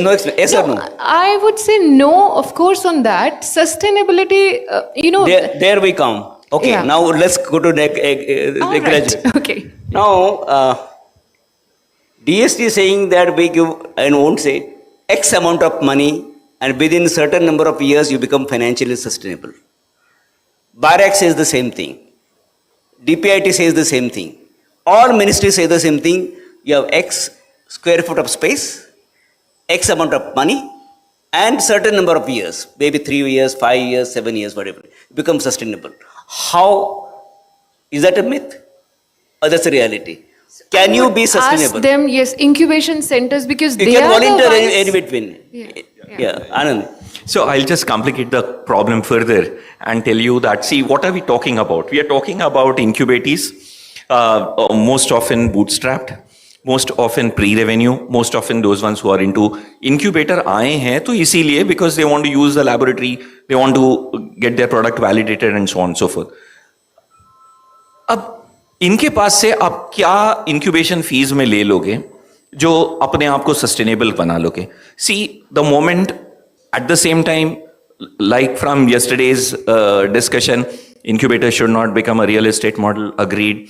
Incubators, equity बहुत सारा. Now equity is again notional. जब तक आप liquidate नहीं करते हो आगे, again this is a issue. So given all of this, the point I want to make is sustainability of an incubator in a long term is a question. There has to be, like, as it has been noted in Minor Hints by T. Madhav Rao, and then it talks about Rajashray. So there has to be Rajashray to some amount of innovation in this form, and this is where it needs to be taken up. So you have. I believe that's a common response. Do you agree with Anand? Something more, sir. So I completely agree with Rajashray model. Agree and more. Okay. Yes. Good. So there is one very important thing, and one thing Dr. Jagdale will understand. I will say in Marathi, incubators la postla pahije. Okay, and some of you will understand. But I'll come in English and Hindi. Need to be nurtured. And so I presented this to Chancellor of the University when I was a cost center. Incubation centers are value centers. Correct. We should not look at them as profit center. We should not look at them as a cost center. We are not at all cost center. We should not look at incubator. It is well said and done. You need money to run it. So it has to be either you have to make profit or somebody has to support. So universities, if government is not ready to give after 5 crores or 10 crores and all that, fine. Universities are there, or industry bodies. We have Ashish ji, we have Anand ji here. The industrial incubators are there. They should. Mukund, can incubators be profit centers? No. That's the only way to sustain, or somebody has to support. No, sir. So you said sustainability. Sustainability means they have enough funds coming from different sources. Different incubators can have different models for sustainability. If I am an incubator, give me a few sources of funding. Yes, so there are multiple sources from just two sources. So I know that different ministries fund. Government fund is always limited. Yes. So that is where I was getting at. All of you are from the government. You know that funds are limited. You want to fund, but you can't fund. 30 to 40% incubation should earn somewhere from machines and training programs. 60% should be supported by the host institute. Always, throughout life. Is it really happening somewhere? It should happen. Yeah. It should, nahi. Yeah. Now there are hundreds of incubators. Yes. Give me one model where it is happening. I don't know models. PhD Tech, I don't know. Yeah. Mahindra, yes. There are some. AIC Mahindra there are some. Very good. I'm very happy to see that. Very good. Very happy to see that. Okay, now coming back to this, we want to take least possible equity. That's a general consensus and guidelines by all the ministries. Don't overburden. Now the thought is coming, don't give debt funding. Take only equity. So there's no stress on the incubator, the startup, which is a good thing. I'm very happy. I will be very happy to write off if necessary, if genuine failure is there. So take least possible equity, exit fast, don't hang on because you want to recover money so that you have money to invest in others. And from the money recovered from the startups, reinvest into other startup companies. Don't make money from that much. Very small amount of money you are allowed to make as an incubator. In this guideline, how do you sustain? Quickly. So again, we have to create one or two very big startups which will give you money back. Not 20 every year. You have to exit fast. Huh? Exit soon. Yeah. By the time they are not big. So this is not possible, and I am happy that Anita ma'am is also here. Yeah. So that it is not very means this not true on field. I have incubated startup which take at least 30 months to get first rupee. 30 months to get first rupee. So that's where we should have focus on some very good startups which might be tech or manufacturing startup where you make 3-4 saal mein you get something and you get 2-3% equity, but his investor will not allow you to come back at least for 5 years. So 2-3 good startups will give at least, like say for example in rupees 5 to 10 crores which will survive your incubation center for next 5 years. So again, you have to bifurcate the program, sir. You have to have one acceleration program for existing startups. You should be able to attract the revenue generating startups to the incubation center so that they see some value into it and they see something more from you. Again, one point missing is that we are just looking at funding. Incubation center should have very good mentors. And that is something which is missing at the mentoring part. Otherwise, they will not make money. And for that, you should not do it everything. Again, same point I will say. You have to build that overall ecosystem or leverage the national ecosystem also. So I'll just quickly add to this, and this is where it is important to identify high value, from where will the high value come. And this is where we have tried doing something. We have now a research to rupees program or a tech transfer hub wherein we are trying to look at low hanging fruits. If this inspires some more, and then investors and then angels and so on and so forth. But this is how it can be taken up. So research commercialization cannot be done away saying this is a different ball game and incubation, but number one. Number two, there is a old OM of DSIR 2009 OM which allows educationists, which allows researchers in public organizations while being in public employment, they could be profitably engaged with startups and so on, which is not being practiced. This is something I think forums like ISBA, forums like governments should push this in. Now, only when researchers see some value into it will they support, and then you can imagine. Just last question. Now, everywhere in the world, you need a proper ecosystem for startups to flourish, not only incubators. It's a startups only. And for ecosystem means you have industries on board, we have government on board, you have of course the education institutions on board, whether Silicon Valley, Research Triangle Park, Sophia Antipolis, STIC, Shanghai. These are ecosystems, not standalone education institution and incubator within the campus of education institution. We have some experiments in India, rather fairly good to study, but they are not real science parks, I feel, with the IIT Madras, IKP, good initiative. Do you think that this is high time for you to graduate from a standalone TBI on education campus to a research park, science park, catapults or innovation clusters? You represent government. Are there any plans? Very quick. So Gujarat has come up with a standalone incubator in a biotech park with this logic itself, and it looks forward to integrate all other incubators in the state and in the region possibly to take it forward. Even Faridabad also, there is an incubation center in the science and tech park. So I think we also see, for Lucknow, there is a science and tech park, but I don't see that only, such kind of systems are going to completely give us the results that we are looking to. So there would always be, mix and match. Are industries on board? For RCB, yes, there are industries coming up. Many even startups. Associated with the That's startups? what I'm telling you. Very good. Yes, they are coming up there. MOUs are being signed up. Even recently, we had a investor connect over there. So, such kind of whole ecosystem are being set up in the, in the regions itself. So that's Biotech needs very different treatment. it's a complete altogether. change, ball game. Two things about plans very quickly. So we are launching through AICT also lab to market program. I think many universities and institutes have lakhs of square feet of place. We do not need more infrastructure. Same place we should practice like research to rupee and lab to market, which we are going to not only fund but completely enable through our innovation centers. Yes, so the policy is in place through innovation centers. So we have established something. Are we going to welcome industries on campus of AICT institutions on campus? Yes, sir. Very good. And second, one more point, sir. Next conference means what is missing in the ecosystem, you said. One is that we would like to see 30, 40 accelerators also sitting here in ISBA. So every industry is running accelerator program or their own incubation program. So next is, and that will be great success of this, building this ecosystem. To come very quickly on it, next 2 months, we are going to work with around 40 accelerators from MOE's Innovation Cell, bringing them on a platform where the academic incubation system will also directly get access to accelerators through us. Wonderful. Mukund? Yeah, one second.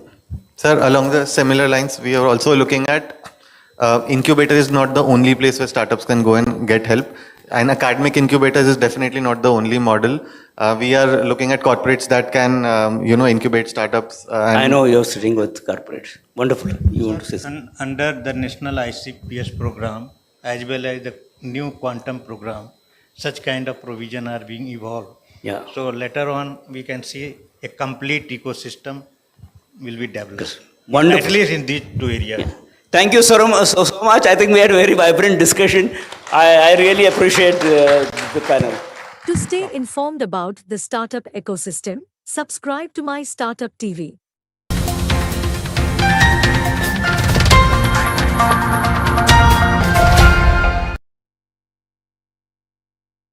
First of all, I want to thank ISBA for giving me an opportunity to chair this wonderful session of very, very distinguished people.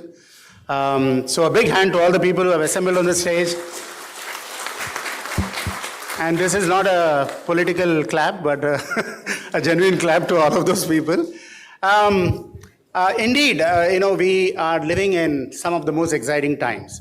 And you have just had a very powerful speaker talk about the role of incubators and how an incubator plays such an important role in the growth of startups. We have been always talking about startups having valleys of death in their life cycle. And we need to see how to eliminate or bridge those valleys of death through the help of the incubators. But also incubators have valleys of death. And one of the biggest valleys of death is when the funding cycle stops from whichever is the grant giving agency at the end of 3 years or 5 years. All the incubators face a very horrendous situation where they wonder how am I going to keep this incubator going? And that's a big valley of death, because with that valley of death, all the supporting startups also fall in that valley. So it's very important for us to have a conference like ISBACon where we are deliberating on this particular aspect of how can incubators be successful, because an incubator is successful if the startups are successful, and the startups are successful if the incubator is successful. So there is a tremendous dependency on both incubators as well as startups together for us to be successful in the entire ecosystem. Now, the good news from my point of view is that we are one of the fastest growing startup ecosystems in the world. But to combine with that, we have one of the fastest growing economies of the world, because you need a fast growing economy to be able to support a growing startup ecosystem. And we are also living in a world where technology is making tremendous impact. Technology is changing the very face of the world that we all live in. It's changing the way you are experiencing the world on a daily basis. It's changing the way the world is experiencing you on a daily basis. And in this world of technology, of AI, of 3D printing, robotics, IoT, AR, VR, and so on and so forth, there is something that is coming to the fore. While we are the third largest startup ecosystem in the world, we are unfortunately not the third largest deep tech startup ecosystem in the world. We are sixth in the world, according to latest surveys and so on. So there is a gap between startups, the startup ecosystem that is happening, and deep tech startups that are coming up in India. And no other place in the world or no other country in the world has the opportunities as well as the challenges for deep tech startups. And so this particular session is, from my point of view, very interesting, and I'm really looking forward to the interaction with the three gentlemen on stage. I do think first, let's look at what is defined by a deep tech startup, and I'd like to start off with Praveen Roy-ji. How do you differentiate between deep tech startups and the normal startups, if at all there is a difference? Because that difference is blurring nowadays with all the advances of technology. But also, what is DST doing in order to foster innovation and deep tech startups and some of the initiatives that you are involved in? Thank you, sir. As such, I'll just start.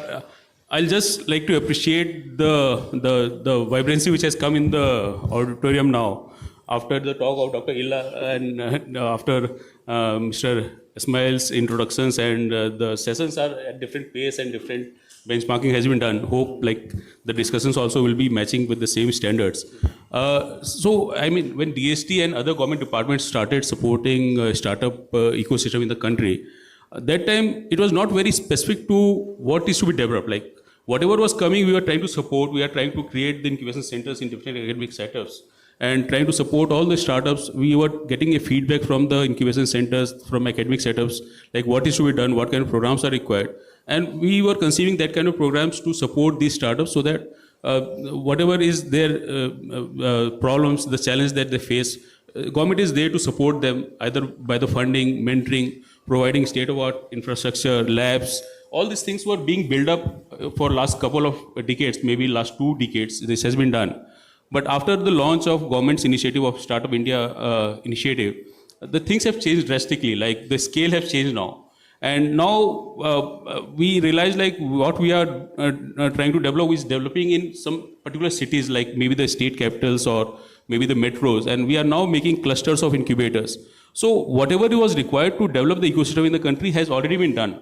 Now we have to change the focus in a directional way where the technologies that we want to develop are done by the startups. The challenges which are faced in society, we come with the specific solutions for that. And now with this focus in this year itself, we started consultations in deep tech domain, like what is required, how it can be done by the department, what infrastructure facilities will be required, what kind of financial support will be required. And for this, again, like as we latch on our incubator network, we went for a brainstorming session in January this year and tried to bring all the stakeholders in this domain and understand like what is to be done, what can be done by the government system. And the inputs are very constructive, and based on that, we are in a position to conceive some of the programs.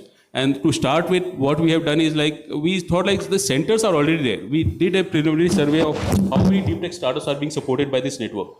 And in 2 days of survey of incubators which have been supported by DST, it came like around 1,000 incubators, startups in deep tech are already being supported.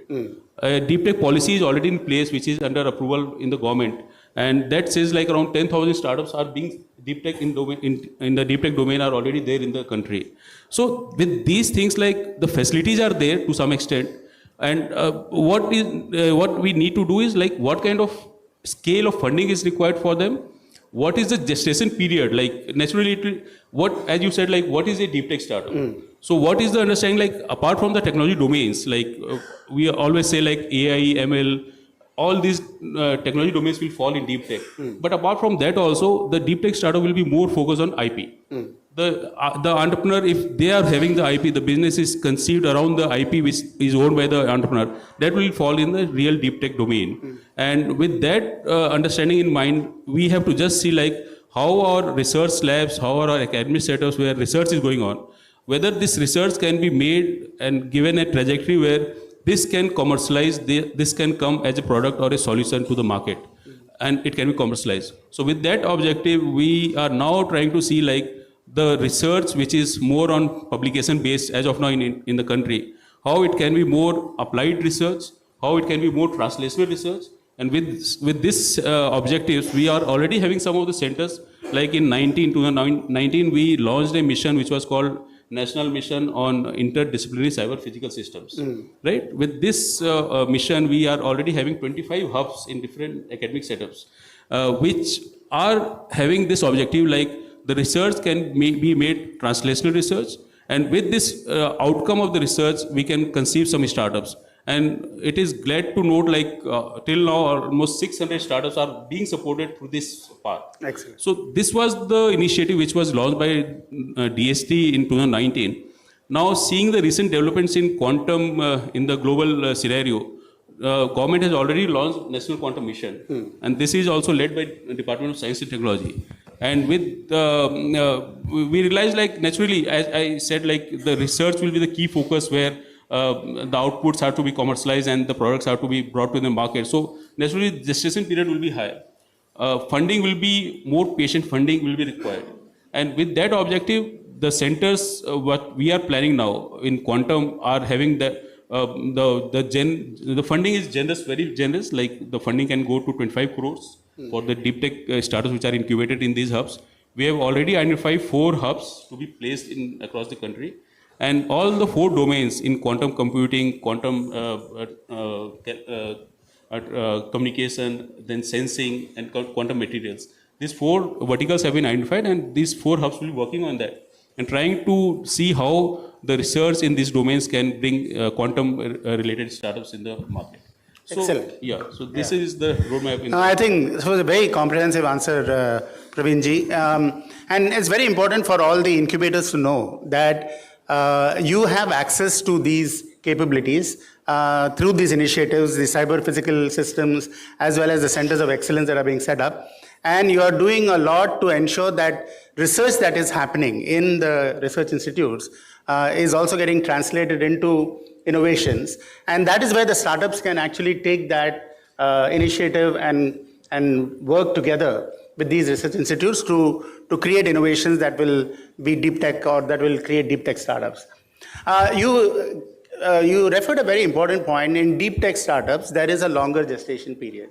And I think Dr. Ella also very profoundly expressed the need for us to think about how we are going to support startups in this. And so, Jitendra ji, you have been involved in one of the most important initiatives in the country with BIRAC and DBT. And we are also very proud that India was an exporter of vaccine, not just, they didn't import, they catered to the entire population. And we were one of the best managed countries in terms of the vaccine, not only the distribution, but also the implementation. But how is BIRAC and DBT addressing this long gestation period of a deep tech startup that you think we should be able to address, that everybody should know about, and what are the initiatives that BIRAC has taken to enable sustained development of a deep tech startup and a sustained support for them?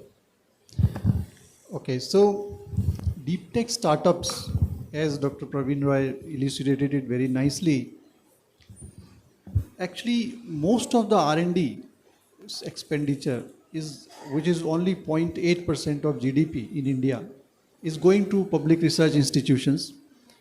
Private R&D is still missing. I mean, I won't say altogether it's not there, but still it's very, very less. So it means what? It means that if deep tech has to come, mostly, again I'm qualifying, mostly it should come from the public research institutions where deep money is actually public money is going. And 0.8% of GDP, let me say, is very, very less compared to the US or China, which is pumping around 3 to 4% of GDP, to the R&D. Having said that, even 0.8% of GDP, we have several laboratories, research institutions, etc., which are funded to undertake research. And when we talk about deep tech startup, it means that a lot of research has undergone into the concept, and now it has to be translated into entrepreneurial mechanism.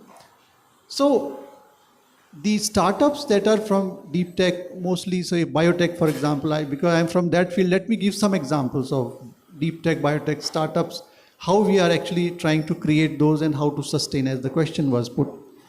So having said that, there is no mechanism as such to actually get these translated to from the public research institutions to the startup or the industry, we are creating entrepreneurs in residence program, which is not a new concept. It has been there for a long time. But to put it to the government system itself is a huge challenge, as everybody might know, because of the bureaucracy, because of the policies, because of audit questions, etc. So, but still DBT has come out now, which is under approval, to create an entrepreneurship in residence program. The concept is that entrepreneurs in residence would be recruited like research associates or postdoc, etc. And they will be working on technologies that are lying on shelf in different research labs, along with the inventor. And then they will be incubated in the incubation centers that have been created over a period of time. You know, almost all the research institutions have incubation centers now. And then they will create a spin out a startup. And then the chain goes and the BIRAC funding, etc., and STDB funding for seed fund, and then BIP CBRI, which is the next level of funding from BIRAC, and then even venture funding, which is ACE fund, which is created by BIRAC as alternate investment fund. We have 14 daughter funds, and these funds, they invest in the startup. So this is the full journey from ideation, deep tech, from the laboratories to the commercialization. We have covered almost all the aspects so far as far as DBT is concerned. However, what we see today is that most of these startups are stuck at the level of proof of concept and they are not able to do pilot scale and commercial scale. The reason is, so far we have only done incubation center at a first level, but we have not been able to set up the GMP facilities, for example, clean rooms, pilot scale manufacturing, pilot scale fermenters, that we have not been able to set up in these institutions, in incubation centers. So next round of growth will come from that through Bio-E3 policy that we are trying to, it has been already launched, and BIRAC is the implementation partner. We are trying to set up biofoundries and biomanufacturing hubs in the entire country. And I think when these incubation centers mostly are already set up, these biofoundries and bioinnovation hubs can be actually implanted on these. So superstructures of innovation can be built. Having said that, still this scale up is not only the problem of the capacity. Then we don't have a scale up fund, the early stage venture funding. So for that ACE fund, as I said, BIRAC has set up a ACE fund of some 14 daughter funds, and we invest in the directly not to the startups but to the fund, and the fund in turn spends or invest in the startup, and then they exit at certain points, etc. But still it is only, the limit is 7 or 8 crores, I think, which may not be sufficient. Right now we are needing some 50 or 60 crore, 100 crore for a scale up, and maybe more than that. But early stage venture funding do not cater to these needs. I mean, they are more 500 crore, 1000 crore, etc. So creating these early stage venture funding, and one example is Kitwin fund that Karnataka state has set up, and many states are trying to set up. I'm not a keen supporter of government setting up these venture funds, but at least I think it can set up an example and try to bring people together. The other connotation of the scale up, which is very important for deep tech to come into the scale up or to sustain it, is the laboratory space. Most of the incubation centers are limited by space now. So if a team comes or startup comes with 2-3 people, to start with, and then they are grown, they are 25 people, there is no space. I was in Bangalore Bioinnovation Center. I have experience in this sector for quite some time. I know that the space becomes limited, the affordability becomes limited. As Dr. Krishna Ella was saying, we hate people here because we charge the startups, we take rentals. It's true actually. Startups, if we have to promote, whether it's deep tech or normal startup, we need to create ambience for them, and at least during the time when they're struggling, we should be able to support. So deep tech startups are very, very important for our country, because next level of innovation can happen through that. One example that biotech has is a CRISPR-Cas technology, which is not innovated in India, but say, I'm giving an example of how this deep tech changes the whole field. So gene editing, for example, CRISPR-Cas, generated from Jennifer Doudna's lab, she has now 18 startups, deep tech startups emanating from this technology. and she's having royalty, and it has implications in almost all gene editing field or genetic manipulation field now. And it is regulation is still very easy here because we are not inserting a foreign gene. So after recombinant technology, this is one of the another deep tech technology that has come up. We want such technologies to actually come from India.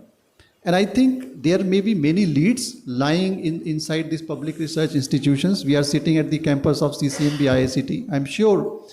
And we need to identify these. We need to create a mechanism through which this can be translated into entrepreneurial mechanism, commercialized.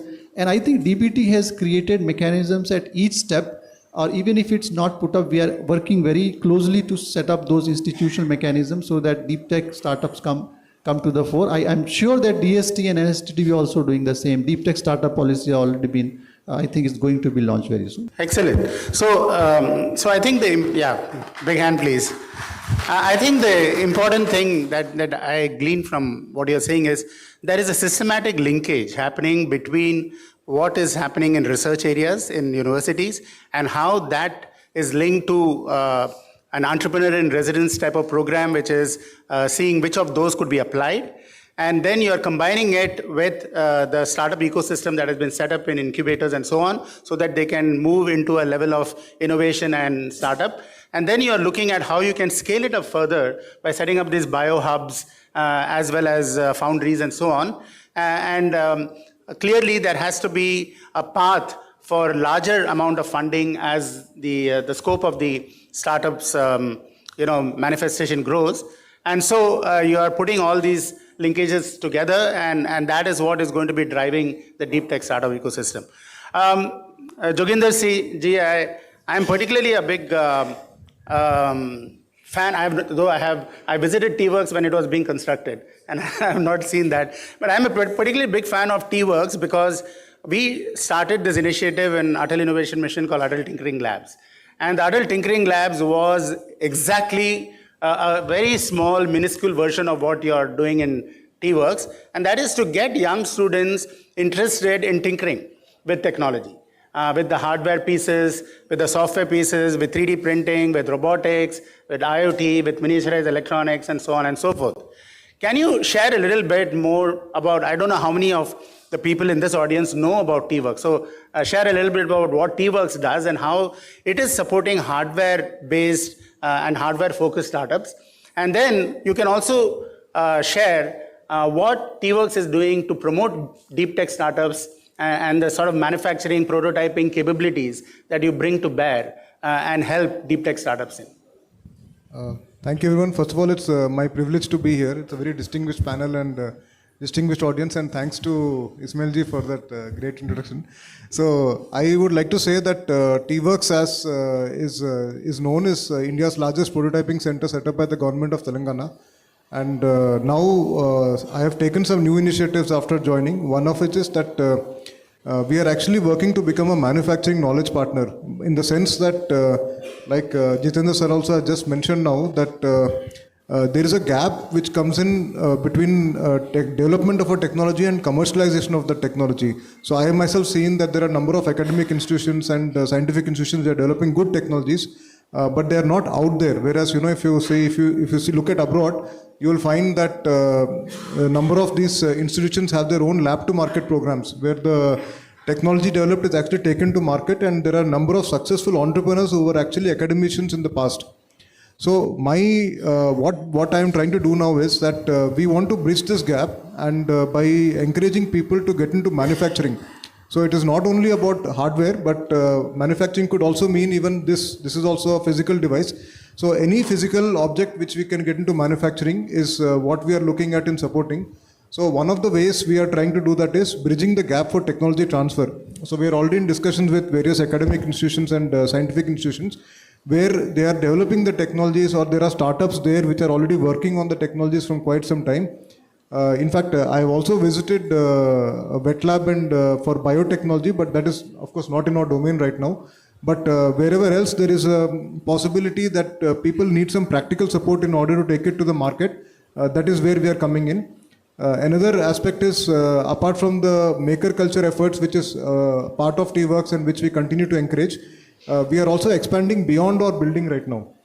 So the idea is that we should not only be in Hyderabad, we should also be, say, throughout Telangana, so that people don't have to travel from rural areas to Hyderabad all the time to come and work on prototyping. I have seen a number of rural innovators who have wonderful ideas, but they don't know how to take it forward. So they come to our facility and we support them. Instead, we can go there also. And while we are doing all this, one of the biggest things I've realized is that there are a number of people in the country who want to manufacture, but they don't know what to manufacture. So that is the thing which we are looking at. So if there are people who have technologies where we can help them to take it to market, so we can provide the market access for the scientific institution or the startup by helping them to collaborate with actual manufacturers who have the capabilities, who have the capacity, but they don't have the new products to develop. So that is one of the ways we're looking at.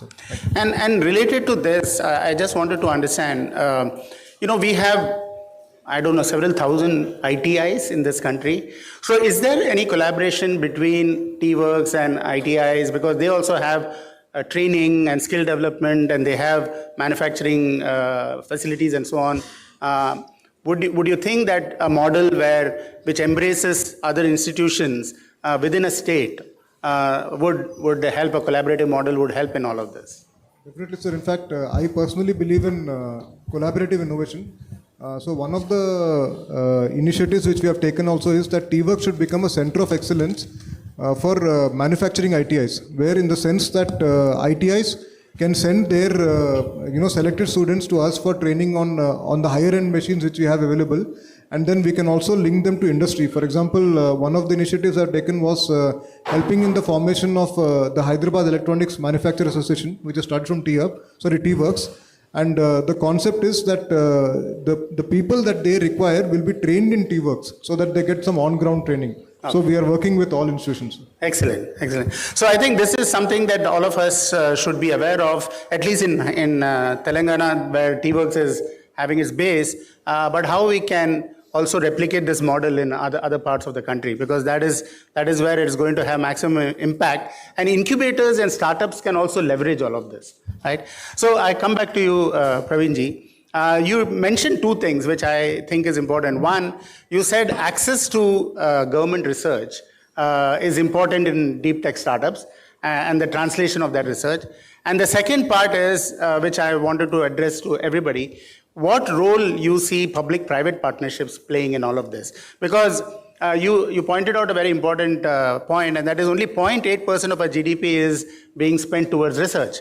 And another interesting fact is that in all the other countries, advanced countries or developed countries, we have almost anywhere between 4% to 8% of their GDP spent on research, but more than 70% of the research funding comes from private institutions. In India, more than 70% comes from government institutions. And that's a big lacuna in terms of private-public partnership. So what is your view on how to strengthen that, and what are the initiatives or incentives that DST is doing towards that? Yes, sir.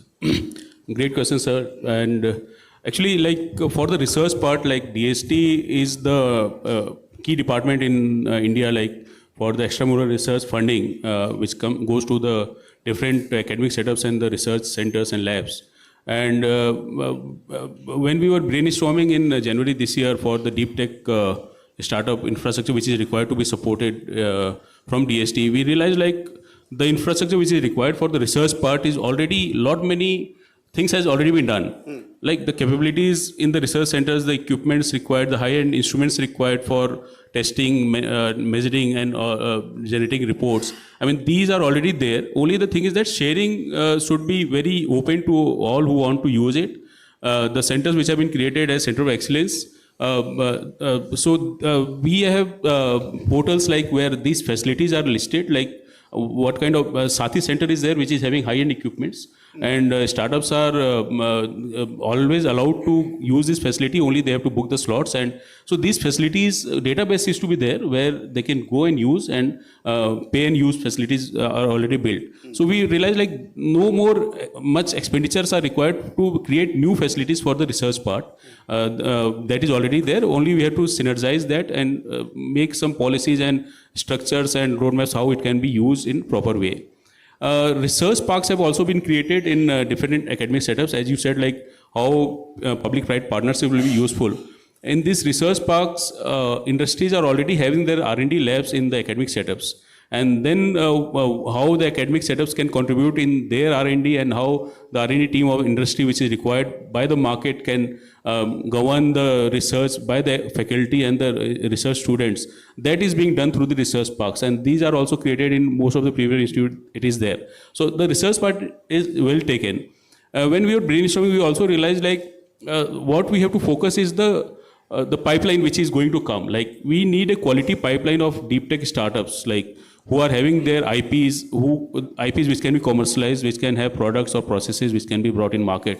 And for that we started putting our efforts, and we are now having one joint program with GDC, IIT Madras, this cohort-based program where we'll try to make the induction of this cohort will be with the researchers, and we'll try to handle them and try to see like how the research can be dovetailed for a more applied part of it, and the translation part can happen. So we have started focusing on the creation of the pipeline of the deep tech startups, and these cohorts are already launched. This was also part of 100 days target of the government. And so this is one of the example of public-private partnership which is now going to see the day of light, because this is Gopalakrishnan Deshpande Foundation, and 50% of this funding of this program, 6 cohorts are going to be launched. And 50% is being paid by the GDC center and 50% is paid by DST.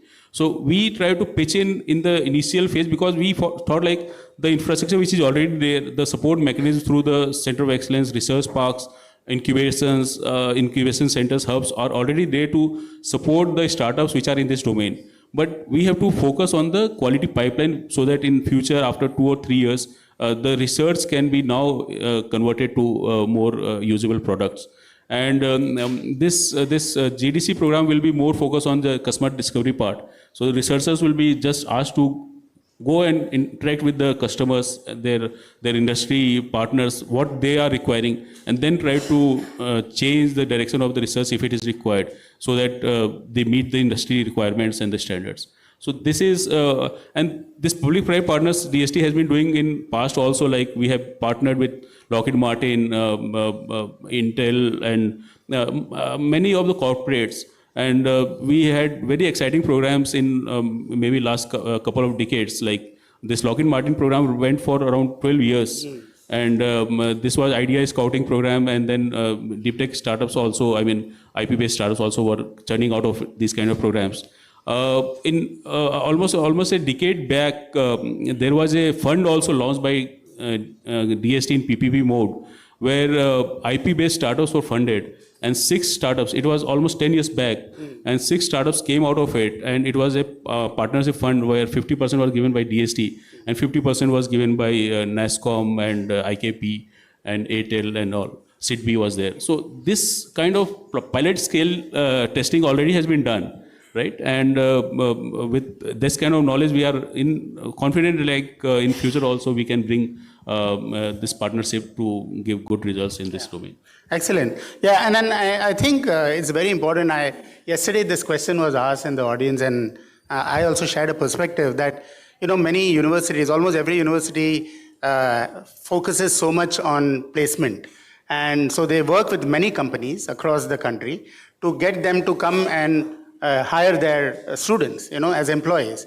But there's very little effort being done to draw these same companies to innovation and entrepreneurship and research related activities of the university. And there needs to be a proactive reach out from the universities to be able to attract companies and tell them what is happening in our startup ecosystem and the importance of deep tech startups that can come out of the university research, and thereby increase the funding sources from the private sector. Yeah, correct. So research parks are almost on the same track, and they are doing their job in this domain, because when these companies are there in the campuses, like they direct the research which is required by the. So coming to you, Jitendra ji, biotech research is somewhat different in terms of the requirements. One is there is tremendous compliance requirements, and one of the gestation period is because you want to make sure that they comply. And especially if biotech startups want to address the global market, they need to be globally compliant. So what are the initiatives being taken by BIRAC to enable this global compliance requirement, as well as any global collaborations that help you in being able to address this particular challenge? The regulatory compliance is one of the most important hurdle, an enabler also, but hurdle because sometimes it may become very, very cumbersome, and enabler because it's required for the sector to grow. Because if you suppose talk about genetic engineered crops, we know what the fate has been. I mean, it is under cold shell still. There may be some progress in genetic engineered mustard, which has been given some kind of field trials permission. But actually for food crops, we still have not been able to overcome that. So then how the startup will come here? Why the industry will play a role here? Because they know the field is regulatory, that Krishna Allah told, no, that if the regulatory hurdle is there, no investor, nothing will happen. So regulatory compliances has a huge role to play in innovation, and it is different for different sectors. I talked about genetic engineering, but same thing may apply to food for example, food sector. Similar maybe in the industrial sector or cell and gene therapy, cancer, and so many other fields. BIRAC is not a body to actually create, we are not regulators as such. Regulator is a CDSCO. But then we realize this problem, and as a stakeholder in this major stakeholder and enabler, we thought that what we can do. So we have created a body within BIRAC, which is regulatory and public policy, public advocacy group, which caters to the need of this whole regulatory compliances and other things. So what we do here, mechanism is that we talk to the startup who is facing the problem. This is a first hub we do every month actually, and the startups, and we request or invite members from CDSU, the regulator, and to talk to each other, and especially we are also there to mediate and see where the regulatory challenges are there and how it can be solved. So this is one. Second is that to create awareness among startups and industries also, because sometimes these are unfounded also. It's not that all the regulatory challenges that you keep on hearing is actually has some solid basis. Sometimes what happens is they are not aware of what are the regulatory pathways, and for that we need to educate them. So we create these sessions across India where regulatory challenges, etc., how to overcome that, and we call CDSCO people also. I have observed that some of these startups are misguided by some, consultants, etc., to milk money. They will say, no, this you do, blah, blah, all these things, and, it may not be required. So these are some of the issues I'm flagging, because these are something that I am observing. The other thing that we are trying to do is to create policy papers or papers where regulatory pathways can be elucidated very nicely. For example, biosimilars. DBT has come up with biosimilars, guidelines, and along with CDSC, etc. So functional foods, for example, cell and gene therapy. So as the technology is emerging, new and new fields are emerging, it is very, very understandable that the present guidelines may not be able to cater to these fields. For example, AI. How do you actually handle this in the regulatory framework? So what BIRAC is trying to do is we have subcategorized the whole field, life sciences area and biotechnology, and we have tried to set up a team to look into it and create a white paper, policy paper, and directly we are in touch with CDSU to give them all the inputs. And we also hold industry stakeholders meet very often. For example, while formulating this BioE3 policy, we had consulted 100 times, maybe more than that, the various groups, various cell and gene therapy, functional foods, industrial biotechnology, agricultural biotechnology, and all.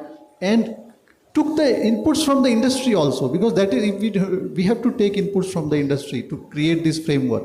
And I think it's very, very successful program, and implementation has to happen definitely. And, so those steps are being taken proactively. And what I invite, or what I request from the incubation managers and industry partners is to contact or always be in touch of the government also. Write mails. So, for example, people are very, quick to say that government is not doing this, then. But when we actually send these policy papers for public review on websites, we get very few responses. That is so. Why people are not forthcoming and participating? It's not only criticizing, but you have to also participate and see. Okay, these are the problems we are facing. Let us, do this and that and all that. So I think you brought a very important point, and that is, can a forum like this, like ISBA, take leadership in ensuring that as an outcome of such conferences or during the course of a year, we are coming up with a very concrete set of policy recommendations on a collective basis, which is vertical. They can be, incubators, deep tech startups from a DST point of view, or from a BIRAC point of view, or even from a hardware point of view, and come up with, because this is the forum where you know what policy is inhibiting you from further progress. And therefore, an outcome of this should be a set of policies that is coming up every year so that we can continuously improve. And I know we are running short of time, so we'd love to have this conversation going. But one last question to you, Joginder. India is placing so much importance today on manufacturing, make in India. And there are many incentives like the PLI and so on and so forth, which is happening. What do you think? But startups, it's not enough for them to prototype and come up with a minimum viable product. The ability for them to scale their manufacturing is so very important. Are we geared up for it at all, number one? And what role industry has in addressing this challenge? So we can quickly address that, because I think many startups that I know, they get stuck up at that point where they are not able to scale their manufacturing. Thank you. I'll just, there are 3 quick points for this. First of all, the government is doing enough for manufacturing, but many startups are not aware. There are a number of good MSME schemes which they are not aware also. For example, there are subsidies available for women entrepreneurs. There are special zones where people can set up manufacturing plants.